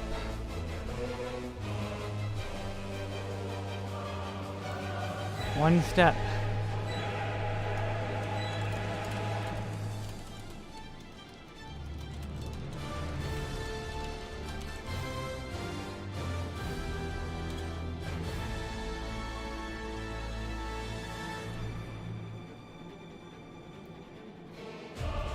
If you got something that can help speed up the queue, I'll invite you.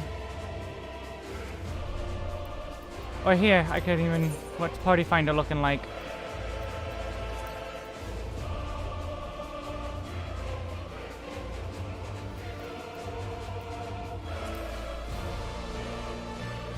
I wanna be. Do you know? No spoilers, but...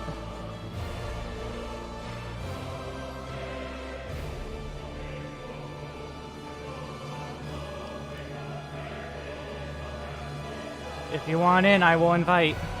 If you got something that'll speed up the queue, if you got a healer. Healer's what we really need. I will wait all night if I have to.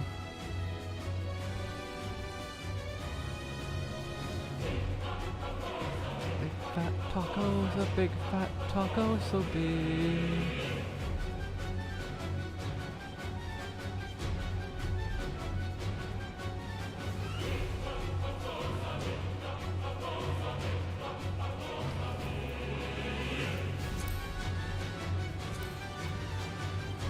Alright, we got a tank now.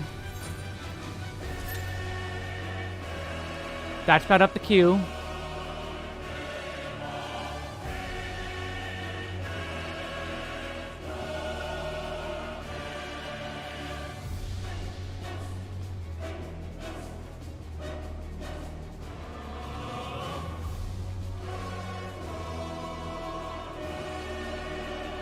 I mean, I could see.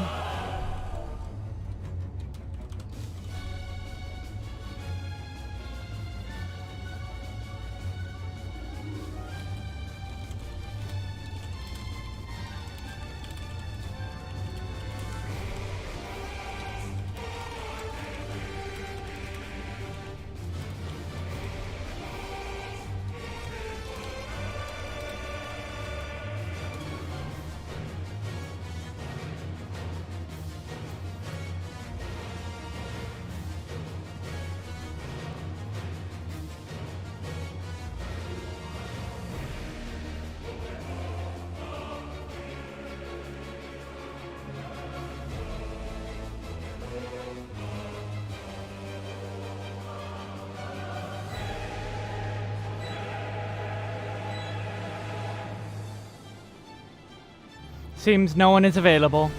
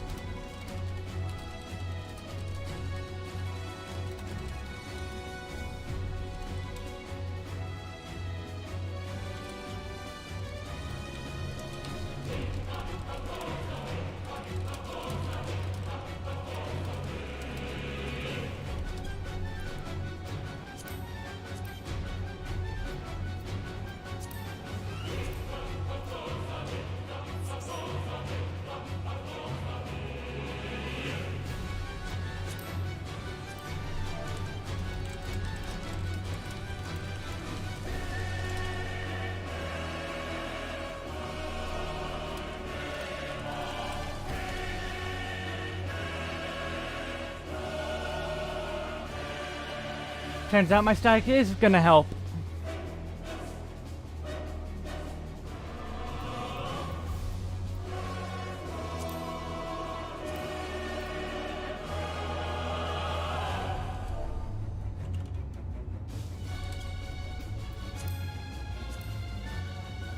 There we go.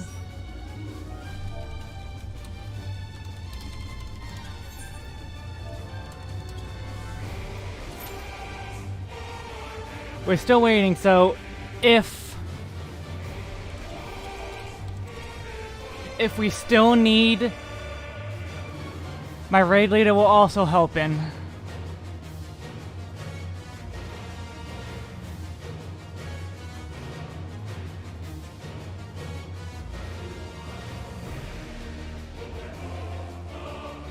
Endwalker. The end.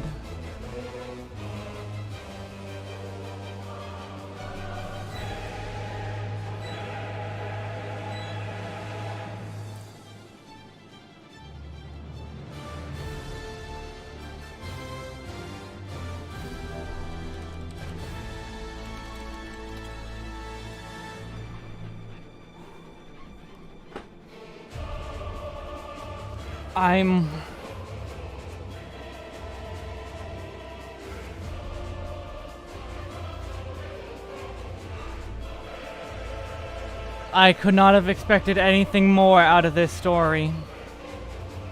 Everything that has happened.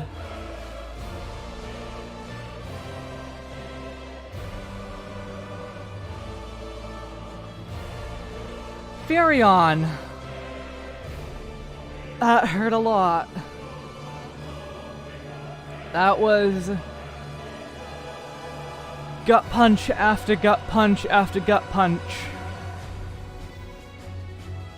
And the moment that quest name was "You Are Not Alone," I was extremely scared. Because that theme is one that breaks me every time.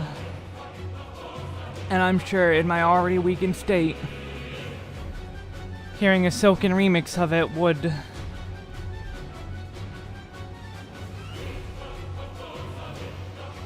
I would not do well.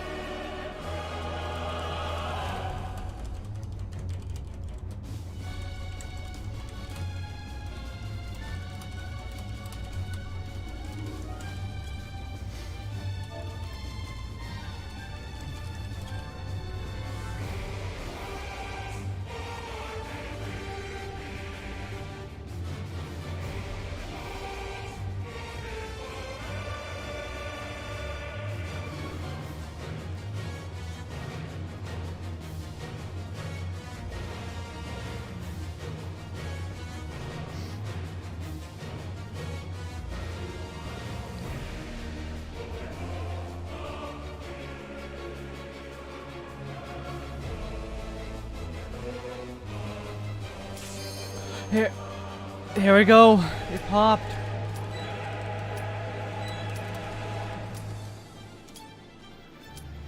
Here we go.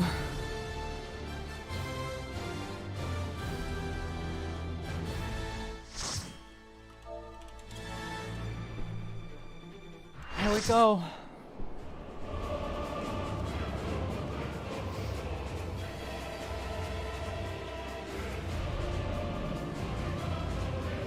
The final day.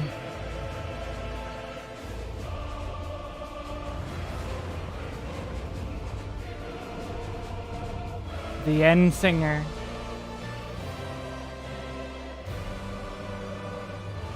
You will never reach it. Will never reach the deliverance you seek.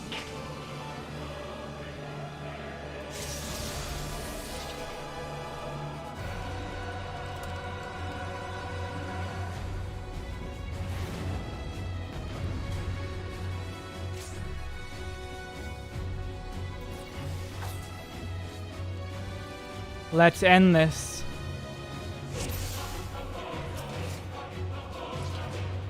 Oh my god, the circle of Azem is staying for the whole fight.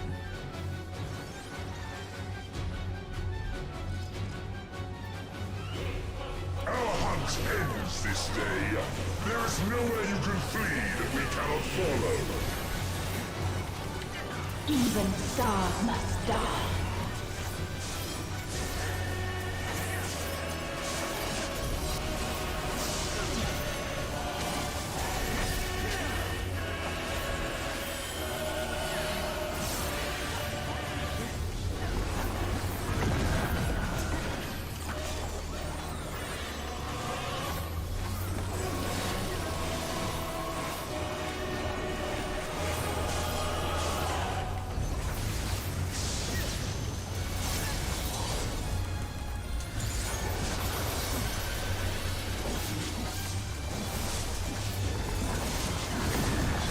Oh my god, this is hard to...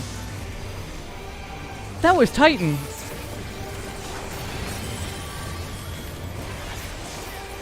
This is hard to parse.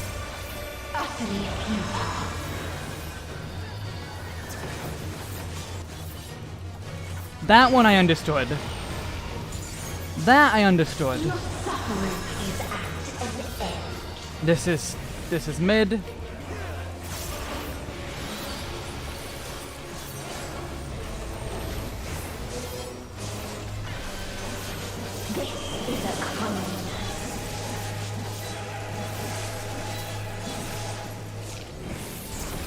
I forgot my buff. I forgot my buff. All of us have known despair. I'm taking a lot of damage. I'm overwhelmed.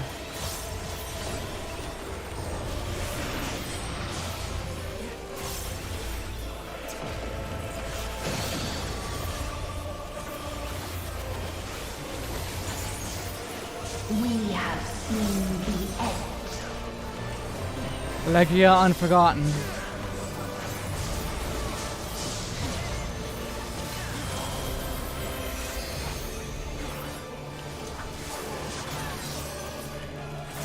Oh, I see how this works now. I see how that works. What? The same ends. Again and again.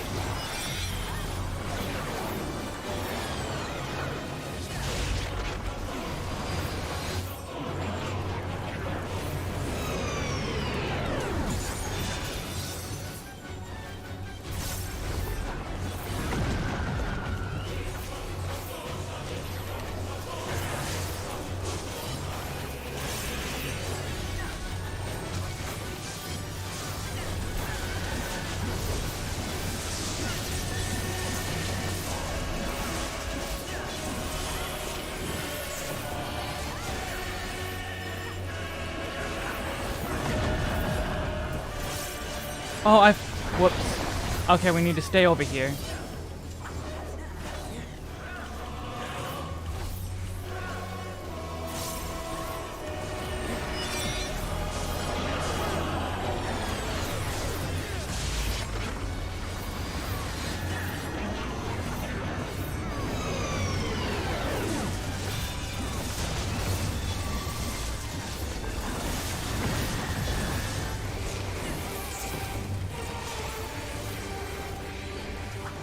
A sorrow so deep only emptiness remains.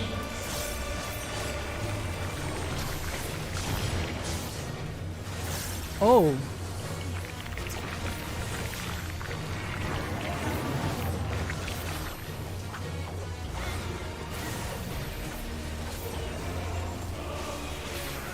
Oh.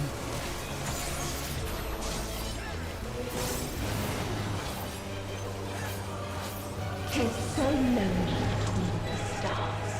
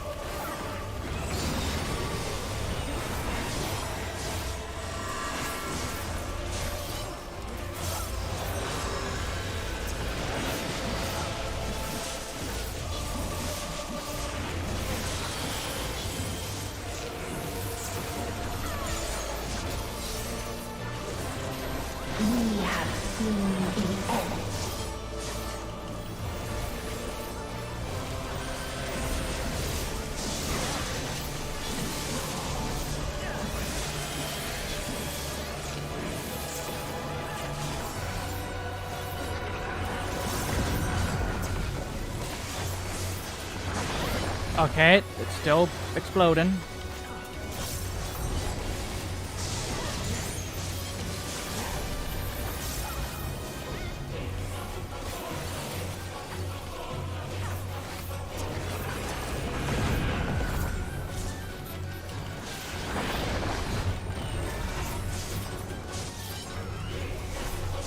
The same end.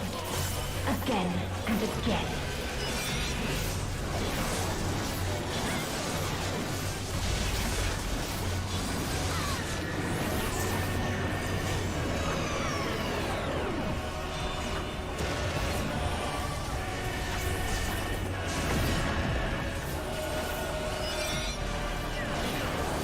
This fight is so cool. Oh my god, I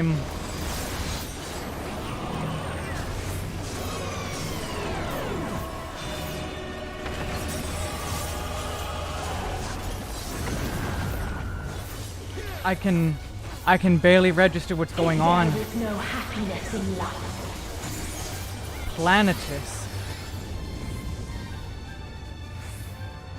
There is only one place it may be found.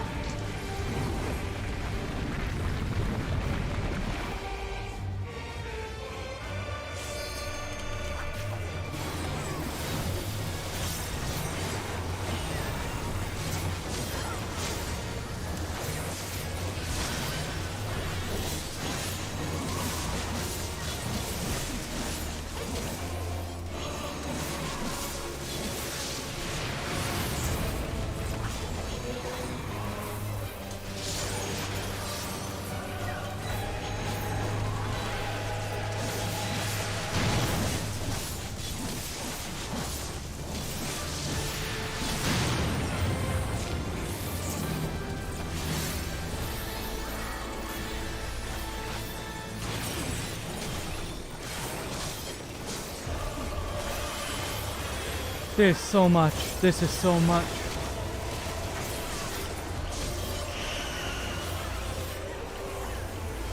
Oblivion.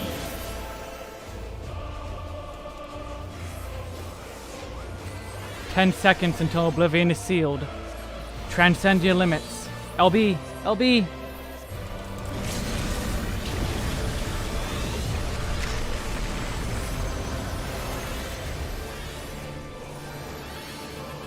That scared me.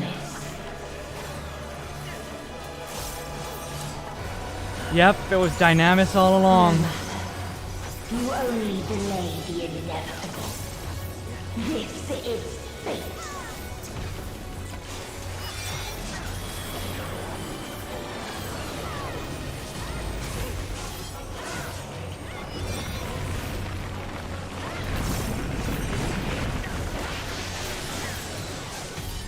What?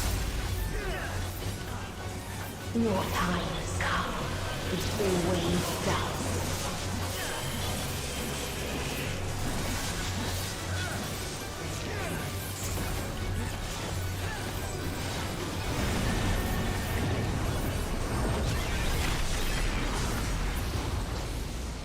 What? What?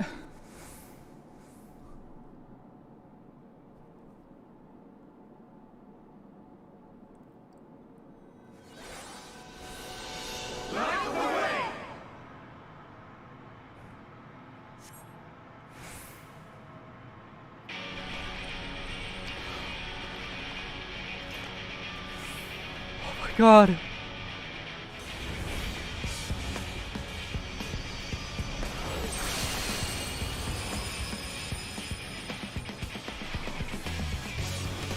What is this defiance?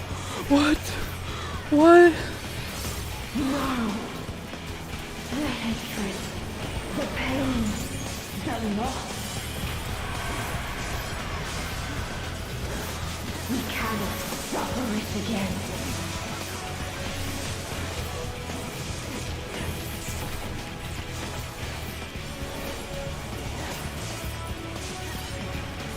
We will stand against fate. No matter the cost. We've been here before. many a time. Thus do we know. Prayers of hope. To never give up. The hope will shine again. Oh!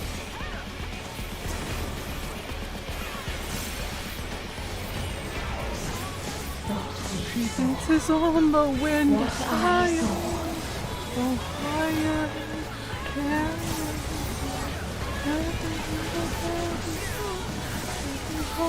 The dark will be evil and desolation.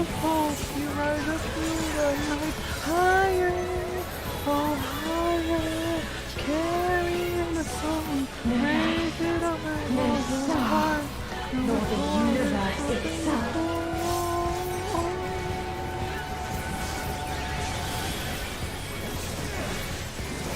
Killer. None should hope for better.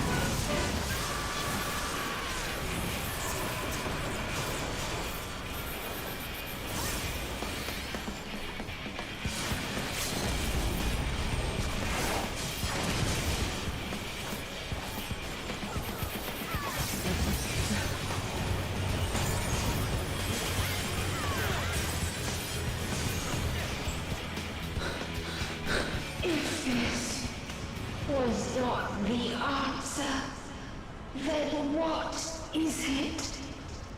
Where lies happiness?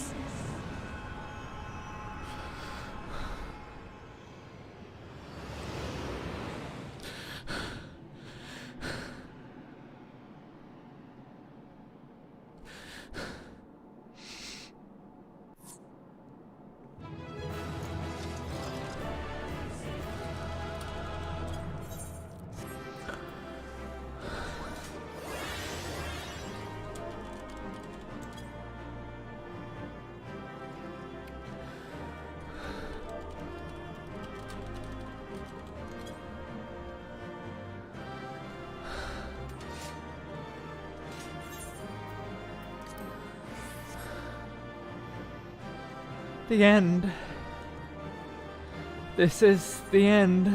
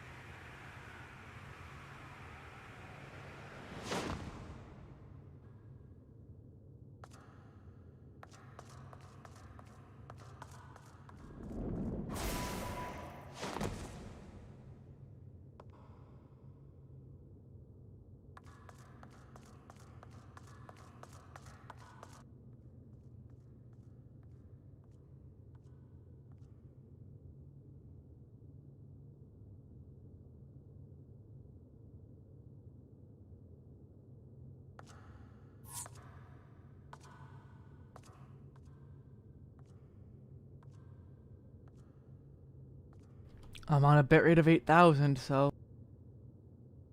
No matter where we flew, there was only darkness, and loneliness, and pain. We couldn't find the answers Hermes yearned for. The answers he deserved.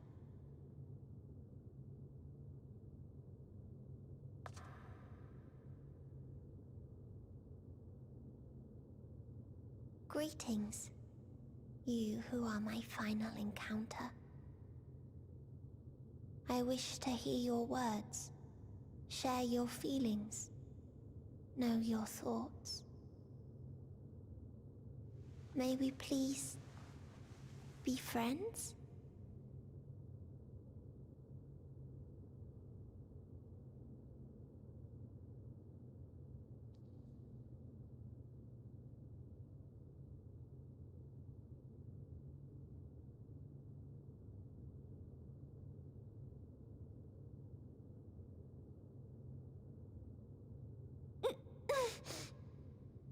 Yes, I can see them.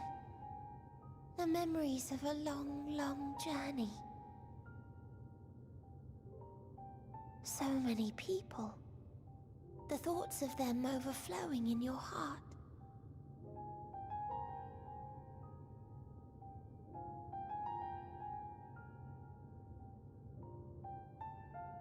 What they live for. What gives their lives meaning. There was never a single answer. You gather pieces of happiness, precious and fragile, only to lose them. Then start again. On and on it goes, until death takes you into its gentle embrace.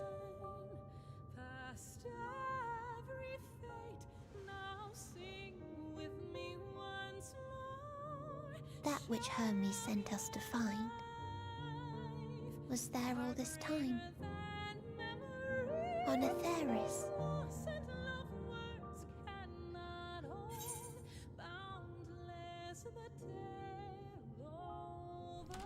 We created it together.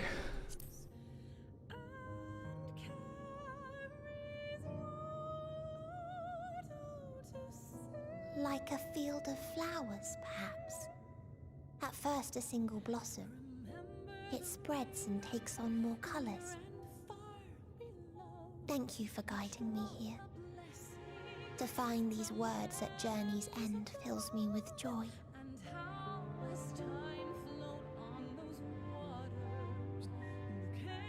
And so, before I fall forever silent, there is one thing I must do.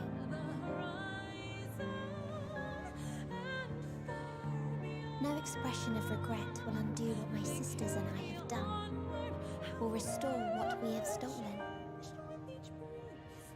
But if you would allow it, I would sing one last song. A song of the newfound joy that swells in my heart.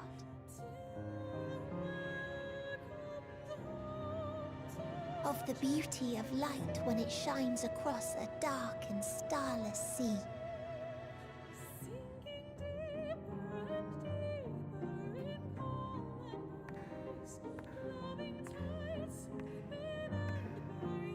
Of a dream that from the soil of worlds now lost to sorrow, life will spring forth once more. Nourished by gentle rains and caressed by uplifting winds. A song of hope. Song of hope, she dances on the winds. Higher, oh higher. Carry in your arms. Raise it up with all your heart, so its chorus might ring for all.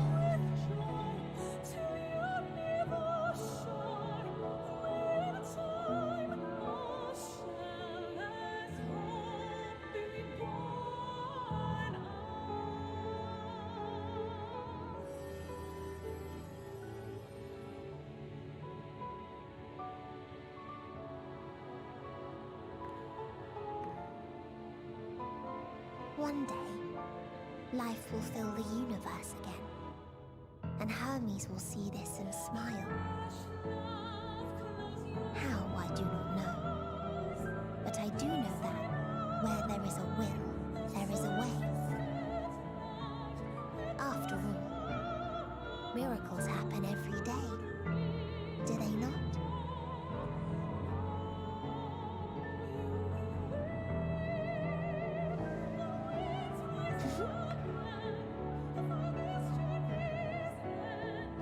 I will create a path back to your ship, where your dear friends await. Hold in your heart your desire to return to them, then follow my lead and walk forth. That hope will surely guide you true.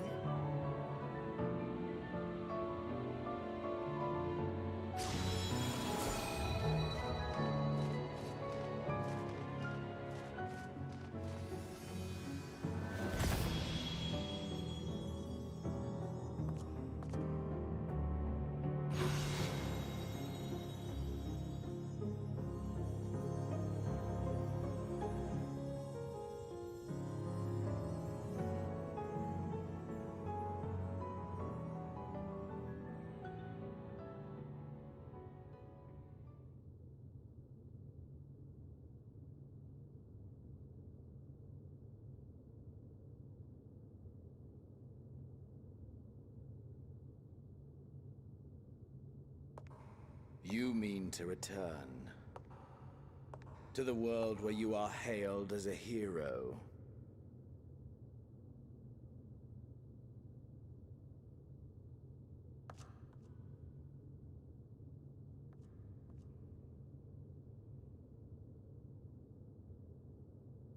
Hear me then.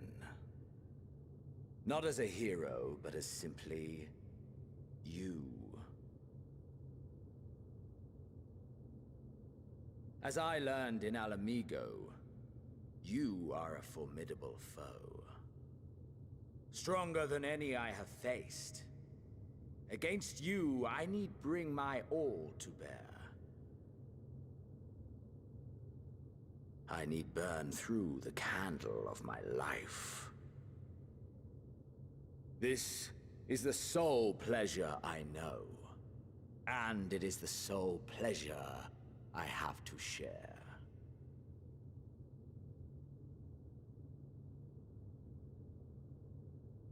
And so I come before you to issue challenge and offer singular bliss.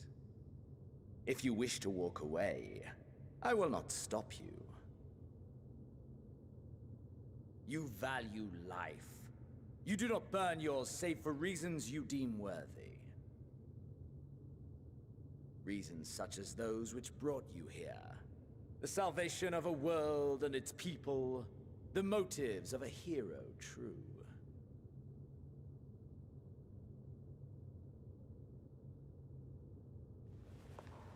But there is more to you than that. You know this to be true. As surely as you know the thrill of pushing your body and soul to their limits. Of confronting ever mightier foes, dancing ever closer to the precipice, wondering if this will be the one to finally fill the void. Such pleasures you seek for their own sake, and no other reason. Is this not so, adventurer?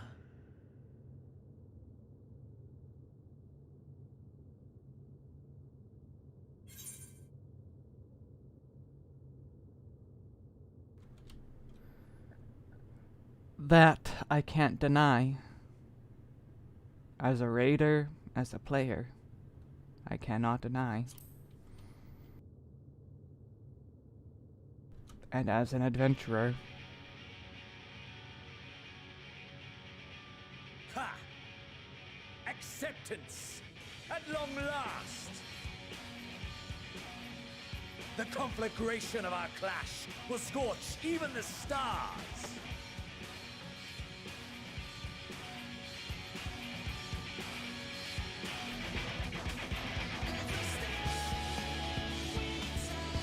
it's not over. It's not over. It's not over yet.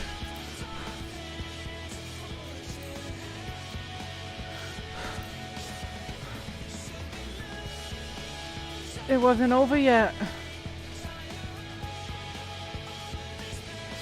Defeat Xenos.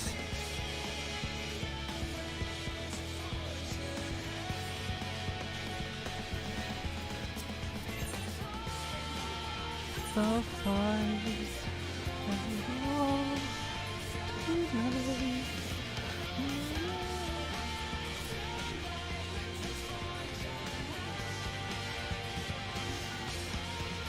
as we ride again to another end, where it all begins. Forge ahead.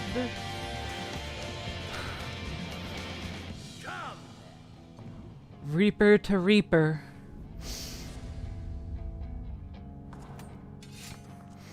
November wrought in time, calling swiftly, beating, holding softly, biding time, marching forward, left behind. Fire where shadows clash, forgotten spark of hope.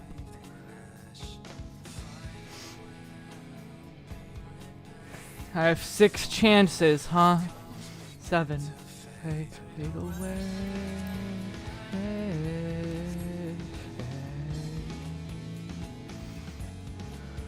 Fade away. Hold nothing back. Push yourself to your limit and me to mine.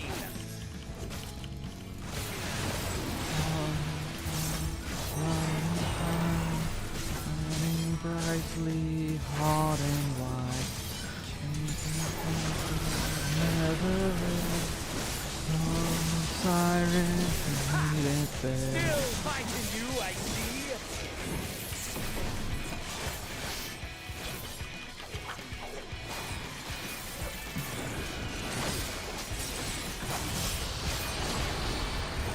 Okay, good. He has no positionals.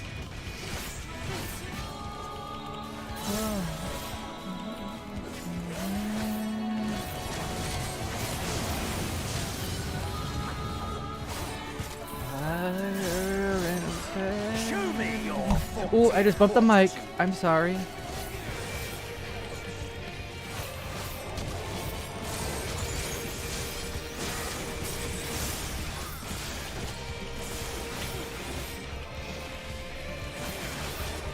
You can't defeat me, Xenos. You can't beat me.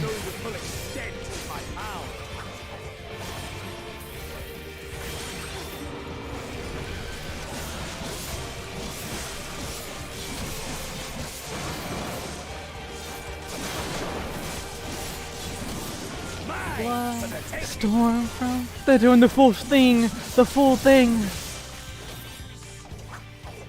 Time stood still. A hope fulfilled. Now we yearn for freedom. Born in blood. Stained in blood. So said. All these things. Hand in hand. Oh, fight. Head forward.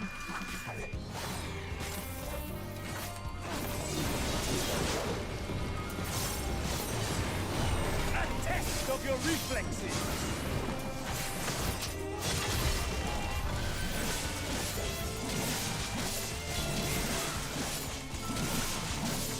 A test of your reflexes.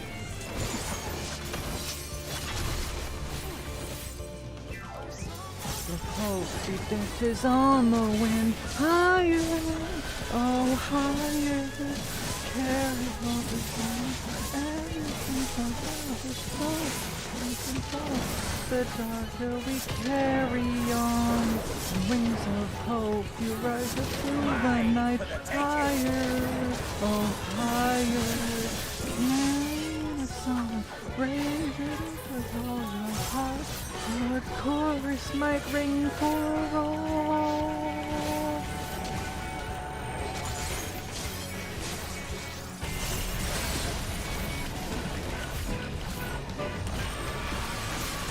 Whoops.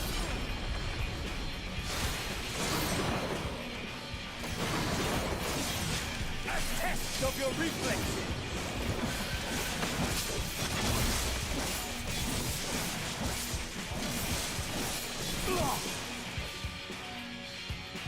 Ah, my soul, how burns! Is this not over?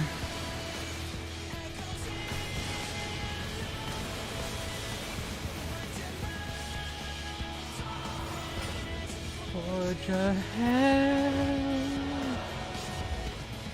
I know the inferno swelling within.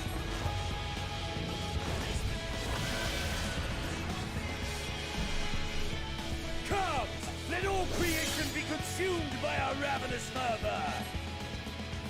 I have Wow, a part 2? Or not? Unlimited. Do not tell me your life's fire is already spent. Confronting physical limits and choosing to defy them.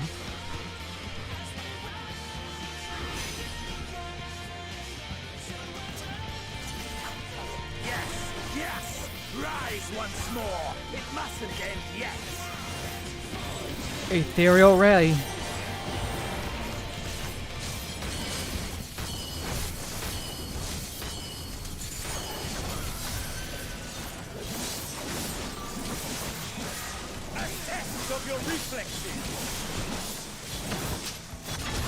Oh!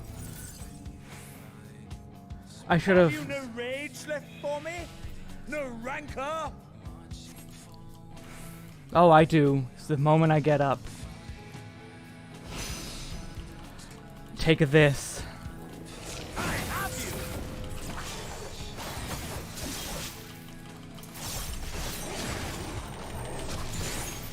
You will not defeat me this day.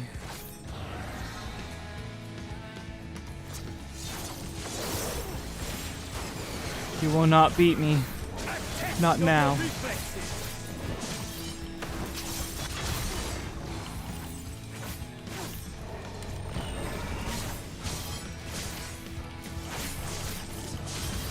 Show me your vaunted fortitude.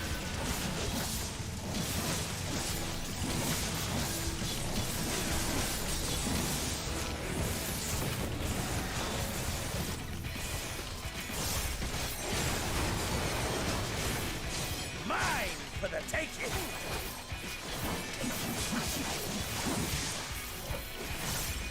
I have you.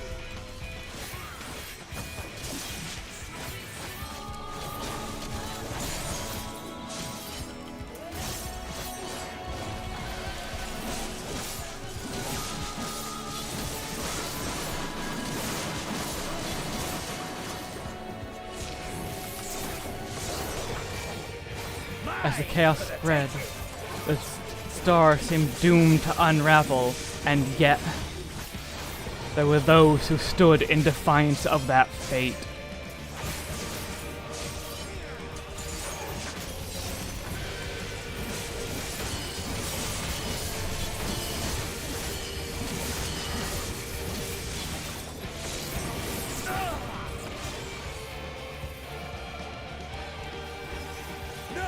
Not yet.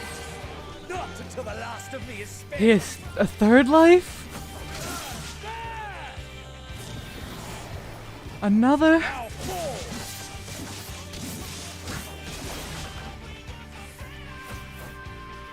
This is my moment. Our moment.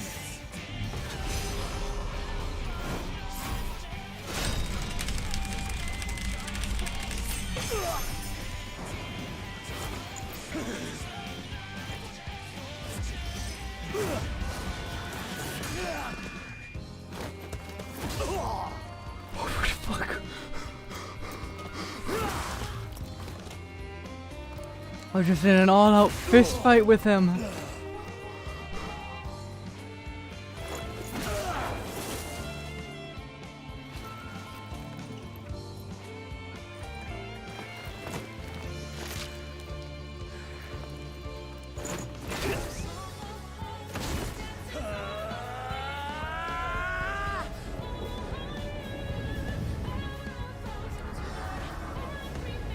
Ring blades dark and light.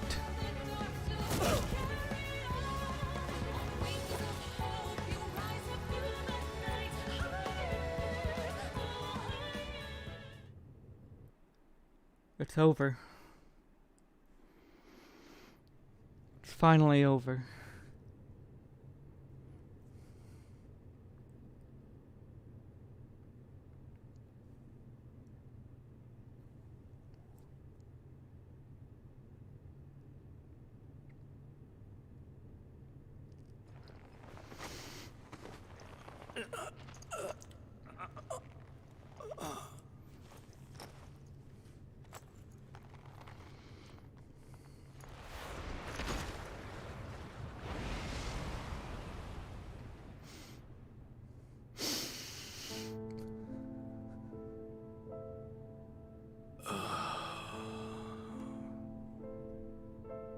That I should lose again. All of my children in whom life goes abundant. To How disappointing. all of my children in whom death hath passed his judgment.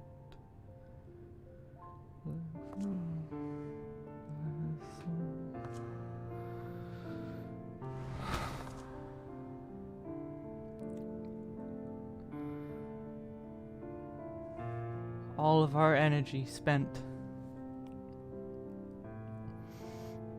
Never have I understood those around me.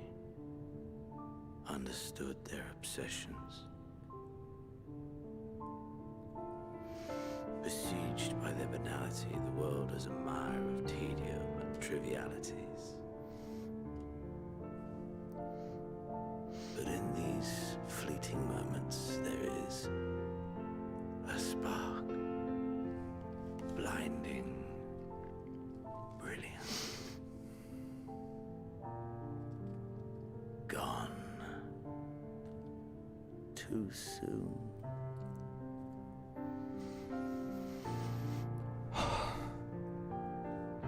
What of you, my mirror? Born into this world, bestowed name, bid to seek out strife and adventure.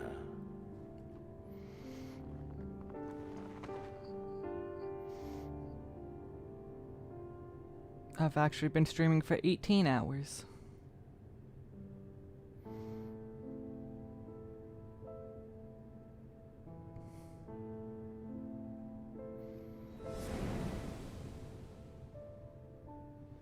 Where it all began. Where we traveled next. To the stones. Waking sands. Was this life a gift? Or a burden? What's your fault? Oh, Connie.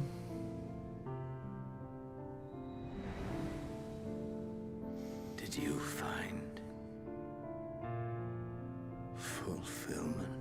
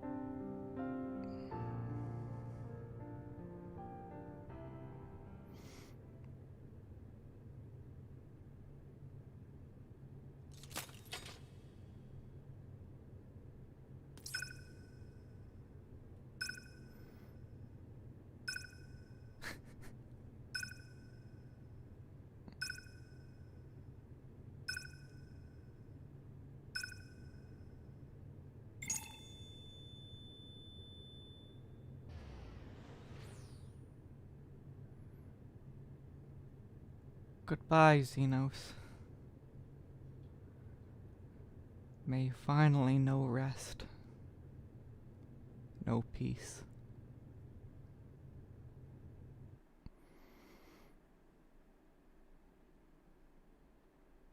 Can you hear him? Safe. Must tend to...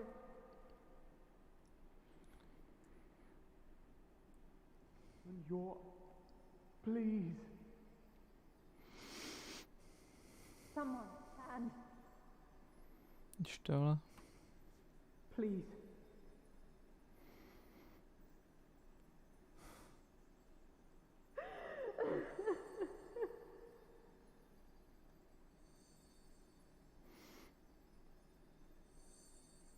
you can't leave us. Not like this. If you do, I'll never forgive you. So come on. Open your eyes and get up.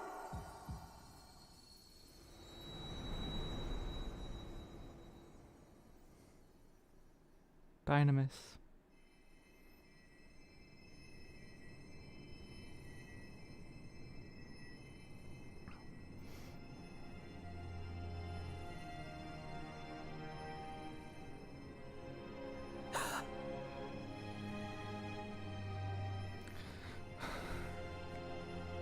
It's over.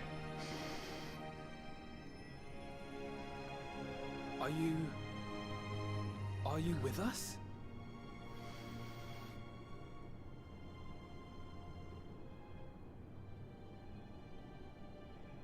Oh, thank the heavens. For a moment we thought...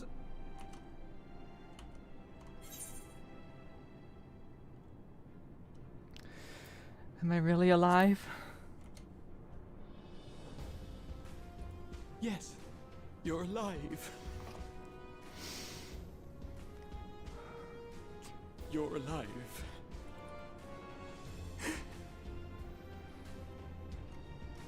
You... How can you keep your promise if you're not here?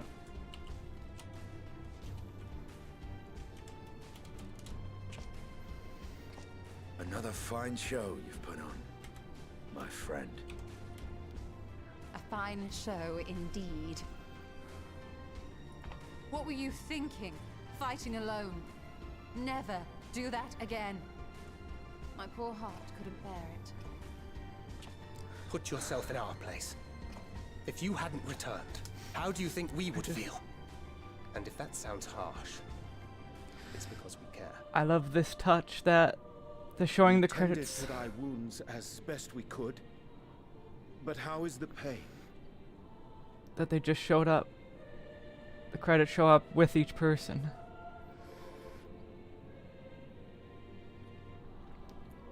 Don't worry, Sean, check the playlist.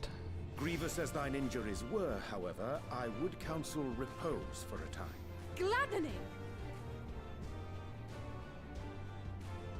Check the... There's as soon as I'm done. nothing gladdening about this.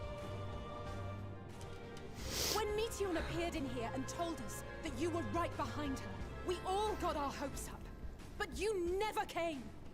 And when you finally deign to appear, you're within an ilm of your life.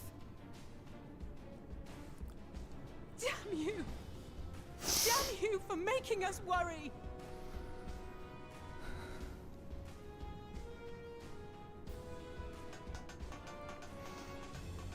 Oh, those were cries of celebration! Anyway, well, the important thing is that you're all alive and in reasonably good health, and we mean to get you back that way.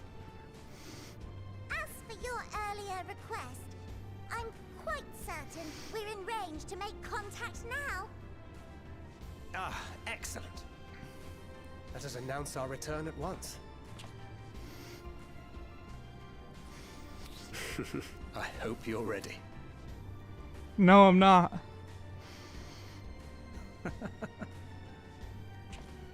While you were unconscious, we set out from Ultima Thule, you see.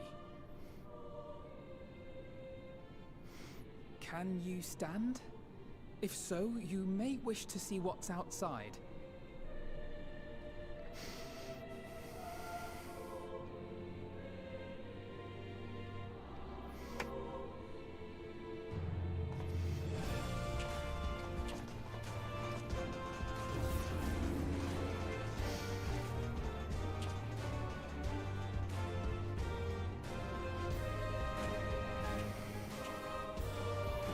We're home, my friend. We're home.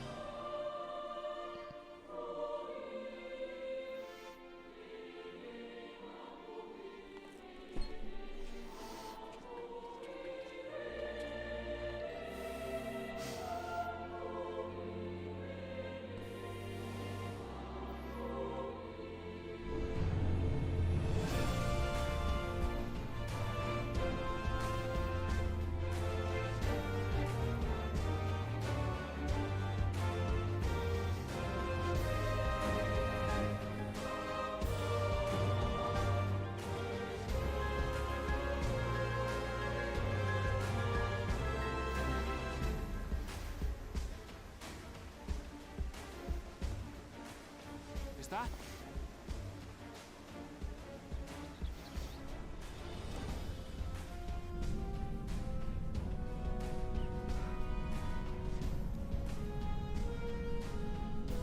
It is!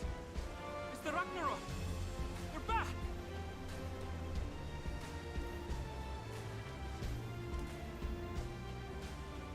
Thank heavens. Truly. They've done it! Welcome home. Yes!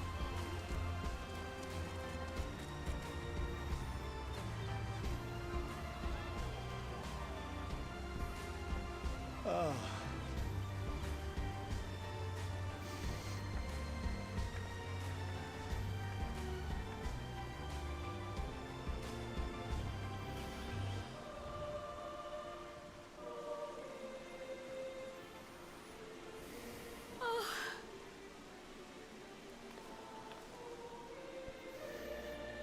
Welcome home, everyone!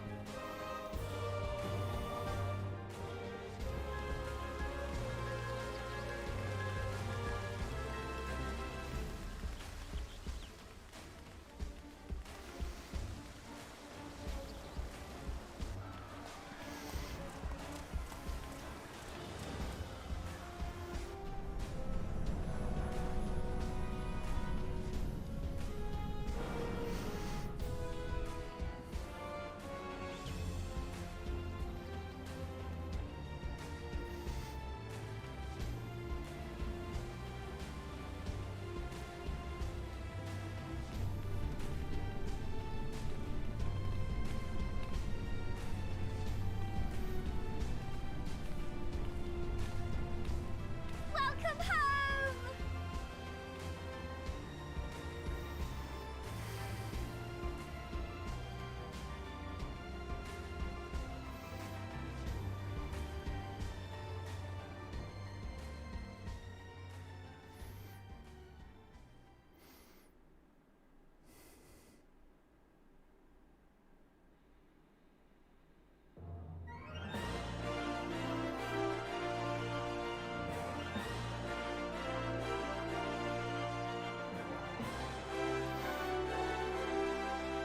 The end.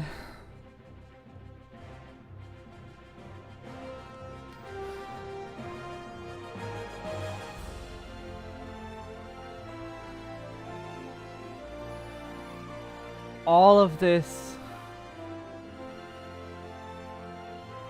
I could not have expected any of this.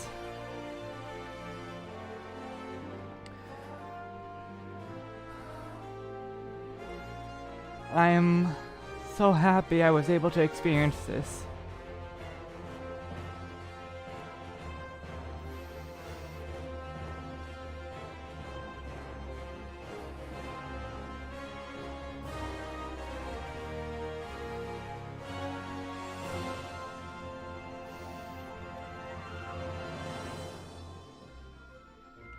This was such a long journey, but worth every moment.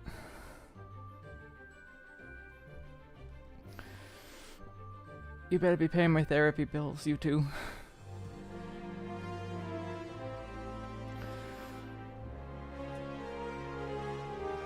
They topped Shadowbringers by level 83. Shadowbringers was long beaten since 83.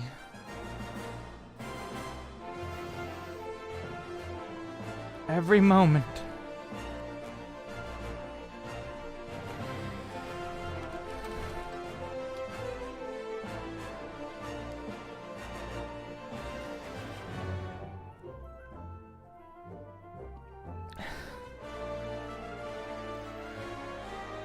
I could not have hoped for more.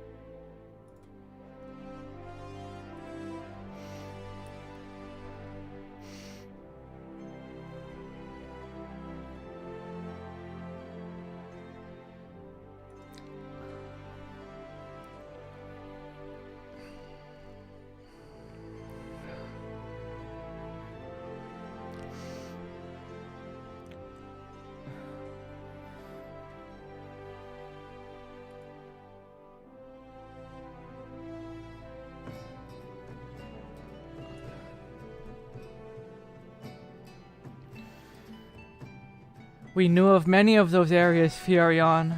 We knew of many of them. The question is, when and where do we experience them?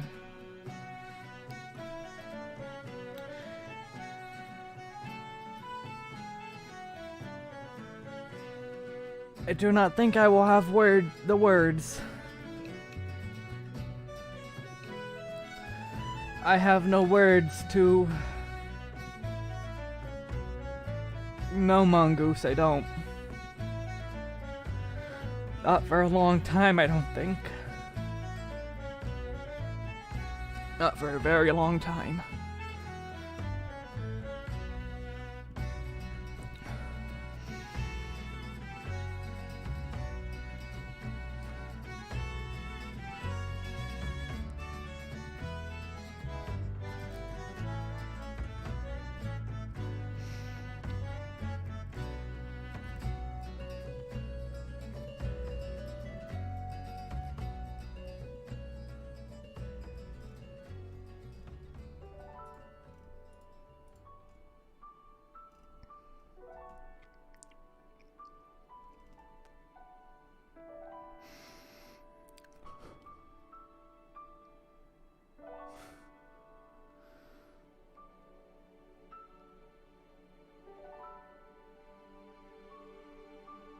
They had to set the stage somehow.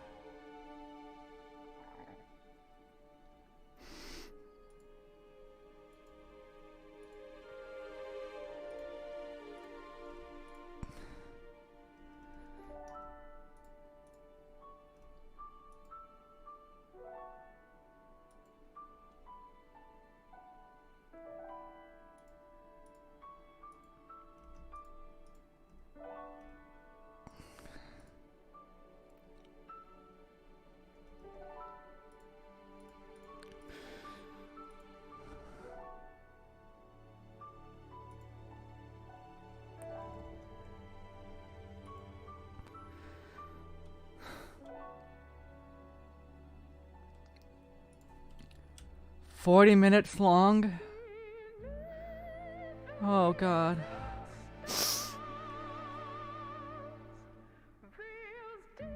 I need a minute still. I still need a minute. Or 2. Or 10.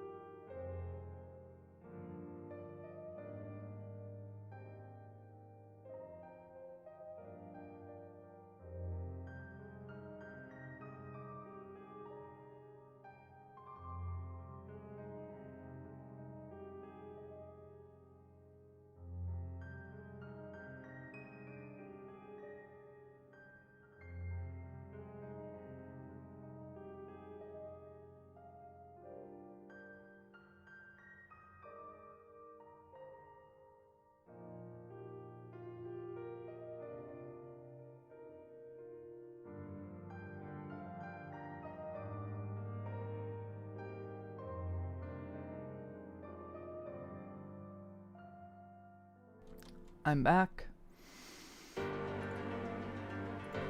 I'm back.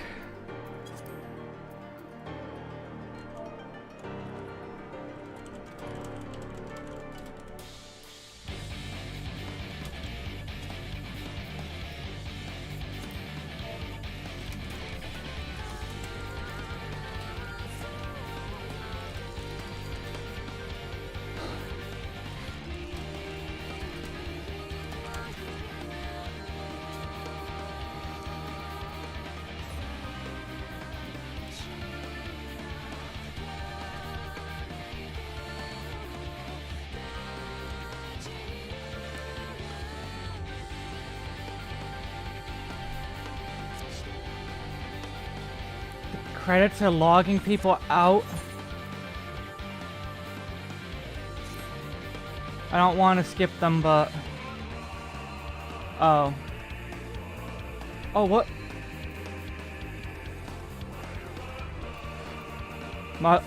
There's a part 2. I wasn't expecting this.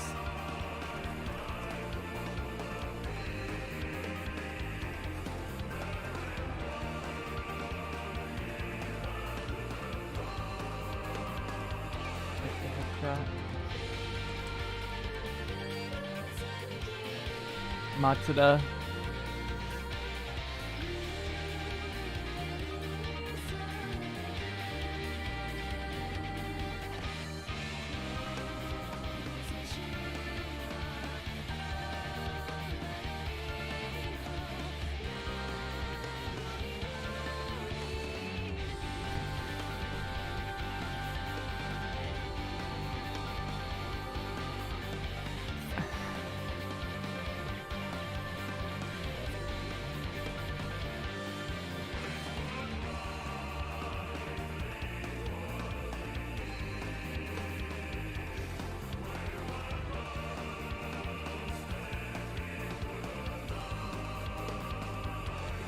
That's wonderful.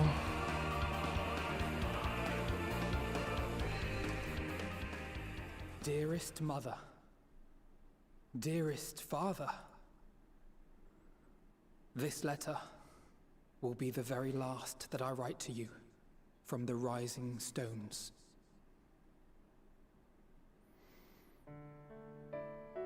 The Scions are to be disbanded. As I commit these words to parchment, I fondly recall my journey as a scion.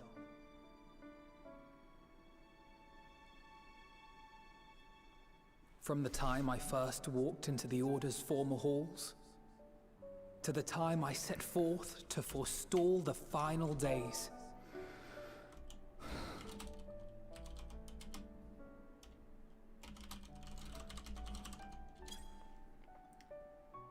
At the farthest reaches of the Sea of Stars, we fought the battle of our lives.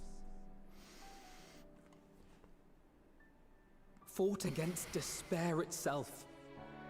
A veritable maelstrom of it, fed by the resignation that dwelled in the hearts of beings not so unlike ourselves.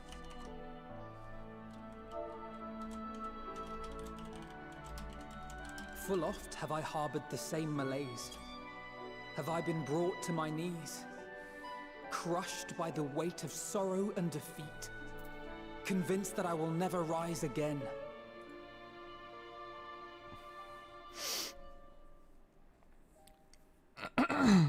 However, I have also known many moments a little of bit for unbridled leaving. joy and happiness.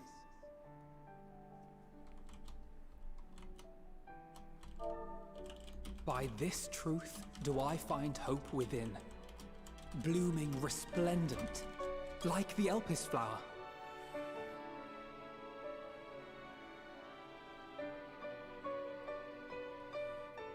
And thus do I endure. Do I look forward to creating more memories with my friends and loved ones. But not as the Scions. For from these fertile seeds, yet more hope shall spring forth. And they will grow to become shining lights that illuminate the dark.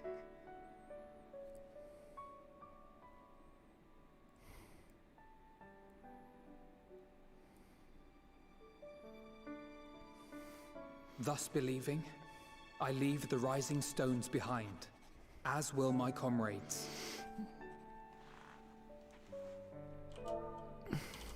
For, as we have decided, after careful deliberation,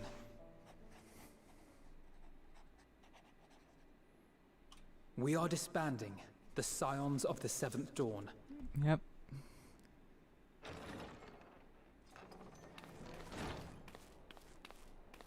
There you are, Alphino.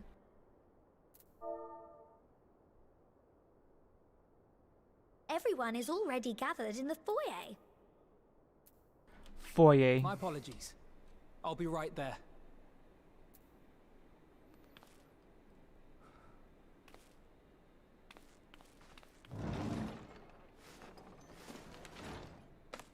At least, that is what the story will be. Haha.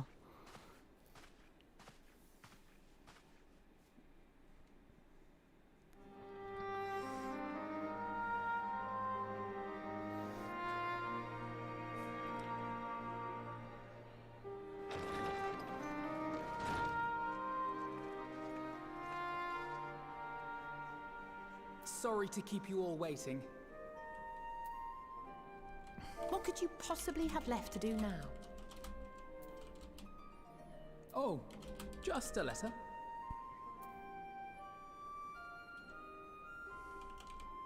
I imagine it will be a while before we can gather like this again. So it must be, if we're to keep up appearances. From now on, it falls to the Grand Company of Eorzea and its allies to deal with the realm's crises. Meanwhile, we shall return to our erstwhile ways. Retreating from plain sight to take our place in the shadows once more. Indeed. For the foreseeable future, I expect that we must work independently as we seek out problems that want for solving. But a day will come when we face another great challenge, and we will face it together, as we always have. The question is, where are we going first? As much as I look forward to that day, I do hope it doesn't come anytime soon. Well, formal association or no, if any of you should require my services, you need but ask. I'll be glad to keep my lance arm honed. I'll hold you to that. So you had better keep your link pearl on hand. So you really mean to stay, Tataru? Oh, someone has to keep the Rising Stones in proper order. And even a super-secret organization requires a super-secret base of operations. That everyone just knows where it is, though.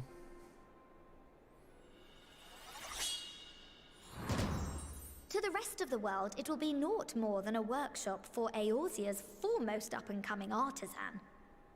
If you thought our coffers were full to bursting before, just wait till I can devote myself wholly to the crafts.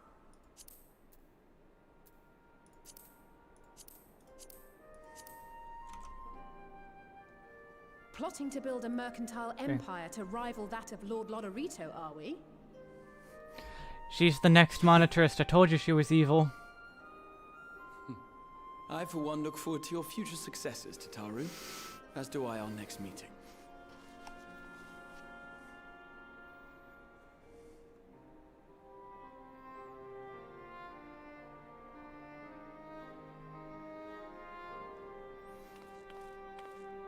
And with that, I believe it is past time you all made ready to depart.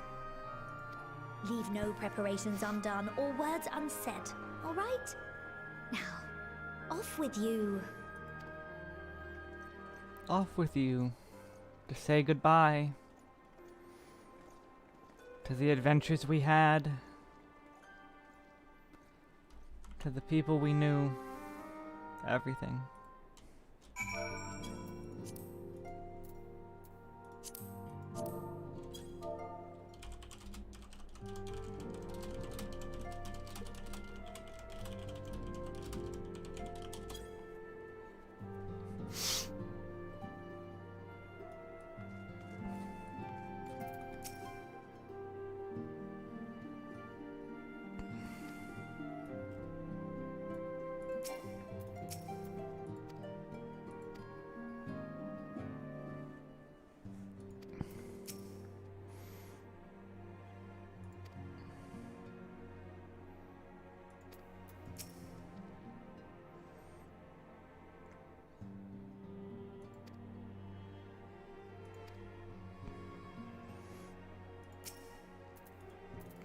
Hello, Todru.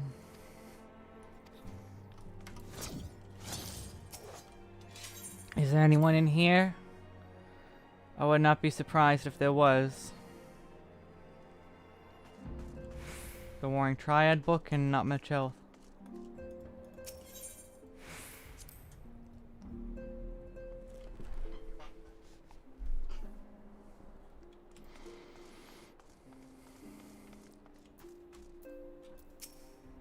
Oh my god, it's gonna be a cutscene each.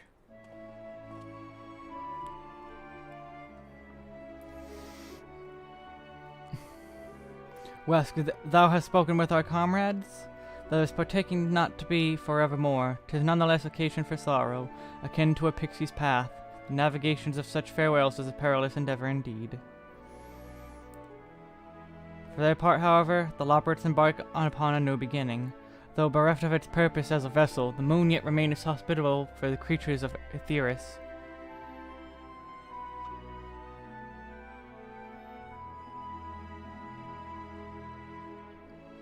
Falavan Tech. Oh! Auto skip is on. Yet ere that may come to pass, is there much more party to learn of other, a process of which does promise to be eventful indeed.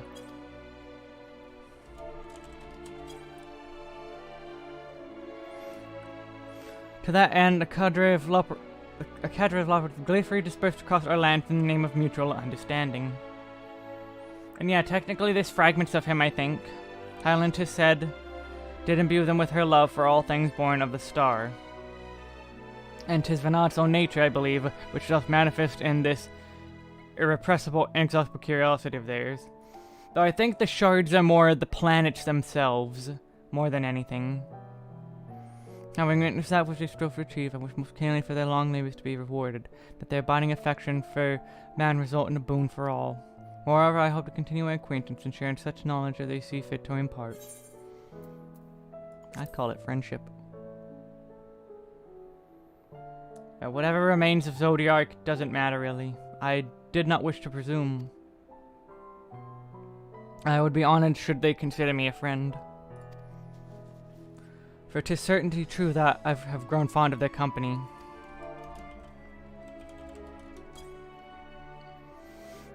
Ah, but I shall digress no further. This day should belong to the silence of the seventh dawn, to mine incomparable companions. Ofttimes hath mine reticence caused thee grief, and mine action spurred allies to suspect betrayal. And yet here amongst you I still stand. No amount of words could express my gratitude for thine acceptance and forgiveness. But instead I do proffer my humble support, be it unto deepest abyss to highest heavens, even if my nuts deeds found across stormy seas, ever shall I answer thy summons.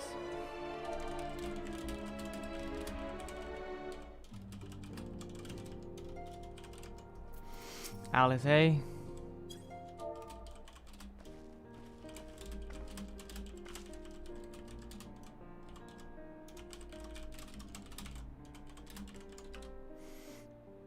Wesk, seen to your preparations, have you? I'm just making another sweep of my belongings. One to find I've forgotten something halfway to my destination. Oh, and in case you hadn't heard, we've received new reports detailing the devastation caused by the final days. It appears the situation is gravest in the land surrounding the Bounty, where the sky first began to burn.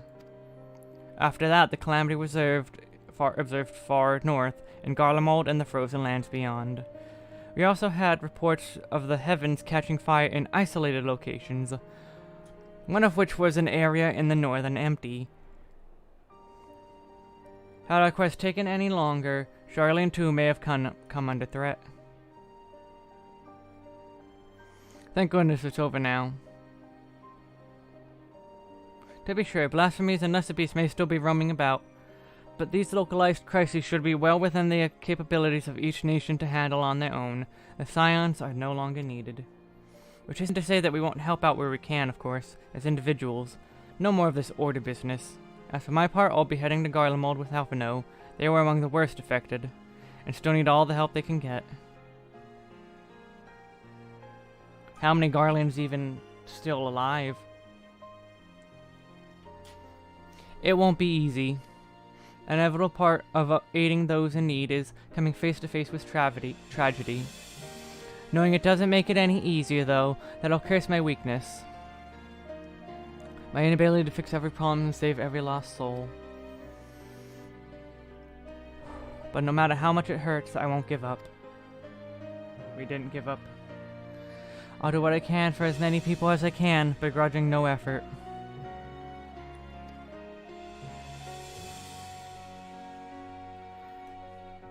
And should I find myself discouraged, I'll remember you. Think back fondly to one of your many moments of triumph and the accompanying determined expression. Even though that still annoy me in retrospect. Like when you activated the teleporter without warning.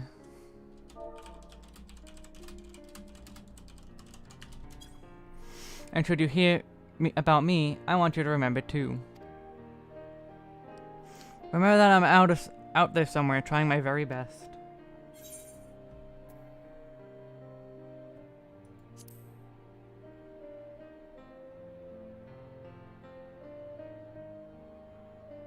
Not that I'm trying to become famous or anything. That being said,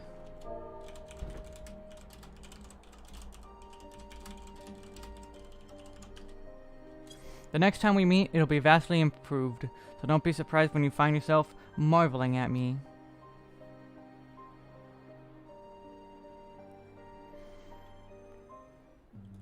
Eight of these. There's 8 of these.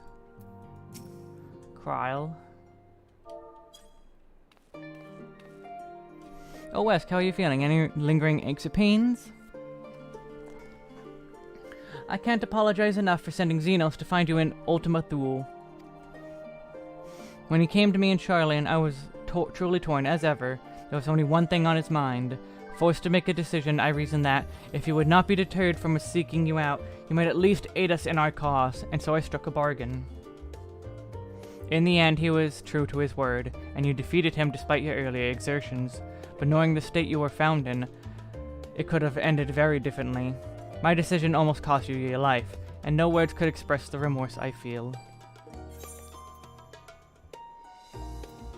It worked out. You did the right thing.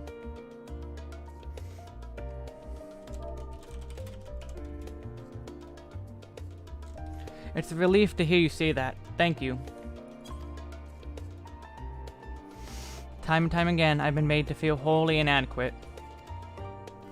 Wasn't much use in battle, nor could I face the form without my nerves getting the better of me. It always fell to you and the others. I must and will do better. And I shall begin with the restoration of the students of Baldesion. Through our work, Charlene will strengthen its ties with other nations, that we may better be prepared to face whatever threats arise in future. Of course, this isn't something I can accomplish alone, but thankfully I have the staunchest help in Raha and Ojika and our other remaining members. Together we'll continue Grandfather's work. As before, certain commissions will take us to dangerous locales, and we may need to call upon some seasoned adventurers. In such time, might we be willing to assist us? Not because you feel obliged, mind you, but because you feel allured to the task itself. In such time, might you be willing to... Yeah, I read that.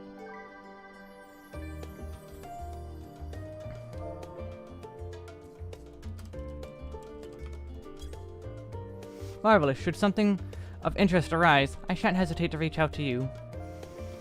Until that day, I shall endeavor to become a more dependable comrade.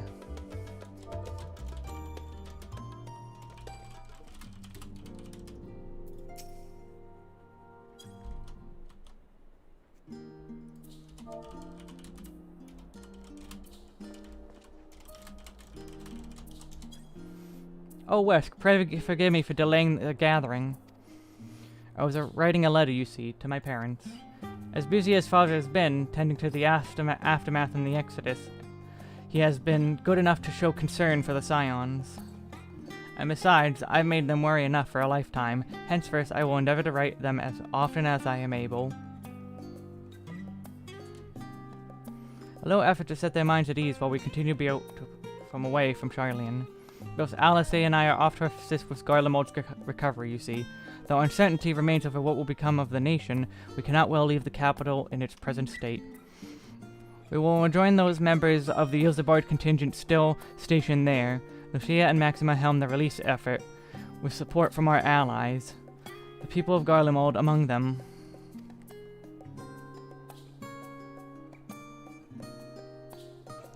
They will gradually be joined by those who have first finished treating the tempered across the land.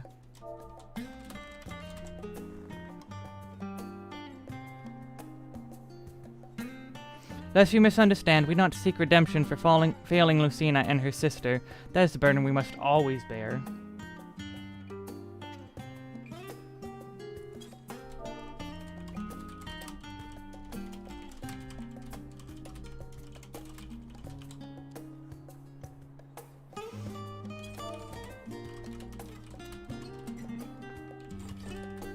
There we go, because the truth in Lord Quintus's words. The truth that, whatever ideals individuals may espouse, nations are not moved to action unless they stand to benefit. For the foreseeable future, the fallen empire will be at mercy of both internal and external forces. And though I do not doubt the intentions of the contingent, with greater powers involved in the release effort, our allies may well find themselves drawn into political agenda.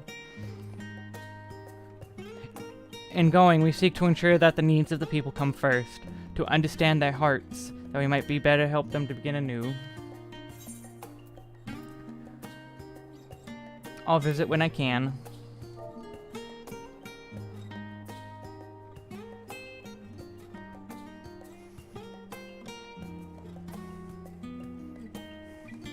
By all means, full glad would I be for your visit, and believe I speak for Alice as well.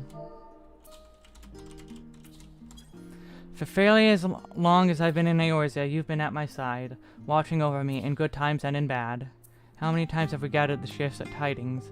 None could possibly keep count. The world is changing and I will continue to do so, yet no matter what the future brings, I hope that I can ever look to you, in good times and in bad, as dependable comrade and dear friend both. Oh. Thank you, Wesk, from the bottom of my heart.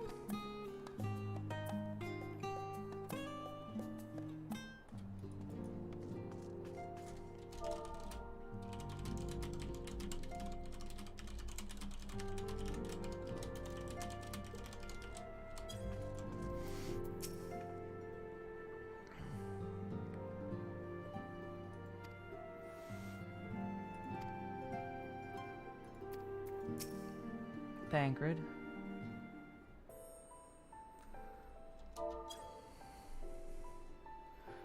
Our champion and savior. I was beginning to think my chance for an abundant audience would never come. Ahem, that sounded more amusing in my head. Speaking of heads, I was worried about yours, and the rest of you for that matter. On the mend, I trust.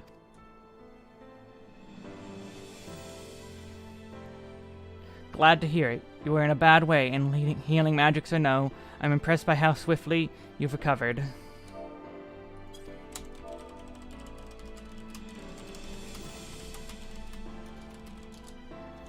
Then again, 'tis hardly the first time you've cheated death. Your strength of will has never failed to astonish me. Look at what you've accomplished. Medion defeated, her Song of Oblivion cut short, the source and all her reflections delivered from the final days. If you had faltered at the last, then all hope would have been lost, but you held fast. Now Reen has a tomorrow to look forward to. I could ask for no greater gift than that. As for a lesser gift, however, the next time you see her, I would appreciate you not describing my travel plans with Orange as aimless wandering. We have a purpose in our roaming, after all, keeping an eye on things in the absence of the scions on the world stage. There'll never be an end to the little problems that go untended by nations. We will do our best to help out where and when we can. Which I suppose is an approach not far removed from aimless wandering when you get down to it.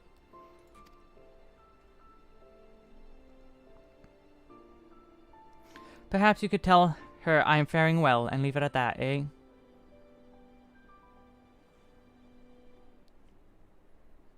No need to mention this feeling of being uprooted.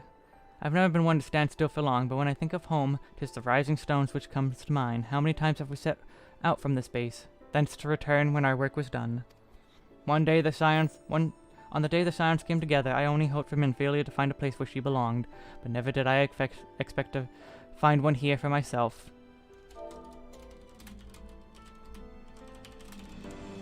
Indulge me, Wesk. I have a question for you, and imagine Minfilia herself is asking. Are you glad you joined the Scions?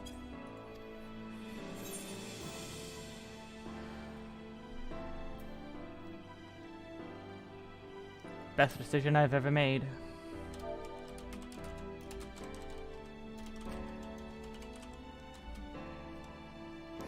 I can honestly say the same. But all good things must come to an end, at least for a time. Should you need a helping hand for infiltration or reconnaissance, you know who to ask. I'll come running, and you'll likely get a certain funny talking fortune teller into the bargain.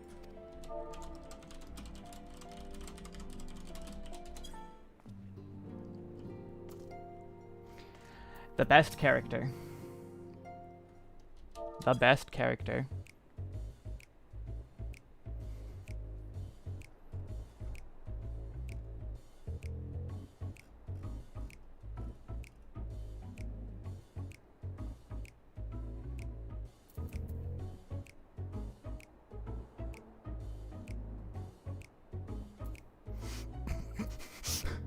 If you've something to say, then out with it. Just worried how you'll earn your keep now.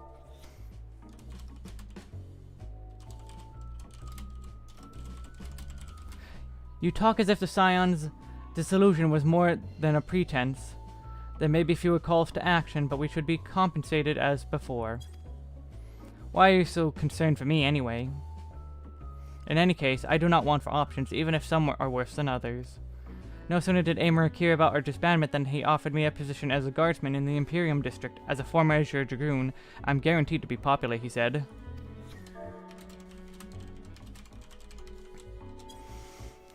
Who does he take me for? Even without his meddling, I'm perfectly capable of finding employment. And have.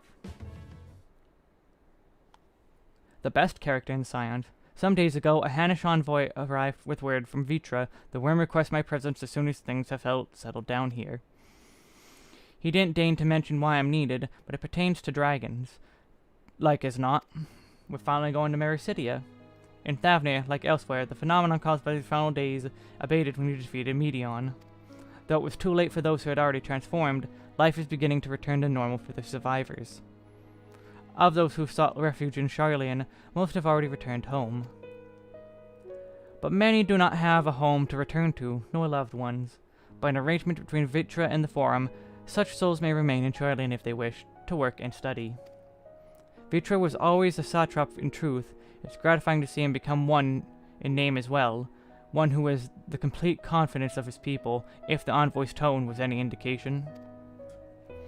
I often find myself speaking favorably of dragons of late. Mongoose, this is the best character ever. Not so long ago I would have assumed his benevolence had ulterior motives, but 'tis clear he cares for his people, and in turn they revere him.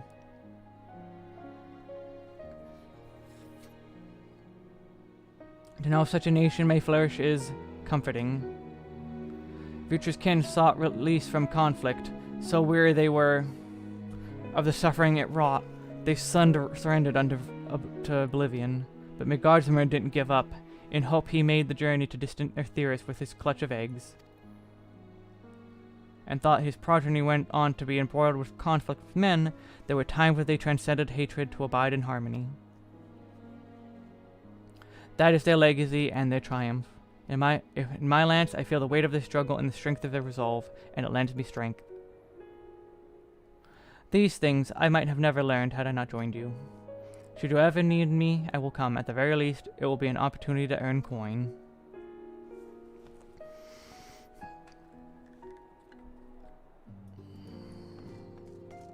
Two more. Worry?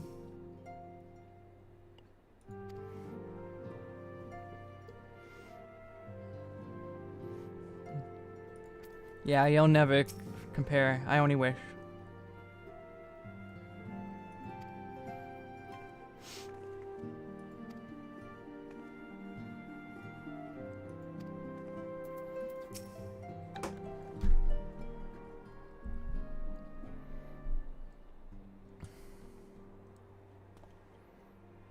Yes, I did, Sean. Oh, Wesk, might you have a moment to talk? Raha? I'm surprised you're alive. With a sign stepping away from the public eye, I've been left to consider what new endeavors I might pursue. And after speaking with Kryl, I've decided I'll be assisting her in rebuilding the students of Valdesian. She told me, not only am I indebted to Master Galuf for giving me a new home, but had our Order never existed, I would have never set foot within the Crystal Tower. How different my life might have been. I would have never met you, never become caretaker of the tower, never become a scion.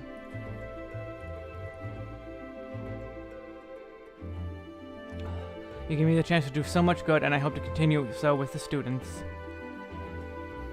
For an added benefit, new mysteries often find their way to our doorsteps, mysteries that could prove ideal for fulfilling our promise, to embark on a new adventure together, unlike any we've experienced before.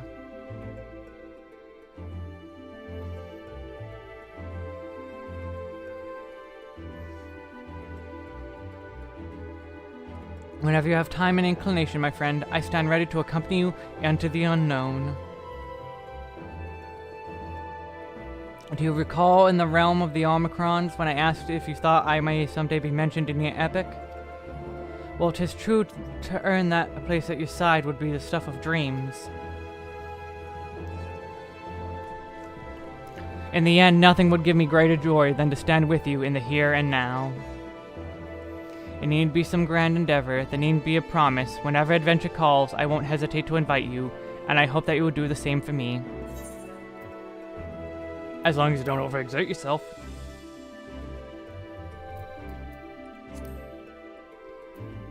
I know, I can hear all Helena and Big Lug's voices each time you remind me.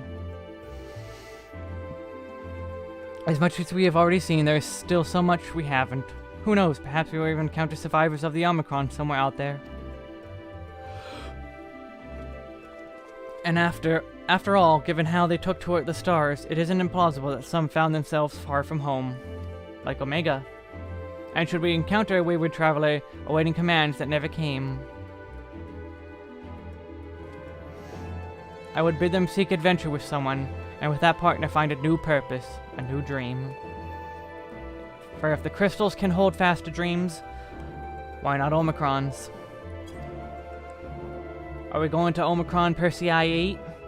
Wherever your plans may lead, do not hesitate to send word, and should a commission of interest come my way, you'll be the first to know.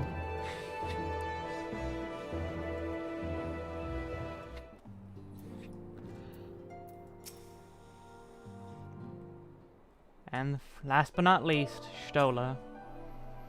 Yeah, going back to thing. Oh, are we saying our farewells too? I hadn't, at present, planned on any journey of great length.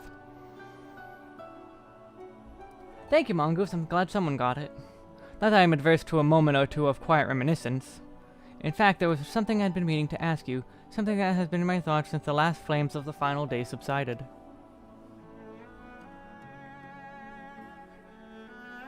During our travels, we have witnessed more than a lifetime's worth of oddities and spectacles, more than can be easily recalled or remembered.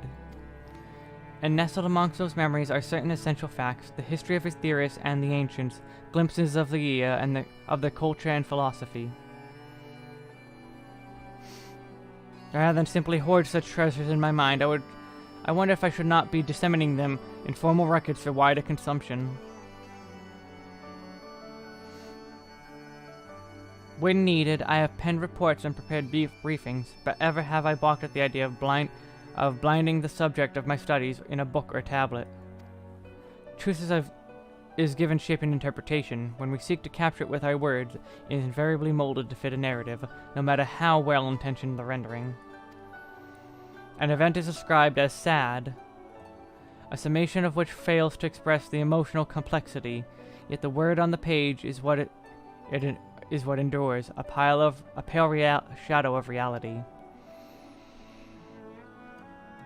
Throughout history, some have deliberately embellished the truth, but I believe many, if not most, deviations are the result of similar linguistic shortcomings, piling one upon the other until the end result is unrecognizable from its origin.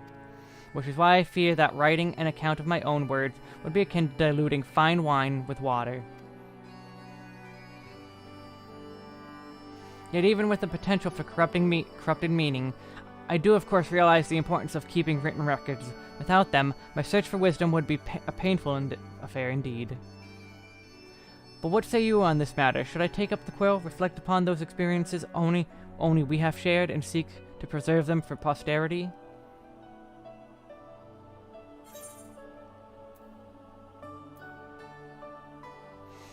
That's a hard one. That's actually a really hard question. Because there's no way she can do it justice. Let them be read.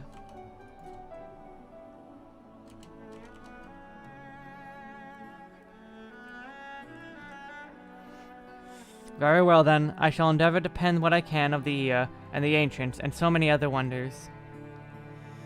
But I am no scribe. It'll be a less polished work and more reordering of scattered notes.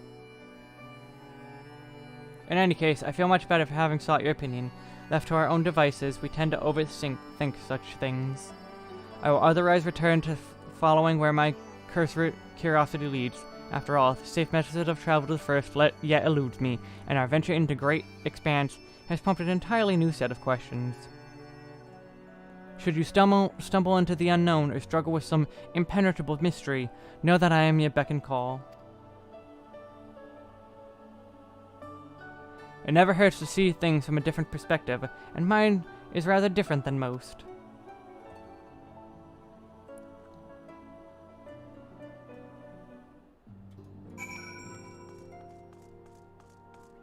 Here it is, the absolute end.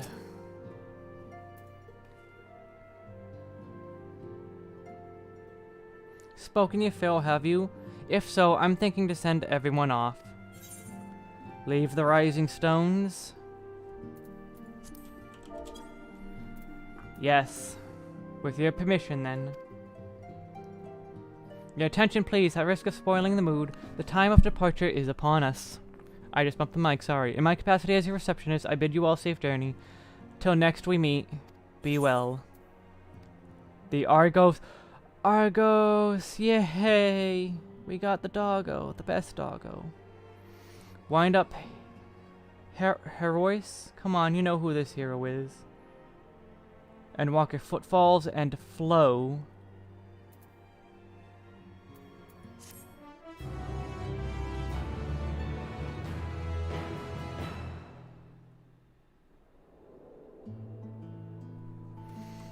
Here it is. The very, very end.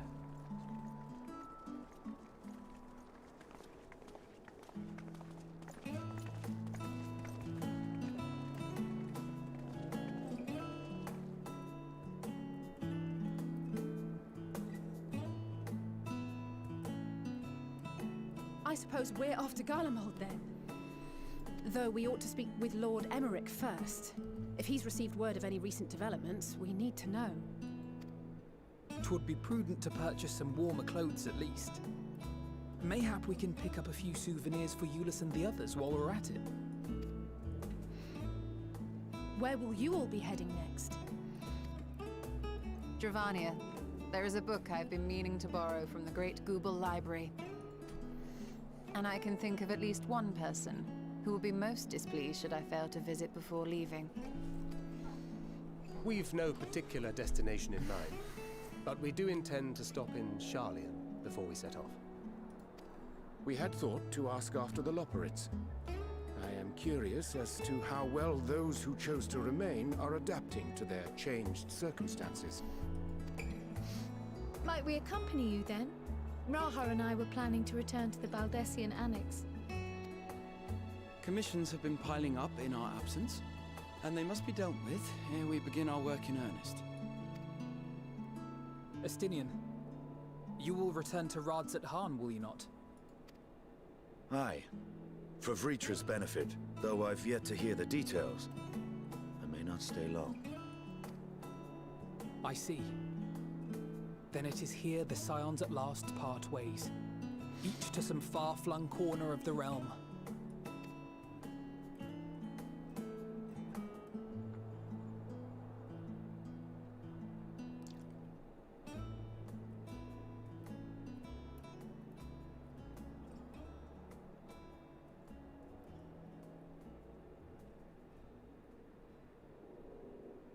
Perhaps. But I believe one of our number, a rather important one at that, has yet to divulge his plans.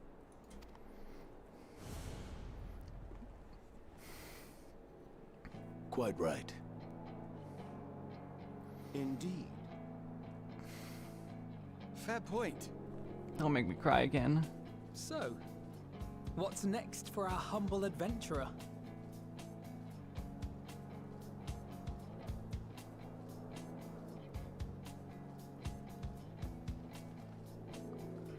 Meteon.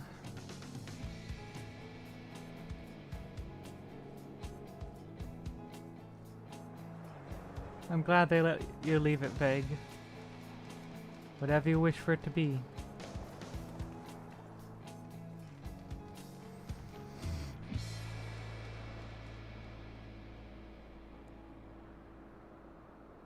Goodbye, Meteon. Finn. Truly the end. Yet stand tall, my friend. Our journey will never end.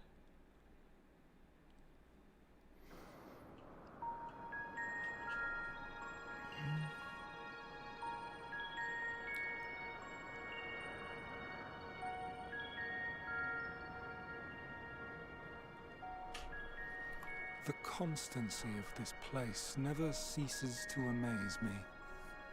An ocean of souls, shimmering and eternal. That explains Pandemonium. A lot. And yet, something stirs. We will learn La Habrea is. Yes. Steeped in darkness, deep as starless night. The beast hungers. Alas, I dare not investigate in earnest before the coming of my guiding star, as he foretold.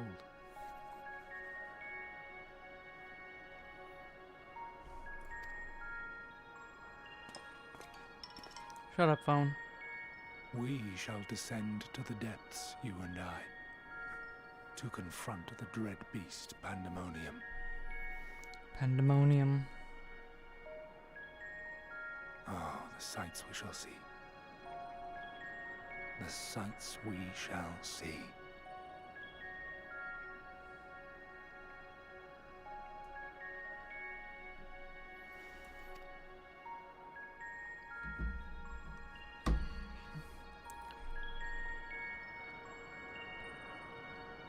Indeed.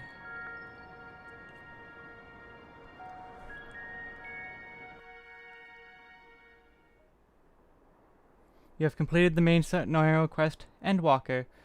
Quests to unlock new content have now become available in Old Sharlayan.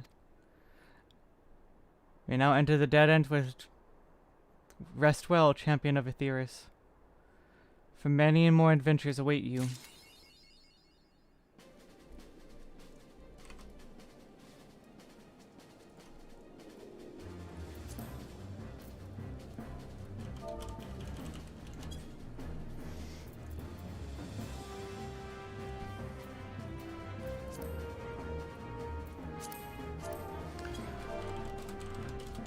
That its chorus might ring for all.